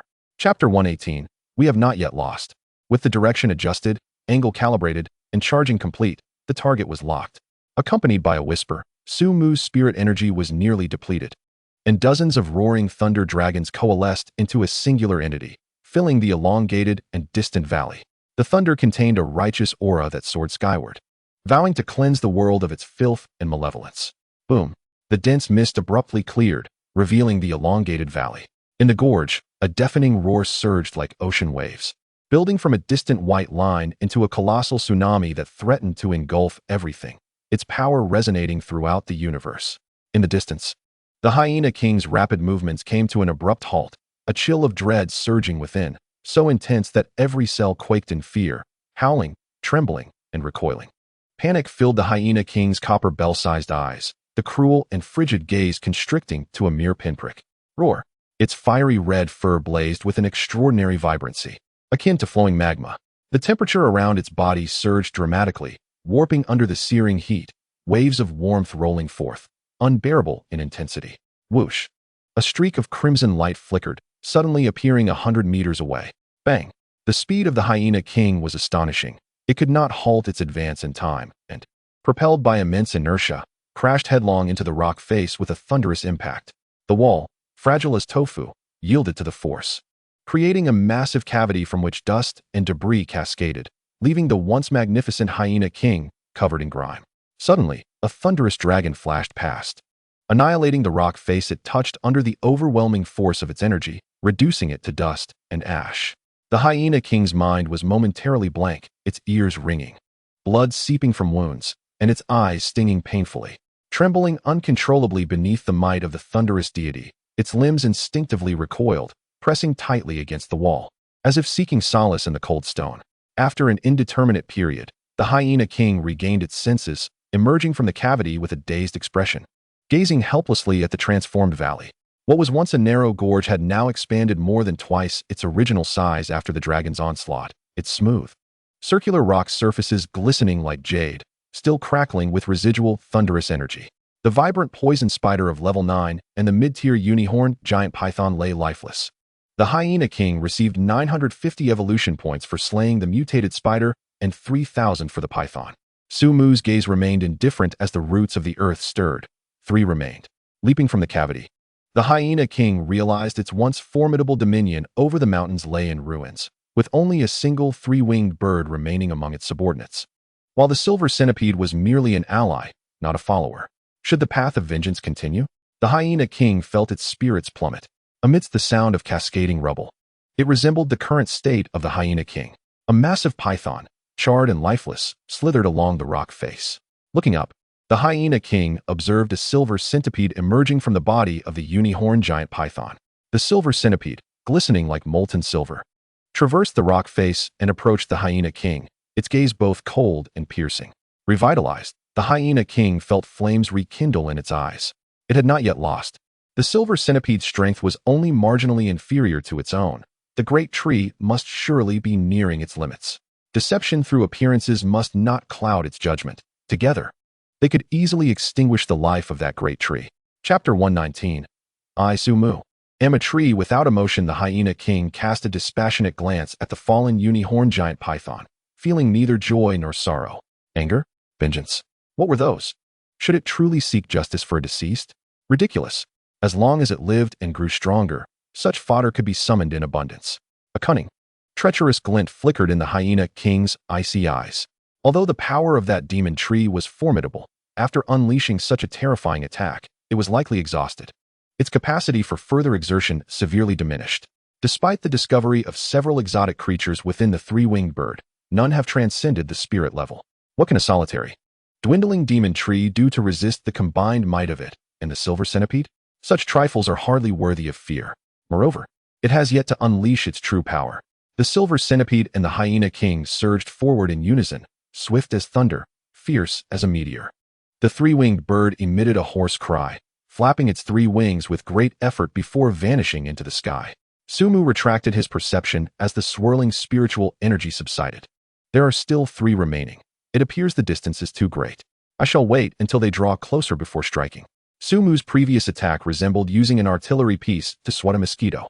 Though potent, without a precise guidance system, it easily misses its target when hundreds of kilometers away. It seems necessary to evolve a locking capability.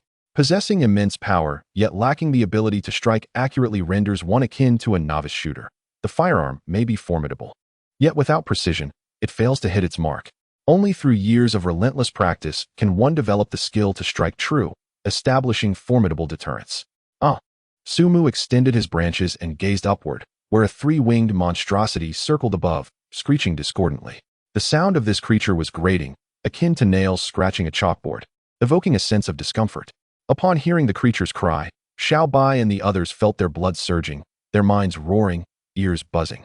As a tumultuous desire for destruction surged within them, craving to obliterate everything before their eyes. The weaker the individual, the greater the influence felt. Xiao Bai emitted a piercing wail, its savage eyes regaining clarity, while Sha and the others stood frozen, resisting the urge to destroy. The few individuals trapped within the tree cage fared worse, their eyes bloodshot like beasts, drooling and mindlessly howling, their bodies repeatedly crashing against the confines of their prison. A glimmer flickered in Su Mu's eyes. This innate ability was indeed peculiar, broad in range and potent in effect. Alas, he was but a great tree, devoid of emotion. Su Mu's trunk trembled slightly, and his branches began to sway of their own accord, producing a melodious symphony. The sound, though soft, completely drowned out the cacophony of the three-winged creature, effectively awakening Sha and the others. The three-winged bird emitted a whimpering screech, a glint of ferocity flashing in its eyes as it fervently flapped its three wings, generating a fierce wind pressure that shredded the surrounding clouds to pieces. This three-winged creature was indeed a rare, dual-attribute exotic. Utilizing its aerial advantage, it could even contend with some at the spirit level. It remains a mystery what fortunate circumstances the Hyena King encountered to gain the loyalty of such a uniquely gifted being. Sumu regarded the three-winged bird with indifference, his branches stirring. Do you believe that simply being able to fly grants you immunity from peril? Chapter 120. Is this truly the spirit level? ZZ. The canopy branches crackled with electric arcs, and flashes of lightning danced in the air. A thunderbolt, as thick as an infant's arm, shot forth, its ferocious power ripping through the atmosphere with a piercing shriek. The Wanyao, a three-winged monstrosity, trembled in terror, nearly losing control of its bowels. In moments of intense emotional upheaval, avian creatures are prone to involuntary defecation. Although the three-winged beast had evolved beyond this unfortunate tendency, it found itself succumbing to old habits once again, instigated by Su Mu's formidable presence. Desperate to soar above the perilous lightning spear, the creature flapped its wings in vain. Finding itself unable to command its own body, it seemed that the instant the spear was unleashed, it had been stripped of its autonomy. Helplessly watching as the lethal projectile drew closer, under Su Mu's focused energy, the three-winged creature had become akin to meat awaiting slaughter. The spear loomed larger in its vision until it dominated its entire consciousness, as the tumultuous thunder obliterated all malevolent entities before it. With a thunderous impact, the spear penetrated the creature's form, unleashing a torrent of chaotic energy that ripped it apart into a mist of blood. This entire sequence, though it appeared prolonged, transpired in the blink of an eye. From the moment Su Mu's energy locked onto the three-winged beast and the spear was launched, not even a second had elapsed before this extraordinarily gifted hybrid was reduced to a mere cloud of crimson mist. The defeat of the mutated three-winged bird yielded 998 evolution points. As blood rain fell from the sky, Su Mu calmly withdrew his gaze. In that fleeting moment, two streaks of light, one red and one white, erupted from the shadows, slicing through the air like a rainbow across the sun or a comet racing towards the moon. Reaching speeds that left even Xiao Bai momentarily stunned as they closed in, a mere 100 meters away from Su Mu. To beings at the peak of spiritual energy, 100 meters was traversed in an instant. The king of hyenas, the silver centipede, and indeed Su Mu himself, all embodied this swiftness. With a hissing sound, Su Mu's dark wooden dragon, concealed beneath the earth, erupted forth with ferocity, its roots twisting and intertwining like a spiraled lance, a weapon of indomitable strength. The spearhead shot towards the heavens, as if to rend the very sky itself. The air was filled with the deafening roar of sonic booms, shockwaves radiating outward, shattering stones within a 100-meter radius into fragments, which were then pulverized into dust by the subsequent waves, scattering with the wind. Those ensconced within the tree shelter were violently thrust against the tree walls by the shockwaves, their bodies pressed tightly against the bark, immobile. Every inch of them racked with pain. Was this truly the power of spiritual energy? One individual quivered in fear, his body shaking uncontrollably as if caught in a sieve. The astonishing destructive force exhibited by Su Mu obliterated their worldview in a brutally unyielding manner. This gentleman once had the fortune of witnessing Zhongli engage in a fierce battle against a formidable foreign warrior at the borders of Li country. In those days, he believed that such displays of devastation represented the pinnacle of power achievable at the spirit stage, capable of shattering stone with a mere fist. Yet, who could enlighten him as to why the offensive prowess of this colossal tree was so terrifying, so shocking, and so profoundly chilling? In Chapter 121, titled My Blaze is the nemesis of Su Mu, the Hyena King was taken aback by Su Mu's formidable strength even after unleashing such a catastrophic attack. However, it did not feel the slightest bit of trepidation. The tree had numerous vulnerabilities, and fortuitously, its attributes were perfectly poised to exploit them. The memory of the forest fire had left an indelible mark on the Hyena King. All towering trees had succumbed helplessly to the inferno, turning to ashes in the flame's embrace. No matter how strong, you remain merely a tree. And the fear of fire is an insurmountable weakness, an immutable flaw that shall reduce you to cinders beneath my flames. With two unquenchable flames igniting in its eyes, the Hyena King found its greatest source of confidence. The spiritual energy within it surged violently, with the majority transforming into the finest fuel for the flames. An endless torrent of fire erupted from the Hyena King's gaping maw, weaving into a relentless sea of flames, enveloping the area within 100 meters in a world of fire. The spiritual mist dissipated into wisps of blue smoke under the searing heat.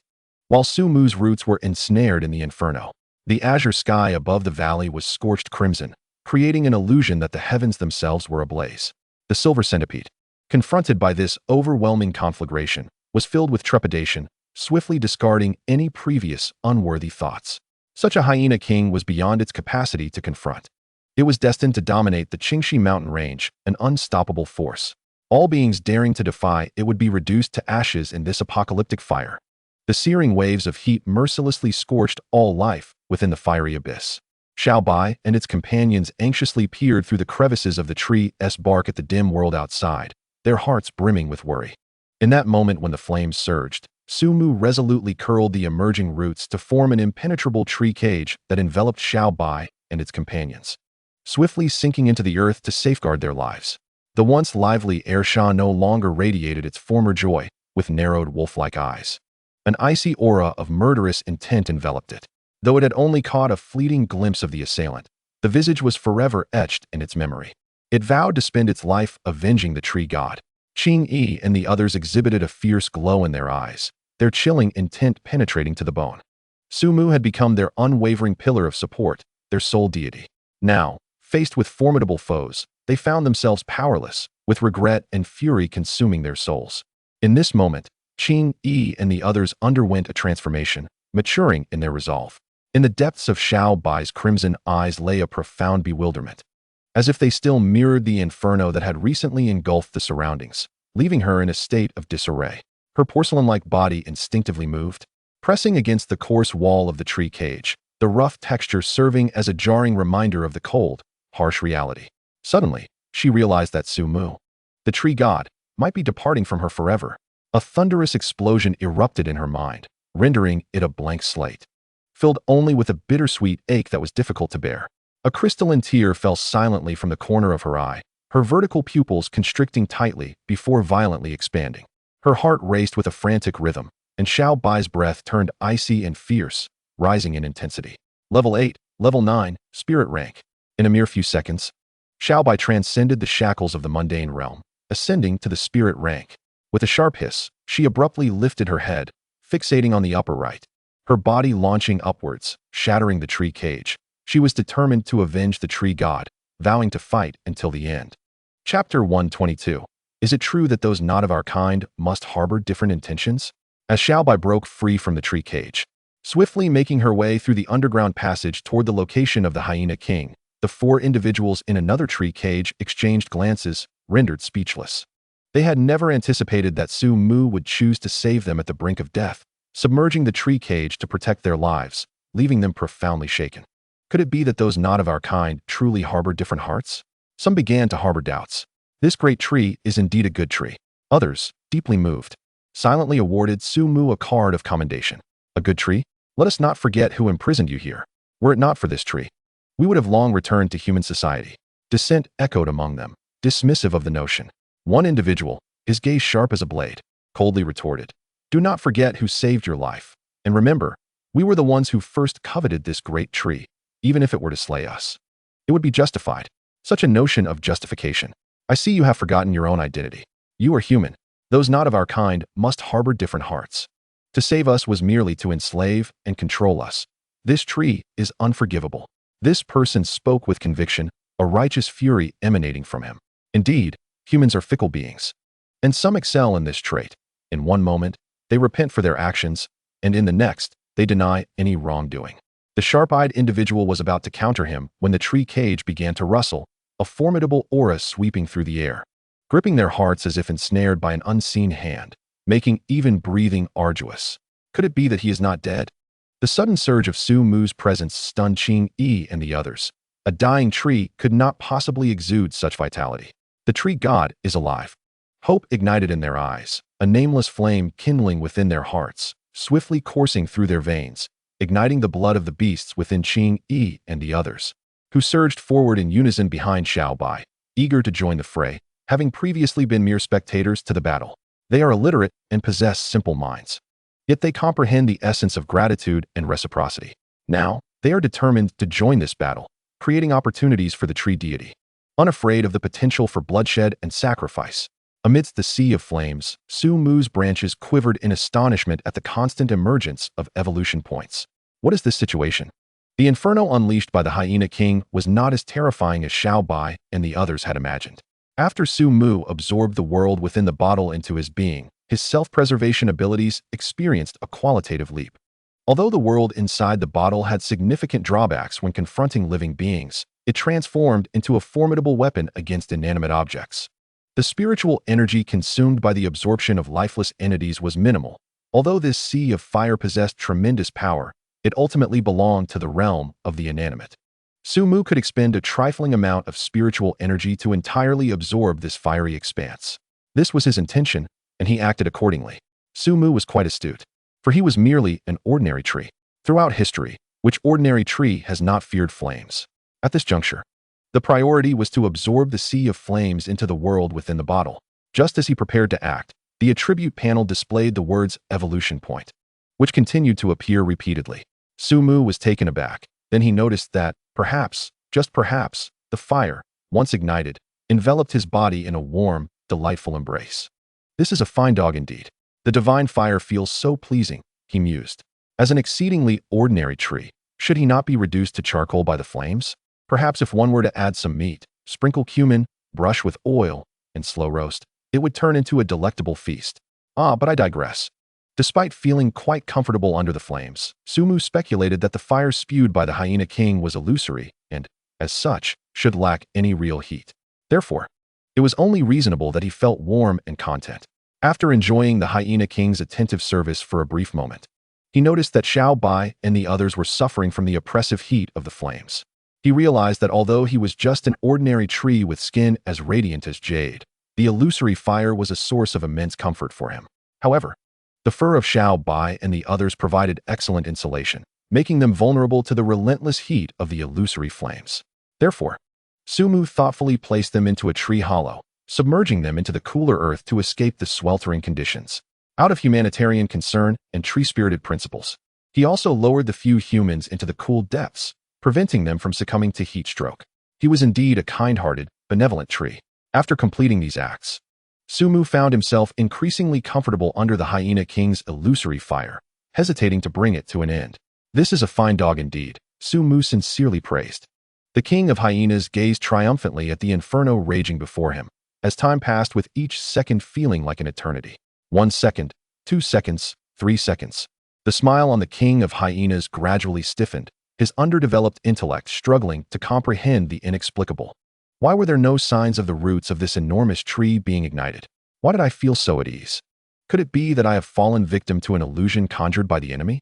Unyielding, the king of hyenas intensified the flames, distorting the air as sparks danced upward. The flanking rock walls were searing hot, akin to molten iron, and the ground shimmered with a crystalline layer, dazzling amidst the sea of fire. The temperature of the inferno was evident. Yet, the colossal tree within remained entirely unchanged, its well-nurtured roots joyously dancing amidst the flames, which were, in fact, rapidly and resolutely diminishing. The Bayin Wugong, bewildered, questioned the absurdity of a tree impervious to fire. The creature turned its gaze towards the king of hyenas, silently pleading for answers from the depths of its soul. The king of hyenas trembled, though he could not understand why the demon tree remained unscathed. He was acutely aware that if he did not flee, his doom was imminent. With a mighty roar, he pivoted, unleashing a fierce surge of spiritual energy as he dashed away, leaving the Bayin Wugong in stunned silence. Su Mu, harboring both anxiety and a flicker of anticipation, had anticipated a grand display of power from the king of hyenas. Yet, to his astonishment, the creature fled without so much as a glance back. Su Mu's eyes gleamed with intensity.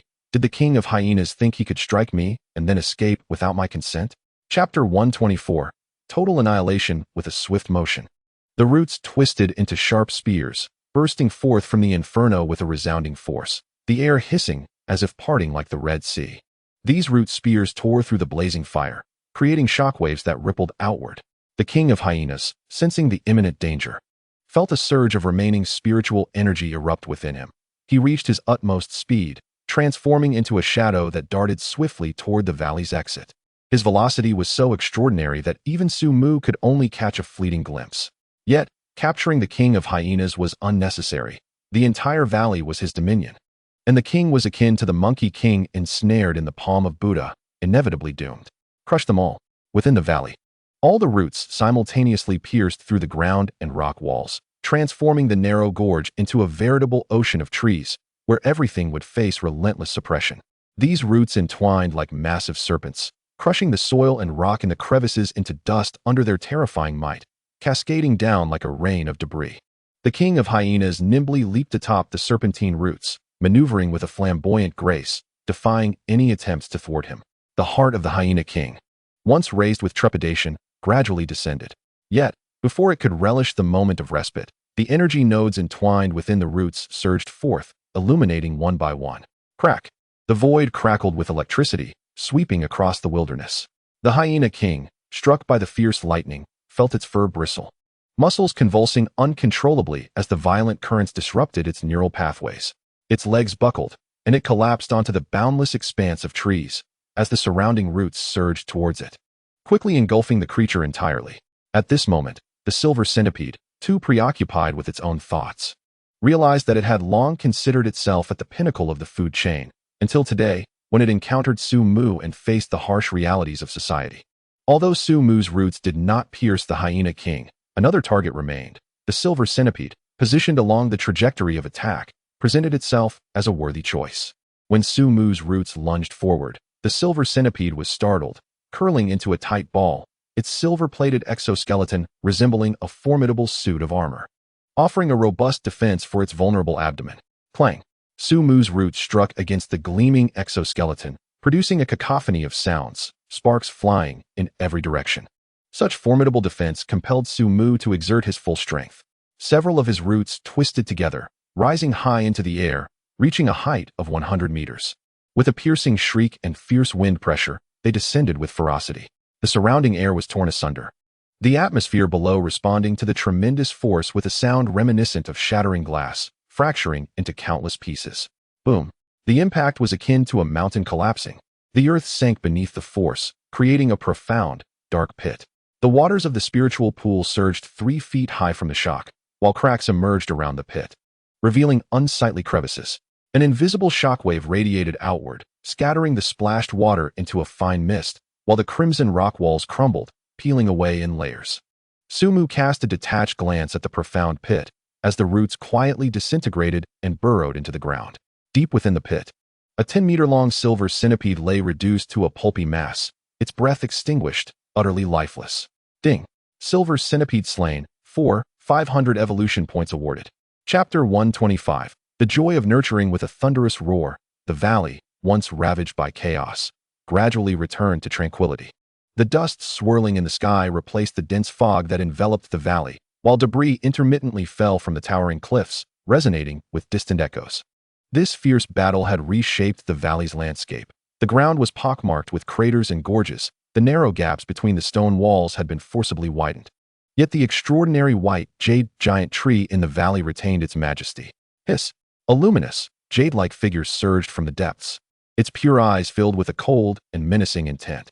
Several figures followed closely behind, their chilling aura pervading the air, transforming it into an atmosphere of impending doom. How to swiftly transform a person into a Shura from hell? The answer is quite simple: shatter their most cherished treasure. In the hearts of Xiao Bai and even Xing Yi, Su Mu is an exceptionally unique and significant presence. He serves as a pillar of faith for them. With Su Mu's demise, the foundation of their belief crumbled. Su Mu sensed the immense, indescribable sorrow within Xiao Bai and the others, and he empathized deeply, a warm current surging within him, enveloping him in comfort.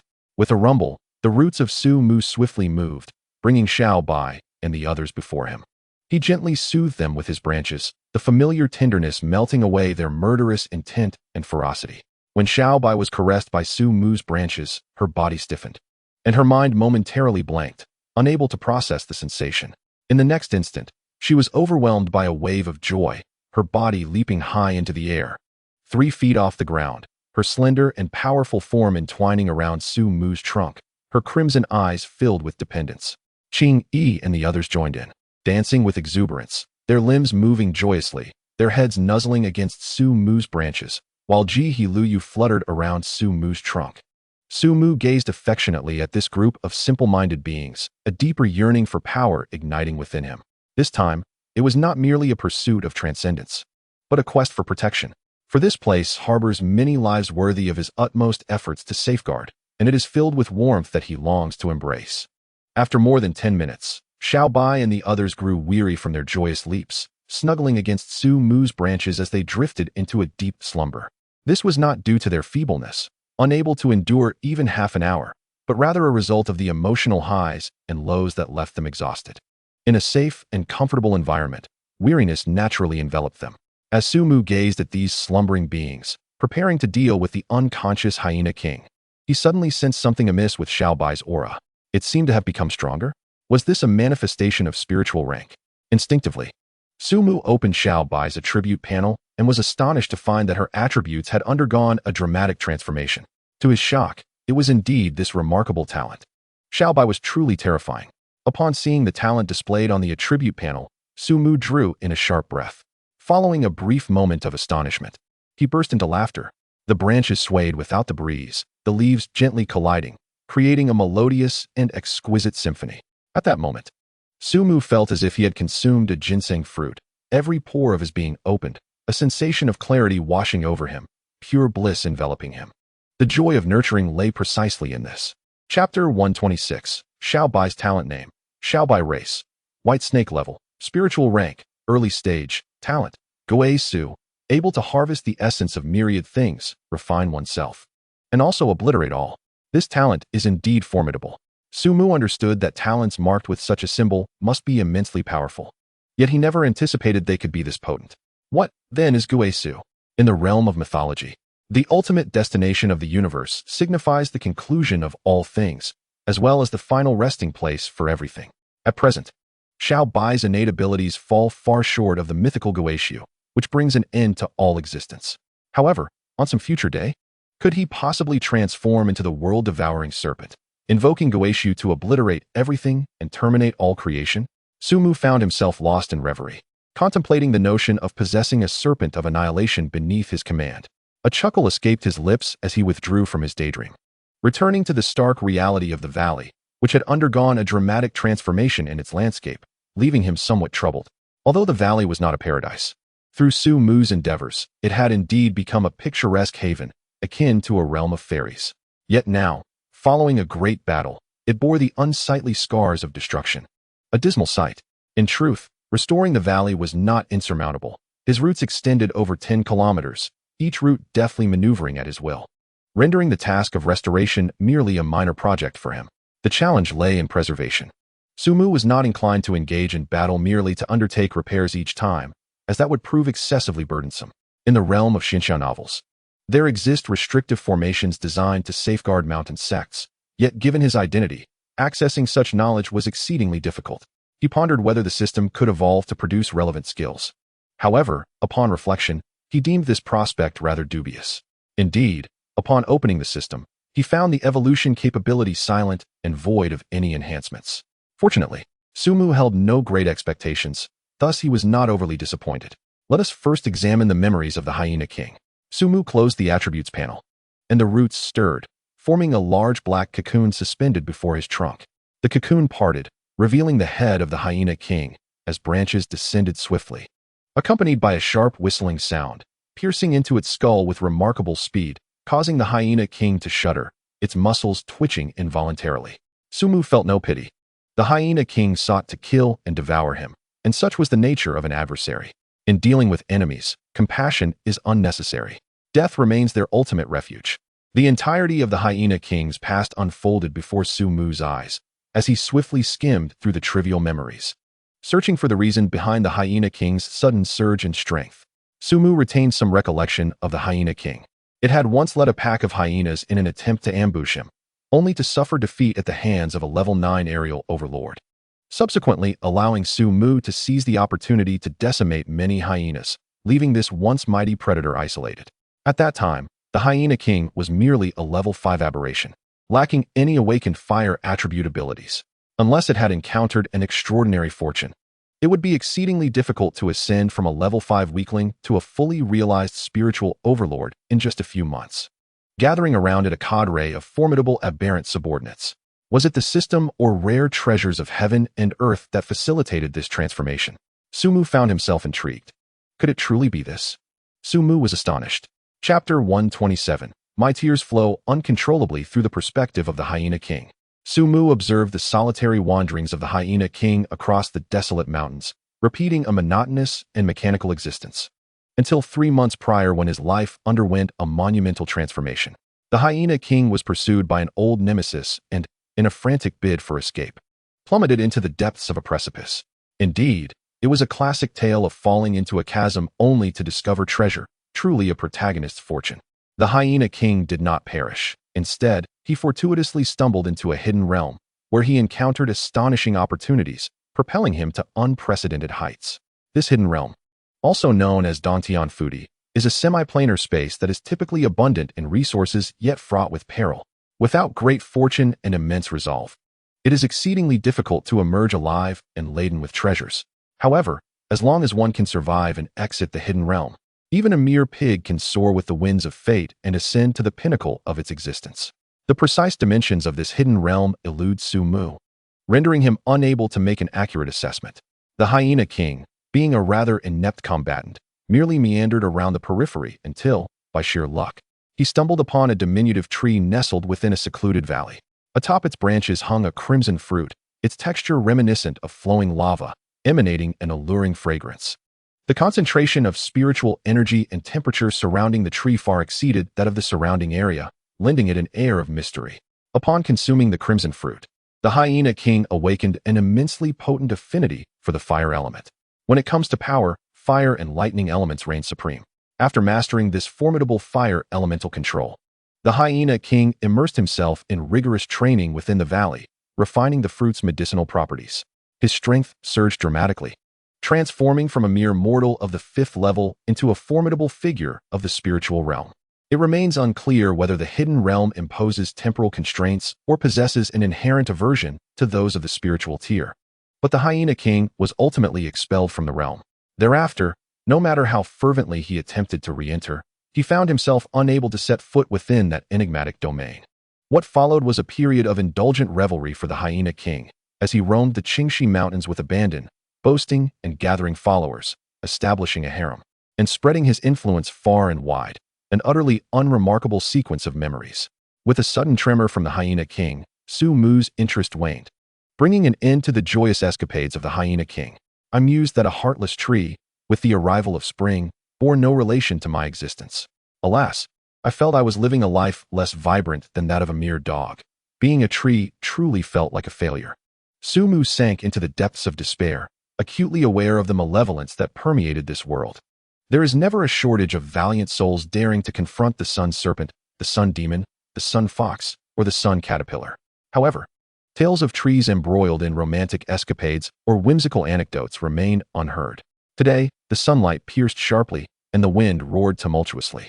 Overcome by sorrow, 2 streams of tears cascaded down his cheeks uncontrollably. In this indifferent world, only soft, fluffy cotton candy could soothe the solitude and anguish within my heart. Reflecting on the cotton candy, Sumu suddenly recalled the humans he had sunk into the ground for his survival, and a pang of realization jolted within him. They cannot all have perished, can they?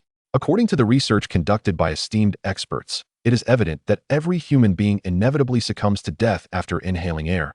However, the absence of air leads to a far swifter demise. Sumu had kept them submerged for a full minute, and the underground offered little air. If those 4 unfortunate children were to meet their end in such a manner, Sumu would indeed bear the weight of grave guilt. Chapter 128. The aroma of PM exploding off the charts in the depths of the earth after a fierce quarrel. The 4 individuals despaired as they realized the air was dwindling. Prolonged oxygen deprivation rendered their minds foggy, and the instinctive fear of death, intrinsic to every living being, amplified infinitely in this suffocating, claustrophobic environment. Are we destined to perish? I do not wish to die. I am still young and cannot simply succumb here. Who will come to my rescue? I never imagined I would meet my end due to asphyxiation. How ridiculous a fate that would be. I am still a virgin, having never even held a woman's hand. Had I known, I would have offered help to those young ladies sleeping on the streets before coming to this cursed place. Just as Sumu was about to rescue them, he overheard such lamentations and scoffed lightly. Who among them was not equally unfortunate? In terms of suffering, who could rival him? In his first life, he was a naive child who had never even held a girl's hand, and in his second life, he transformed into a tree devoid of emotions. Did he experience melancholy? Did he feel sorrow? No. Enduring the harsh realities of society, he consistently gazed upward at a 45-degree angle, facing life's tribulations with optimism and resilience, determined that his tears would not fall. This demeanor was indeed unseemly, yet not everyone possesses the remarkable qualities that I do. The roots of Sumu surged, and in an instant, like a rocket, he propelled them back to the surface before they even comprehended what was happening. They flared their nostrils, fervently inhaling the air saturated with PM2.5. Their faces breaking into foolish grins of relief, with tears streaming down their cheeks.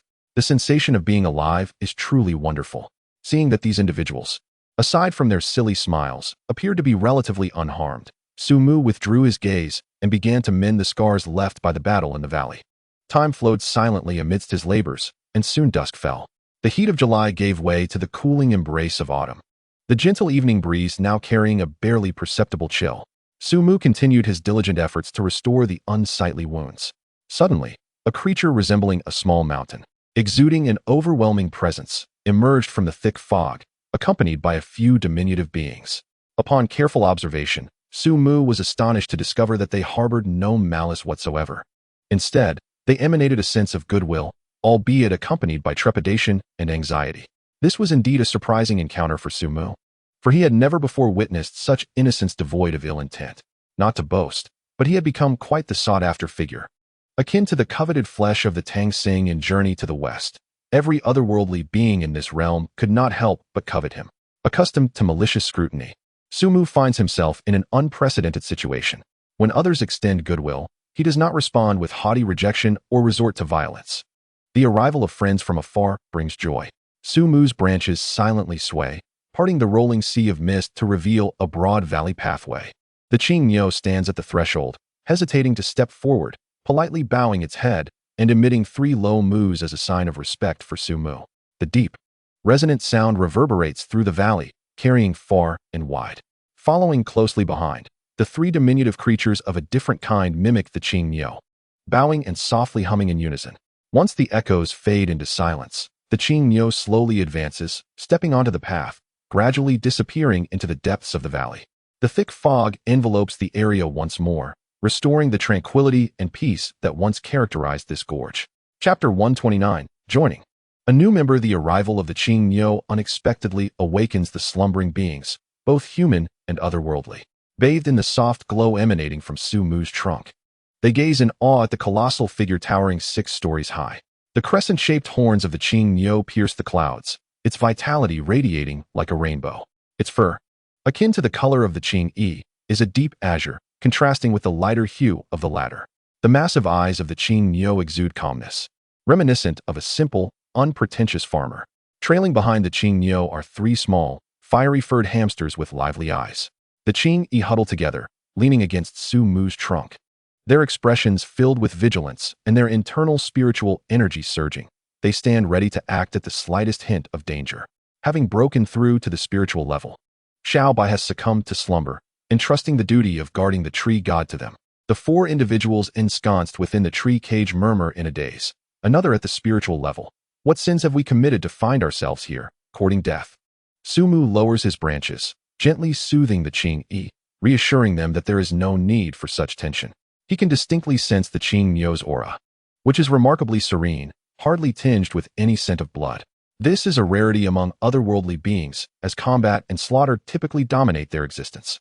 It is not that these beings revel in fighting or the thrill of life hanging by a thread. Rather, their slow absorption of spiritual energy compels them to consume the corpses of others to hasten their evolution. Throughout his journey, Sumu's hands have been stained with blood. Yet this Qing-Myo bears no trace of it, a truly astonishing phenomenon. With its legs bending gracefully, the Qing-Myo kneels before Sumu, and the 3 flame-like hamsters follow suit, respectfully bowing to the ground, signifying their submission to him.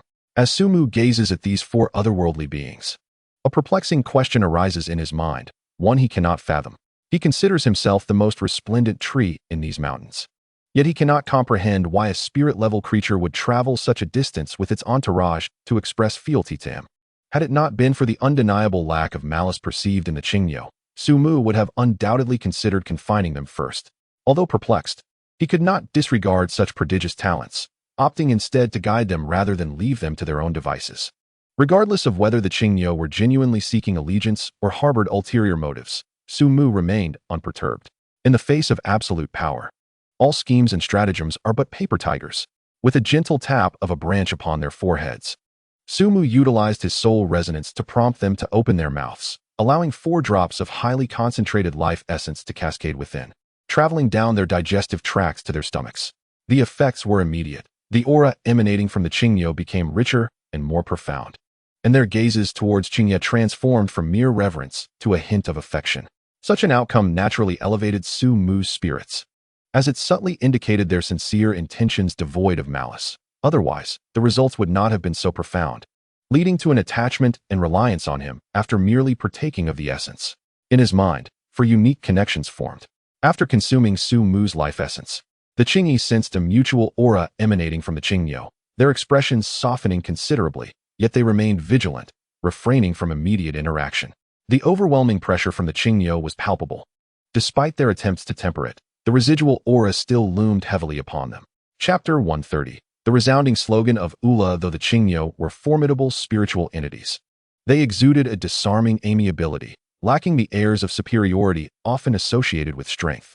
Shah, with unbridled enthusiasm, dashed forward, circling the Qing-Myo, eyes wide with envy as they admired the impressive musculature of the mighty creature. If only I possessed such size and strength. Yet, while I may not have it now, I can learn. Eventually, I shall overthrow Xiaobai's tyranny, sing my own praises, and emerge as the new powerhouse. On this frigid night, Shah's intellect reached its zenith, brimming with vitality. His eyes sparkled with fervor as he endeavored to forge a bond with the Qing-Myo, his eagerness so pronounced that even his wife could not suppress her disapproval. Observing the Qing-Myo's acceptance into their ranks, Qing-Yi resumed a languid demeanor, reclining beside Sumu. Only the keenest observer would detect the subtle vigilance concealed within its large, expressive eyes, safeguarding both the tree deity and the molting Xiaobai. Liu soared above, its small eyes fixed intently on the 3 little hamsters below, as if confronting formidable foes. Sensing a familiar essence emanating from the trio, it concluded that these intruders posed a threat to its dominion. They were after my sustenance. I must seize an opportunity for Sister Yuing to eliminate them. Only I shall remain the treasure hunter under the tree deity's banner. Haha. Liu shifted its gaze to locate Yuing, preparing to engage in a thoughtful discussion, united in the endeavor to vanquish the 3 hamsters. Just as Liu found Yuing and was about to approach, it witnessed Yuing, brimming with enthusiasm, make a swift advance toward the trio of hamsters. Indeed, cats and mice are sworn enemies. This victory belonged to the crow. In the expectant gaze of Liu, Yuing raised its right claw, poised to strike down upon the heads of the 3 hamster minions with great force. Closer, ever closer. Meow. Yuing unleashed a fearsome dragon's roar, granting Liu a significant advantage. Liu, in a fit of excitement, screeched wildly in the air, its body quivering uncontrollably. One might mistake this crow for engaging in some peculiar dance. With a soft thud, Yuying's right claw descended gently, the delicate petals brushing lightly over the heads of the three little mice, while Yuying mewed, and the hamsters chirped in response. The atmosphere was surprisingly harmonious. The despairing scene reflected in Liu's small eyes caused its trembling body to suddenly freeze, as if entering a sage mode. Its wings ceased to flutter, and it became rigid, plummeting downward, spinning like a solitary leaf drifting in the chaotic wind. A traitor has emerged among us. Liu emitted a mournful cry akin to a cuckoo lamenting blood. Landing precisely back in its nest, its countenance ashen. Yet, for reasons unknown, upon witnessing its own dismal fate ignored by others, it took flight once more, seeking another vantage point to continue its performance. Such a dramatic performer, Sumu was rendered speechless. With a resounding eagle's cry, it soared into the sky, continuing to silently guard Sumu's territory. Within the tree cage, an onlooker observed this spectacle, their gaze shifting from confusion to determination, as if having made a momentous decision. Starting tomorrow, they would renounce their former self. They would become Sumu's loyal hound, embarking on a path of resurgence, striving for the pinnacle of life. Huzzah! Chapter 131. Resolution. The profound night swiftly passed, giving way to the dawning light. With its formidable charm, Qingyo seamlessly integrated into the valley, while the three little ones, traversing the path of Yuying, became its loyal subordinates, standing in defiance against Liu. Perhaps spurred by inspiration, after numerous failed attempts at feigning death, Liu resolutely flapped its wings and departed the valley, determined to prove its worth as the plumpest treasure-hunting bird under the auspices of the tree god.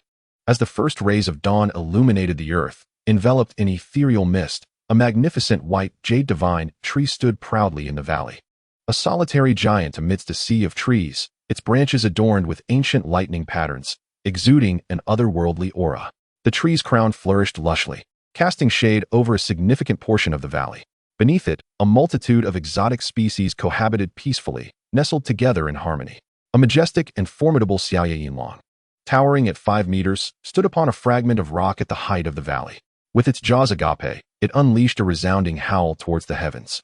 Instantly, the entire wolf pack rose in unison, converging from all directions beneath their king, silently observing and patiently awaiting the command to be issued.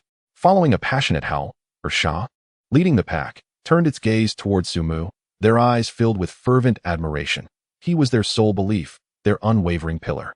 The wolves bowed respectfully before Sumu in farewell. Moments later, they lifted their heads, swiftly turning to dash towards the valley's exit. Their once fervent eyes now transformed into cold indifference, as they set forth to procure ample prey for the tree god with their sharp claws and fangs. 3 little ones scampered onto Yuying's back, whispering excitedly into its ears. Upon hearing their whispers, Yuying's ice-blue eyes narrowed slightly, affectionately nuzzling Sumu's trunk. Its muscles tensed, and its lithe form transformed into a darting arrow, vanishing swiftly into the depths of the thick mist on a quest for treasure. A high-pitched, piercing cry echoed, reverberating through the skies, shattering silence and soaring into the clouds, soon becoming a mere speck, fading from Sumu's view. Now, the valley was left with only the gentle Qingmyo, the languid Qingyi, and the slumbering little Bai. Qingmyo let out a low, deep sound, swishing its tail to send a lotus seed into the spirit pool. Upon contact with the water, the seed rapidly expanded, transforming into an exquisite pale blue lotus within mere seconds. The verdant lotus leaves rested peacefully on the surface of the spirit pool, while the delicate azure flower swayed gently in the breeze, revealing itself as a heavenly treasure. The seeds produced by this lotus, when consumed, could enhance the soul. Although the effect of a single seed was negligible, prolonged consumption could elevate an ordinary individual into a wise genius. Qingmyo gazed at the blooming, elegant blue lotus with a sense of contentment, softly lowering itself beside Sumu's roots, its eyes gently closing as it focused on absorbing the spiritual energy, resembling the lively little Bai. The brilliant morning light filtered through the gaps in the tree canopy, illuminating the face of the brother. His bright, clear eyes gazed at the beautiful dawn on the horizon, thoughts swirling in his mind. Uncertain of how much time had passed, he took a deep breath, the cold, refreshing air filling his lungs before slowly exhaling. His throat moved, and the hesitation vanished from his gaze. He knelt gracefully within the tree enclosure, his voice resonating with clarity. Divine tree, I have contemplated for a long time, and I have come to a realization. I wish to join your ranks and redeem my past transgressions through my actions. Chapter 132. The legendary Huiching Muxio with the strength of a bear, the valley appeared exceptionally tranquil after Sha and the others departed, with even the sound of a falling needle becoming distinctly audible. Qing Yi and Qing Niu glanced back at the tree enclosure before closing their eyes once more, remaining unresponsive. The valley fell silent again, enveloped in profound stillness. Silence possesses a potent force. Tranquility can exert immense pressure, leaving one gasping for breath. The robust figure with a strikingly handsome visage, known for his penchant for witty banter, found himself grappling with an unprecedented sense of silence. Beads of cold sweat trickling down his forehead. His heart, which had been racing fervently, began to plunge into despair, and the clarity in his eyes dimmed, his lips twisting into a grimace of a bitter smile. The other three individuals within the arboreal enclosure stared in astonishment at this simultaneously familiar and alien companion, utterly incredulous that he would utter such words. A tumult of intense emotions surged within them. Had he lost his mind? To seek refuge with a demonic tree was an affront to humanity. Was he aspiring to become a traitor? Such folly. This imbecile failed to recognize his own limitations, naively believing he could ally with the sinister tree. Surely, he must have overlooked the troubling substance that the demonic tree had fed to the azure bull the previous night, mistakenly thinking that submission to this tree would ensure his survival. How naive. Once he consumed that concoction, would he truly remain himself? What compelled him to consider allegiance to this monstrous tree? Why had I not thought of it first? Nevertheless, allowing him to venture forth as a scout may not be such a poor idea. If the tree exhibited any unusual behavior, I would remain steadfast in my position. As seconds ticked by, the valley remained enveloped in an eerie stillness, his heart sinking further into the abyss. A wry smile escaped his lips. Indeed, I had been overly naive. How could a human coexist with an otherworldly being? Wait, what is this? His eyes widened in disbelief as he beheld the unfolding scene before him, his mouth agape, as if it could accommodate a light bulb. Rustling sounds ensued as the arboreal barrier parted, revealing a passageway just tall enough for a person. A gentle, luminous glow cascaded through the opening, illuminating the shadowy confines of the arboreal cage and, in turn, brightening his despondent heart. His pupils constricted in astonishment as he cautiously stepped forward, his complex emotions propelling him onto the radiant path, where light and shadow intertwined, casting a long silhouette behind him. As soon as his foot made contact with the tree's surface, it recoiled as if jolted by electricity. Repeating this hesitant dance several times before he finally took a second step, the light seemed to possess an extraordinary enchantment, soothing his inner turmoil. His heart regained its vigor, beating fiercely, as if it were about to leap from his throat. 1 step, 2 steps, 3 steps. His strides grew bolder and more effortless, transitioning from tentative shuffles to confident strides, infused with a newfound vitality as he emerged from the stifling tree enclosure into the outside world. Outside, a branch, smooth and warm as jade, gently rested upon his forehead. Rustling sounds continued as the tree roots shifted, rapidly narrowing the once generous passage until it became but a slender crack, revealing only mottled light beyond. The remaining three exchanged glances, their expressions reflecting a shared disbelief. It was only at this moment that they recognized the depth of their own envy. Huffing and puffing, they stood in silent acknowledgement. Jealousy renders one grotesque. They gasped for breath, their eyes aflame, clawing at the crevices, fixating intensely on his retreating figure, inwardly cursing that he would soon meet an unfortunate fate. Chapter 133, A New Member. Hao Xiao. Shinshu, I am Hao Xiao. Sumu's expression turned peculiar. Hao Xiao, how audacious. What kind of enmity could this child harbor against his parents to be bestowed with such a remarkable name? No wonder he indulged in lewd banter. It was a skill cultivated from an early age. Shinshu? Hao Xiao, noticing Sumu's lack of response, cautiously inquired. Sumu cleared his throat. Through the resonance of the soul, his voice echoed in Hao Xiao's mind. You may refer to me as Shushin. Sumu spoke in a blend of ancient and modern dialect, a deliberate attempt to craft an enigmatic persona. After all, what deity would not use the first-person pronoun Wu? What god would incessantly chatter? Employing Ru and Wu was entirely appropriate. Hao Xiao was momentarily taken aback by Sumu's voice, a sound imbued with a sense of ancient gravitas, as if it had existed since the dawn of time, eternal and unchanging. Hao Xiao envisioned an indescribably magnificent Shinshu taking root in the boundless void, with celestial bodies concealed in its canopy, supporting a sky adorned with countless stars. With each breath, the stars twinkled, the cosmos shifted. Upon closer inspection, he was horrified to discover that each leaf represented a world where myriad narratives of epics and laments unfolded. Walking alongside the divine, they explored the great path. Humanity ignited the flame of civilization, establishing nations. Beasts thrived in the wilderness, striving for survival. Deep space fleets departed their homeworld, silently traversing the vast, dark cosmos. Remarkably, Hao Xiao inadvertently resonated with a faint essence of the world tree energy lingering within Sumu. Sumu sensed the peril and swiftly retracted all traces of the world tree's aura. Hao Xiao emerged from the grand tapestry, his mind buzzing, a splitting headache enveloping him, as if 1,000 flies buzzed in his ears, or as if a searing iron rod pierced through his temples, chaotically stirring within his brain. Though merely a fleeting moment, the glimpse he had witnessed was beyond his comprehension. Had it not been for Sumu's presence, his mind would have surely exploded, literally. Now, blood streamed from his orifices. His features contorted in agony, a sight most distressing, his vitality rapidly waning, reduced to a mere whisper of life within mere breaths. Sumu dripped a drop of high-purity life essence into Hao Xiao's mouth, finally snatching him back from the clutches of death. Sumu entwined Hao Xiao with his branches, gently lowering him into the spirit pool, the essence seeping through Hao Xiao's pores into his body, stabilizing his condition, shifting it towards a positive trajectory. Relieved that Hao Xiao would not perish, Sumu finally comprehended the true horror of the vision he had previously witnessed. Hao Xiao resonated with a fleeting breath, nearly causing an explosion on the spot.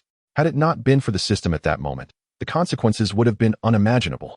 The emotions of those few in the tree cage mirrored a tumultuous roller coaster, oscillating between highs and lows, leaving them utterly uncomfortable.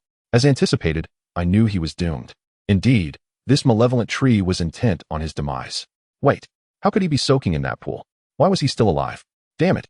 Before he could savor a moment of joy, he witnessed Hao Xiao's fortuitous turn of events, his heart feeling as if he had consumed an entire basket of lemons. Utterly sour. Chapter 134. Why must I be so outstanding and diligent? Without mentioning the trio who felt as if they had ingested a basket of lemons, Sumu, seeing Hao Xiao still lying in the spirit pool, decided to open his attribute panel. He wished to comprehend the nature of his ability to absorb the flames from the previous day. Name, Sumu race. Lingyuan tree level. Spirit stage. Perfection. Lifespan. 1,550 years talent. Absorption. Life essence. Dimensional plane skills. Control thunder. LV2350-003-0000. Mutated tree body. LV2350-003-0000. Life affinity. LV2350006000. Mist. LV2120030000. Evolution points. 49,000 potential for evolution. Nun Sumu reviewed the details thrice, his gaze fixing upon the talent of absorption, which awakened only after absorbing fragments of the world tree. In terms of effect, he could hardly conceive of any other talent capable of such feats. As Sumu pondered, a line of small text appeared beneath absorption. Draw from the essence of all things to nourish oneself. Can absorb any energy attack not exceeding one's strength once per day. So, absorption possesses such an effect. No wonder he could absorb the flames of the hyena king yesterday. It turned out that the fire it spewed was indeed genuine. A tinge of melancholy washed over Sumu. He had hoped he had mutated, awakening some elemental battle body that would allow him to regard elemental attacks with indifference, only to discover it was merely a function of absorption. Though this effect was indeed powerful, was once per day not rather insufficient? Surely, it should be capable of occurring at least 1,000 or 1,800 times. If this talent had consciousness, it would undoubtedly scoff at Sumu's audacity. How dare you? This talent is sought after by countless individuals. You are not satisfied with once a day and wish for 1,000 or 1,800 times. Truly shameless. Gazing at the string of numbers following the evolution points, Sumu's sorrow deepened. The most tragic tale was that he guarded a pile of ever-increasing funds daily, yet could not utilize them. Life had become exceedingly arduous. 2 years had elapsed. The spiritual tide was nearly upon them. Yet no one had broken through to the next level. It was profoundly disappointing for the tree, with no one taking the initiative to ascend to the next realm. Sumu had no choice but to remain hidden, patiently awaiting the right moment. After all, as the old saying goes, the bird that stands out gets shot. If he were to be the first to break through, it would undoubtedly attract a great deal of attention, leading to unnecessary troubles. Currently, Sumu is in a vulnerable state, and thus he fears complications. He must rely on those headstrong brothers to pave the way for him. Oh, how difficult it is for me. If I were not so diligent and exceptional, perhaps I would be free from such worries, Sumu sighed softly, consumed by his own brilliance. At the same time, A profound transformation was taking place in Shanjiang City. The news of the demise of the illustrious Master Wang, a local authority, eventually reached the city, stirring unease and hidden currents among the populace. Master Wang had sown seeds far and wide. With a collection of women, both in the open and concealed, who could fill a row. These women were not to be trifled with. Upon confirming Wang Tianfeng's death in the Qingxi mountain range, they began to turn against each other, resulting in chaos and bloodshed. The once formidable Wang family soon fractured, as each individual sought a substantial bite of the lucrative pie. Chapter 135. The Tree God amidst the power struggles. No one noticed that Wang Tianfeng's most valuable personal treasury had already been emptied. Furthermore, the substantial funds he had stored in the bank seemed to have vanished into thin air, leaving no trace. By the time these factions sensed something amiss, it was too late. After much contention, they were left with only scraps. This infuriated the prominent figures, causing them to seethe with rage. And as they expended considerable effort and resources to identify and capture suspicious individuals, they discovered that those they sought had already disappeared without a trace. With the revival of spiritual energy, the rules of nature underwent new transformations, leading to a severance of interactions between different regions. This situation intensified with the arrival of spiritual tides, rendering the wilderness increasingly perilous, particularly in mountainous areas. Many remote regions had become desolate, with vast stretches devoid of human presence, leading to a significant contraction of human activity. Now, attempting to conduct investigations across cities had become fraught with difficulties, let alone across provinces. The prominent families and factions found themselves lamenting their plight, forced to swallow their grievances. Yiji Yiluo, you sisters had better not return here. Otherwise, I will ensure you are flayed alive and sent to the slums to become the playthings of the masses. On a speeding heavy truck, a girl with a pale complexion, as if a fairy born into the mortal realm, weakly inquired, Sister, are we not coming back?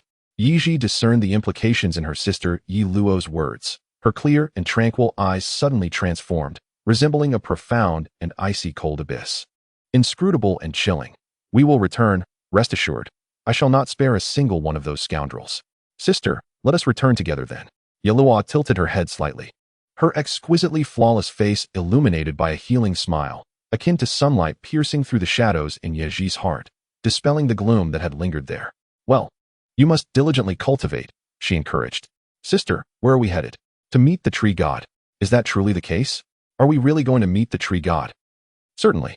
Yelua's eyes sparkled with brilliance, shining brightly. The words Tree God held profound significance for the two sisters, as he was their savior. Thanks to the Tree God, their once bleak fates had been rewritten. Because of him, the unsightly scar on her sister's face had been smoothed, enhancing her strength. Because of him, she had rekindled the flicker of hope for survival. Yelua vividly recalled the first time she ingested the mysterious liquid her sister had brought back. The transformation in her body was remarkable. That warmth, the warmth she had thought lost to time, had returned. It was the warmth of hope for life. Yelua had once inquired about the nature of the Tree God, but her sister had stammered and struggled to articulate a description, seemingly at a loss for the right words. Nevertheless, Yelua was certain that the Tree God was a gentle presence. Her eyes curved into lovely crescents as she hummed an unknown melody, reminiscent of wind chimes in the mountains, crisp and melodious. Upon hearing her sister's song, Yeji's cold demeanor softened considerably. She could not recall the last time she had seen her sister so joyful, ever since their parents' passing. Her sister had grown quieter and more mature. Thank you, Tree God, Yeji thought, her exquisite features captivating. Chapter 136. The Unsung Hero's Greetings. Ordinary personnel are prohibited from proceeding ahead. Please disembark for inspection and present relevant identification. Ahead, a camp was being repaired beside the road, housing a platoon of soldiers, fully armed and vigilant, with 2 tanks stationed nearby, exuding a formidable presence. Every newly emerging region was guarded by troops dispatched from the Li Nation. Recently, due to Su Mu's deliberate restraint, the Qingxi mountain range had seen few violent incidents, prompting Li Nation to send only a symbolic platoon for garrison duty. In contrast to other perilous regions, where heavily armed forces were deployed to prevent high-risk anomalies from breaching defenses and wreaking havoc in the cities, Yeji observed that these soldiers were merely ordinary individuals, none of whom possessed supernatural abilities. Had she wished, she could have easily vanquished them before they even reacted. However, Yeji dismissed such thoughts and would never resort to such actions. It was precisely because these ordinary soldiers forged the first line of defense with their flesh and blood that the rear of the Li Nation could enjoy peace and prosperity. In this world, tranquility was but an illusion, sustained by those who bore the burdens for others. They were heroes, a band of unsung heroes. This is my identification. I need to take my sister to the Qingxi mountain range for a period of secluded cultivation. Yiji gracefully alighted from the heavy truck, presenting a finely crafted green certificate, no larger than the palm of her hand, to the soldier whose sun-kissed skin had turned a rich bronze. After reviewing the document, the soldier brought his legs together and saluted with utmost respect, subsequently handing the green certificate back to Yiji. Esteemed Lingjia, I wish you a safe journey. Just call me Yiji, she replied with a faint smile before inquiring. May I ask if there have been any unusual occurrences in the Qingxi mountain range? The last time I visited, there were no checkpoints established. The young soldier hesitated for a few moments, contemplating Yiji's esteemed status, and then spoke gravely. Recently, there have been suspected presences beyond the spirit level in the Qingxi mountain range. If you intend to meditate there, I advise against venturing too deep. Upon hearing this, Yiji instinctively thought of Su Mu, but quickly dismissed the notion. It couldn't possibly be the tree god. Such recklessness was not in line with its character. Could it be that other anomalies in the Qingxi mountain range had successfully broken through? A heavy weight settled in her heart as she hurriedly expressed her gratitude, leaping back into the truck and accelerating to maximum speed, racing away. Fortunately, this stretch of highway was devoid of traffic. Otherwise, reckless driving could lead to tears of sorrow for loved ones. As Yiji advanced towards the Qingxi mountain range, the unfortunate Hao Xiao began to regain consciousness. His mind clouded and disoriented. As he opened his eyes and surveyed his surroundings, he realized he was lying in a precious spirit pool. He quickly left the pool, standing at its edge, lost in contemplation.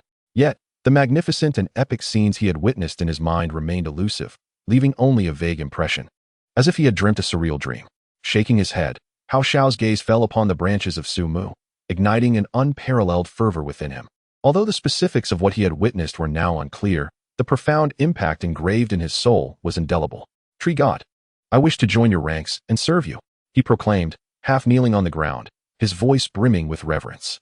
The branches of Su Mu descended gently, touching his forehead, and the ethereal, resounding voice of the soul echoed, very well. Chapter 137. The grueling task of teaching and literacy is entrusted to you. Hao Xiao was nearly overwhelmed with joy, almost leaping 3 feet in the air. Calm down. I must remain composed, he thought, but the urge to laugh was irresistible. His body trembled uncontrollably, emitting a series of strange sounds from his throat. Su Mu regarded him with an odd expression, contemplating whether the young man had been rendered foolish by the world tree's overwhelming presence. Such a tremor was indeed rare. With a touch of pity, Su Mu glanced at Hao Xiao, lamenting the youth's premature folly, but knowing he was not a neurologist. He could only let nature take its course. Through the resonance of the soul, Su Mu conveyed his rules to Hao Xiao. These are my edicts, which must not be violated. Any who defy them shall face my wrath. From the highest heavens to the depths of the netherworld, I vow to bring them to ruin. His voice resonated with power, sharp as a blade, instilling a chilling aura, and a palpable sense of murderous intent filled the air. Hao Xiao, having thoroughly examined Su Mu's principles, felt an even greater admiration for him. Truly, he is a deity. Su Mu's tenets are quite simple. One must not indulge in the wanton slaughter of the innocent, nor bully the weak. All harmless beings should be treated equally. Striving to be an ideal, moral, cultured, and disciplined being, a Siyu Lingjia, is paramount. In Su Mu's perspective, the lives of humans and those of other species hold equal value. None are inherently sacred. It is unjust for powerful humans or beings to indiscriminately reap and plunder everything in this world. A true stronghold is not solely defined by physical strength, but also by the strength of spirit. He does not compel the beings under his command to adhere strictly to vegetarianism or devout practices, as that would contravene the natural order. Every entity operates according to its own laws, and Su Mu would not forcibly alter these.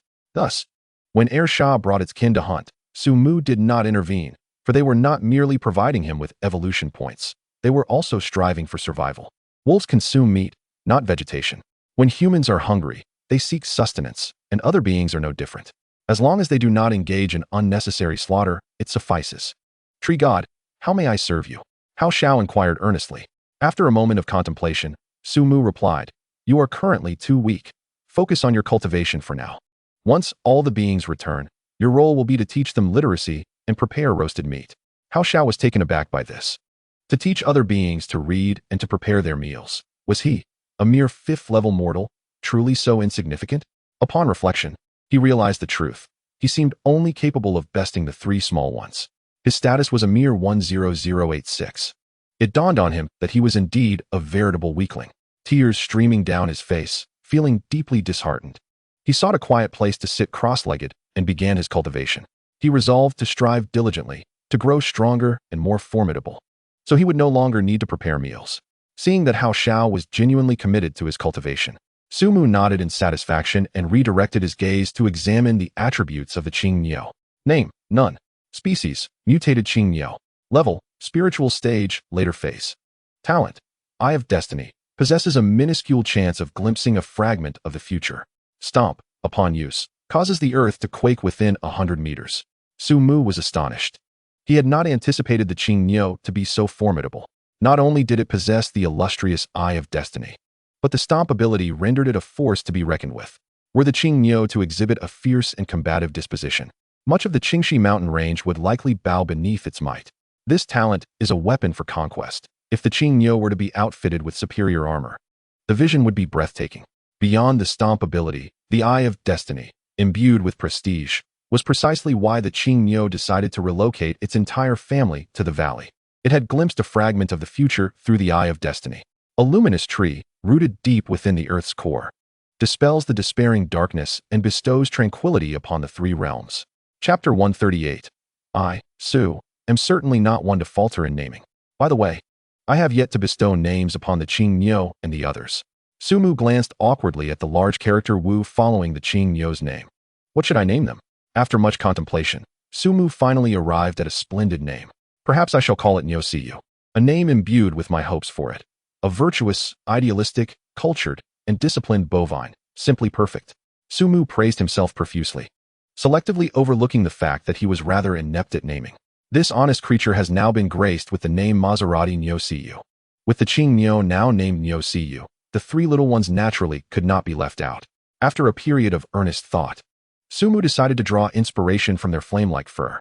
The largest among them shall be named Yin, the medium-sized one will be called Yin, and the smallest shall be named Hua. Yin, Yin, Hua. Clearly, they are three brothers. I believe they will be quite pleased. Name: Yin, Yin. Species: treasure mouse level, ordinary level 4 talent. Mystic intuition possesses a natural sense for mystical realms, enabling easier discovery of hidden domains.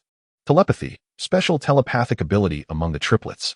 Name: Yin. Species: treasure mouse level, ordinary level 4 talent. Spirit plant intuition possesses a natural sense for spirit plants, enabling easier discovery of rare flora. Telepathy: special telepathic ability among the triplets. Name: Hua. Species: treasure mouse level, ordinary level 4 talent. Mineral intuition possesses a natural sense for ores, enabling easier discovery of precious stones. Telepathy: special telepathic ability among the triplets. Unexpectedly, despite their modest strength, their talents are remarkably potent. It seems that Niu Siyu will ascend to the spirit level, greatly aided by these three little ones. The journey of cultivation encompasses wealth, methods, companions, and land. What is wealth? Its essence lies in the resources necessary for cultivation, and the talents of these three little ones are inextricably linked to resources. They have procured numerous rare cultivation materials for Niu Siyu, facilitating its smooth transition to a spirit-level powerhouse. Lu Yu, the dramatic one, has also unearthed many treasures for Sumu. Although most are of little value, there are still quite a few good items, albeit currently unusable. Lu Yu's talent for treasure hunting encompasses a broader spectrum compared to that of the three little ones. Yet being solitary, it cannot rival their specialized talents. It is likely that in the future, on the path of treasure hunting, Lu Yu will find it challenging to compare with these three little ones. Sumu confidently predicted that unless circumstances change, Lu Yu will likely be outperformed by these three little creatures in terms of achievements. One wonders if this dramatic figure will succumb to isolation or depression, ultimately becoming a mere shadow of a bird. As Sumu recalled the pitiable figure of Lu Yu, the dramatic soul who had succumbed to depression and isolation, he felt a pang of compassion. Although Lu Yu was a performer at heart, he had also rendered significant service to Sumu, and thus, he hoped that the life essence would elevate this thespian's innate talents to new heights. Talent is not immutable, it can evolve. The life essence that Sumu consumed over time not only fortified his foundation, but also facilitated profound transformations in his being. To everyone in the valley, Sumu represented the greatest treasure. Chapter 139. Once again, I suffered the harshness of society. Stepping away from the system, Sumu gazed at the expansive valley, lost in contemplation. It is said that those who lack foresight will encounter imminent troubles. Thus, Sumu needed to ponder the path ahead. My current strength can easily surpass all spirit users and aberrations, yet it remains insufficient. The might of an individual, no matter how formidable, is limited. While I fear not ordinary firearms, I cannot afford to disregard missiles and artillery, let alone humanity's ultimate weapon, the nuclear bomb. Moreover, the shortcomings of my tree form are glaring. Immobility renders it akin to a living target, passively enduring assaults. Should my identity be revealed to the nation, my fate would surely diverge from any notion of a happy ending. As these thoughts clouded his mind, Sumu felt a wave of anxiety wash over him. He had no desire to be at odds with humanity. He merely wished to safeguard his small plot of land.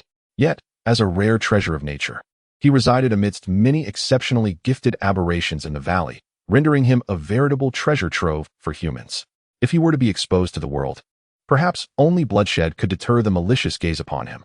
If only I could merge with the earth like Comrade Slode. Wait, merge with the earth.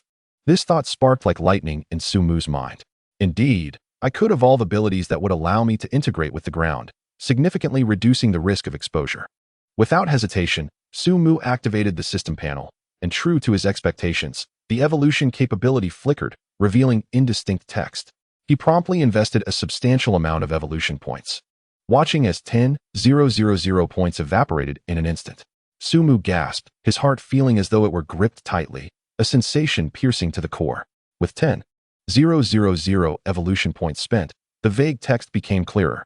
Earth element control. After evolution, one can merge with the earth. This ability requires 100,000 evolution points for enhancement. Note: absorbing a large quantity of earth attribute spirit stones can significantly reduce the evolution points needed. Sumu stood in stunned silence, his eyes vacant, his spirit seemingly detached. 100,000? Just in me now. Even with the possibility of absorbing earth attribute spirit stones to lessen the cost.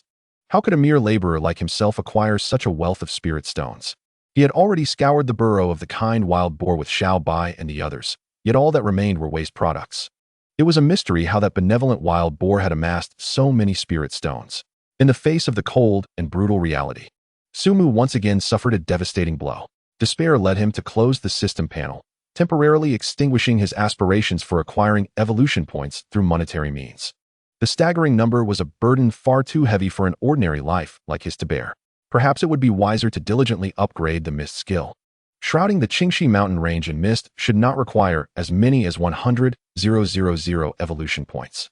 The struggle felt insurmountable. Sumu placed his hopes upon the golden wheat spike beside the spirit pool, as the grains it bore symbolized his aspirations. As long as this wheat was a high-value spiritual plant beneficial to spiritualists, he could cultivate it on a grand scale to exchange for earth attribute spirit stones. O wheat, grow quickly and do not betray my expectations. The golden spike swayed gently in the soft breeze, seemingly responding to Sumu's anticipation. Chapter 140. The arrival of Yi Luo with a screech, a muscular heavy truck abruptly halted, its rubber tires gripping the ground fiercely, creating a sound that made one's teeth ache. The truck came to a steady stop by the overgrown roadside, and a pair of ethereal figures opened the doors and stepped down, gazing at the tranquil, undulating mountains, their hearts swelling with emotion. "Sister, is the tree god inside?" Yi Luo eagerly inquired. "Indeed, the tree god is within," Yi Ji affirmed, clearly sensing the stirring of her soul. It was no illusion. As she neared the Qingxi mountain range, Sumu had sensed her arrival. "Xiao Luo, this truck depends on you now." Sunlight bathed Yi Luo's profile, draping her in a golden veil. The delicate hairs beside her ears quivered in the golden glow as she smiled sweetly and replied, "Leave it to me." Yi Luo gently pressed her hands against the surface of the truck, her innate ability quietly awakening. An invisible ripple swept across the vehicle, rendering it increasingly faint until it blended seamlessly with the surrounding environment, leaving only a vague silhouette that would go unnoticed upon casual observation. This was her talent, known as homogeneity, capable of transforming the target to align with her conceptual vision. However, after expending much energy, this formidable ability could only be utilized sparingly. Once this task was completed, Yi Luo was drenched in sweat, her complexion growing paler, and she gasped for breath. Yi Ji, filled with concern, promptly lifted her sister onto her back and hurried towards the valley. In the valley, After waiting for the sisters to enter the dense mist, Sumu focused his thoughts, causing the fog to swirl incessantly and form a soft misty hand that cradled them within its grasp. Amidst the swift, whistling winds, the sisters felt a flash before their eyes, and before long, the misty hand gently burst apart, transporting them into a dreamlike world. The valley's heart was vast and expansive, with mist rising ethereally, creating an otherworldly atmosphere. Interestingly, the mist within the valley differed from the thick, cloying fog outside. Here, it was light and thin, reminiscent of cicada wings or delicate veils. The mist here is a manifestation of spiritual fog, a unique spectacle born from the high concentration of ethereal energy. Yi Ji and Yi Luo inhaled deeply, feeling every pore of their bodies, a total of 38,000, open and invigorated, each cell immersed in this spiritual essence, teeming with vitality. The valley floor was carpeted with dark yet not unsightly tree roots, adorned with shimmering silver specks akin to starlight, coalescing to form resplendent rivers of stars against the night sky.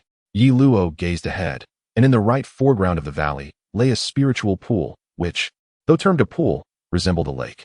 The edges of the pool were uniformly lined with fist-sized pebbles, and the pool itself brimmed with emerald green spiritual liquid, so enchanting that merely looking at it evoked a sense of tranquility and a desire to transcend. Surrounding the pebbles were exotic flowers and grasses, competing for splendor under the sun's embrace. A delicate azure lotus floated upon the surface of the spiritual pool as a gentle breeze wafted by. Countless ripples danced across the water, enchanting all who beheld it. Nearby lounged a massive azure cow, exuding a serene demeanor. After casting a calm glance at the newcomers, it returned to its meditative state.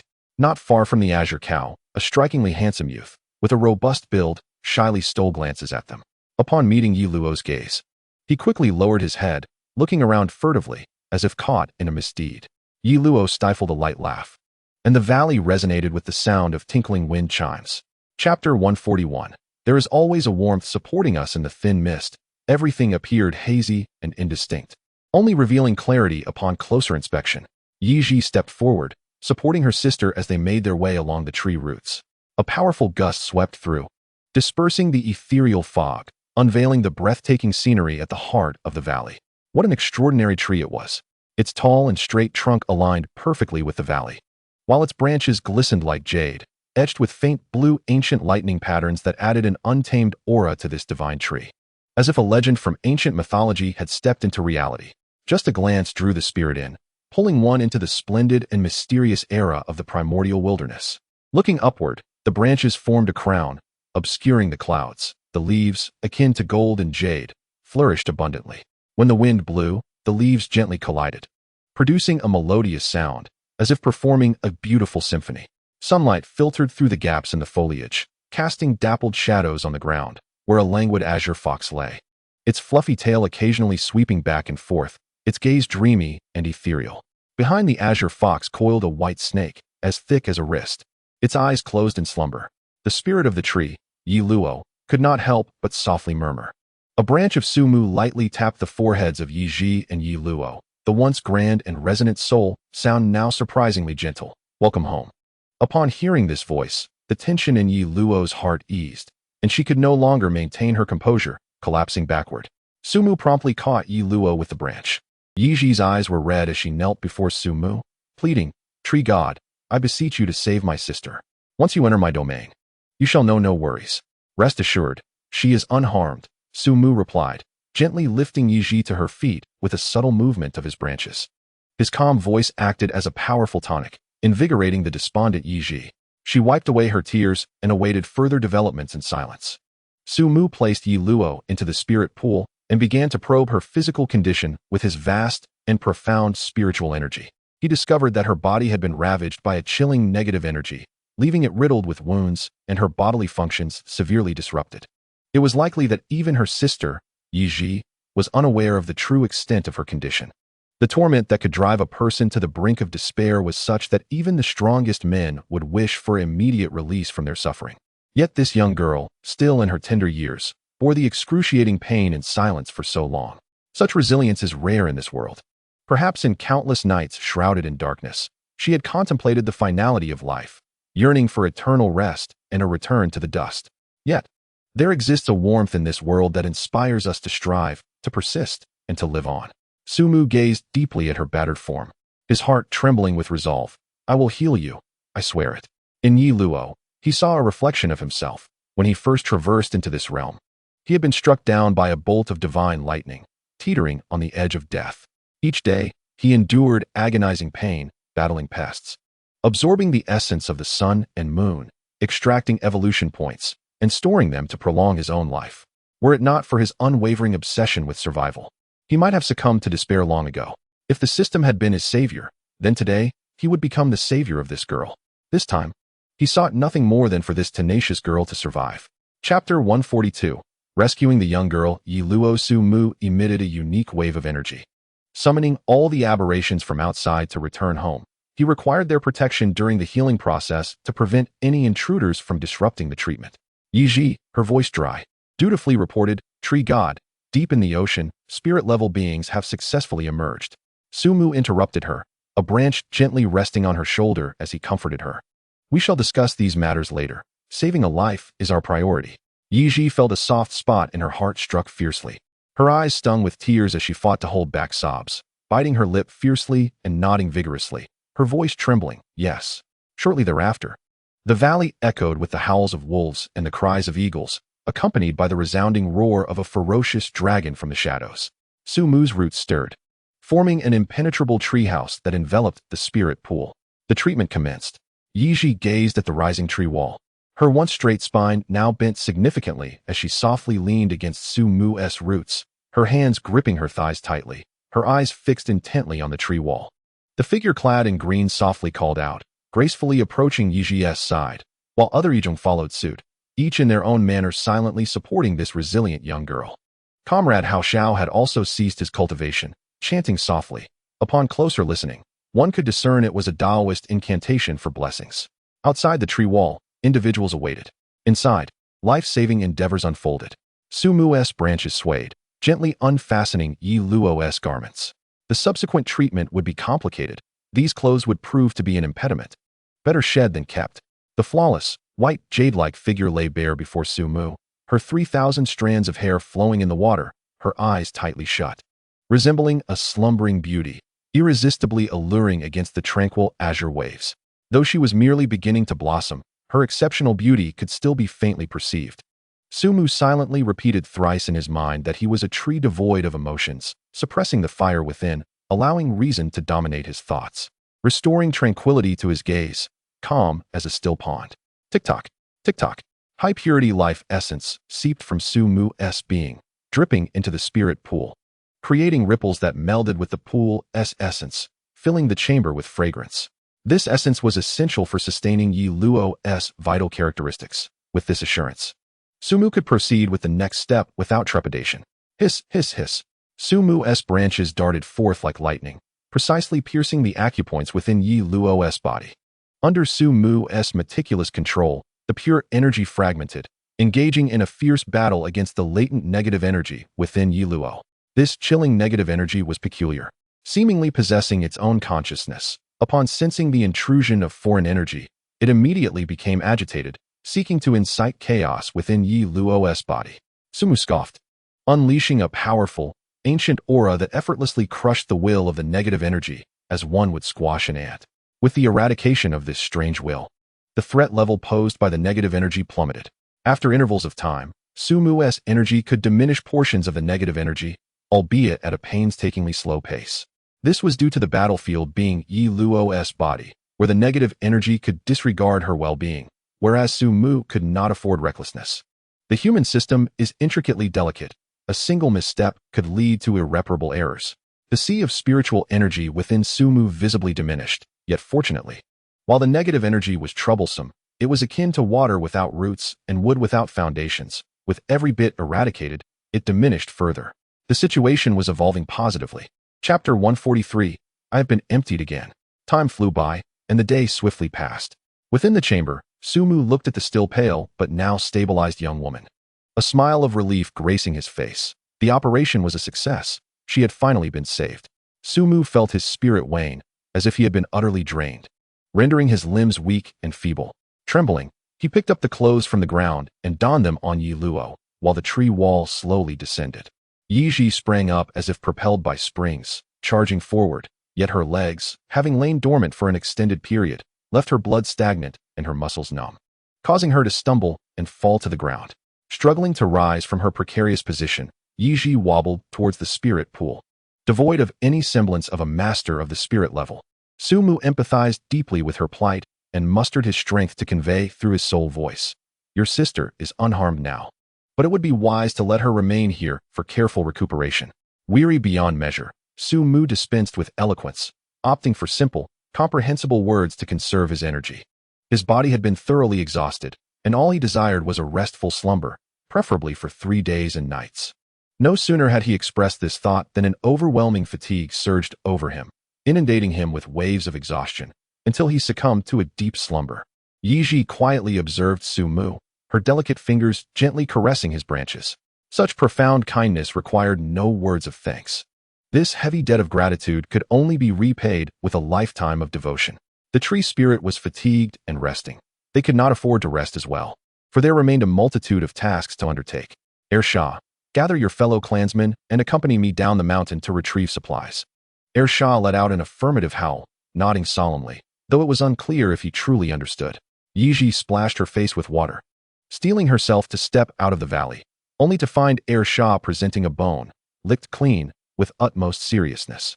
Yi could only laugh, dispelling the somewhat oppressive atmosphere within the valley. Qing Yi shot a glare at Shah, raising her right paw to tap its head, causing Shah's eyes to spin, its crimson tongue hanging in midair. With a squawk, Qing Yi indicated her approval, and Shah, now seemingly enlightened, howled in response, leading a few younger companions to follow Yi in transporting supplies.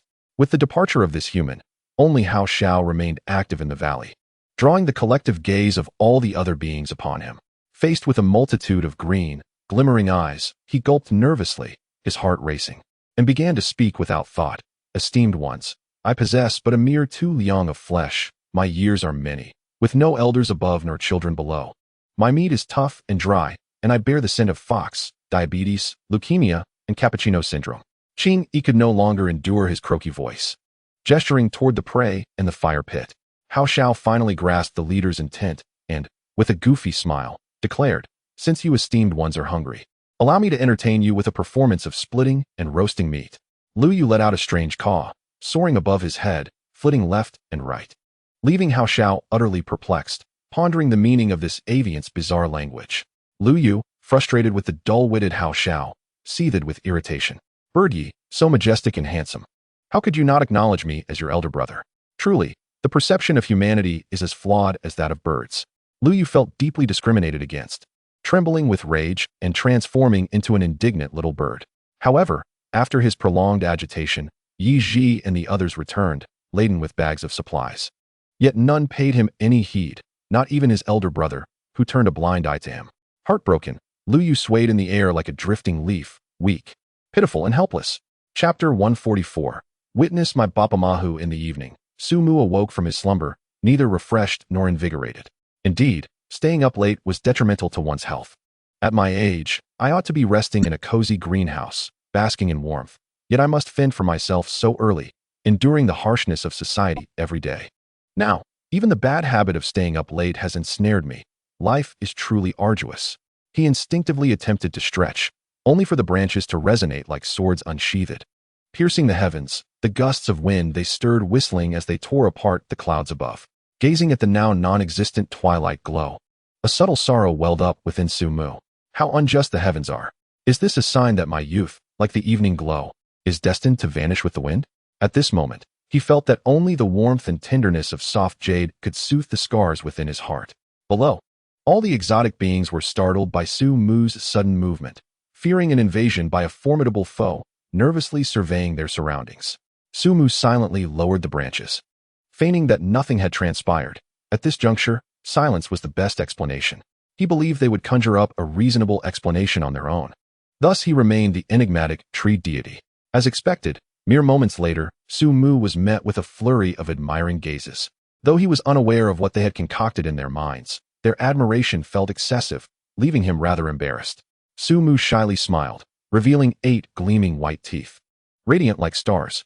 Perhaps this adoration, This reverence is merely a burden that a tree of my caliber must bear. It serves as a tempering of my spirit. To wear the crown, one must bear its weight. Only by facing this admiration with composure can I preserve my original intent and forge ahead. Su Mu's expression grew solemn. His spiritual realm elevated once more. Ah, how curious that upon awakening, so many items have appeared in the valley. To the left lay a pile of books, and to the right, large bags of seeds, with a colorful poster before each exotic being. Intrigued, Su Mu shifted the branches and discovered the cover boldly emblazoned in charming font. Children's Enlightenment Illustrated Sound Pinyin Poster. As he observed the old ox, resembling a small mountain, the boisterous air Sha, the languid and carefree Qing Yi, the unruly Ji, the menacing shadow of the roaring dragon, and the dramatic Lu Yu, he could not help but feel a sense of dissonance. Children? Which child could possibly grow to such a state? Are you certain that their claws would not reduce the electrical components depicted in the illustration to mere fragments? Nevertheless, they have matured into distinct beings, exhibiting impeccable control over their own strength, rendering such foolish errors improbable. What is this? At that moment, Su Mu noticed a substantial stack of illustrations beside them, each adorned with their large claw prints. My apologies, I have overestimated you all. Mu Mu Ying gracefully leaped to Su Mu's side, weeping copiously as it began to lament the terrors of learning. Mu Mu Bapamahu, learning is indeed terrifying. Must we also study Bapamahu? Su Mu fell silent. Although the cultural nuances between the two worlds exhibited slight differences, the essence remained the same. Thus, the pronunciation should still be Bapamofo. Yet how did it transform into Bopamahu in your case? Truly perplexing. Chapter 145. I shall bear this suffering alone. The intellectual powerhouse, Xiaobai, in the valley remained in slumber, yet to awaken. Thus, Su Mu placed his hopes on the most astute among them, Qing Yi. Qing Yi, I know you are the most rotund. Please read aloud. Upon Qing Yi realizing that Su Mu's branch was directed at him, his languid demeanor vanished, replaced by the startled posture of a bird caught in a trap, limbs instinctively retreating, and his once fluffy tail now resembled a feather duster. Su Mu's lips twitched slightly. Observing Qing Yi in such a state, it was evident he was yet another academic underperformer. No, in fact, he appeared more woeful than Yu Ying, possibly a veritable academic disaster. Witnessing Qing Yi's dismay, Su Mu held little hope for the remaining few, instructing them to line up for inspection. The first contestant was Lu Yu, who exuded an air of self-satisfaction, seemingly confident of success. Lu Yu gabagadided. A tree and a bird exchanged silent recognition. Su Mu, what is this nonsense? Next, Lu Yu, utterly dejected, collapsed to the ground, resembling a professional at feigning injury. Still gabbity-deed. Do you think this is singing? And such a dreadful tune at that. Why not ascend to the heavens? Su Mu's branch ensnared Lu Yu and unceremoniously tossed him into his nest for self-reflection. Lu Yu's head timidly emerged from the edge of the nest, furtively watching his companions with eyes full of sorrow and despair, embodying the very essence of tragedy. Ji, you are next. Su Mu's branch pointed to the next contestant, the rebellious Ji, who heeded only Su Mu's commands. Ji cleared his throat, capturing the attention of all present. Luoluluo. Su Mu? Luoluluo? What in the world is this? Lu Yu, still within the nest, perked up at Ji's pronunciation, joyfully hopping to the edge of the nest, flapping his wings with a mischievous luoluo laugh. In a moment of intense anxiety and indignation, a pair of wings trembled, and a ripple-like pattern emerged around the body, leading to a complete disappearance. Such was the invocation of the extraordinary talent known as Kongjin Xiangwei. What a profound enmity and resentment must one harbor to resort to such a skill. I nearly succumbed to laughter and tears. Su Mu cast a pitying glance at Lu Yu, who remained blissfully unaware of his impending fate, and began to offer prayers for this foolish bird. After a moment of silent mourning, Su Mu looked on with schadenfreude at the delightful spectacle about to unfold. Suddenly, the space behind Lu Yu shimmered, and an extraordinary falcon burst forth. Caw! The piercing cry of the eagle shattered the air, startling Lu Yu into a state of shock, nearly causing a concussion from the fright. Its little bird legs trembled uncontrollably, and its head turned awkwardly as if rusted, eyes wide with terror. Before it could comprehend the situation, a fierce wind whipped up from behind, battering its face with relentless pressure. Lu Yu spun in a dizzying descent from the heights, crashing into the soft earth with a resounding thud, creating a sizable bird-shaped crater. The onlookers, both human and beast, erupted into laughter, and Su Mu retrieved Lu Yu from the pit, only to discover that the foolish bird was still dazed, unable to discern east from west. After a while, It glared in indignation at the heartless crowd, its little eyes fixed on them with fury. Number 1010, the weather is apocalyptic. These scoundrels mock me mercilessly. I shall remember this grievance and sever ties with them. At least half a day, no, an entire day. Chapter 146, my love for reading and learning with anger dissipated. Lu Yu soared into the sky, seeking a realm where no one could hear its peculiar sounds to practice. As a genius favored by the tree god, mastering this sound was merely a trifle. One must believe in oneself. Yes, you can do it. Caw. Once Lu Yu had taken flight, Sumu directed a mischievous gaze toward the next contestant. This participant strode with the confidence of a dragon, commanding attention, though his eyes habitually leaned to the right, and his coarse tongue often lolled out, unable to contain itself. The dim-witted one emitted a series of ha-ha sounds from his throat, then, with a tactical fluffing of feathers and a gaping mouth, embarked on his first foray into foreign language reading, Ayabobobo. Sumu patiently listened, mentally noting that the dim-witted one performed reasonably well. Although he still fell into his habitual howling, he managed to articulate the bow sound quite accurately. However, why did he cease after uttering that sound? Sumu pointed to the second phonetic symbol on the pinyin chart, and the dim-witted one grinned foolishly, scampering away with his tail between his legs. Well, this one too is rather lackluster, merely capable of Ayabobobo, as if boiling water. Let me see who the next contestant is. Sumu discovered it was Shah's wife, Baiyu. Observing Baiyu's bashful demeanor, an ominous premonition stirred within Sumu. Indeed, it is true that wolves seldom venture into the same den. Baiyu, feeling somewhat bashful, uttered a light-hearted Ayabobobo and followed her elder wolf companion without hesitation.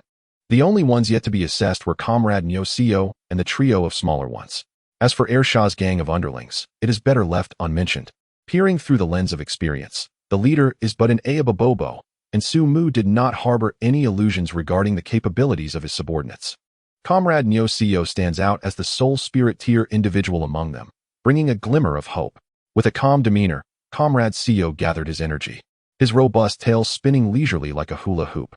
He took a refreshing sip of water to clear his throat, embodying the essence of an experienced cadre.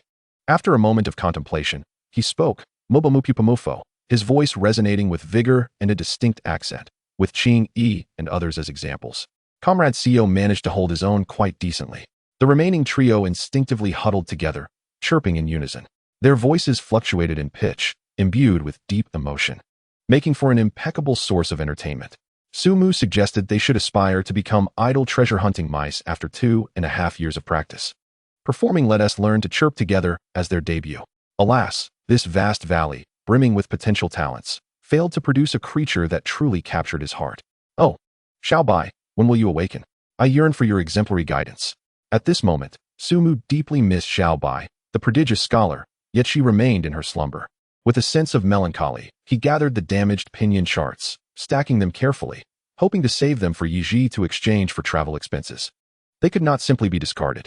This was the daily life of a diligent and frugal tree, plain yet monotonous. The pinyin charts brought by Yiji constituted only a fraction of the collection. The bulk was reserved for his own study. Titles such as A Comprehensive History of the Nation, A World History, The Rise of the Luosa Empire, and the Grand Beauty Awards of Inghua Country filled the shelves. Oh, it seems something peculiar has infiltrated the collection. Such materials, if left in the open, could easily harm the mental and physical well-being of the youth. If harm must be done, let it befall me instead. I must secure these books in a place where they can never be found. With righteous conviction, Sumu stored these volumes within his personal half-dimension, multitasking with a sense of joy, nay, with a critical eye surveying their contents. Chapter 147, Like a Seaweed. Is this a realm of wonders concealed within a sleeve, or a paradise in the palm? No, it should be called the green utopia of the tree god. Hao Xiao mused in admiration. If Sumu were to discover that Hao Xiao had whimsically named his half-dimension in such a manner, he would surely hang him up and give him a good thrashing for 3 days and nights. A green utopia?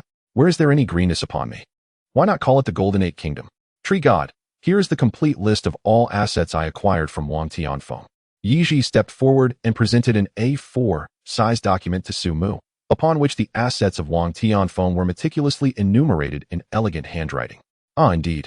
The illustrious Master Wang, renowned throughout Shangjiang, possesses a private treasury boasting a staggering 1 billion in liquid assets. His ability to amass wealth is truly remarkable. In a previous life, had Sumu come into possession of such riches, he would have undoubtedly been grinning from ear to ear. However, at present, he has become a being that regards money as mere refuse. No, refuse has its utility. In Su Mu's hands, even the greatest wealth would amount to nothing more than a pile of worthless paper. It is within Yi Ji's grasp that such funds could be utilized to their fullest potential. As Su Mu perused the list with remarkable speed, he found himself wholly uninterested in luxuries such as extravagant cars and villas. He would not accept them even if offered for free. How could this esteemed Master Wang, a luminary in Shangjiang, possess such meager treasures? Su Mu was taken aback by the apparent poverty of Wang Tianfeng. However, this was not entirely surprising, as Wang Tianfeng promptly consumed any spiritual plants he acquired, rather than hoarding them like a squirrel. Thus, although the list was extensive, only one item captured Su Mu's discerning eye. He inquired, "Have you brought the seeds of Ning Shui Chao?" Yi Ji hastily produced a small sachet and handed it to Su Mu, filled to the brim with seeds. These seeds, resembling droplets of water, were elegantly shaped, with a tapered top and rounded bottom, displaying a pleasing pale blue hue. Ning Shui Chao is the first spiritual plant discovered by the Li nation. Although it bears the name of a spiritual plant, its efficacy pales in comparison to that of the esteemed Qinglian of the Four Yus. Its sole function is to absorb the spiritual energy of heaven and earth and convert it into ordinary water.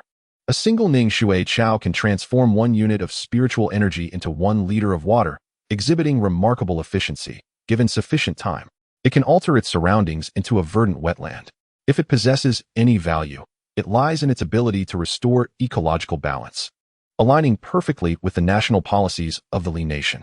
It is indeed a most extraordinary spiritual plant, unpretentious and affordable, available for merely 10,000 yuan, accessible even to the common populace.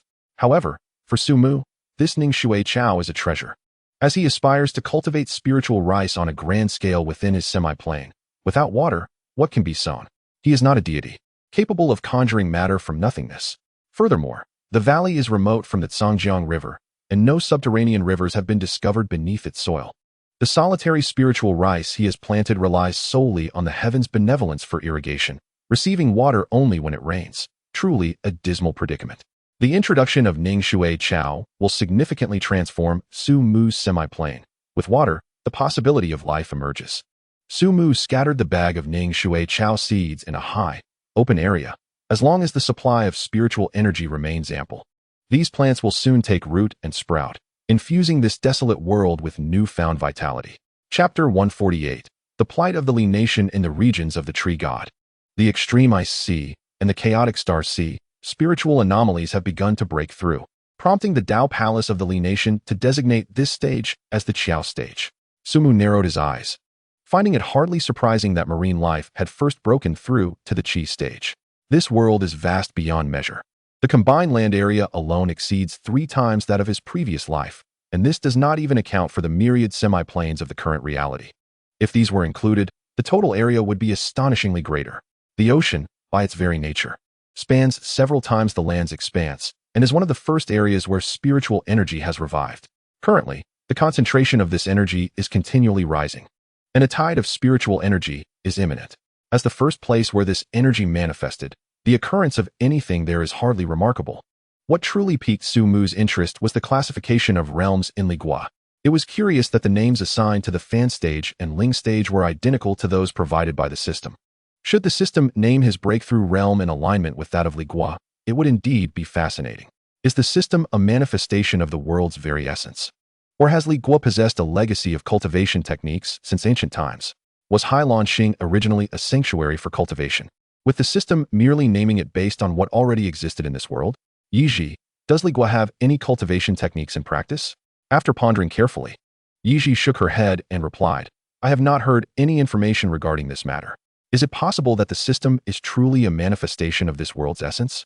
Su Mu mused inwardly. Hao Xiao suddenly interjected, the tree god. In fact, Ligua has been researching ancient cultivation techniques since the revival of spiritual energy. But the results have been far from ideal.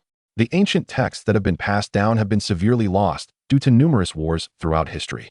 From this statement, Su Mu seized upon a crucial keyword, ancient texts of cultivation.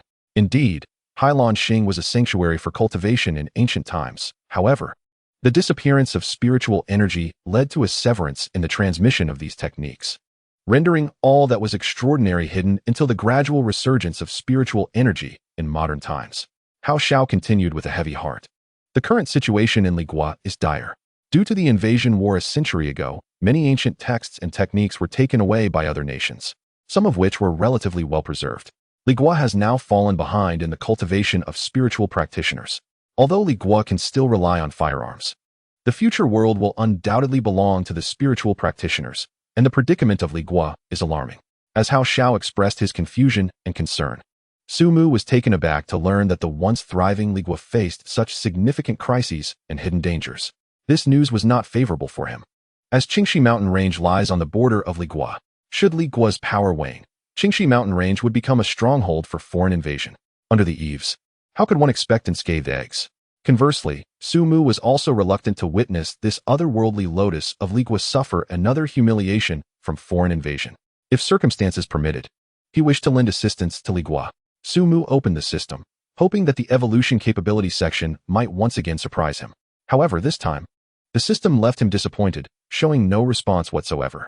Alas, I shall strive to grow stronger. For now, this is merely a sign, and the future remains uncertain. However, should that day indeed arrive, the Qingxi Mountain Range shall never serve as a bastion for foreign incursions into the realm. Su Mu silently resolved this in his heart. Chapter 149, Breakthrough. Qi Stage. Su Mu pondered deeply. At this moment, the most pressing matter for me is to swiftly advance to the Qi Stage. Only by breaking through to the Qi Stage can my skills be upgraded, rather than remaining perpetually stagnant in their current state. Nevertheless, there is one more matter I must ascertain. Yi Ji, have there been any successful breakthroughs to the Qi Stage among the terrestrial beings? Shu Shen responded.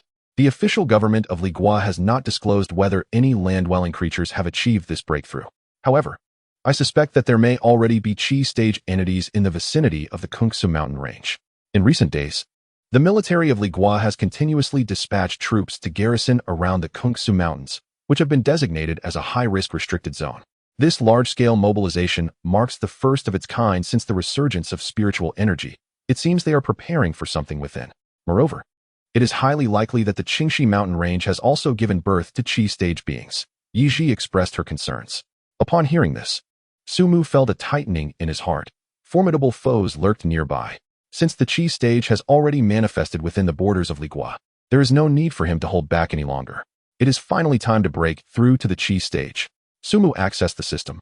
Immersing his consciousness within, and without hesitation, he clicked the small plus sign behind the mutated tree trunk. Boom. 30,000 evolution points were consumed in an instant, and a torrent of pure energy surged through every part of his body, rapidly transforming his physical structure.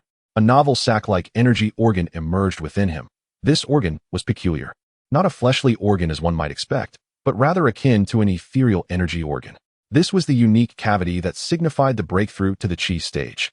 One of its hallmarks, the birth of the cavity transformed the Qi Stage into a mobile artillery platform. Typically, when a spiritual practitioner of a different kind breaks through to the Qi Stage, 12 cavities manifest throughout their limbs and torso. In the years to come, one can increase the number of cavities through cultivation and develop new ones, though this demands great willpower and courage, a feat achieved by only a select few. Geniuses with extraordinary talents will have even more cavities manifest within them upon reaching the Qi Stage. Yet no one has ever surpassed the limit of 20 cavities at the moment of their breakthrough. But what of Su Mu? His body was teeming with cavities. There were dozens within the branches alone, not to mention the countless ones within the trunk and roots, a sheer multitude that could make one's scalp tingle.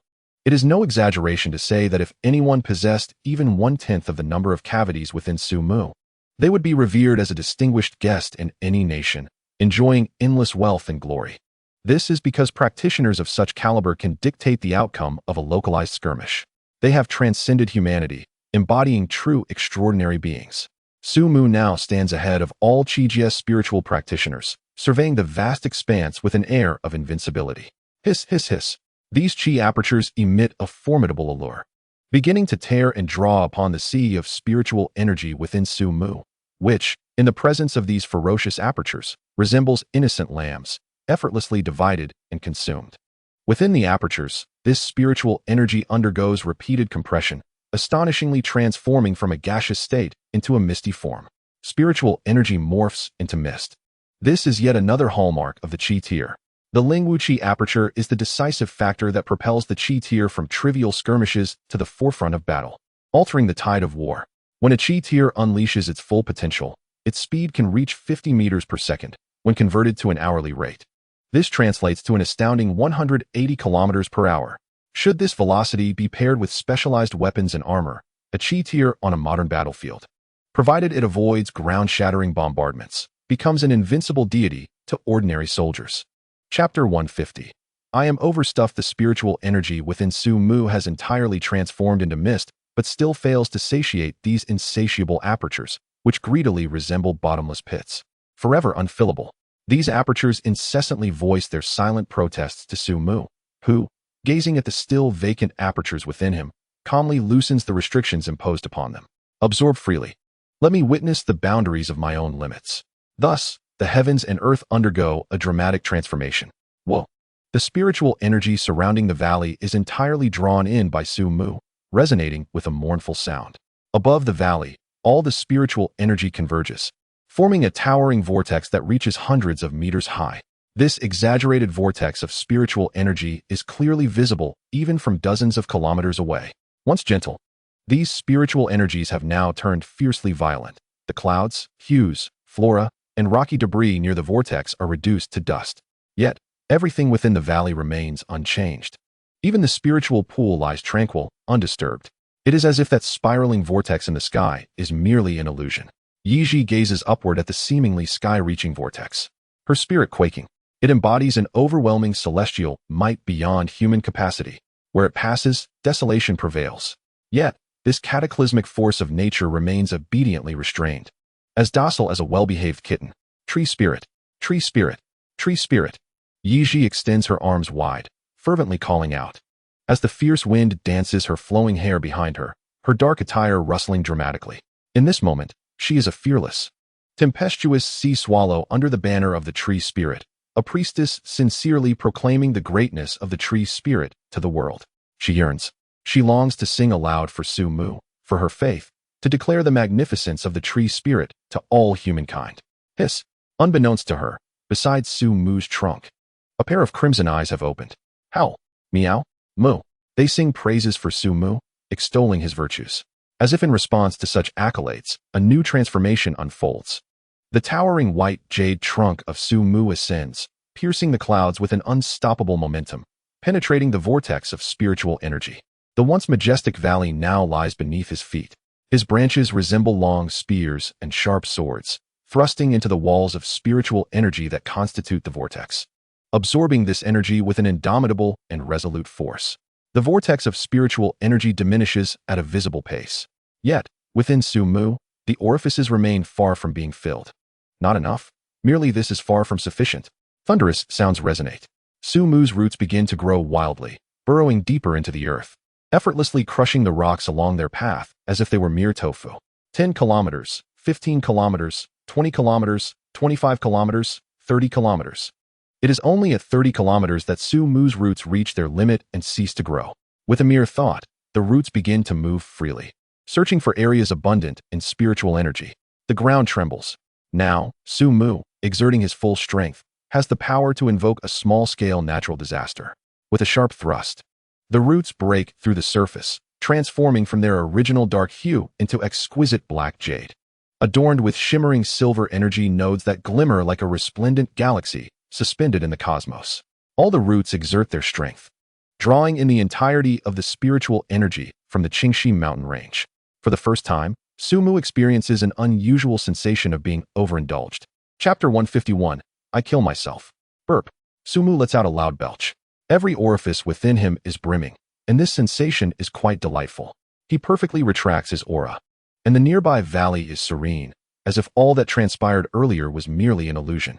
After silently attuning to his current state, Su Mu smiles faintly. Now, I can effortlessly crush my former self like an ant. Upon uttering these words, Su Mu feels a peculiar sense about them. What does it mean to be able to crush my former self effortlessly like an ant? Could this be the legendary concept of I killing myself? I kill myself. This truly is a curious matter. Meanwhile, 100 miles away, a soldier stationed near the Qingxi mountain range hums an unknown tune while relieving himself by the roadside. Comfortable. The soldier shivers, inadvertently looking up just in time to witness a colossal vortex of spiritual energy suddenly connecting heaven and earth. Startled, he trembles and unintentionally soils himself, yet remains oblivious, his mouth agape as though it could accommodate a fist. Drip, drip, drip. A series of urgent alerts emanated from his pocket, and without even fastening his trousers, he hastily extracted a palm-sized device. His countenance shifted dramatically as he scrutinized the data displayed. Platoon leader, we are in grave trouble. The spiritual energy gauge is surging at an alarming rate, having already reached the threshold of 50,000. The soldier scrambled into the barracks, his throat constricting as he struggled to swallow, his voice hoarse. This figure continues to escalate. The camp fell into a profound silence. The sound of a pin dropping could be heard, as everyone stood frozen, stunned by the sudden news. Just then, the glass cover of the spiritual energy gauge began to develop intricate cracks, spreading like a spider's web. Subsequently, sparks leapt from the delicate components within the device, evidently damaged by the immense fluctuations of spiritual energy. The soldier, holding what had now become a useless relic, trembled in fear. For 2 years since the revival of spiritual energy, he had traversed the land with this treasured instrument, monitoring countless locations. Yet he had never witnessed the gauge being rendered obsolete by such energy waves. He had never encountered a scenario where the fluctuations could reach the threshold in a mere second and continue to rise. This device was specifically recalibrated for the Chi stage. And even the monster that first broke through to the Chi stage in the ICCs had only registered a spiritual energy value of 30,000. The spiritual energy value is an internationally recognized metric for assessing a spiritual practitioner's combat strength. While it cannot perfectly reflect true power, it does not deviate excessively from reality. A value of 30,000 is exceptionally rare on a global scale. The detection of that deep-sea monster had caused widespread panic among the island nations, where fear permeated the air. However, compared to this terrifying creature, the entity within the Qingxi mountain range was incomparably more formidable, possibly reaching a staggering spiritual energy value of 100,000. Despite the soldier's attempts to overestimate Su Mu's spiritual energy value, he still vastly underestimated Su Mu's prowess. Su Mu's spiritual energy value was not merely 100,000, but an astonishing 160,000. The sea monster barely registered compared to Su Mu, being merely a novice in his presence. Of course, one was a robust tree rooted on land, while the other was an octopus dwelling in the deep sea. Should they confront each other, even with Su Mu's unparalleled might, it would be challenging to subdue the opponent. The platoon leader bit his tongue hard, the iron taste of blood flooding his mouth, and the unbearable pain jolted him back to reality. He rasped, "Immediately report the situation here." Chapter 152, The Qualifying Warrior, the Unsung Hero in Truth. There was no need for them to report. A satellite in low Earth orbit, known as Tianyan, had already detected the anomalous fluctuations emanating from the Qingxi mountain range. This satellite was expressly designed by Li Guo to monitor spiritual energy fluctuations within its borders and had been operational for 1 year and 6 months, proving invaluable to the nation. Such astonishing and anomalous fluctuations have undoubtedly evaded the vigilant monitoring of the Tianyan. However, before it could complete its recording and upload the data to the ground data center, the unusual aura fluctuations vanished without a trace. The Tianyan is neither a legendary intelligent being nor a mythical artifact endowed with self-awareness. It is merely a cold machine. This peculiar situation is encountered for the first time, naturally causing a conflict with its logical programming. After a flicker of its crimson electronic eye, the Tianyan adhered to its logical protocols and refrained from reporting the recently detected anomalies, silently consigning the incomplete data to its convoluted database. Perhaps, when its lifespan draws to a close and it returns to the homeland, someone, by chance, may uncover this set of anomalous data from the chaotic database. Yet, when that day will arrive remains uncertain. On the ground, the soldiers responsible for communications were exceedingly disheartened. Squad leader, the magnetic field generated by the aura fluctuations is severely disrupting our signals, making it impossible to establish contact with headquarters. Based on your experience, how long might this interference persist? At least a day? The squad leader repeated the word day with a countenance fluctuating between dark and light. The other soldiers awaited his decision. After a few minutes of silence, the squad leader clenched his teeth and spoke resolutely. Shaoli, you must set out immediately for the city and report the situation here accurately. Remember, you must be swift. This matter cannot be delayed. As for the others, the squad leader paused momentarily, gazing at the familiar faces before making a difficult decision. Follow me into the mountains. Shaoli was the youngest in the entire camp. Merely 16 years old. Before the resurgence of aura, he was still a minor and could not possibly be conscripted. However, since the awakening of the aura, everything has changed. At 16, he is considered an adult, and Xiao Li has transformed from a naive novice into a competent warrior. Yet, the squad leader and the seasoned soldiers still instinctively regarded Xiao Li as a child, believing that the bloody concept of war should not be associated with youth. This principle resides in the hearts of the soldiers of the departing nation. Squad leader, I want to accompany you. Xiao Li realized the gravity of the situation and, with reddened eyes, choked out his words. The burly squad leader bellowed with his thunderous voice. Nonsense. This is an order. Stop crying like a child. Immediately go and execute your task. Squad leader, enough with the stammering. Hurry up. If this mission is not completed, prepare for confinement. What are you still doing here? Get moving. If you don't leave now, I swear I'll put you down myself. Xiao Li straightened his posture, legs together, and performed a standard military salute. Nearly shouting yes. The squad leader and the other soldiers returned the salute, and Xiao Li turned swiftly, dashing out of the tent. A single drop fell, glistening as it shattered upon the ground. The platoon leader's lips moved slightly, uttering in a voice only he could hear, "You must live on, you rascal." Chapter 153, We All Fear Death. Brothers, are you afraid? The other soldiers lowered their gaze to the national emblem on their chests and chuckled. I've never known fear since the day I was born. What great storms and waves have I not encountered? I'm eager to see what kind of dragon's lair this Qingxi mountain range is. Platoon leader, you simpleton, why even ask if we are afraid? Of course we are. One soldier chimed in. By the way, if we make it back this time, could I have a day off? My girlfriend has come all the way from my hometown. Sure. You fool. Why are you setting such a flag?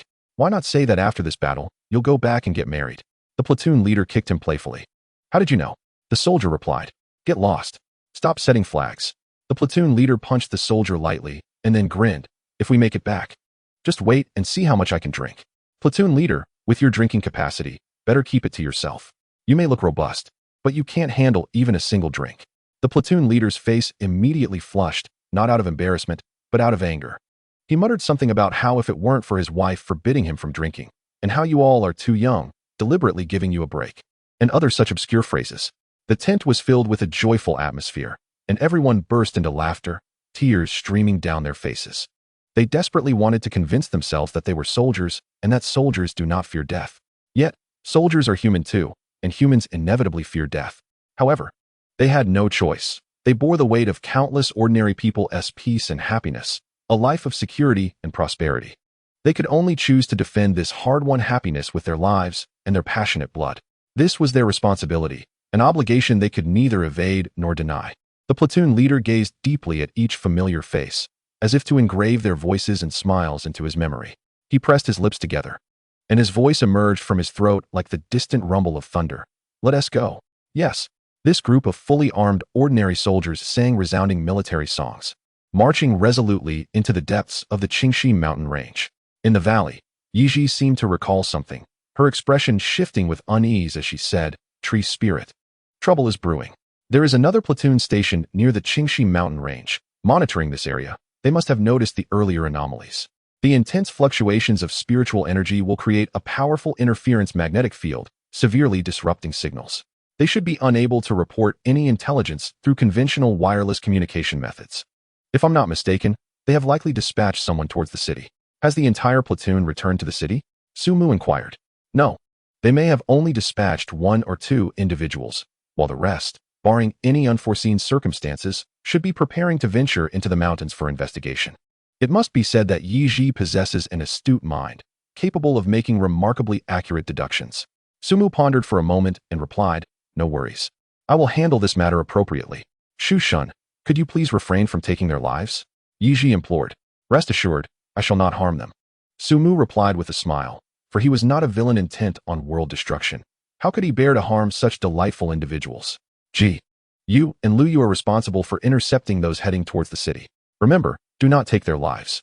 Xiaobai, you and Qing Yi will guide those entering the mountains into the mist. Likewise, do not harm them.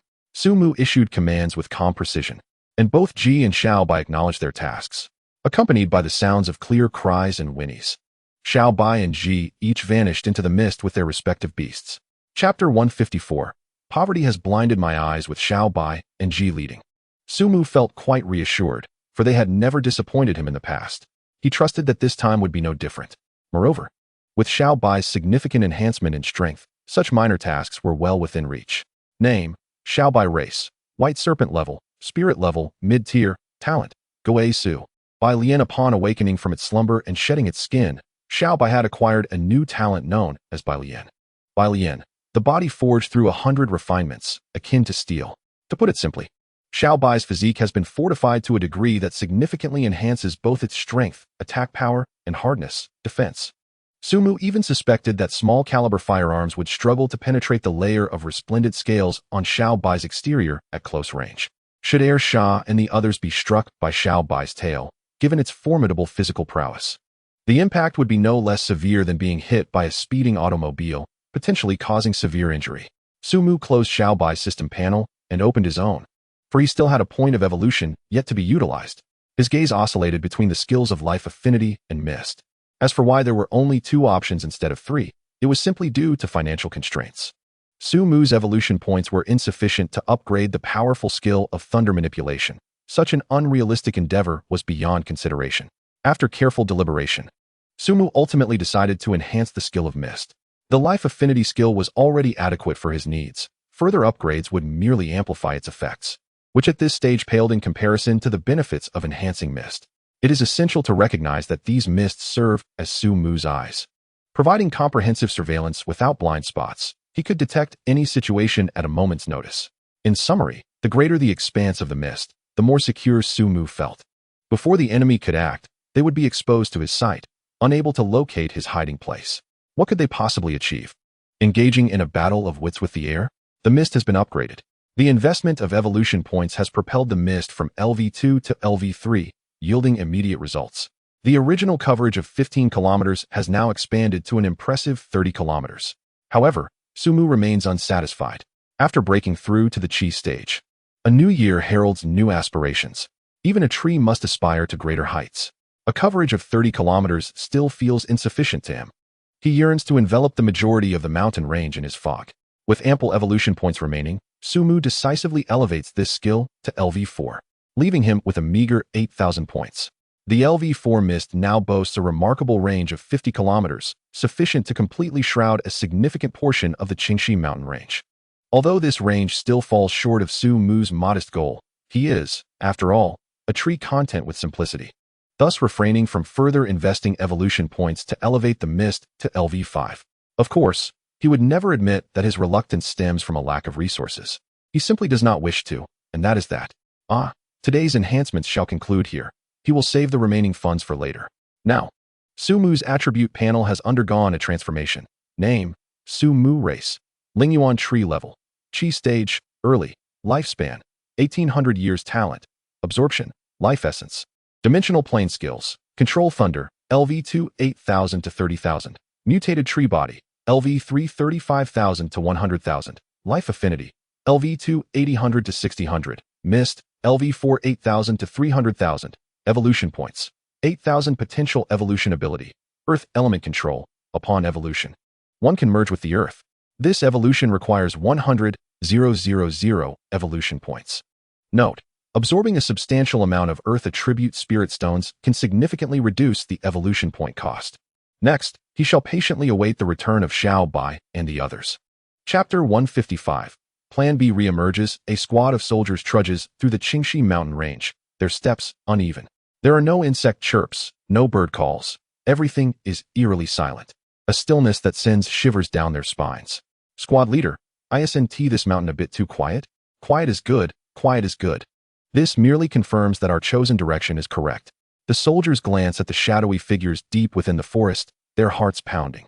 Fear arises from the unknown, and silence can easily become a breeding ground for dread. Despite their resolute acceptance of the possibility of death, they cannot help but feel a twinge of fear in this moment. The squad leader, seasoned and perceptive, senses the unease among his troops and barks. Stop thinking about all that nonsense. Remember to mark your path and search diligently. If there truly exists something, regardless of the circumstances, let us first unleash a volley. Indeed, this band of soldiers, brimming with youthful vigor, after a fervent shout, gradually regained their composure. Unbeknownst to them, deep within the dense thicket, a pair of crimson eyes silently observed their every move. Hiss!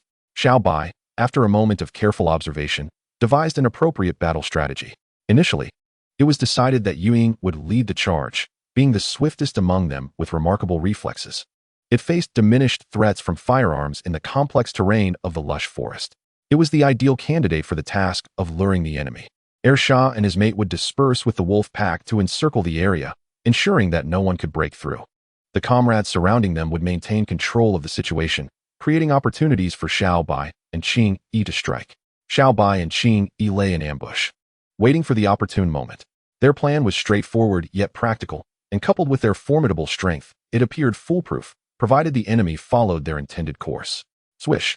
A soldier's vision blurred as he caught a fleeting glimpse of a shadow ahead. Alarm bells rang within him, yet he did not foolishly pursue it alone. Instead, he subtly rested his finger on the trigger, prepared to unleash a torrent of firepower at the slightest hint of abnormality. Squad leader, I have spotted something at 12 o'clock. An unidentified creature moving at great speed. My naked eye could only catch a glimpse of its shadow. The squad leader decisively gestured with a tactical sign and commanded loudly. Everyone, rally to my position, adopt a V formation, spacing 3 meters apart. 3 meters, neither too long nor too short, was effective for forming a crossfire network. Clearly, this squad leader possessed solid personal capabilities. Yuying sensed the imminent danger. Its ice blue slit pupils narrowed, and its back arched as it stealthily melded into the shadows. Meow meow. Yuying lamented about the cunning and treacherous nature of those human beings, nearly branding the squad leader and his men as irredeemable villains. This was Xiao Bai's first encounter with humans in battle, and it quickly realized that they were distinct from the foolish and dull creatures it had faced before. Humans were far more intelligent and cautious. Relying on them to unwittingly stumble into its carefully laid trap was unrealistic, unless they were first subjected to a collective lowering of their intelligence. Xiao Bai flicked its scarlet tongue, unwavering in its resolve to alter its course of action. If they would not come to us, then we shall go to them. Chapter 156. I can catch up with it, taking into account the formidable lethality of firearms. Xiao Bai refrained from recklessly charging out with Qing Yi and the others. It was measured and cautious. Its body, tempered through countless trials, was as hard as steel and possessed formidable defenses, impervious to the firearms. However, that did not imply that Qing Yi and the others, with their flesh and blood, were equally unafraid. Xiao Bai bears the responsibility for the lives of Qing Yi and the others. The latent power within Xiao Bai erupted with a ferocity akin to gasoline igniting from a spark, manifesting as a brilliant white streak that vanished in the blink of an eye. Qing Yi, accompanied by their comrades, followed the direction in which Xiao Bai departed. Xiao Bai's plan B was straightforward: incapacitate one individual and drag him away, confident that these soldiers would be unable to restrain themselves. Xiao Bai, a genius adept in the art of strategy, faced danger with unwavering composure. Under the aegis of the tree god, Xiao Bai had traversed countless perilous situations and witnessed grand spectacles, all while clad in impenetrable armor that could withstand bullets. The speed at which Xiao Bai unleashed its full potential was terrifying, rivaling the swift shadow that emerged when its extraordinary talents were activated. To the soldiers, it appeared as a genuine white flash. In an instant, one of their comrades was rendered unconscious. With a practiced flick of its tail, Xiao Bai ensnared the soldier in a manner that transcended human comprehension of serpentine grace. The latter half of Xiao Bai's body arched elegantly, suspending the soldier midair. And before the soldiers could react, Xiao Bai cast a nonchalant glance at the group of humans. If they wished to catch Xiao Bai, they would need to live for another 300 years. With all its might, Xiao Bai surged forward, akin to a free and unrestrained breeze, leaving no trace behind. After a brief moment, the soldiers finally comprehended that one of their own had been brazenly abducted by a creature they had scarcely glimpsed. The squad leader cast a quick glance at the ground, relieved to find no bloodshed. The soldier was unharmed. They need not fire their weapons. Squad leader, that was the creature I just saw? One soldier exclaimed through gritted teeth. Damn it, that monster desires to devour humans. Squad leader, we must rescue Erju. Is that even a question? Pursue it. The squad leader seethed with rage, eager to avenge his comrade, his brother. Xiao Bai flicked its tongue, the pheromones in the air coalescing within its mouth. As anticipated, the humans were in hot pursuit. Xiao Bai deliberately slowed its pace, ensuring that they did not tire themselves to the point of failure in catching up, for that would be truly unfortunate. Squad leader, that beast has decreased its speed. Should we open fire? Are you a fool? Can't you see Erju is dangling behind it? If you shoot, how can you guarantee you won't hit him? The soldier hesitated. Though confident in his marksmanship, He understood that the cunning of the creature was formidable. Xiao Bai's movements embodied the essence of serpentine evasion. With air Zhu bobbing precariously on its tail, making a perfect shot without collateral damage, an impossible feat, the speed of this dying serpent was steadily diminishing. And they would soon catch up to it and rescue their comrade. Chapter 157. The Collapse of Heaven and Earth. It must be said that Xiao Bai's disguise was remarkably effective. Despite the passage of time, they had not discerned Xiao Bai's true prowess. This, of course, was also related to the spiritual energy storm previously unleashed by Su Mu. The storm had thrown the magnetic field in the vicinity into disarray, severely disrupting the operation of all precision electronic instruments. Had those instruments remained functional, even 100-fold courage would not have compelled these soldiers to recklessly follow Xiao Bai so closely. Under Xiao Bai's deliberate provocation, they gradually ventured deeper into the dense forest. Ahead lay a U-shaped bend, with a small earthen mound obstructing the center, perfectly concealing both sides of the U-shape, a most ideal ambush point. Hiss! As Xiao Bai approached the ambush point, its crimson eyes narrowed slightly, muscles coiling with tremendous power, and with a sudden burst of speed, it dashed into the bend, vanishing from sight. Damn it, this beast intends to use the terrain to shake us off. Quick, pursue. Wait, this terrain seems peculiar. Could there be an ambush? What ambush could there be? It's a beast, not a human. No matter how clever a beast might be, it remains a beast. Does one expect it to ascend to the heavens after becoming an aberration? The squad leader cleared his throat, silencing the squabbles within the ranks. It is prudent to exercise caution with these extraordinary beings. I will lead the charge. The rest of you follow in line, maintaining formation. The squad leader, a man of considerable authority, made a definitive statement. He surged ahead, with the other team members closely trailing. As he rounded the bend, his pupils constricted to the size of pinpricks, and he exclaimed in a voice filled with dread, "Retreat! Quickly retreat!" Behind the bend stood an enormous azure bull, akin to a small mountain. Its muscles were taut, evidently endowed with innate strength. Its massive horns jutted into the sky like two scimitars. Its lantern-like eyes exuded an unsettling calm, from which the squad leader sensed a numbing indifference, a callous disregard for life. Although he detected no trace of bloodlust or murderous intent emanating from the azure bull, this lack of malice was even more terrifying. Only a remorseless killer could so perfectly conceal their aura. We are finished. This is truly the trap of an aberration. We are all doomed. The squad leader, unwilling to merely close his eyes and await death, resolved that if he must perish, he would claim a piece of flesh from the foe. Moo! Just as the squad leader raised his automatic rifle, the mountain-like azure bull abruptly lifted its two front hooves, enveloped in a thick, earthy yellow aura, and stomped down heavily upon the ground. A gifted trample. Crack! Crack! The earth shook, and all the rocks and soil crumbled beneath the force of those hooves, sending dust billowing into the air. The earth beneath the surface trembled as if a series of serpentine dragons were in motion. With the hooves of the azure bull at its epicenter, the ground above surged and rolled like tumultuous waves, rising and falling unpredictably before fracturing into grotesque fissures. The small hill within the U-shaped bend was also affected. Countless fine cracks rapidly spread across its surface, while small stones cascaded downwards. This mountain is destined to collapse. The squad leader let out a bitter smile of despair. There was no escape for any of them. All were to be entombed alive here. At that critical moment, a white streak of light burst forth, the wind pressure generated by its swift movement tearing through the dust and smoke. It was Xiao Bai, swiftly darting past the soldiers. Xiao Bai executed a sudden turn, forming a perfect circle and binding the soldiers together without exception. Its form was as graceful as a dragon in flight, as elegant as a startled swan. In Chapter 158, From the Heart or Death, a deep, resonant moo echoed. The comrades of the 4 U's began to charge, their hooves striking the ground with force. The already crumbling earth could not withstand the onslaught of the iron hooves of the comrades, collapsing into massive pits. As 4U lowered its head, Xiao Bai swiftly climbed onto its back, and the group of soldiers found themselves suspended from 4U's right ribcage, swaying precariously. By the time 4U emerged from the bend, the soldiers had already been tossed into a state of dizziness, their faces pale, cold sweat pouring down as they retched uncontrollably. Qing Yi casually stepped out from behind a large boulder, her enchanting gaze reflecting the disoriented soldiers like a clear mirror.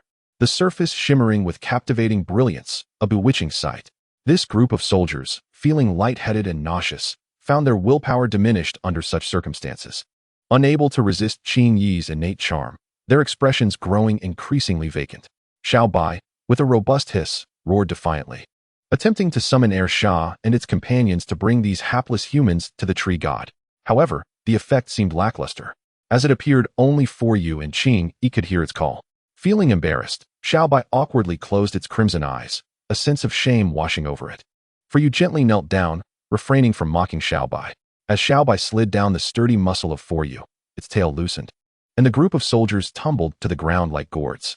Qing Yi unreservedly mocked Xiaobai's thunderous roar, and upon seeing Xiaobai silently raise its tail, resembling a steel pillar, her cheeks involuntarily twitched in discomfort. With a dry laugh, Qing Yi wisely chose to remain silent in the face of such brute force. Xiaobai cast a triumphant glance at Qing Yi, thinking, although my voice may not be as loud as yours, my strength surpasses yours. Dare to laugh at me, and I shall strike you down. As For Yu rose to its feet, it took a deep breath, nearly choking on the dust swirling around. Achu, comrade Siyu, with his nostrils quivering, was unable to restrain himself and let out a tremendous sneeze.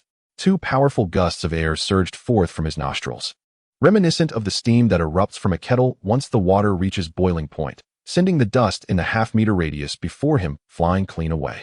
As a seasoned cadre, Comrade Siyu had a thick skin and felt no embarrassment over such trivial matters. With an unperturbed demeanor, he drew in a deep breath. And once again, a thunderous bellow erupted, echoing like rolling thunder across the land. Moo! In the distance, Er Shah heard the emotionally charged call of Comrade Siyu and, filled with joy, set off towards the source of the sound, accompanied by his subordinates. The wolves, though not particularly swift, possessed tremendous endurance and tenacity.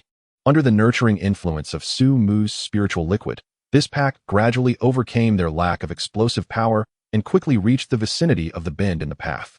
Er Shah's subordinates, each wolf carrying a person, were assisted by Xiaobai, who was tasked with the rather humiliating job of tossing off the sandbags. This was quite a challenge for Xiaobai, a mere serpent, who nevertheless bore the burden with great difficulty. After loading up, Xiaobai and the others returned in glory. Simultaneously, the eagle, with its sharp claws, carried a young soldier back to the valley. Chapter 159. The attributes of Hao Xiao Su Mu, without much hesitation, took these soldiers and immersed them in the spiritual pool, subsequently adding 10 drops of life essence to enhance the purity of the pool's liquid. During this interval, Su Mu made slight modifications to their memories of the day. Once they had absorbed the spiritual liquid, he could instruct Er Shah and the others to escort this charming group back to the camp. The spiritual liquid served as Su Mu's compensation for these delightful individuals. For now, the essence could only strengthen their physical bodies and solidify their foundations, with no immediate effects visible. However, when the tide of spiritual energy arrived, the presence of the essence would facilitate their awakening, paving the way for their cultivation journey. Possessing such cultivation would undoubtedly benefit these giants who silently tread through the darkness. In times of hardship, one should cultivate oneself, and in times of prosperity, one should aid the world. Although Su Mu was not wealthy enough to aid the world at large, he generously offered assistance within his means. After a few days apart, Xiaobai had become even more clingy. Following the completion of the task, it wrapped itself tightly around Su Mu, neglecting even the daily practice. The other beasts were similarly affectionate, only reclining against his roots in satisfaction after he performed his signature head-patting move. Their eyes were glazed with delight, akin to cats intoxicated by catnip. Yiji accompanied her sister, who had successfully unlocked her second talent the day after stepping into the spiritual tier, greatly enhancing her strength. Yiji planned to take her sister back to Shangjiang City once she had recuperated, arranging for her to join the subordinate department of the Dao Palace, the Dao Institute. The Dao Academy is established in every district and county, boasting a remarkably high prevalence, while Dao Palace exists only in provincial capitals. The requirements for joining the Dao Academy are minimal. One must pay a monthly tuition of 1,000 and possess a nationality from Ligua, along with a clean family background. Those who meet these criteria can join the academy. And only by first becoming a member of the academy can one aspire to be part of the Dao Palace in the future, receiving significant state support. Although the progress of cultivation techniques in Ligua is currently slow, it is not entirely devoid of results. As some have successfully embarked on their cultivation journey through these techniques, it is foreseeable that, with the arrival of the spiritual energy tide, the Dao Academy will serve as the most direct pathway for ordinary families to become spiritual practitioners. Given Yi Luo's innate talent, she is likely to excel quickly within the academy and become a member of the Dao Palace. Her sister, Yi Ji, will continue to remain in Shangjiang, utilizing the legacy left by Wang Tianfeng to establish a foundation collaborating with others to provide better service for Su Mu. Naturally, Su Mu has no objections to Yi Ji's plans, silently offering them a small half-bottle of high-purity life liquid, sufficient for 6 months of use in Ligua. Hao Xiao diligently collects firewood, preparing for dinner. It is indeed commendable, although a 5th-level mortal is considered a minor expert in the outside world within this valley. He is merely a novice. His innate abilities are not particularly outstanding. Here are his attributes. Name, Hao Xiao. Race, human. Level, 5th-level mortal. Talent, blood feast, upon killing a target. His stamina will recover slightly. The ability seems impressive, yet it is akin to a silver spear with a waxen tip, appealing in appearance but lacking in utility. According to Hao Xiao's own admission, the recovery effect of his talent is quite dismal.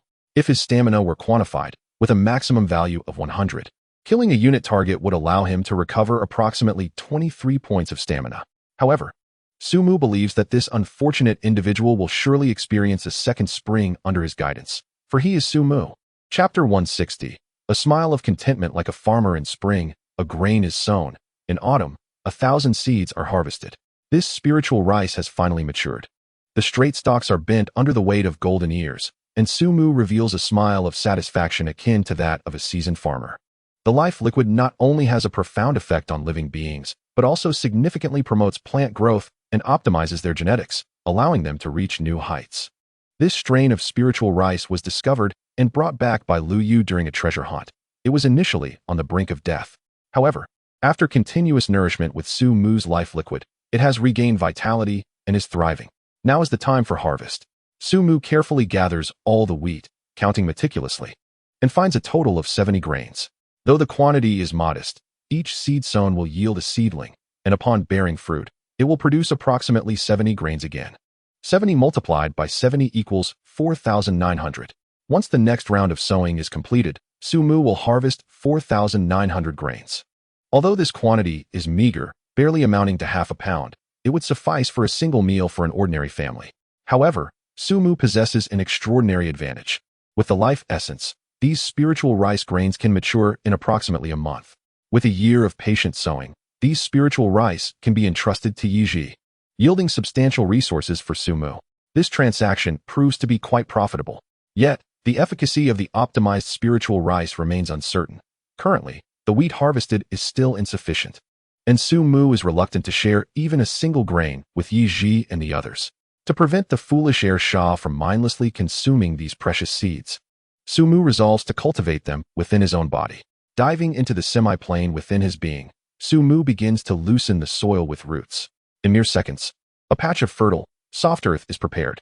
He carefully sows the seeds into the soil and draws forth a water source, infused with life essence, ensuring a robust nurturing effect. It is not long before they will take root and flourish. There is no need for concern regarding water and sunlight. This spiritual rice requires minimal sunlight, and even in its absence, it will thrive. Moreover, Lu Yu has procured a peculiar spiritual plant resembling a sunflower. Though it bears no seeds, Su Mu names it the sunflower. The sunflower can simulate the warmth of sunlight on the ground, making it ideal for cultivating the spiritual rice in a greenhouse. As for water, Su Mu has previously acquired the miraculous condensation grass. The vast amounts of spiritual energy Su Mu absorbed upon breaking through to the Qi stage were not in vain. A portion was shared with these small grasses. The condensation grass, having absorbed considerable spiritual energy, now reaches nearly half a meter in height.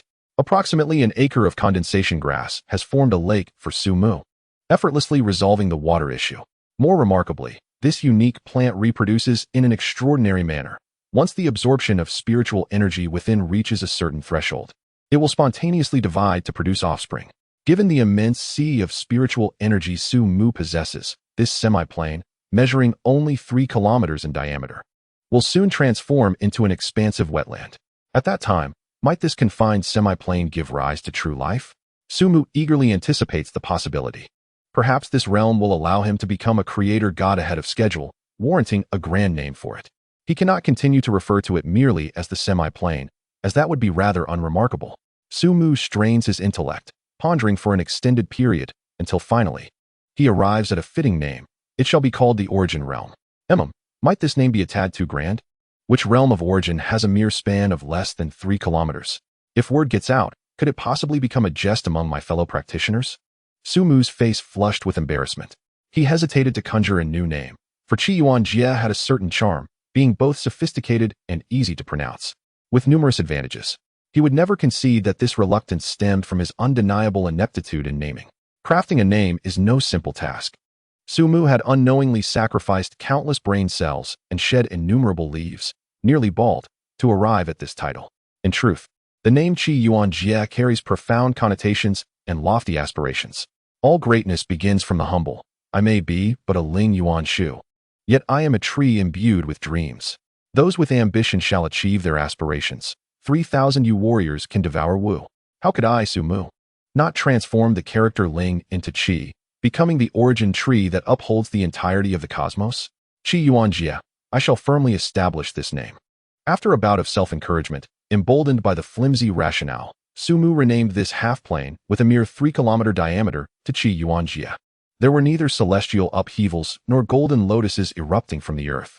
All that remained was Su Mu's sense of ease, for he no longer had to ponder a new name. Having sown the Ling rice with satisfaction, Su Mu surveyed his picturesque yet desolate landscape, preparing to exit when suddenly a thought struck him. He remembered a forlorn creature he had left neglected in a corner. Indeed, there lies a wolf spirit within me. I wonder how it is faring now. How could it be faring well? It has become a mere soul. How could its condition be anything but dire? Su Mu silently attuned himself to every nook within, ultimately discovering the long-forgotten pitiful creature at the end of a root. A tree can nurture souls. As the most splendid tree among them, Su Mu's ability to nurture souls is unparalleled. However, nurturing souls does not imply nurturing intellect. I cannot ascertain whether this poor creature has succumbed to melancholy from prolonged confinement or if it has been rendered foolish from prior battles. Regardless, it appears rather dim-witted. Its vacant gaze and awkward gait reveal it to be a wolf of the same lineage. Su Mu rubbed his eyes, marveling at the wonders of the world. Today, I have encountered a wolf of the same lineage. Indeed, what a rare sight it is. Alas, seeing you afflicted with depression and reduced to such a pitiful state, I shall grant you the honor of becoming the first inhabitant of Qi Yuan Jie. In a burst of inspiration, Su Mu welcomed this melancholic, dim-witted wolf into Qi Yuan Jie, and an extraordinary occurrence unfolded.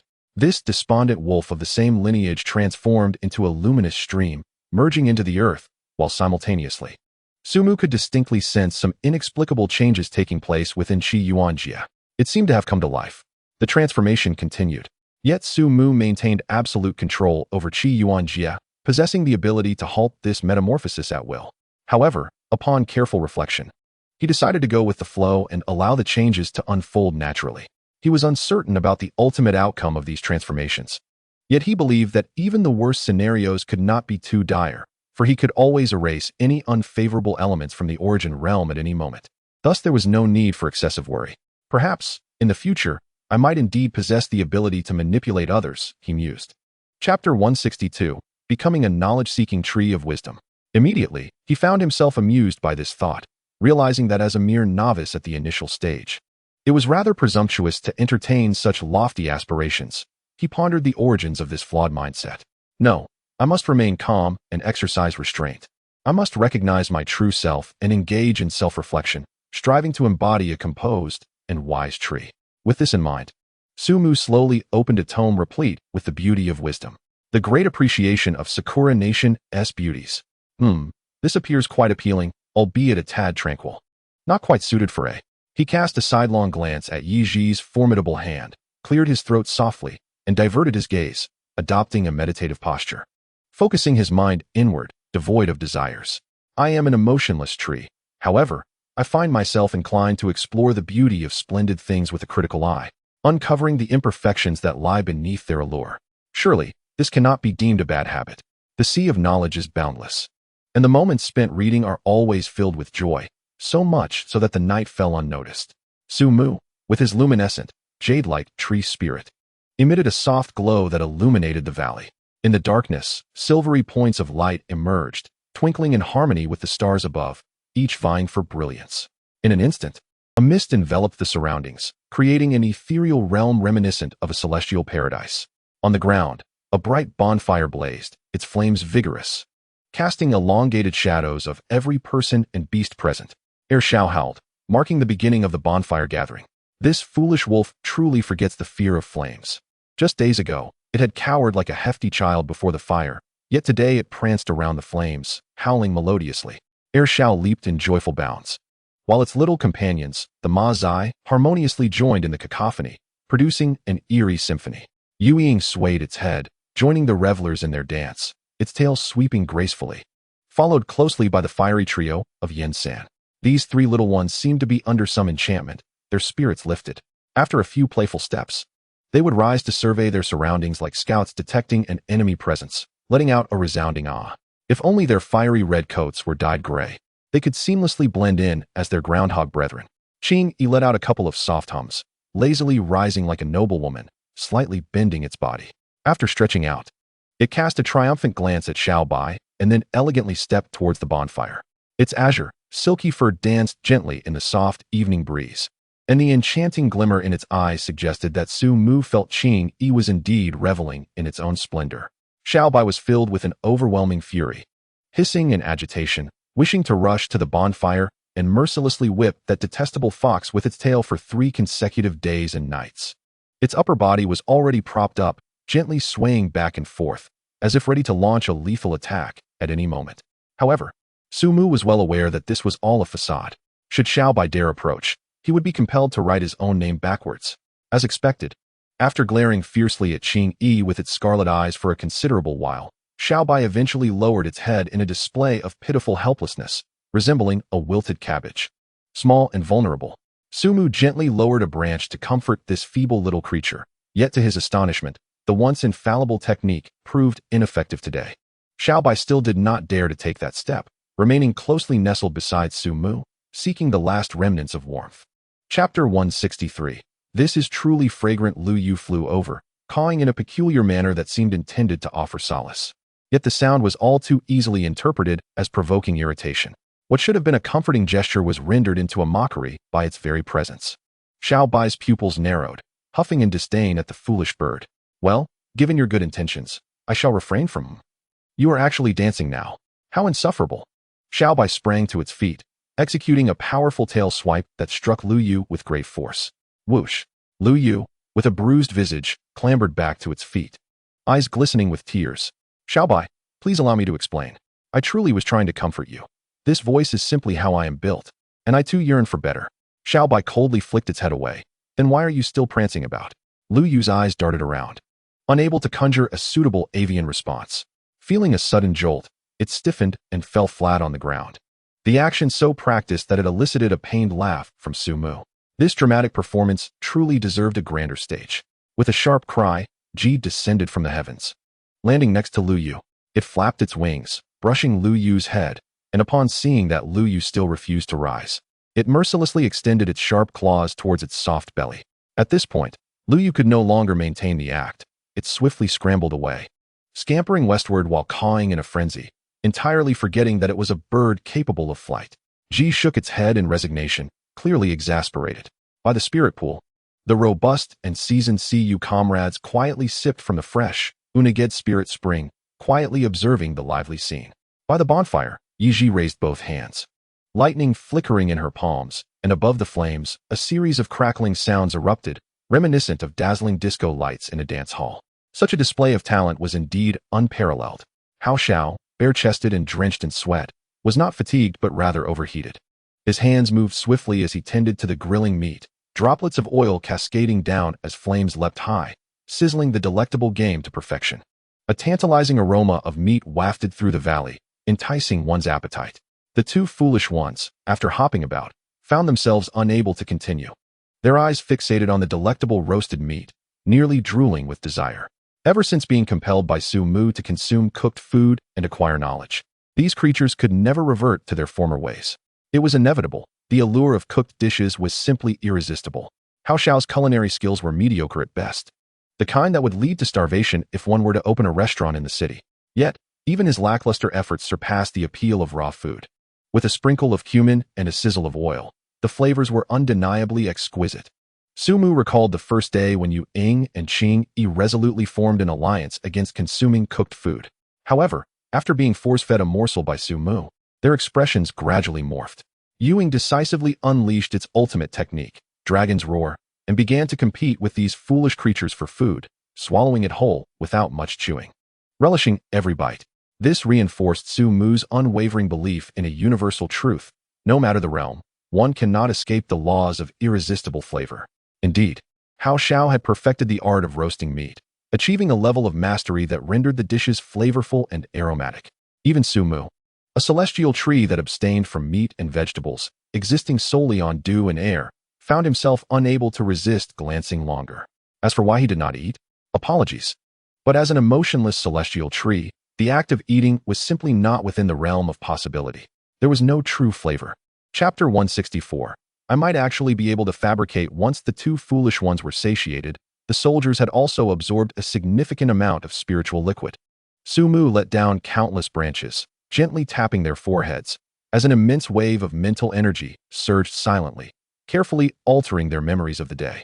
Today, the Qingxi mountain range remained as tranquil as ever, devoid of any fluctuations in spiritual energy, except for an encounter during their patrol with an exceptionally aggressive wild boar. You and your comrades, with unwavering bravery, utilized grenades to eliminate the beast at a U-bend. The battle was perilous, yet fortunately, there were no casualties. Only a few knocked unconscious by the boar's innate abilities, with the sole loss being the spiritual energy monitoring device crushed during the skirmish.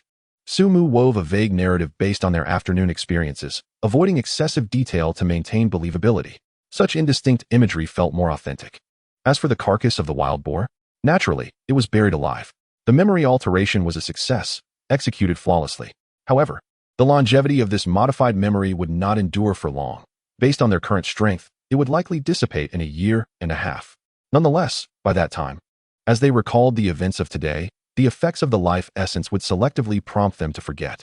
Su Mu clapped his branches, lifting the group of soldiers from the spiritual pool, dangling them in midair like cured meat, allowing the flames below to roast them. After their clothes had dried completely, Su Mu instructed Shah to escort the soldiers to the vicinity of the collapsed U-shaped bend. Once they had delivered the soldiers to their destination, Shah and the others did not leave immediately. Instead, they followed Su Mu's orders to remain hidden and quietly protect the soldiers' safety.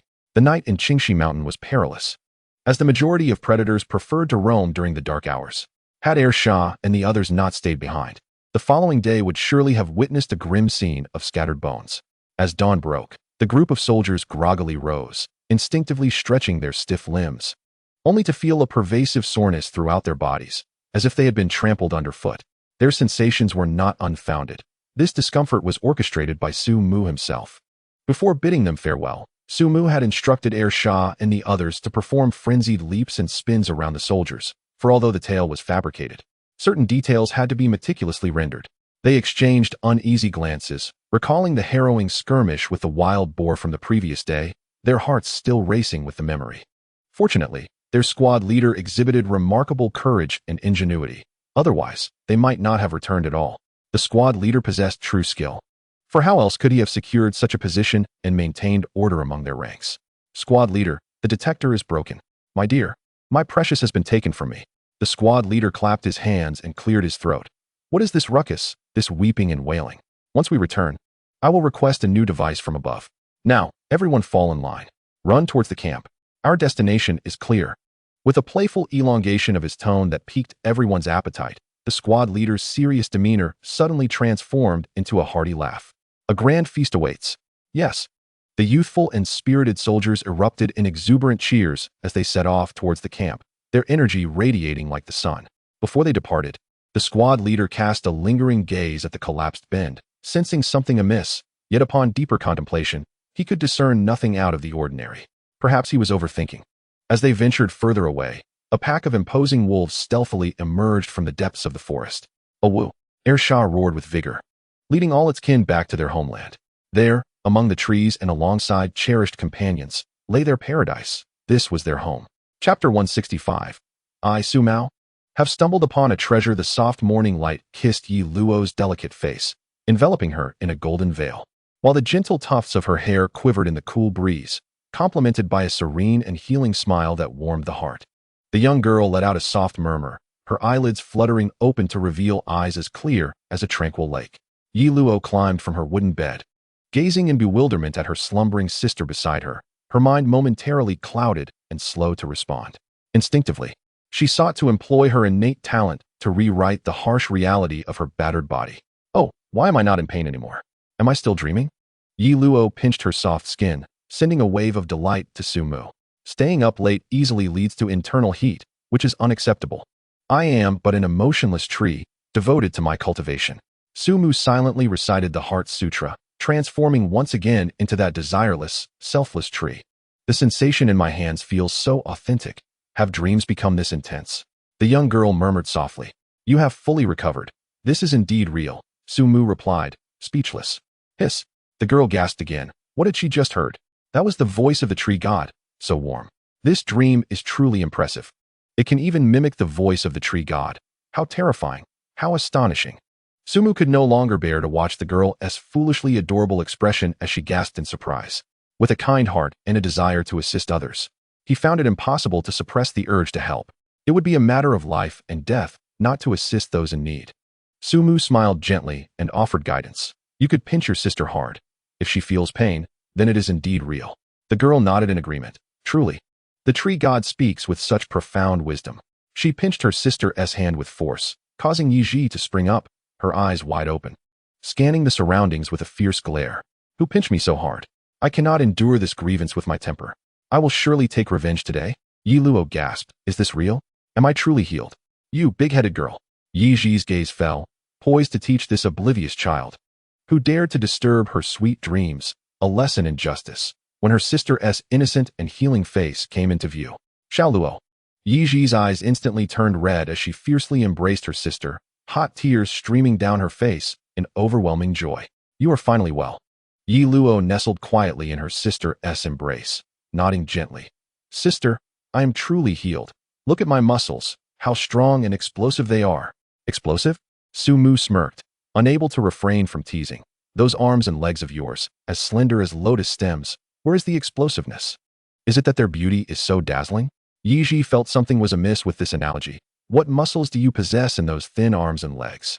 Yi Luo cleared her throat and smiled sweetly. Sister, watch closely. Yi Luo pretended to stretch her limbs and, with a shout, silently activated her innate ability, causing her arm structure to undergo a marvelous transformation. Her delicate fist struck the ground, cracking the earth with fine fissures and sending shards flying. Yiji's eyes widened. Is this really my sister? How fierce is she? Sumu was also taken aback, never expecting Yi Luo's innate ability to be so powerful. I have stumbled upon a treasure. Ha. Chapter 166. Do not resist me name. Yi Luo race. Human level. Mortal stage 6 talent. Homogeneous consumption. A certain amount of spiritual energy can be expended to rewrite the nature of objects based on one's internal definitions. This is Yi Luo's attribute panel, and her talent, homogeneous, may sound convoluted. In simpler terms, it is akin to the concept of words becoming law.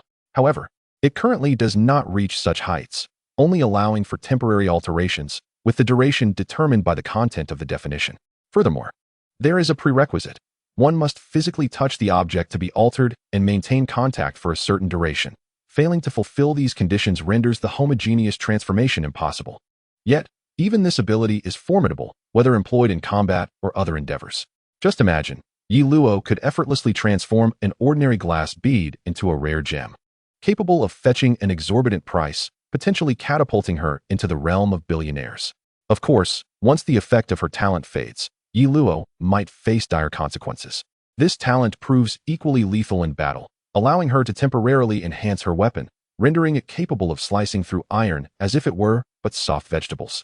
Although the enhancement is time-limited, during that fleeting period, it transforms an ordinary weapon into an unparalleled artifact, making combat as easy as chopping through produce. Sumu's admiration for Yi Luo's talent grew with each passing moment. Such a powerful ability is nothing short of a protagonist's privilege. He felt as though he had stumbled upon a treasure, a stroke of fortune that made him beam with delight. Yet, he chastised himself internally, striving for seriousness. But it was utterly impossible to suppress his mirth. This sensation was akin to playing a card game, where one casually opens a common card pack only to unexpectedly draw an SSR. Exhilarating. In his joy, every leaf seemed to resonate with a melodious chime, creating a delightful symphony. Yiji and Yi Luo exchanged glances, their laughter echoing, both unable to contain their joy. After enduring the torment of this mysterious affliction for so long, It was only natural that anyone would revel in their eventual recovery. However, Sumu still harbored a question he wished to pose to Yi Luo, the very individual entangled in this predicament. For he alone understood that this affliction could not possibly stem from a naturally occurring disease. The negative energy within Yi Luo was artificially induced. It was a curse, a vile and insidious curse. The difficulty in eradicating this negative energy was largely due to its simultaneous erosion of Yi Luo's body and invasion of her very essence. Should this negative energy fully consume her, Yi Luo might cease to be herself. Yi Luo, do you recall if you encountered any peculiar individuals or events before falling ill? Sumu's soul voice resonated in Yi Luo's mind. Yi Luo shook her head and replied, in response to the tree god, no. I have always been somewhat shy and rarely interacted with others, nor have I encountered anything strange. Yi Ji seemed to recall something and reminded, Xiao Luo, did you not mention that while traveling in Luosa with your parents, you inadvertently stumbled upon a peculiar place? A peculiar place? Yi Luo's complexion turned pale in an instant, as fragments of long-buried memories surged forth in her mind, bringing back everything that had transpired there. Sumu spoke in a low voice, open your mind, I am about to enter. Do not resist. Sumu's consciousness shifted, and through the shards of Yi Luo's memories, he witnessed the events of that fateful day. Chapter 167. A chilling spine. Yi Luo awoke to find herself lying on a cold stone altar, her body weak and fatigued. The surroundings were dim, with minimal visibility, allowing her only a vague perception of her environment. The altar emanated a pungent scent of blood, and a chilling aura seeped into her being, causing her to shiver uncontrollably. Gasping for breath, she struggled to rise and surveyed her surroundings. She noticed 6 lanterns placed at the corners of the altar. Their flames were not the familiar orange-red but a frigid deep blue, devoid of warmth. It was the faint glow from these eerie blue flames that enabled Yi Luo to discern her surroundings. The altar was adorned with a composite pattern, with Yi Luo standing at its center. At the core was an equilateral triangle, encased by a circular shape. The acrid odor emanated from above, the pattern a dark crimson, resembling the stains of dried blood. Upon realizing what this dark red hue represented, Yi Luo's mind spun, as if countless pale arms reached out from the pattern, attempting to seize her and drag her into that realm of despair. Fear coursed through Yi Luo, causing her hair to stand on end. Without a second thought, she stumbled to a corner of the altar, grasping one of the lanterns in her hand, and hurriedly descended from the altar. At the far end of the altar stood a wall, uneven and rugged, with a small door just tall enough for a person to pass through, leading to the outside world. Elated, she raced toward the door, only to discover that the wall's roughness was due to it being embedded with skulls. Some were desiccated, merely a skin encasing them, while others appeared freshly severed, still dripping blood. Yi Luo inadvertently recognized the 2 heads embedded in the small door. They were her parents. Their lifeless eyes bore into Yi Luo, seemingly questioning and cursing her. A chill surged from her feet, racing up her spine and crashing into her mind, leaving her feeling as though she had been doused with icy water in the desolate cold of winter, her very soul frozen. Yi Luo felt as though her heart were being fiercely squeezed, her breath becoming labored, her mind blank with terror, while tears streamed uncontrollably down her cheeks. Yi Luo could hardly withstand such overwhelming stimulation. She rolled her eyes and fainted at the small gate. When she regained consciousness, she found herself aboard an airplane. Her parents engaged in cheerful conversation, recanting amusing anecdotes from their recent days. It was as if nothing had transpired.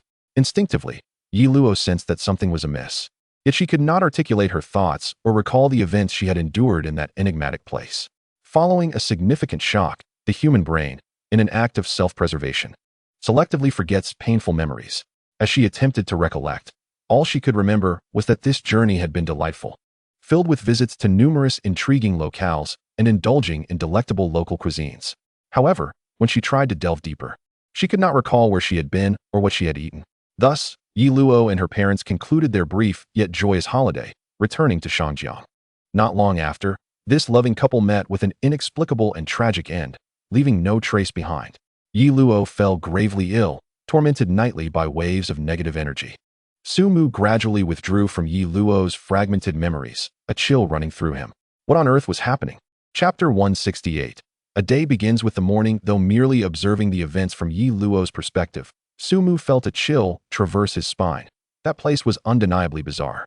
The cold altar, the bloody patterns, the eerie blue flames, walls adorned with skulls, and parents who had clearly perished yet appeared to have resurrected. Had Yi Luo inadvertently stumbled into a realm akin to Silent Hill, where the outer world remained deceptively normal while the inner world teemed with monstrous entities? The figures accompanying Yi Luo could not possibly be her true parents. Perhaps they were grotesque impostors. Yet, there seemed no reason for them to lie in wait silently only to vanish without a trace. Was there something in Shangjiang that was drawing them in? Or could it be that these were not impostors at all, but rather manifestations of Yi Luo's innate abilities? The deeper Su Mu pondered, the more convoluted the situation appeared. There were many aspects still shrouded in mystery. However, one thing was certain. Yi Luo and her sister Yi Ji could not be mere facades of monsters. The connection from the soul could not deceive. Su Mu contemplated sealing Yi Luo's fragmented memories for the time being, to prevent her from recalling the events of that day. Indeed, he did not intend to disclose the visions he had witnessed. Now was not the opportune moment to reveal the truth. He would wait until their strength earned his approval before enlightening them. He feared that, given the nature of the sisters, they would inevitably seek to investigate further, and sometimes, knowing too much could lead to peril. That cursed place was unsettling even to Su Mu, let alone to them. He subtly advised the sisters against leaving the country unless absolutely necessary, especially not venturing alone into desolate areas. They were naturally obedient to the tree goddess' commands and readily acquiesced. Su Mu nodded slightly, stating with an undeniable calmness, "Your body remains quite frail. You shall stay here for this week. I will assist in nurturing your health." Yi Ji and Yi Luo naturally had no objections. If given the choice, they would gladly remain by the tree goddess' side indefinitely. However, they both understood that the time was not yet ripe. With a rustling sound, the robust roots of the tree gradually rose, intertwining to construct a treehouse that enveloped Yi Luo. Considering the unavoidable nature of certain procedures during treatment, Su Mu did not permit Yi Ji to remain within the treehouse, as such treatments, which involved the patient's utmost privacy, were best conducted in a secluded environment. Yi Ji, trusting his judgment, began to rouse Xiao Bai and the others one by one. Morning is the essence of a day, and this moment was ideal for study. How could one squander it? In the face of the despairing gazes from the academically challenged Qing Yi, Yi Ji slowly produced a pinyin chart and commenced the student's beloved morning reading. A cacophony of peculiar sounds erupted, creating a lively atmosphere. Inside the treehouse, Su Mu's expression remained impassive as he methodically removed Yi Luo's garments, her porcelain-like figure quivering slightly in the cool morning air. He, Su Mu, remained unperturbed, viewing beauty with indifference akin to a mere specter. As he contemplated this, the roots began to gently bind Yi Luo's limbs, ensuring that any potential discomfort would not disrupt the treatment's efficacy. With an unflinching demeanor, Su Mu lowered a branch, delicately pressing it against Yi Luo's smooth, resilient skin. Soft as jelly, yielding a perfect tactile sensation. The spiritual essence seeped forth quietly, merging into Yi Luo's being, nurturing both her body and spirit. Chapter 169. Will you submit to me? The duration of a treatment session was 1 hour. Upon completion, Su Mu could distinctly sense Yi Luo's growing closeness and reliance upon him. He estimated that after 7 days, Yi Luo would be as unable to part from him as her sister. This was indeed a fortuitous situation. Such a talent must be firmly held, lest she be lured away by the legendary protagonist upon their return to Shangjiang, which would surely bring Su Mu to tears. Yi Luo affectionately nuzzled against Su Mu's branch, too weary to don her clothing before succumbing to a deep slumber. This was due to the excess energy within her, necessitating rest to digest the accumulated energy and mend her frail body. With an expression devoid of emotion, Su Mu dressed Yi Luo appropriately and dismantled the treehouse. Outside, the academically challenged students, represented by Qing Yi, stood with tearful eyes enduring their reprimand, with only Xiao Bai, the exception, leisurely enjoying the spectacle of their chastisement. Such wicked amusement. Xiao Bai, undoubtedly a scholar, had just begun her studies yet spoke with remarkable proficiency, far surpassing the progress of Qing Yi and her peers. Su Mu surmised that this advancement was due to Xiao Bai's breakthrough to the spirit level, coupled with her innate intelligence. Upon reaching the spirit level, a qualitative leap in the essence of life occurs, marking the true commencement of the path of cultivation. Although it may appear quite unscientific, the resurgence of spiritual energy in this world renders the notion of animals speaking not entirely implausible. In fact, one could argue that such occurrences are perfectly ordinary. After completing their morning lessons, Su Mu and the others, who were academically challenged, dispatched their companions to search for the precise location of the mysterious realm that resided within the memory of the Hyena King. Sumu had been fixated on this realm ever since he effortlessly ascended to the spiritual rank after consuming a fruit found within it. It goes without saying that this realm must be incredibly abundant, perhaps overflowing with rare treasures and spiritual stones. If fortune favors him, Sumu could find himself in a position of wealth. Of course, he acknowledged that his aspirations might be overly optimistic. However, even if the treasures did not amount to mountains, the prospect of bringing back that fruit tree for cultivation was indeed enticing. One fruit symbolized a single spiritual rank and came with a powerful innate talent, an exceedingly rare treasure. Although Sumu had no immediate need for it, it would serve as an excellent reward, rather than relying solely on his life essence for every little thing. At present, the situation was manageable, but once he grew stronger, it would be rather unbecoming to continue using life essence as recompense. The treasure hunting team was divided into 4 groups, each responsible for a cardinal direction. The leaders were the most capable, Xiaobai, Siyu, Yizhi, and Qingyi. The vice captains were Lu Yu and 3 little mouse brothers. Without their involvement, finding the realm could take an eternity. As for Ji, it had a different task. Sumu needed it to seek out potential avian allies, employing whatever means necessary to bring them back to the valley. Alas, the power at his disposal was still insufficient within the vast expanse of the Qingxi mountain range. After breaking through to the Qi stage, Sumu's vision expanded correspondingly, no longer confined to the valley, a mere speck of land. He aspired to encompass the entirety of the Qingxi mountain range within his domain. Once Xiao Bai and the others departed the valley, the once lively area fell silent, leaving Sumu feeling somewhat disoriented. With a serene smile, he calmed his heart. With a mere thought, the 3 tree enclosures unfolded, and he gazed at the 3 humans, delivering his final ultimatum. Would you be willing to submit to me? This was Sumu's last opportunity for them. Should they remain unwilling to comply, he would have no choice but to leave them in the valley for eternity. His current strength did not allow him to disregard all threats. He would not permit any unstable elements that could jeopardize his life to persist. The 3 exchanged fearful glances, their terror evident in their eyes. If we refuse, will we surely be killed? I do not wish to die. I am still so young and handsome, and I have not yet lived enough. I cannot perish here. Compared to the prospect of survival, what is the loss of freedom?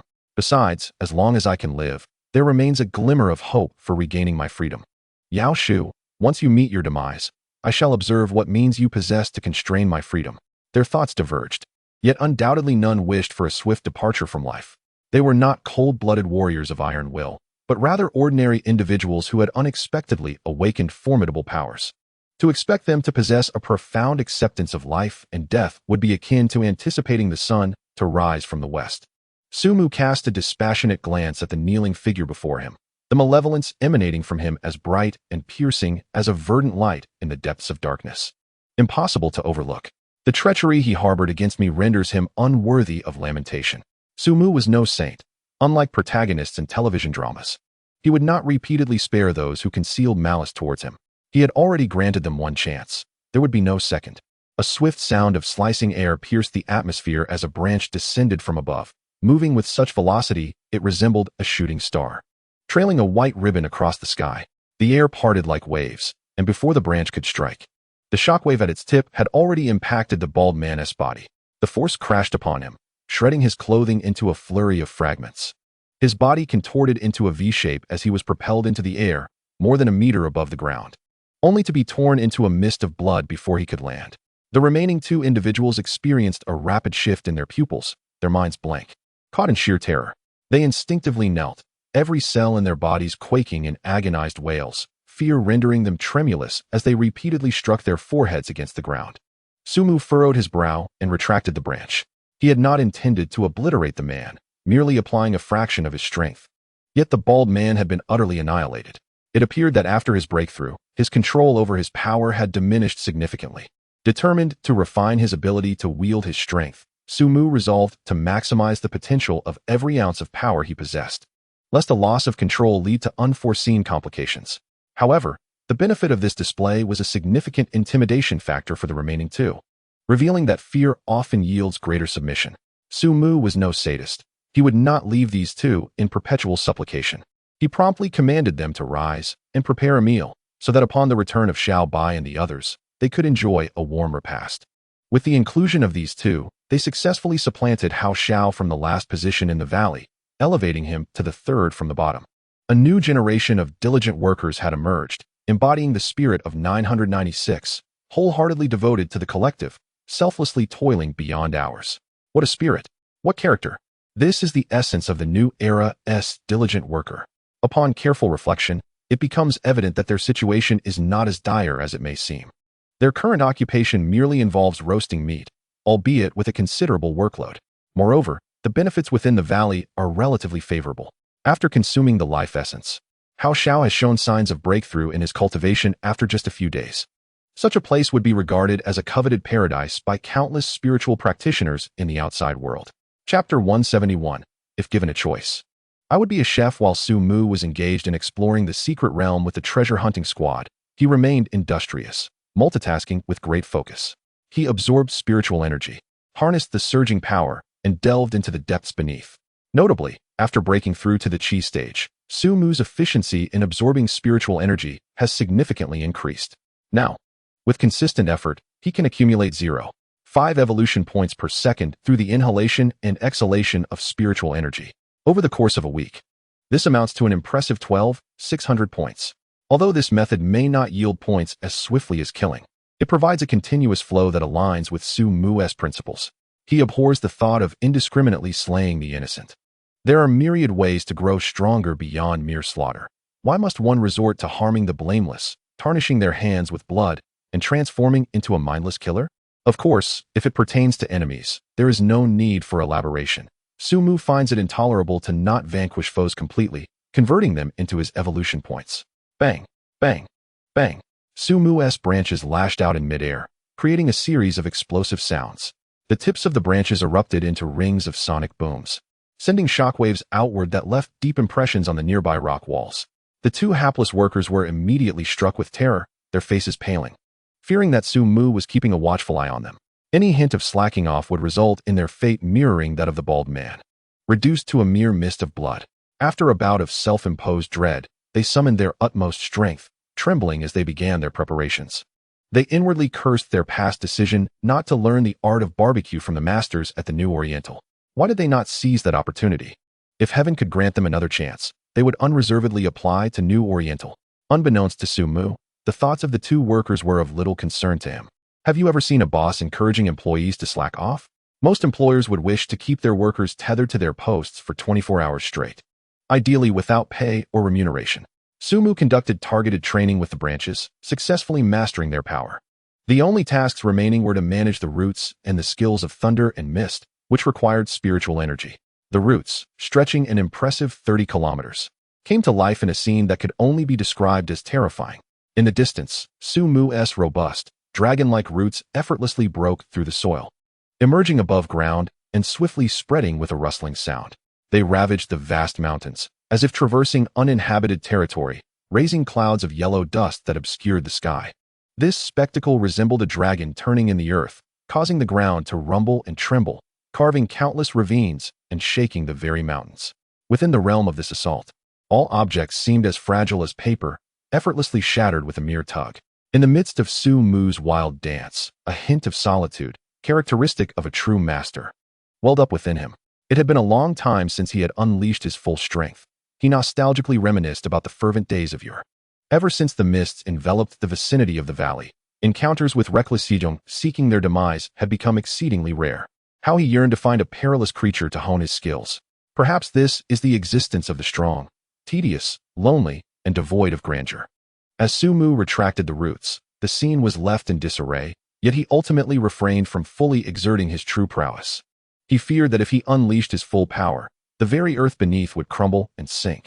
Contemplating this terrifying destructive force, Su Mu could not help but marvel at why the Chaojie bore the moniker of disaster level. Merely stretching his limbs had caused such a commotion. If he were to go all out, it would surely incite a minor catastrophe. Chapter 172. The just iron hand of Su Mu has emerged. If he were human in this life, his current strength would already enable him to reign supreme. Alas, he is but a tree, an emotionless yet vivacious tree that cherishes life and knowledge, never indulging in sleepless nights. To foster harmony between humanity and nature, he resolved to maintain a low profile. Quietly entering the village, he would refrain from making a fuss. Before attaining absolute power, Exposing himself recklessly under the gaze of all humanity would undoubtedly be courting death. Unlike those monsters dwelling in the depths of the sea, who could withstand a nuclear explosion with relative ease by simply retreating to the ocean's depths, he could not afford such luxury. Should someone lose their wits and hurl a formidable Duan above him, Sumu would find no sanctuary to escape. In that moment, death would be the only outcome. Indistinguishable from ordinary creatures, save for the difference in endurance. The only question being how many seconds one could survive. Contemplating the terrifying Dayuan, Sumu felt an acute sense of life-threatening vulnerability. His mist must envelop the Qingxi mountain range entirely. Only with a complete shroud of fog could he grasp a semblance of security. The spiritual mist within his jiaoxue dissipated significantly, and the range of the fog began to expand outward. At that moment, had someone gazed down from the heavens, they would have witnessed a mysterious, dense fog rapidly enveloping the Qingxi mountain range, soon claiming a corner for itself. Everything within the mist appeared shrouded. As if a black veil had been drawn over the eyes, nothing was discernible. Visibility was alarmingly low. Beyond 30 centimeters of his own sight, all became obscured. A relentless swirl of fog dominating the view. Perhaps describing it as a sea of mist would be more fitting. As Sumu gazed upon this thick fog sea, his spirits soared, and with a mere thought, the mist transformed in myriad ways. Small creatures composed of white mist emerged within the fog sea, vaguely resembling familiar forms. Some of them floated in midair, riding on clouds and mist. Others scurried on the ground, darting about like living creatures. They were, of course, not truly alive. Sumu had yet to attain such remarkable abilities to emulate Nuan Yang Yang in creating beings from clay.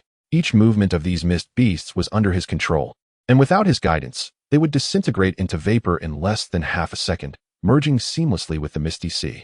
As it was his first attempt, Sumu appeared somewhat inexperienced. These mist beasts were mere facades lacking essence, their movements stiff and easily recognizable as artificial.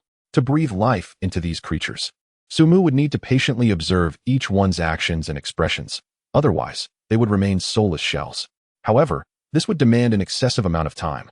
And given that these mist beasts were of minimal combat capability, they would serve little purpose unless he expended a significant amount of spiritual energy in their creation.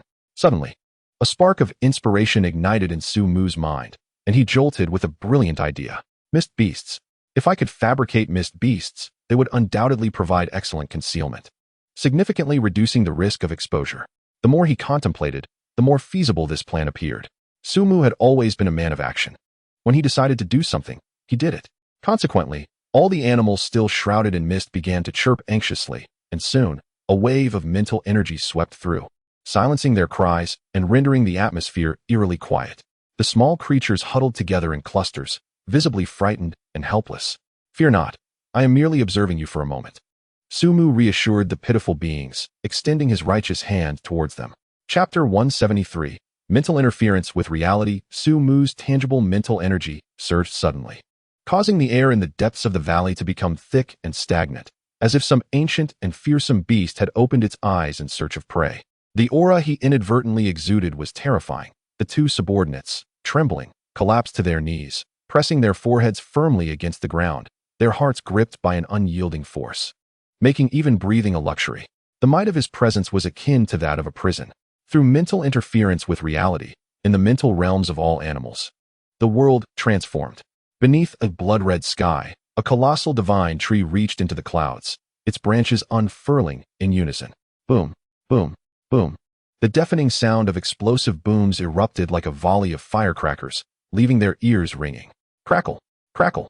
Brilliant blue arcs of electricity danced along the branches, quickly enveloping them. The plasma surged forth, resembling the divine spear of thunder punishment from myth, destined to vanquish all evil and darkness.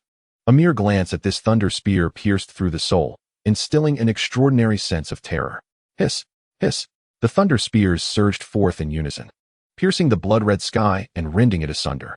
The space around seemed to shatter like a broken mirror, revealing numerous profound spatial fissures that devoured everything in their vicinity. Many wild beasts, in a state of despair, closed their eyes, awaiting the arrival of the apocalypse. In the external world, a multitude of insects perished instantaneously beneath the onslaught of the thunder spears, emanating a foul, burnt odor as if struck by lightning. The mental interference with reality. The damage inflicted upon them in the spiritual realm reverberated back into their corporeal forms in the real world. rendering their injuries as genuine as if they had been struck by thunder. Killing a beetle grants 0.3 evolution points. Killing an ant grants 0.1 evolution point. Killing an earthworm grants 0.2 evolution points. Sumu, upon hearing the series of notifications ringing in his mind, felt somewhat bewildered. I merely intended to capture them for research, never contemplating their demise. It was only then that Sumu realized, albeit belatedly, that he had exerted excessive force. He hastily reined in his mental energy, striving to avoid further senseless slaughter that disrupted the ecological balance of the area. Yet, it was too late. Within a 50-kilometer radius, all insects had been exterminated, leaving only the larger beasts, unconscious and bleeding from their orifices. This was merely an unintentional act by Sumu, which nonetheless inflicted such grievous destruction. Disaster level, disaster level. Sumu murmured, a moment of clarity flashing through his mind. So this is disaster level. So this is the chasm between extraordinary life and ordinary existence. A mere thought could effortlessly erase them without a trace. The sensation of wielding such power over life and death did not ensnare Sumu. Rather, it set off alarm bells in his mind, sending chills down his spine. Had he not recognized it early, he would inevitably have succumbed to the allure of this formidable power, becoming a slave to it. What defines a strong individual? Beyond mere physical strength, there must also exist fortitude of spirit and mind. Otherwise, one is merely an ordinary person who has suddenly acquired great power, with every action dictated by that power. Sumu would never become a slave to strength. Clarity washed over Sumu's mind as if he had undergone a purification, his thoughts becoming crystalline and pure. To put it in fantastical terms, his understanding had achieved a breakthrough. With a gentle sigh, Sumu allowed the roots to surface, drawing in those minuscule creatures, devoid of consciousness, into his origin realm, hoping they might evolve into entirely new forms of life in that world. Let this serve as his recompense to them. Chapter 174. The heart of the darkened tree. Sumu fed all the animals and beasts a diluted essence, of course, heavily watered down. This essence, almost tasteless, had been rendered nearly flavorless by Sumu, the darkened tree. However, it was perfectly suited for them. The effects of the spiritual liquid remained potent, fulfilling Sumu's expectations. After consuming it, these beasts quickly regained consciousness. Their small, terrified eyes darted around, completely unaware that every move they made was being observed by a certain dark-hearted tree. Perhaps due to the influence of the spiritual liquid, these creatures gradually began to relax. Moreover, they exhibited a peculiar fondness for the ethereal mist surrounding them, seemingly finding an overwhelming sense of security within it. After all, this mist was ultimately a manifestation of Sumu's spiritual energy, infused with his essence, thus serving as an extension of himself. Clearly, the skill of life affinity was in effect. Sumu realized that this heavily diluted life liquid had no impact on the exotic species, yet it served as a formidable weapon against these ordinary beasts. With an additional 10 to 20 doses, they would genuinely develop a sense of dependence on Sumu. After careful consideration, Sumu ultimately abandoned this notion, understanding that such a multitude of beasts would drain him dry. Having observed their every action intently for most of the day, he withdrew his gaze with an impassive expression. Humph, such shamelessness. This is not spring, but autumn. How dare you commence your petty squabbles right beneath my nose? Truly, the moral fabric of society is deteriorating. Out of sight, out of mind, Sumu decided to focus on crafting his figurines. Having conducted his first experiment, Sumu was gradually transforming into a seasoned expert. A lively and adorable rabbit frolicked in the clouds, occasionally bending down to nibble on the grass formed from the mist. In an instant, a ferocious tiger leapt from the depths of the clouds, swallowing the little rabbit whole. Once inside the tiger's belly, the rabbit transformed into an irate little bird, fiercely thrusting its head out and cleaving the tiger in two. The swirling mist enveloped them as the tiger and the little bird became entangled, only to explode into a venomous viper, slithering through the clouds with its forked tongue flicking in and out. Nearby, numerous beasts were leisurely going about their activities, vividly animated. With a slight wave of his branch, all the mist beasts disintegrated, transforming into wisps of vapor, merging seamlessly with the spiritual mist. Drawing from his earlier observations, this shaping was remarkably successful, appearing indistinguishable from the actual animals in both movement and demeanor. The potential of the mist beasts was immense, if realized. They would serve as the best cover for him. Sumu pondered silently. The next challenge was how to imbue them with genuine power. The mist beasts he envisioned were meant to be comparable in strength to those formidable exotic species. rather than the seemingly fierce yet utterly powerless creatures that merely played the role of adorable beasts. If he could not grant them power, the mist beasts would merely be paper tigers, imposing in appearance, yet easily vanquished with a mere poke. However, this matter cannot be rushed. Sumu has yet to conceive an excellent strategy to resolve the issue. Hurrying will yield no results. It is akin to being stuck in a writer's block, where one can only ponder slowly and methodically. Achieving a breakthrough in a moment is utterly impossible. Chapter 175. Today, I am exhausted. The Mist Beast project has been temporarily shelved, and Sumu does not dwell on this matter, for he has other endeavors to pursue. Exploring the depths of the earth. This is something he has long desired to undertake. The initial spark of this notion arose when he discovered that the concentration of spiritual energy underground far exceeded that of the surface. At that time, prudence dictated that he refrain from acting hastily, fearing that ancient malevolent entities might lie buried beneath, and a single misstep could lead to the unsealing of such forces, thus bidding farewell to this world. The dramas depict it thus. Sumu must remain vigilant. This illustrates that youthful folly knows no age or status. Based on the books he has read recently, combined with his practical experience in absorbing spiritual energy, the phenomenon of higher spiritual energy concentration underground is highly anomalous. Spiritual energy permeates the cosmos. Generally speaking, the concentration is slightly higher at the surface than below. When an area exhibits abnormal spiritual energy concentration, it is evident that some rare treasures are in play. Sumu's mist not only obscures on a physical level, but also significantly diminishes others' perceptions and has a remarkable effect on the absorption of spiritual energy. Therefore, despite the vast quantity of spiritual energy he consumes daily, it has not attracted the attention of the Li Kingdom. He previously believed that the unusual underground spiritual energy was due to the bronze square bottle planted by Comrade Si Luoda, but to his surprise, after the bottle was removed, the concentration of spiritual energy underground not only failed to diminish, but actually increased. This warrants serious consideration. In the past, Sumu lacked the strength to choose. He could only follow his heart. Now, as a formidable figure at the chi stage, he is emboldened and determined to uncover the truth. He wishes to see what lies beneath. With an expressionless demeanor, Sumu commanded all the wooden dragons to bore into the depths. After 1 kilometer, the soil thinned, giving way primarily to rock, and the deeper he went, the thicker and harder the rock layers became. However, breaking through the soil and stones was as simple for Sumu as eating and drinking. Whenever he sensed an obstruction, he merely enveloped the roots in a layer of plasma. If one layer proved insufficient, he would add another. After all, he possesses ample spiritual energy and can afford to be rather indulgent. Sumu's roots surged forth, rapidly reaching the limit of 30 kilometers. To be honest, this was the first time he had driven his roots so deep, and the sensation was quite novel. Fortunately, he does not suffer from claustrophobia. Otherwise, it would be a source of terror rather than intrigue. On that note, it would indeed be amusing if Sumu were afflicted with claustrophobia. A tree with such a condition would likely never dare to take root underground. After a brief moment of novelty, tedium soon set in. Beneath 30 kilometers, there are no signs of life, only stones, and unappealing ones at that. Sumu would confidently wager that if a person were to be left here for a few days, they would undoubtedly succumb to mental collapse and choose to end their own life. Remarkably, the concentration of spiritual energy here is astonishingly high. The spiritual energy underground is double that of the surface, enough to elevate even a pig to the heavens. Sumu is certain that if he remains here, his evolution points will increase, potentially reaching 0.7 per second. While this may seem like a mere increment of 0.2 over a week, he could amass an additional 5.040 points. To acquire such a bounty at merely 30 kilometers is astounding, should he descend further. His eyes gleamed with the brightness of light bulbs, dazzlingly intense. He surveyed the peculiar terrain of bizarre rocks and couldn't help but exclaim, "What a beautiful place." Today, he would push himself to the limit.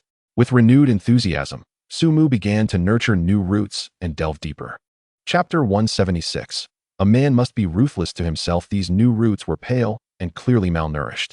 Sumu resembled the heartless capitalists of the medieval era, mercilessly extracting value from child laborers, discarding them once used, devoid of humanity. These roots had yet to mature, yet he would unflinchingly reduce them to mere waste. In other words, these nascent roots would be used only once by him, truly a tree of insignificance. After all, if he were to push himself, he was the one who would ultimately bear the consequences. The question of worthlessness was irrelevant. Moreover, what is wrong with a man being a bit ruthless with himself? This reasoning was sound and convincing. With resolute determination, Su Mu waved his hand, and all the new roots enveloped in plasma began their assault on the solid rock layers. Under his command, the plasma took on the form of drill bits, crackling with arcs of electricity, illuminating the dark underground with a stunning azure glow, a breathtaking spectacle. For him, any place abundant in spiritual energy was an exquisite paradise.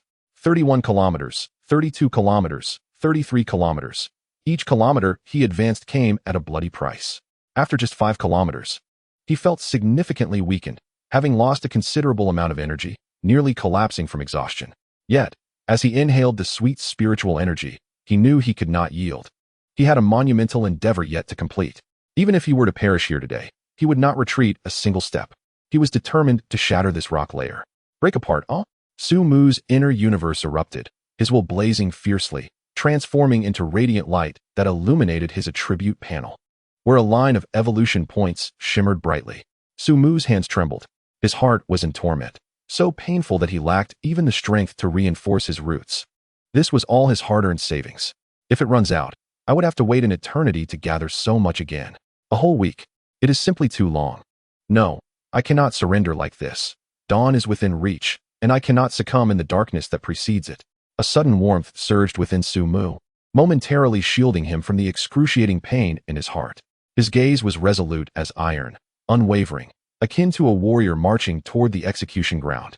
His finger pressed heavily upon the root of the tree depicted in the three-dimensional diagram. When strength fails, let wealth prevail. With all evolution points exhausted, the pallid hue of Su Mu's tree roots transformed dramatically, gleaming like black jade, while the silver energy nodes atop shimmered like enchanting stars in the night sky. In the next moment, all energy nodes erupted, releasing a torrent of powerful energy. The flickering lightning at your fingertips is my unchanging apology. I have entered the wrong scene. The roots of Su Mu converged, and the raging lightning amalgamated with them. They transformed from slender lightning drills into a fierce and wild shield machine. Boom. The lightning cannon erupted from the tip of Su Mu's tree roots, annihilating all matter before the azure beam of light. 35 kilometers, 38 kilometers, 42 kilometers, 45 kilometers. These numbers surged forth. From 35, it leapt swiftly to 45 kilometers. The beam fulfilled its historical mission, gradually fading away, and the underground once again fell into dimness. Su Mu listened to the sound of crashing waves deep within the rock layers, revealing a childlike smile. That was the sound of the waves.